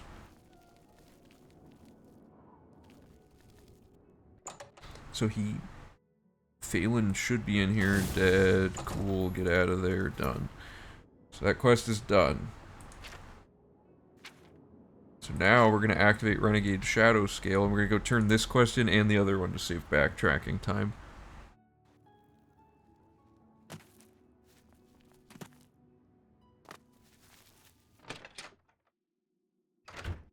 Do I still not have well access? Oh, it's because we failed. The quest where you get the well key is like really long. It's the Motier one, I think. And we fail it because it's way faster. And the amount of time the well saves is basically just less than the amount of time you would save by unlocking the well correctly.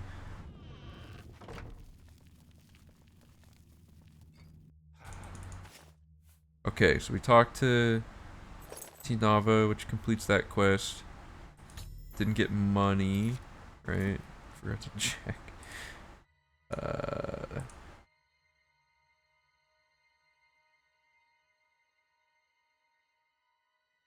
Yeah. The door glitch doesn't open the well because the well doesn't have a physical key in the game. It's scripted. So when they say the well's open, I'm pretty sure it's... Well, it might be a real key. I don't know. It's anything that's involved with scripts usually doesn't work. Okay, and then now we're gonna turn this quest into Ochiva.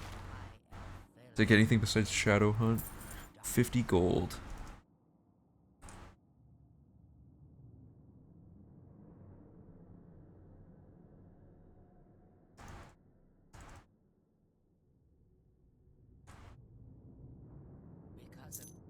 Go now and rest.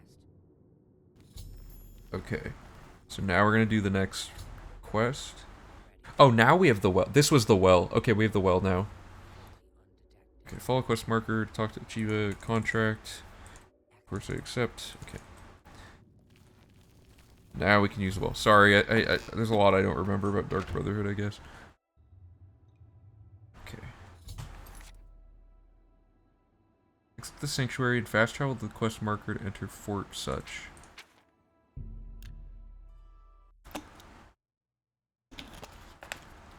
The door is walled. Whatever. You have to kinda sneak here.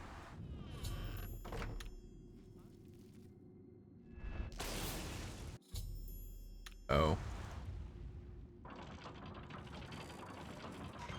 The reward is... Well, actually, hold up. What's the reward for this one? I gotta look it up. I don't think this one's important.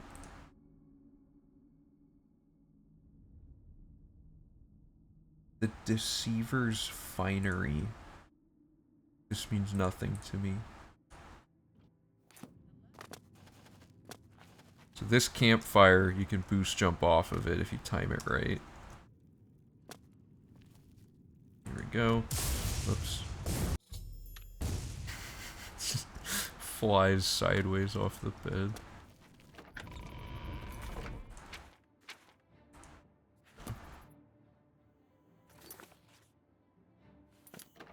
Someone's attacking for real.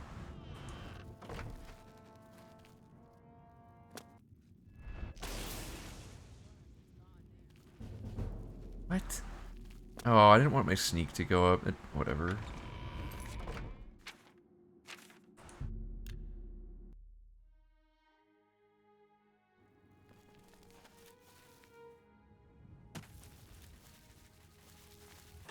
Trying to unlearn the compulsive jumping that I had to do up to this point. 50 gold.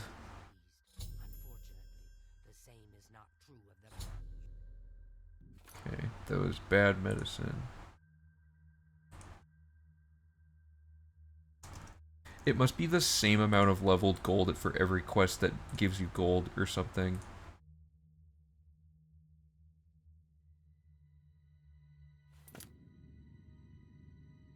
Okay. Hey, it's time for Who Done It.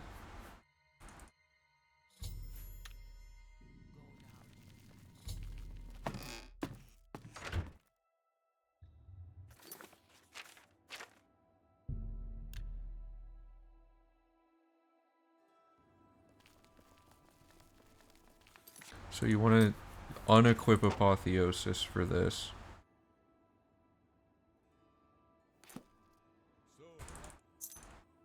You can get in here without that key because of permakey, but if you do that, the game just soft locks you in the room. Okay, here we go. We have to not get caught.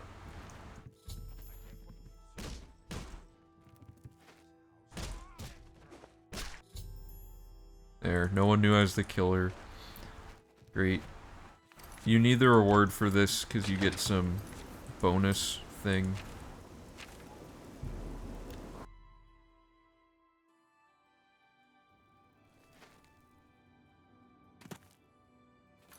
Hold up, what is the reward?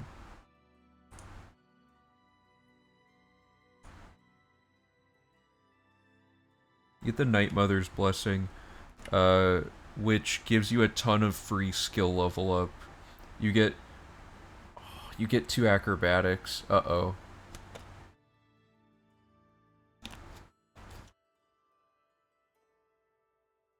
Forgot about that.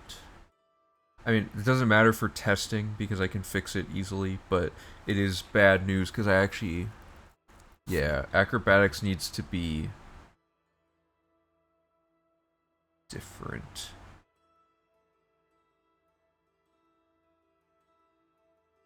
Hold up. This is gonna be a quick document mode.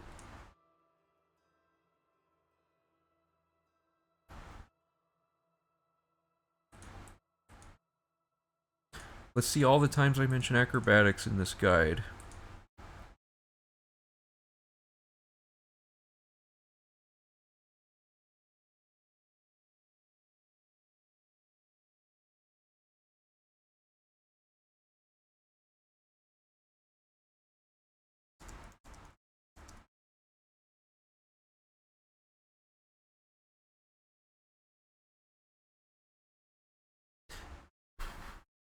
I need to mention this. Where's the best time to mention this?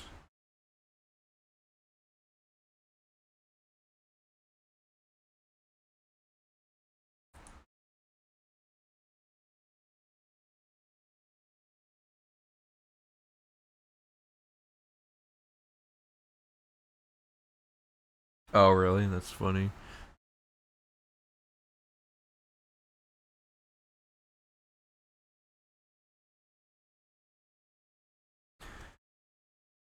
Do not farm acrobatics above 100 minus the number of skill of acrobatics skill books remaining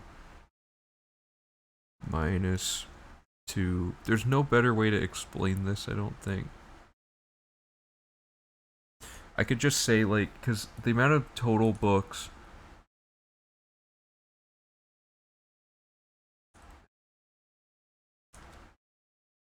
You will receive a bonus +2 acrobatics later in the run, so make sure to account for this when farming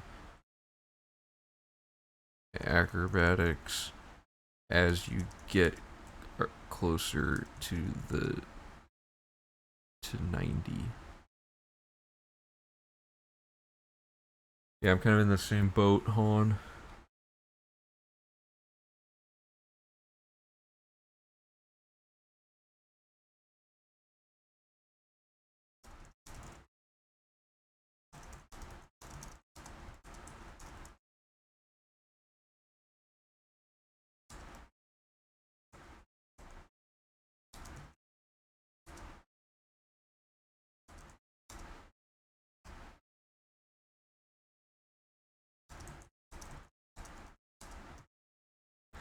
Yeah, hopefully that makes sense. Mention anywhere else?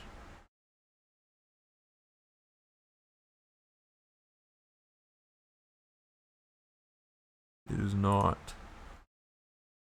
Let's add an additional warning.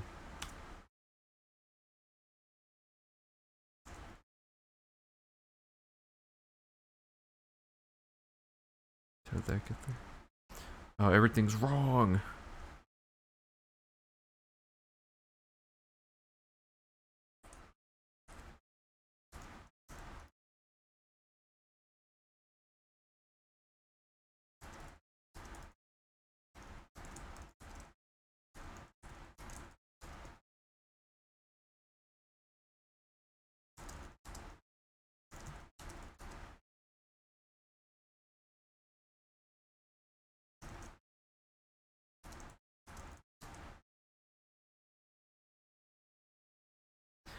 There. I think I covered my bases enough.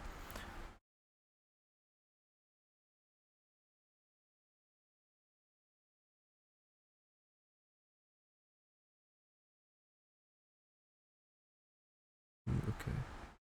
We're finishing up whodunit.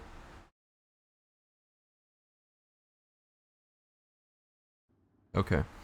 And I hate to do this, but I think I have to console command to fix this. I could just not get the bonus, but I need to have more accurate data. So I'm about to get +2.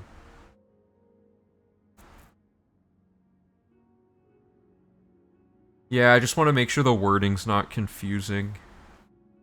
Okay, so 97... Or actually, how many books are left?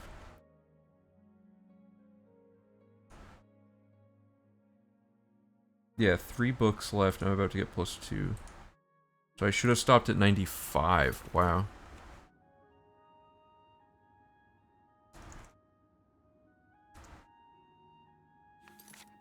Yeah. Not great, but for testing purposes, gotta do it. Okay, so where's my notes? And then Ochiva. Well done. 50 gold.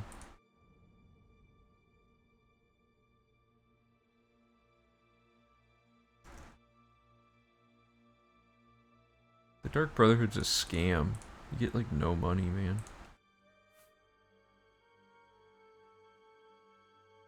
Oh, they all have 1 health for whodunit? That's wild. They're all like Filth Rager or Fifth Rager, the guy who just runs into the pillar in the Mage's Guild and dies.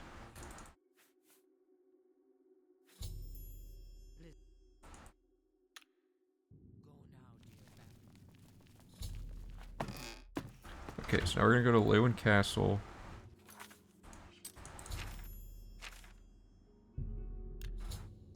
So this one, we're gonna get 2 objectives out of the way. We're gonna kill someone we need for a later Dark Brotherhood quest at the same time that we kill the person for this one. So we're gonna wait till 4 PM and enter the barracks. God! Hey. George Com CU1232, thank you for the follow, appreciate it. Are these books blocked by quests, or are they all random and you just have to leave the random ones for later? Maybe it makes more sense to do the random books earlier. So random books are just in dungeons as loot, but a lot of these books are either quest rewards or they're like, I don't know, they're in locations where the amount of backtracking required to go get them just for the convenience is a huge waste of time, which is what we used to do. In V2, we did that for like every book. But that was when skill grinding was more, when skill grinding was more crucial to the run, because now it's like a matter of just buying training for most of it, right? There was brief talk amongst some of the PRC people about the idea of putting the random skill books really early in the run, especially because it's so likely to be a run killer the more particular the more competitive the route becomes, you know what I mean? So I'm not totally against that idea. It is better though to get books for skills later if you aren't forced to get them earlier for the sake of the faster routing of not having to backtrack. So the later random skill books are, the more time they save on grinding, but we are already done with all the relevant ones to grind. Yeah, maybe random skill books should be moved earlier. In this case, it doesn't really affect much other than that there was this one slight error that I didn't account for. Because I was being careful about everything and then just forgot that there's a single bonus to a actively farmed skill in the whole run, which happens to be at the end. But yeah, I'll definitely I'll probably be putting random skill books earlier in the run at some point. Probably a V4 thing. I'm also trying to figure out how to like guarantee what drops we get from the random books through some sort of like RNG manipulation, but I've not found any leads on RNG manipulation. All I know is that if you load warp from right outside of a dungeon into the dungeon, the drops you get are the same every time, but they're based on like the first time you loaded the file or something. It's still not guaranteed to give you the right thing you need. Okay, so what am I working on? Okay, so I waited till 4. So now Celia Draconis is in here, and the mirror is in here. So the mirror, the game crashed when I read the mirror.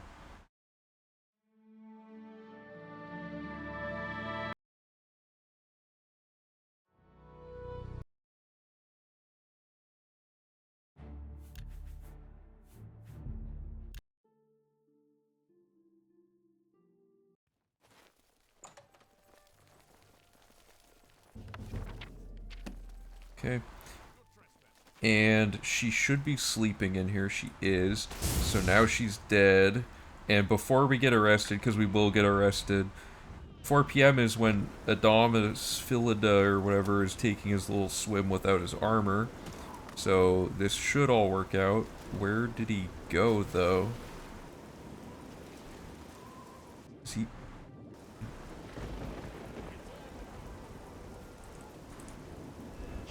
Interesting.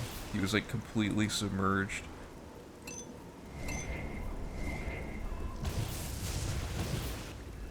Please die. Why am I so bad at aiming this? Okay, now we can go to jail.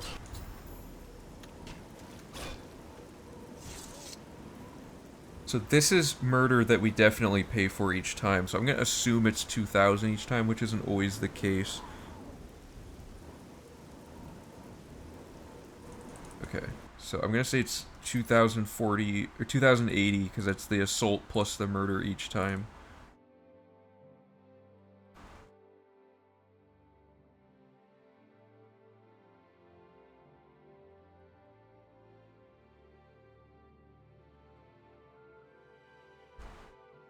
Okay. There we go. So now we've killed someone in advance without having to go out of our way, and we killed Philida, and we're not going to do the bonus, because it's just, you get more gold for doing this bonus. So we're ready to now go turn the quest in.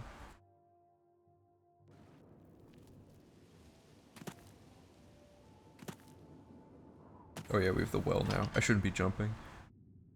Really shouldn't be jumping. Okay, so... Oh, you're not Ochiva. You're Ochiva. 50 gold. And that was permanent retirement.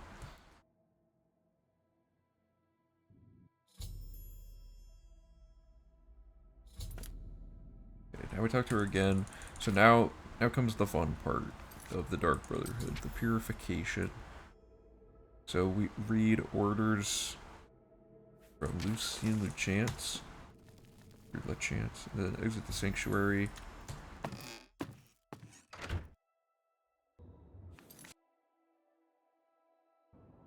Okay. There we go.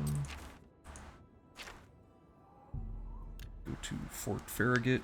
And most people know this, but this is a fun non-speedrunning thing that saves a lot of time. This big tree just has like a trap door that skips the entire dungeon. Wait, is that true? That the bodyguard does that?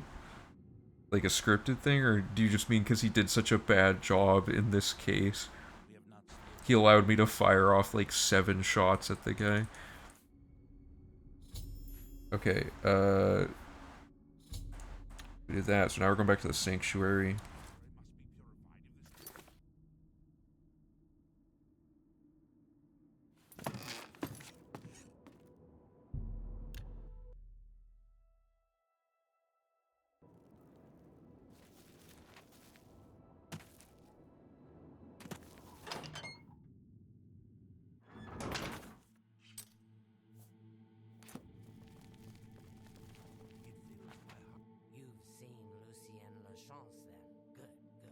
Oh, that's super weird. I didn't know they programmed that in. Carried out with skill and discretion. Oh, okay. I'm not turning in a contract, duh. Okay, I'm gonna save. Alright, so now you just kill everybody. So you had to do T Nova's quest before he would die, or before you kill him here, so that you can get his quest completed. You don't have to kill those guys, just the people that have quest markers.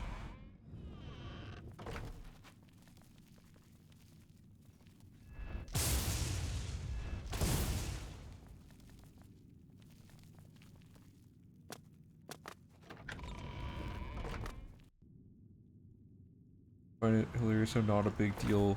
Even a normal playthrough, 1,000 gold is pretty generous. Yeah, for sure. Okay, so this ends Darkness Eternal by killing him. And we got bad luck because the last person is not in the sanctuary.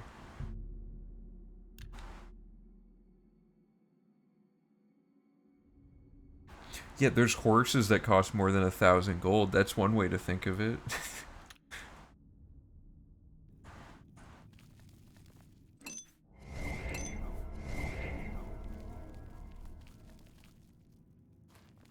So this lady's annoying because she's programmed, her schedule makes her leave the sanctuary for like long periods of time. Sometimes she's in an entirely different city, which is really annoying. Okay, so we killed everyone in the sanctuary. And now we can use the same tree to get back to Lucian.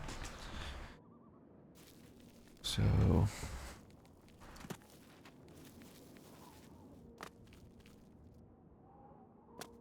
10 days?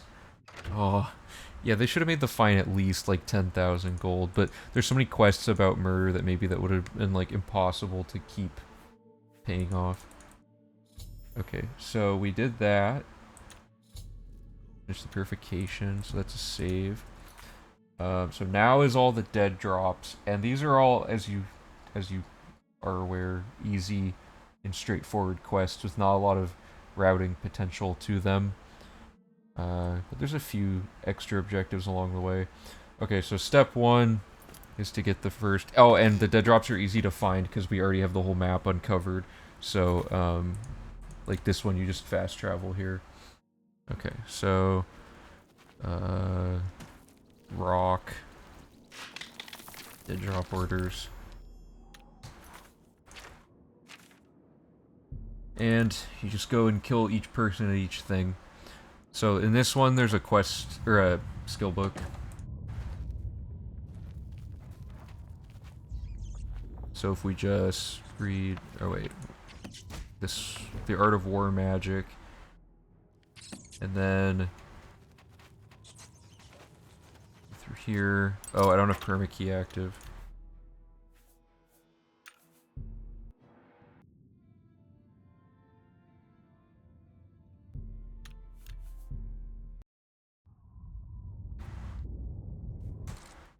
Oh, okay. Well, this store didn't have a key anyway, I guess.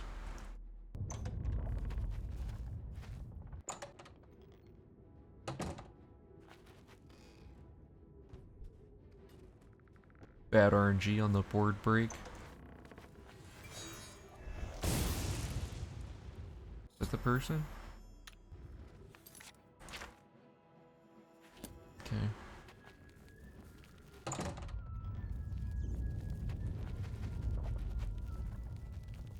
Here we go. So that's all you do there. So now we get the next dead drop, which is in the middle of Coral.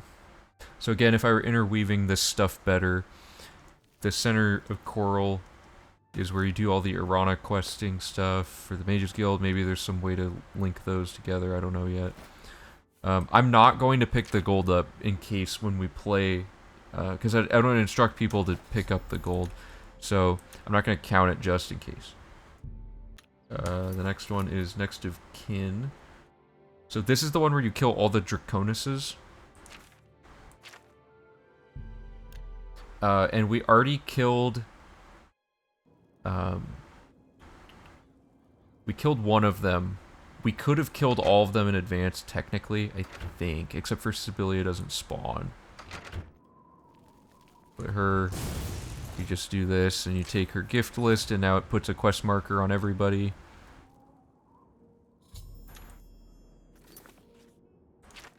So, this is the one lady who spawns afterward.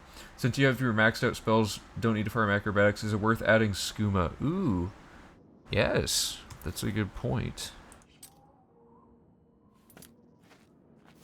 Let me find a not hill to do this on. I'll just do it in here. How much harder or different do you think a max difficulty 100% run would be? It'd be like really hard. Because, I mean, the staff still makes combat easier, I guess. But you would just artificially die more often to stuff, really. Okay, what was I doing? I'm duping skooma. That's a good call, Han. The faster we get acrobatics done, actually, the sooner we can do skooma. Oops. Well, okay, whatever.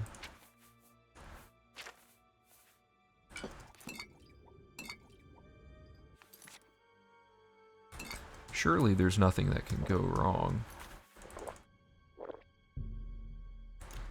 And I'm drinking 4 in and out of my hotkey, by the way, to be able to move fast. Oh, this is going to be so good.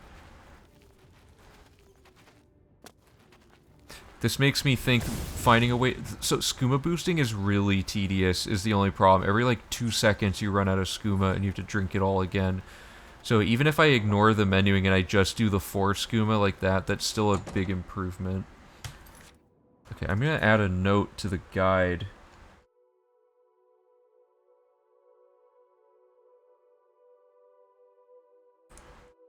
Start duping... Or, start drinking... skooma.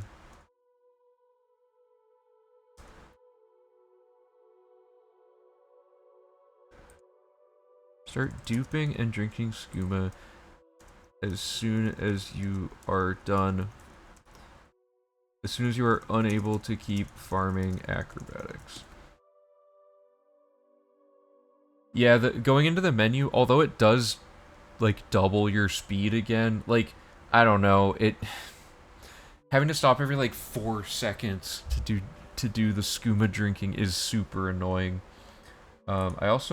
I have an instruction somewhere in here to get rid of... Oh, sorry, I'm not on document mode, but I'm almost done anyway. I have an instruction somewhere in here to drop all skooma, so I just need to change that.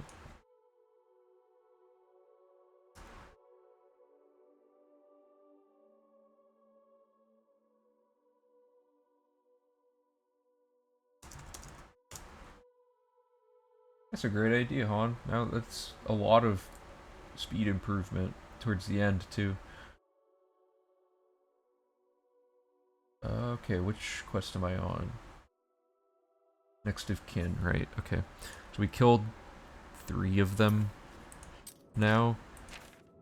So, we gotta go here. More speed rings instead of using skooma. Because the way the speed permit enchanting glitch works, the turnaround is like 10 speed every like 20 to 30 seconds. And it gets more and more mind-numbingly tedious. And skooma is 60 speed per drink, which is more than you can possibly get from any other thing. So me drinking 8 skooma is like the equivalent of like 30 to 40 minutes of farming perma enchanting. At least it's, I don't know, maybe it's not that much, but it's like a lot.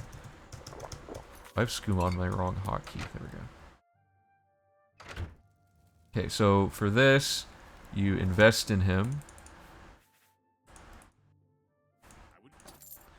So that's Andreas.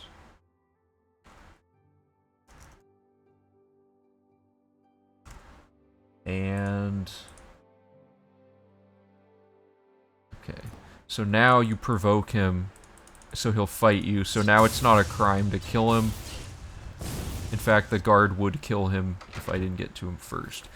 So now that he's dead, one last person to kill, which is Matthias Draconis. And honestly, it's best to just like get killed, or sorry, to get arrested for killing him. Why is he in here? I mean, the problem is that diminishing returns on the rings, right? Why is he out here? Is wait. Sorry, one second. I thought that was Glarthier for a second. I was like, oh no. Yeah, the more rings though, the more time we're spending not achieving anything in the game. And like the skooma isn't that tedious if you're just passively drinking it. The only downside, okay, this is gonna get chaotic. Need to quickly go to jail before this goes crazy. Okay, I'm gonna mark that as a 1040 bounty. Yeah, there we go. That's about right. The game crashed. But yeah, it's more of just like a 10 more speed for another like 30 seconds. It takes so long, and the amount of rings and everything. I'm not a fan of that being the solution. There's got to be a better way to increase speed quickly, and if I can figure, or like if we can all figure out Ogma, that would solve that for sure.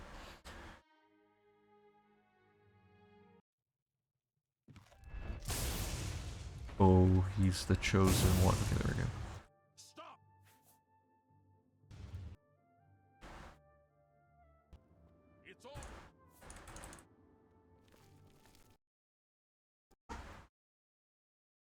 The game doesn't like me killing him right here.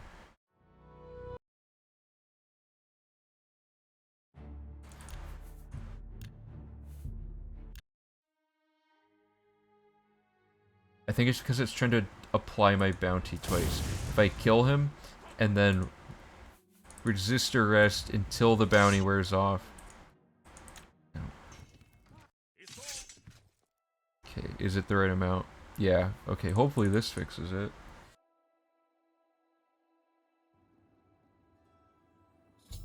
Yeah, okay, so it didn't just shove 1,000 NPCs into this one space and crash the game. There we go. And all the Draconises are dead. Okay, so that's 1040 murder.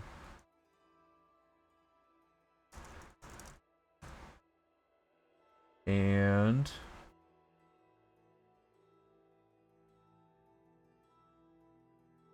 I think that's it. Yeah, they're all dead. So now I go get my dead drop from Skingrad.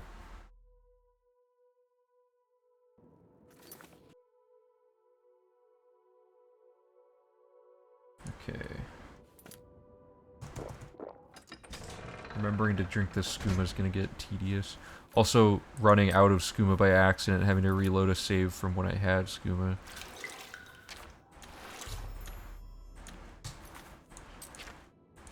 Okay, what is this one? Broken Vows. Oh, right. This is the cat one. This one's easy. This one's really straightforward. No one can even catch you. You just go to Jagosta's house and kill him and then read a book on a table. Hoping Ogma Duke can be solved is no guarantee. That's true. Yeah, I don't want to plan too heavily around Ogma being... Oh, permakey. Around Ogma being possible. But I just like to dream.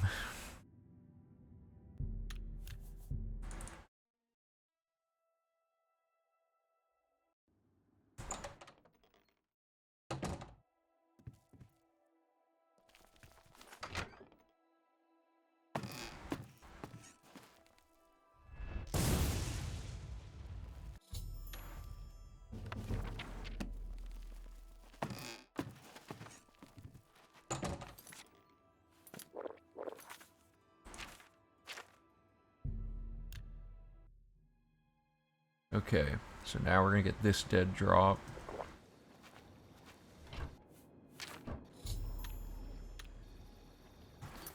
Okay, so Final Justice. Fast travel to the stable outside of Breville. Oh, okay, this is where we buy the last horse. This isn't the best spot for it, but I don't know. It's fine. I mean, there is no good spot. This is just the nearest thing, I guess. Either way, we had to fast travel, so it's not a time save.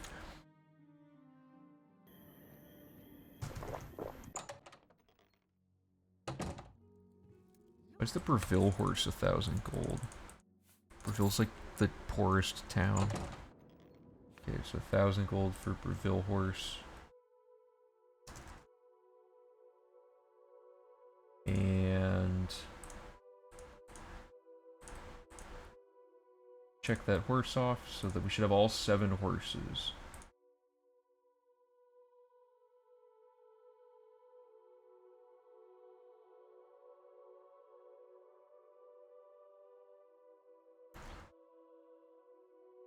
So let me just double check that.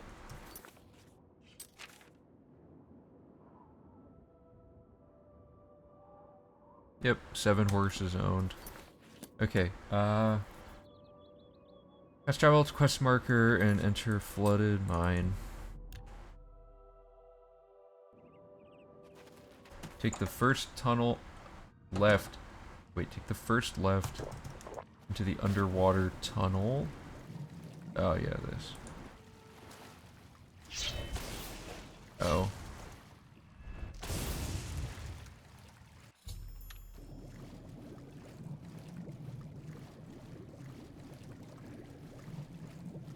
This feels like I'm going the wrong way. Yep.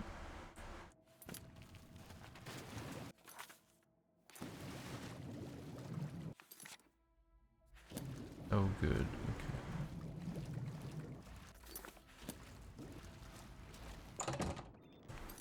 Okay. Okay, so the next one is here to get this dead drop. This is someone you can kill in advance to finish the quest right away.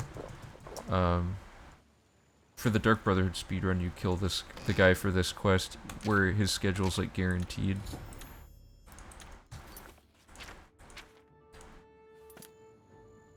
What enemy?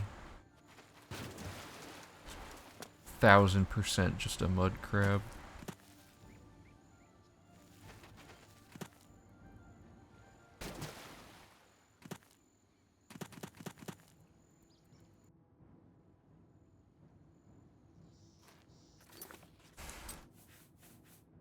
Oh good, it scrolled my notes.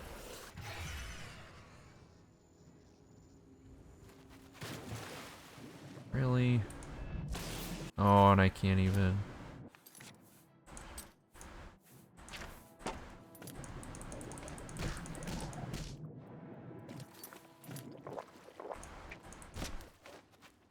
Okay. Apotheosis. Not that spell. Alright, back on track. This guy, we're just gonna, like... Hey, tired fool, what's up? This is a routing for a speedrun. So this is a category that we run every, like... We basically, we come up with a route for it, we run it, see how it did, after doing all the testing and stuff. And then we spend another, like, year working on the next reroute and then run the next one. So this is the process of getting the 3rd revision of this route complete and tested. And I'm in the testing phase where most of what's been implemented is done. And we're finding little time saves by going through it along the way to kind of polish the route.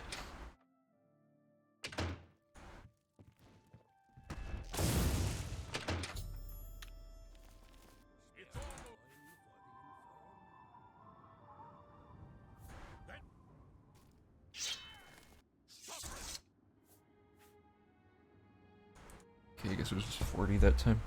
I'm still gonna make it 1040 though. I'm sure it was brought up before, but would you consider giving yourself 100% chameleon permanently so you're not getting constantly attacked? So I've looked into that. 100% chameleon permanently is an issue because there's certain situations where NPCs that are scripted to like find you or like follow you or something weird. There's a few situations where a quest is unfinishable if the person can't see you or you can't start it and stuff like that.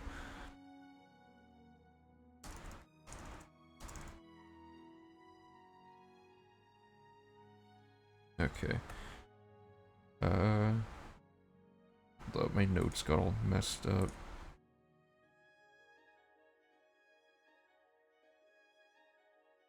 I am... Where am I? Okay, there. So I killed Alval, and then fast travel to quest marker.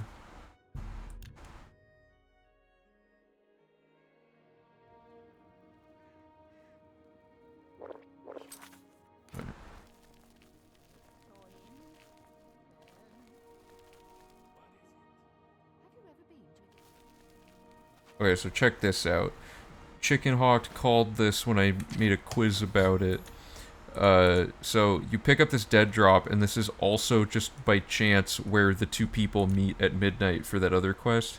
So we're killing them. We're killing the guy for the quest here because there's no fame tied to the quest, so we can comfortably fail it and just get the quest completed, but not completed ideally. So there they are.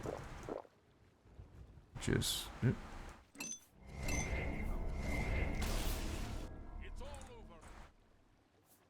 Mirrors resist arrest until it becomes... Okay. Is it a murder charge yet? There. Okay, 1040 for that one. Unless you can do it secretly. It's not worth it. It's much faster to do it this way.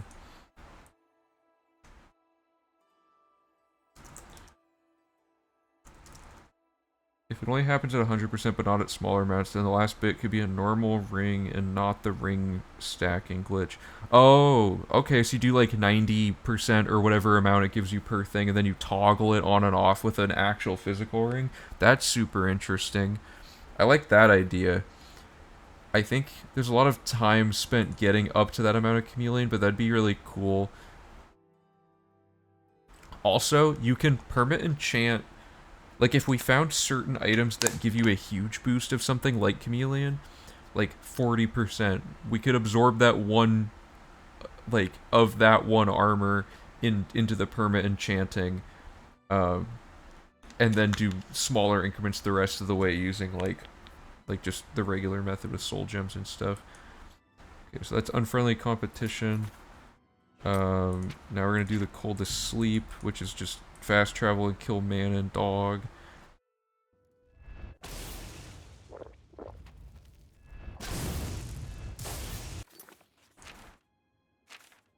And, oh, let's just...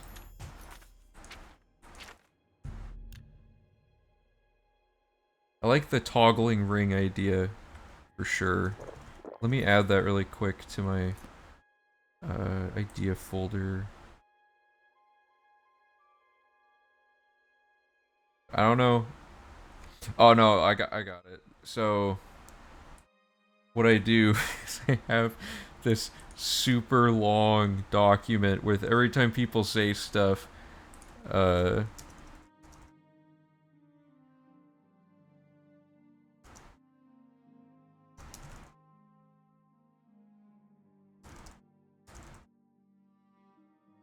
yeah, okay, so I take stuff people say, and I just paste it in here for later consideration if it sounds like it could save time.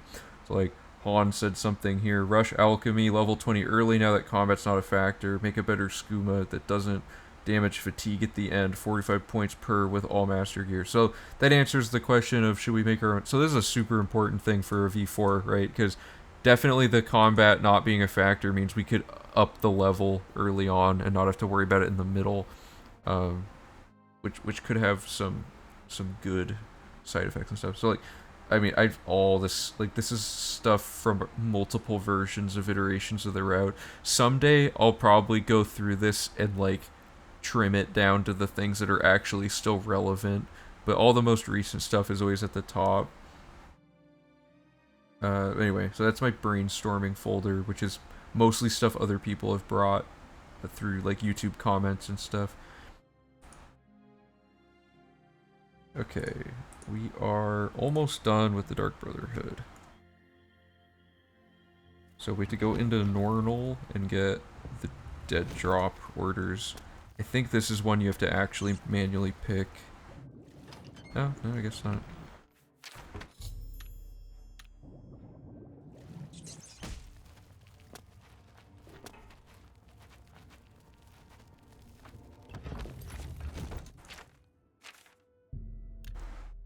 Okay, so we're almost done with Dark Brotherhood.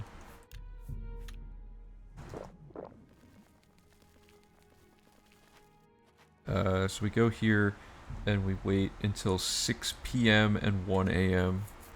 Darn. And this guy will aggro us so we can kill him without having to pay a fine. The dead drops pay so well.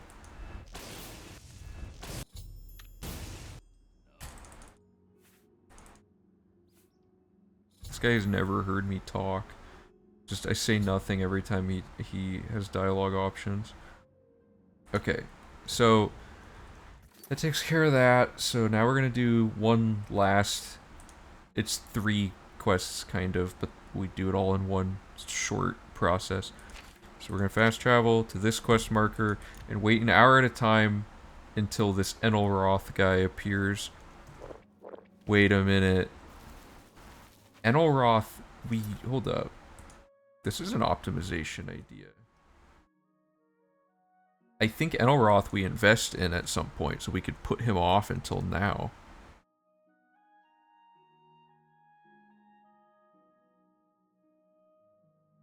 Oh, you bet we can. That's cool. That's a nice... Because it's annoying mid-investing circuit having to wait for this guy. And we have to wait for him again here, so we might as well invest in him now, because he's essential.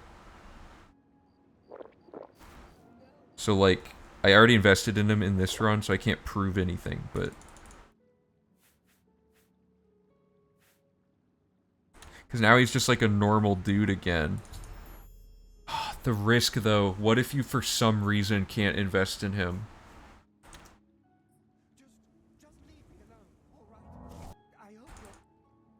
Because I've already invested in him, but I don't see any reason he couldn't be. I can't test it. I'm gonna do it. There's no way that this can go wrong. Oh, but okay, hold up. This changes something. Okay, so, oops, yeah, okay. Moving Enelroth means I have to change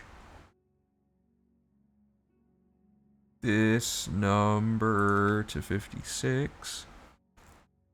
And then...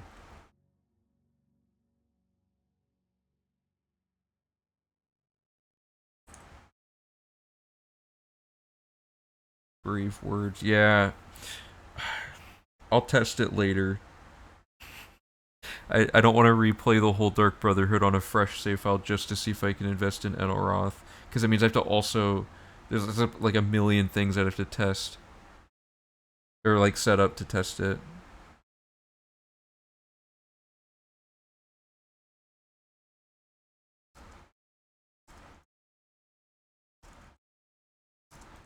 Oh, sorry, you guys can't see.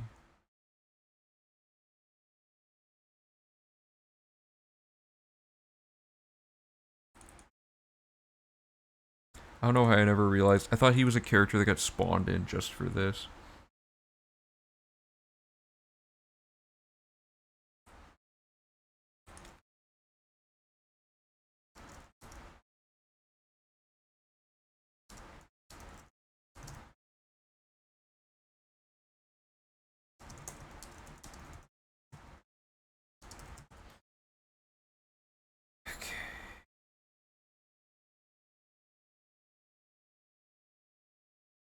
Let's finish up the Dark Brotherhood.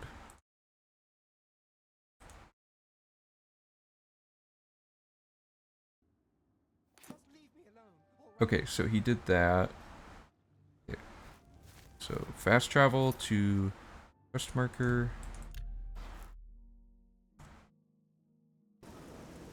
Enter the lighthouse. So he has a Nern route right here.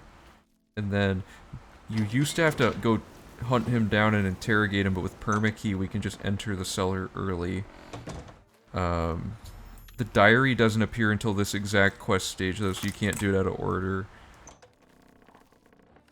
Trader's Diary. Now we just get out of here. That wolf is not, or the dog isn't aggro to us after that. Then we go to here, wait till between midnight and 3 a.m. Perfect. We go in. Lucian is totally dead.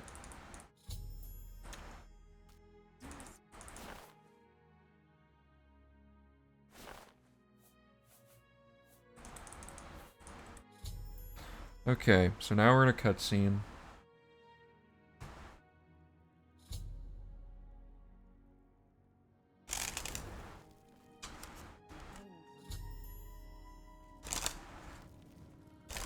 I tried a bunch of stuff like killing Matthew Belmont when you, because you can fire a staff and then walk through a door and it'll fire it on frame 1 of the next room you enter. So I was trying to kill Matthew early and it doesn't work.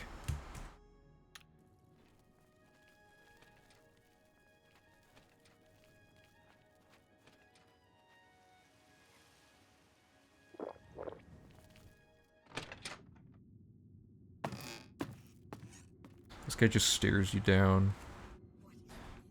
Just...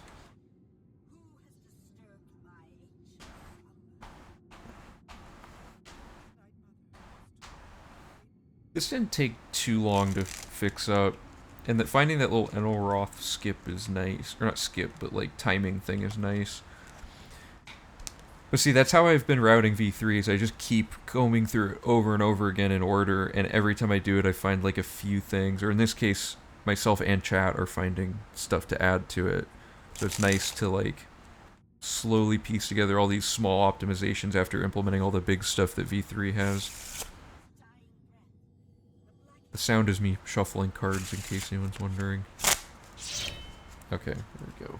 It's go time. Watch her just, I make this joke every time, but like just listen to her spew exposition. I got it, I knew he was the traitor. He also can't kill, like a silver dagger, a silver dagger can't harm a ghost. Okay, so, you talk to her, say nothing, say nothing, say nothing, and then...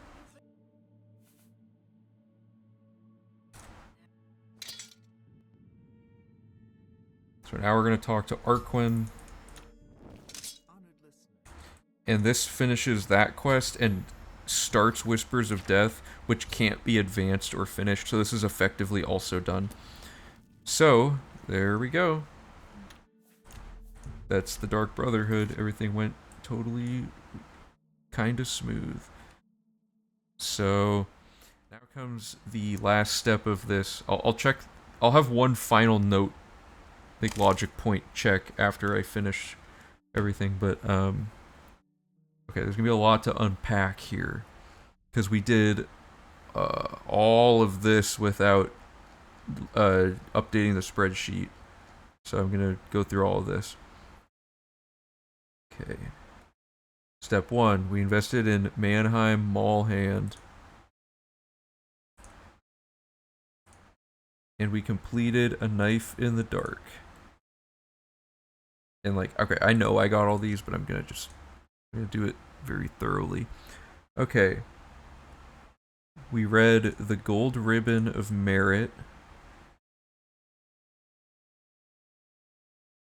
Here we go again. Okay, The Gold Ribbon of Merit, The Rear Guard, The Black Arrow V2,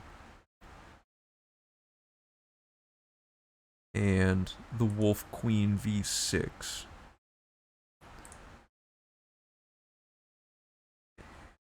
Was there any other? No. Okay, so that finished. Welcome to the family. Okay. These 4. Yeah, okay. Then we didn't do anything new here other than these quests. So okay, so we got all of those. Then We finished My Brother's Keeper. Then we did The Two Exiles. Then we did Vampire Cure with a lot going on in the middle. But basically nothing got done other than Vampire Cure during Vampire Cure. Then we did The Lonely Wanderer, which also, okay, I should do. This completes The Lonely Wanderer in the Renegade Shadow scale.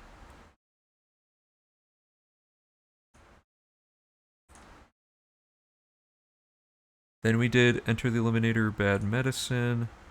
I didn't realize how few extra things there were in most of these. Night Mother's Child and Whodunit. We've read The Mirror and did The Assassin's Gambit and Permanent Retirement. The Mirror. Isn't it weird how many books are still left despite how many we've read? There's a crazy amount of book hunting. The Mirror. There we go.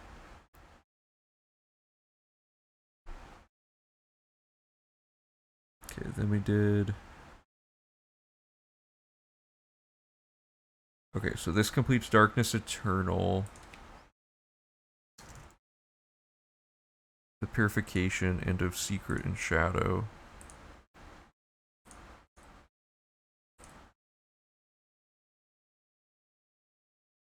The Dead Drop, Affairs of a Wizard. With The Art of War Magic as the book we read.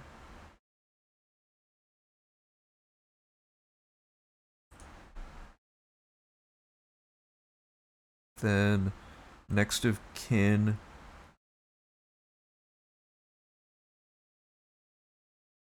And invested in Andreas Draconis.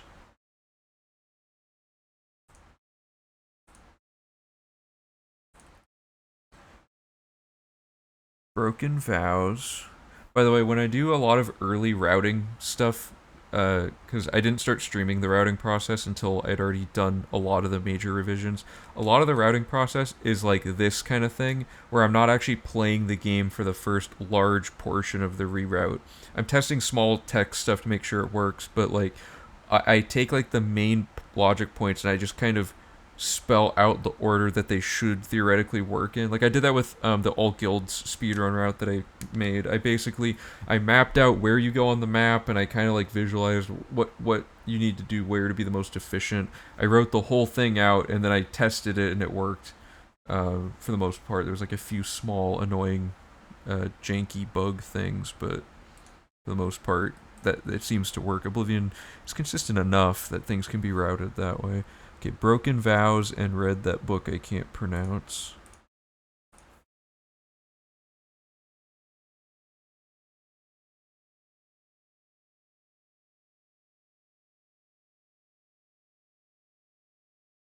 Was Broken Vows... Or, no, sorry, that's the quest. Okay, that's the book I read. Sorry. Okay. Final Justice, and we got The Last Horse, which I already checked off.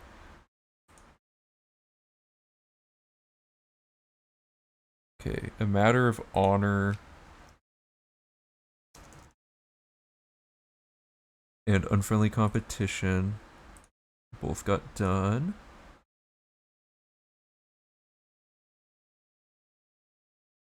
Coldest Sleep and Kiss Before Dying. Then we did Following a Lead, Honor Thy Mother, and Whispers of Death. And Elroth was already checked off earlier. This, and Whispers of Death.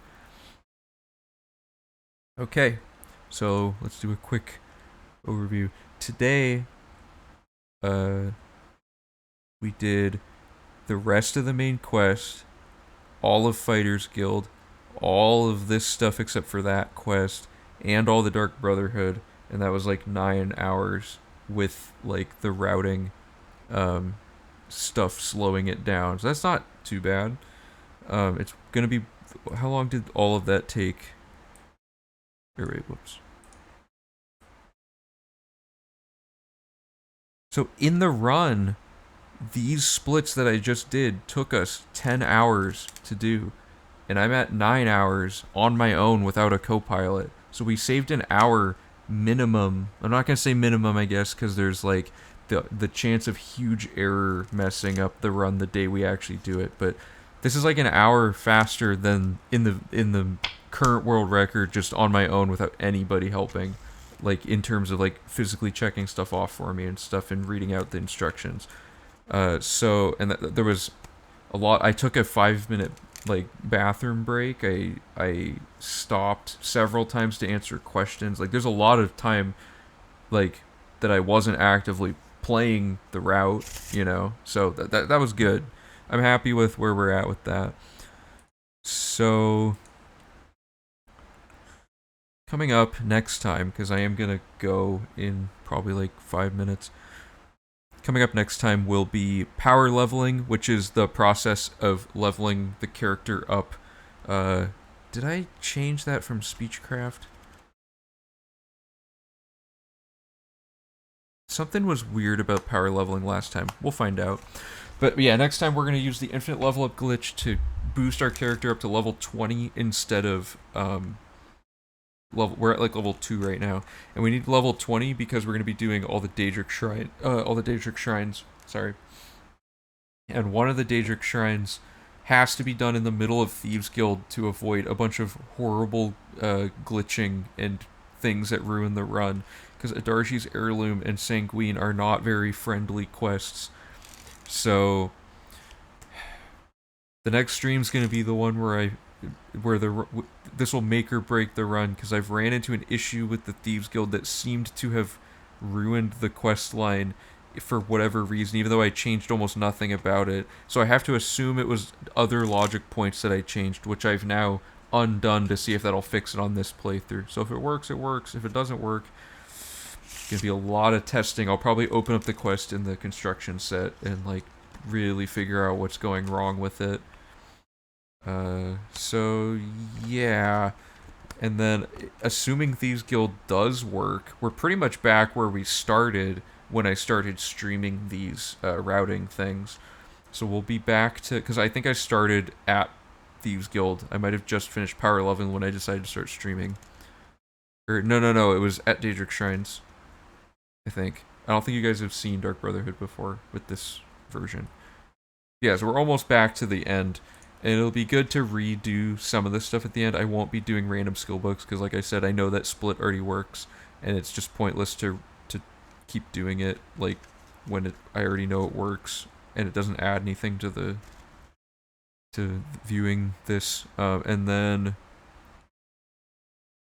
then we're back to the skill grind, and we flesh out some of these small points that are mentioned here. So basically, I count the run as done when there's no more like things left, like little notes. Every one of these comments on the side is something that has to be resolved to make sure the run still works, right? So you can see there's a lot in the skill grind specifically. There's nothing in most splits now since I've gone back through it. Ganradel and book. Oh, forgot about that. Huh. Didn't I decide that that was not a good idea? Hold up.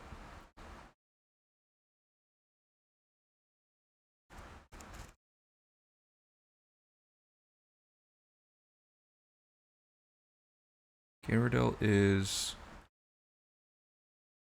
Sorry, I'm getting a little sidetracked, I guess, but...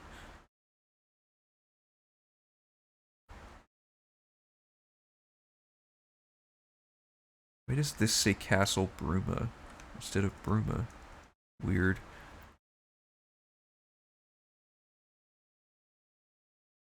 Dude, where is this? Oh, no. Okay, that's where you fast travel to.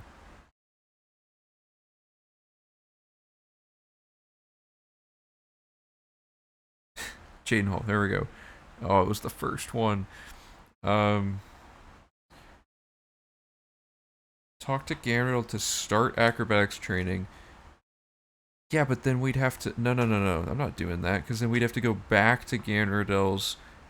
Or we'd have to go back to Aaron's camp to turn in acrobatics training after we've already discovered it. It's way faster to do it during the Nern route to save a whole back and forth fast traveling thing. I'm not doing that. So I'm going to remove that note.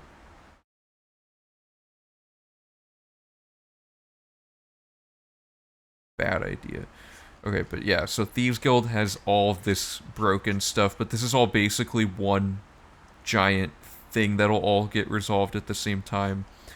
And let's see what else there is. That's more Thieves Guild. That's all still related to that same issue. I just added that one. We gotta check that later. There'll be one day that's like a bug squashing day where we take all of the stuff that's left after this final pass through and figure it out. This is me doing stuff offline. I'm just fixing up assets for the Nern route book because things changed a little bit. I have to update the map to reflect adding this bear quest in.